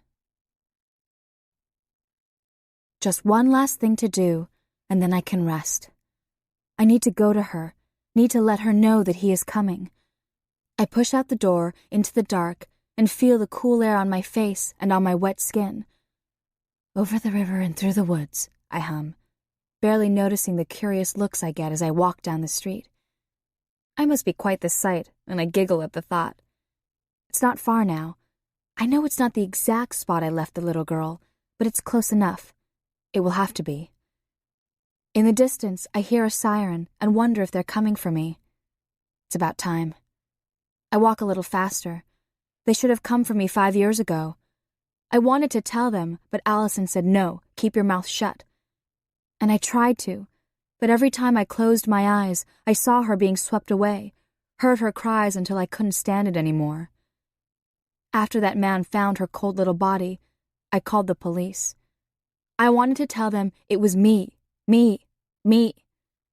But when they finally drove up, all I could do was cry. And Allison told me to shut up. So I did. And they took her away.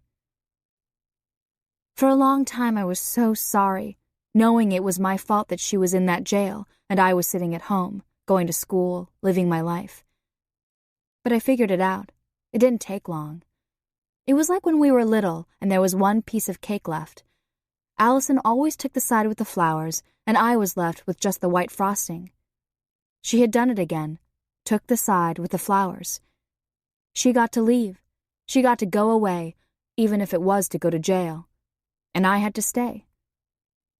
They started looking at me then, and they wanted me to be like her. When I wasn't, they stopped looking, which was worse. So then I wasn't so sorry anymore. You can hear the Druid before you see it. It runs southward through the center of town, through the countryside right behind our house. It winds and twists until it runs into the Mississippi, and then it's like it never was, like it just disappears into nothing, magically. The river in this part of town usually smells like dead fish and the gasoline from motorboats, but the rain has washed that all away, and the air is fresh and clean. I stand at the edge of the paved walkway, high above the black water. Druid means sorcerer, magic. I'm scared, so scared, and I look around for Allison. I want my sister. Someone touches my arm. "Are you okay?" I hear. "I want my sister," I say, and start to cry. "He needs his sister. I need to tell her he's coming." "Can I call someone for you?" the voice says. No, I say. "I need to tell her." When I step off the edge, I feel a scrambling panic. I hit the cold water, and it fills my ears, my nose, my mouth. I try to cry out for my sister, but my words become bubbles and rise to the surface silently. When I stop thrashing, stop struggling, I see her. So perfect, so tiny, just like I remembered her. "He's coming," I tell her, reaching my hands out to hers. "He'll be here soon." And as I cradle her in my arms, we sink, slowly, peacefully, to the river's bottom to wait.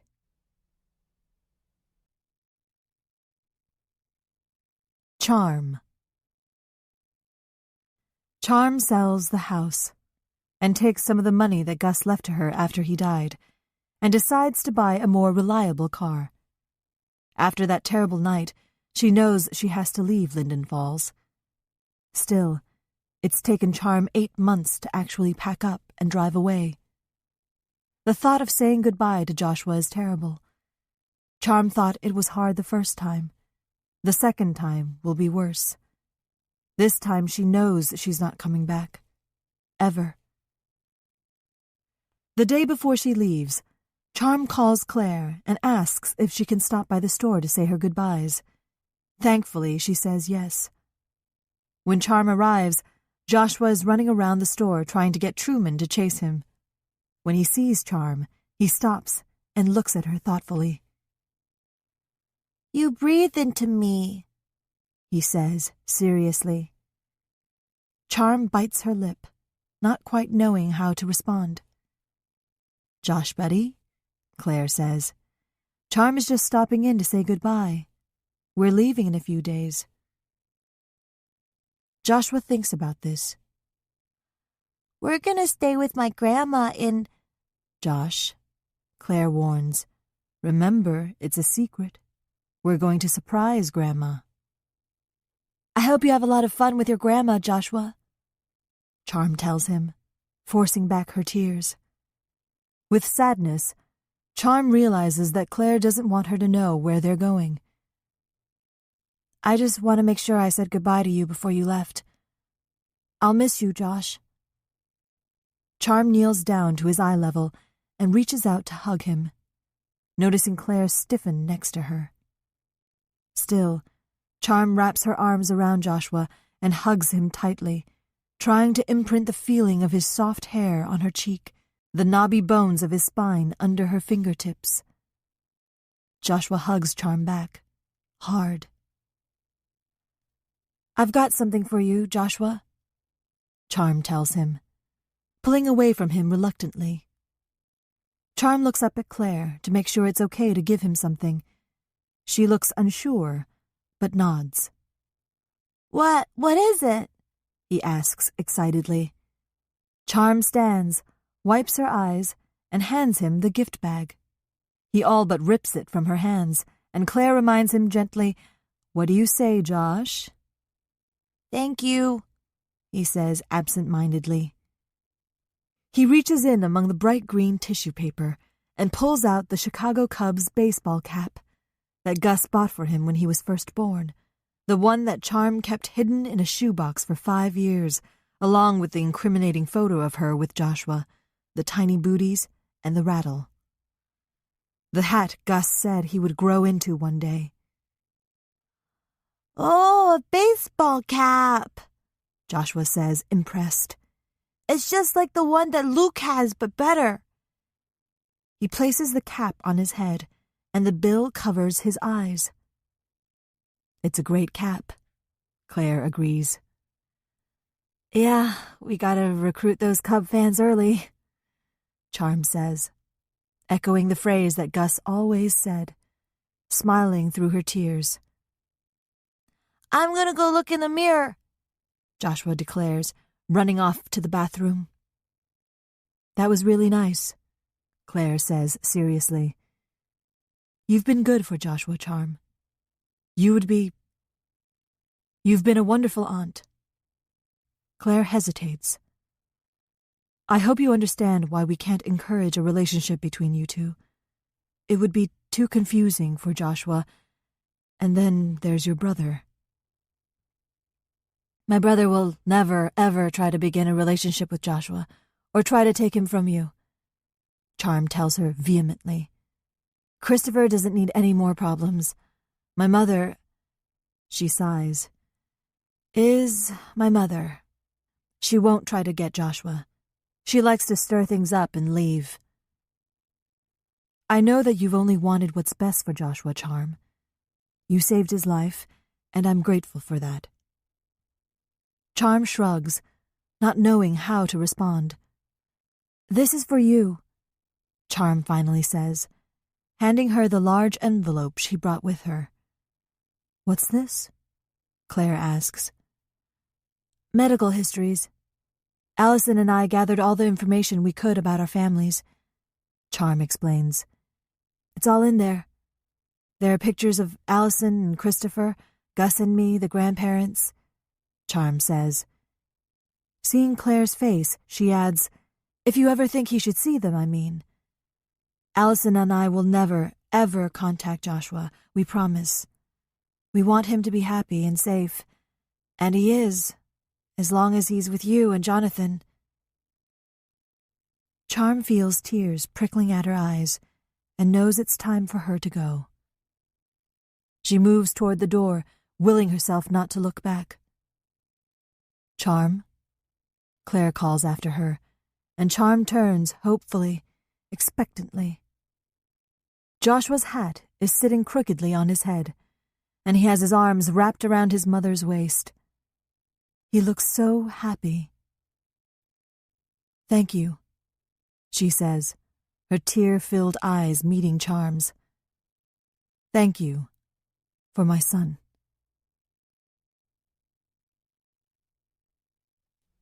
Allison. For a while, I was terrified that everyone would think that I had something to do with Bryn trying to drown Joshua, like it was some kind of big conspiracy. The police talked to me for hours, shook their heads at my insistence that I had nothing to do with the drowning, tried to get me to admit to something, anything. But in the end, Devon came to the rescue again. She was able to get Bryn's medical records and the notes from her visits with her psychiatrist that she was seeing in New Amory. In her sessions with her doctor, Bryn talked extensively about the guilt she felt for thinking the baby girl was already dead when she went to the river. My grandmother also found Bryn's journals, the drawings that documented the night I gave birth to the twins. Bryn had sketched picture after picture of the Druid River sweeping the baby away. One disturbing drawing showed a lifeless Bryn at river's bottom, holding 2 infants, one male, one female, umbilical cords connected to one placenta. So in the end, I've been exonerated, and my record will be expunged, my file sealed. I can leave Linden Falls any time now if I want to. I could move to a small town like Wellman where no one would have heard of me, or to a bigger city like Des Moines where no one would care. I can leave the state or leave the country. It's up to me and me alone.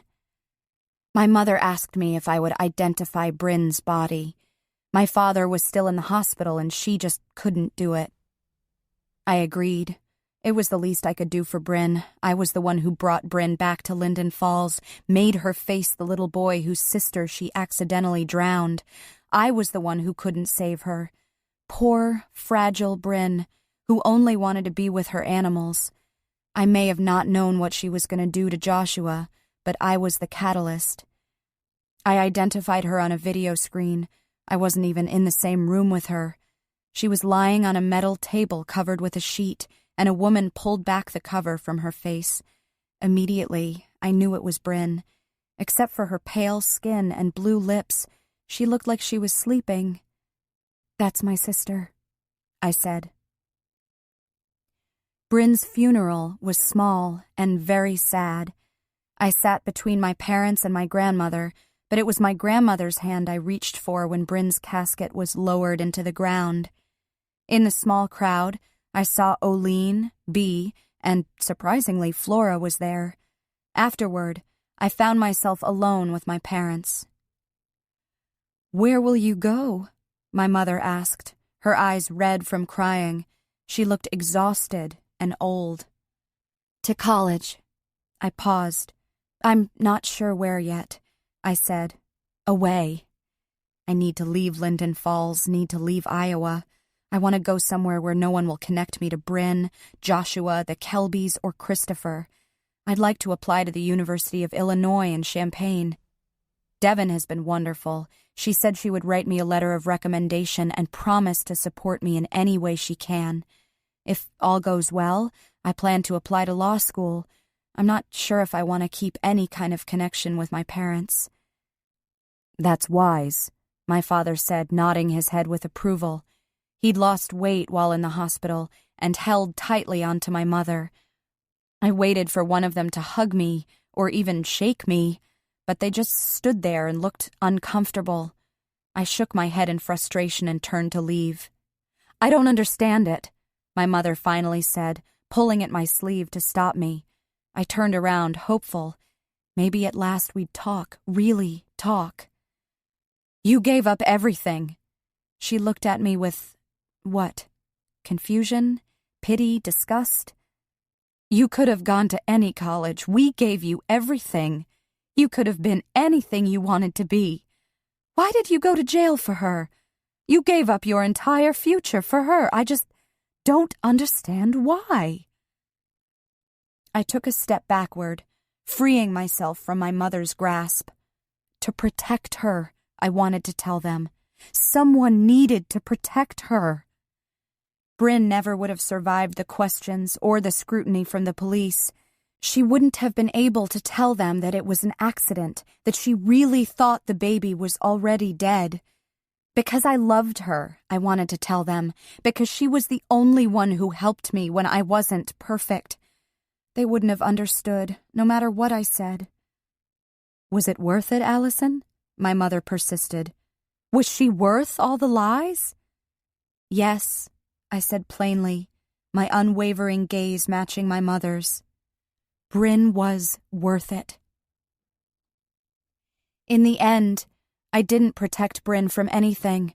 I thought I had done the right thing in taking the blame. I wanted to spare her any more pain. I guess I just prolonged the inevitable. I hope she found peace in her life for a little while, found the love and support she deserved while she lived with our grandmother, found some comfort in her pets. "Well," my father half-heartedly clapped his hands together. "How about I write you a check just to get you off to a good start?" he offered, as if this would make everything okay. I had no job, nowhere to live, and was completely broke. Common sense warranted I should take the money. "No, thank you," I said. And that was that. So this was what it came down to for my parents and me. They would never see me graduate from college, never see me marry or have children. I wondered at my mother. Were her tears for the loss of Bryn, the loss of me? Did she cry because we didn't turn out to be the daughters she had hoped us to be? I'd never know. After my parents walked away from me and back to the quiet, isolated life they had made for themselves, I found my grandmother.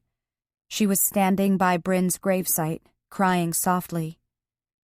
"Grandma," I said quietly, "are you okay?" I put my hand on her shoulder.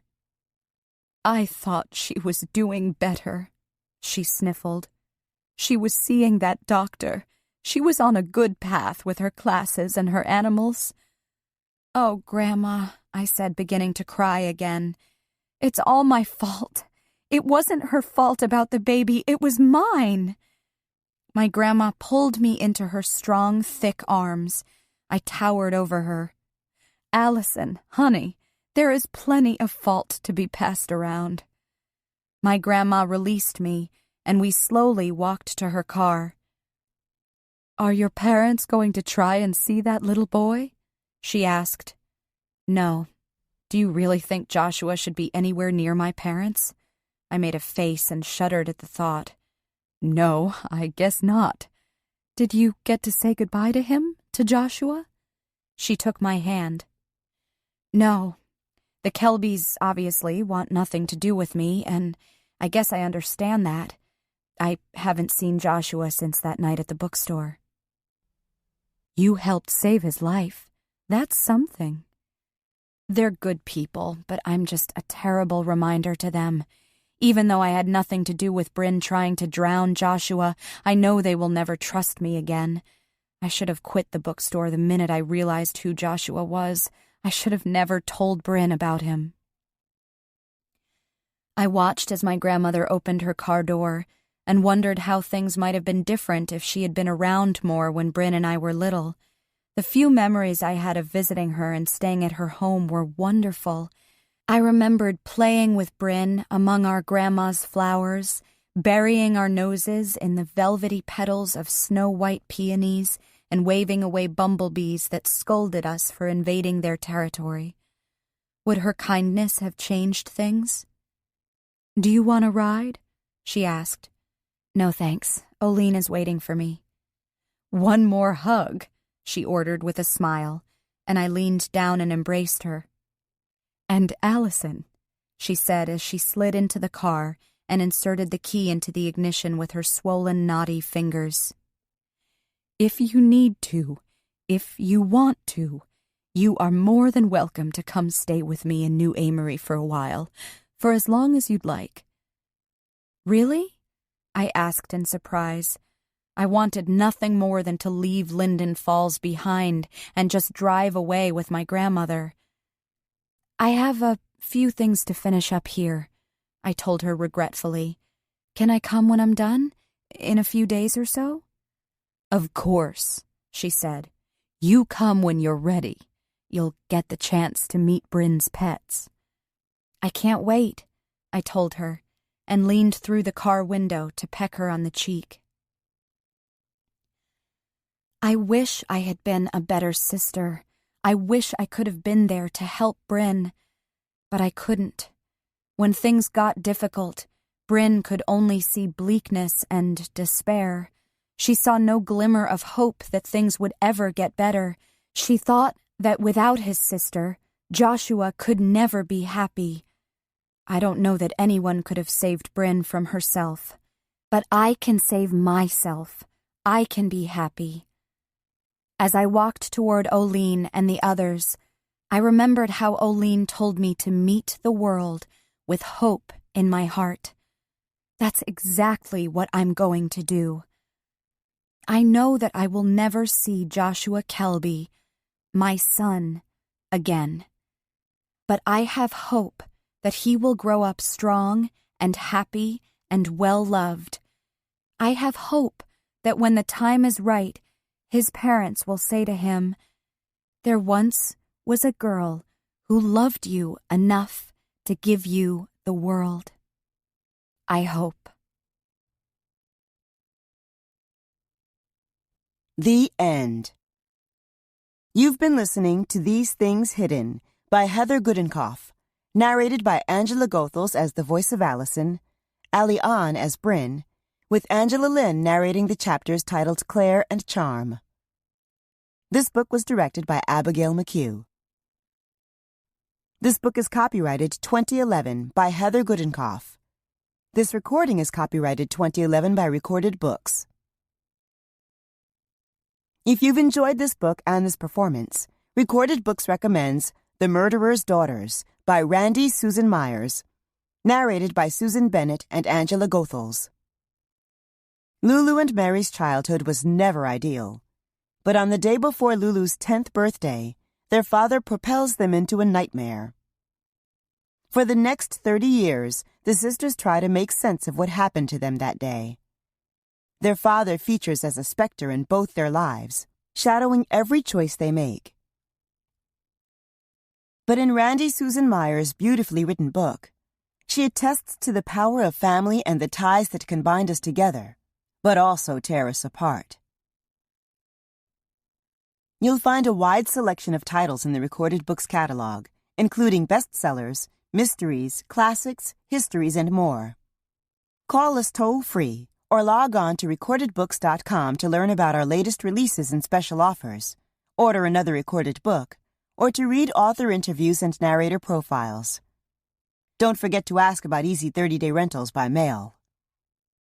And thank you for being a Recorded Books reader.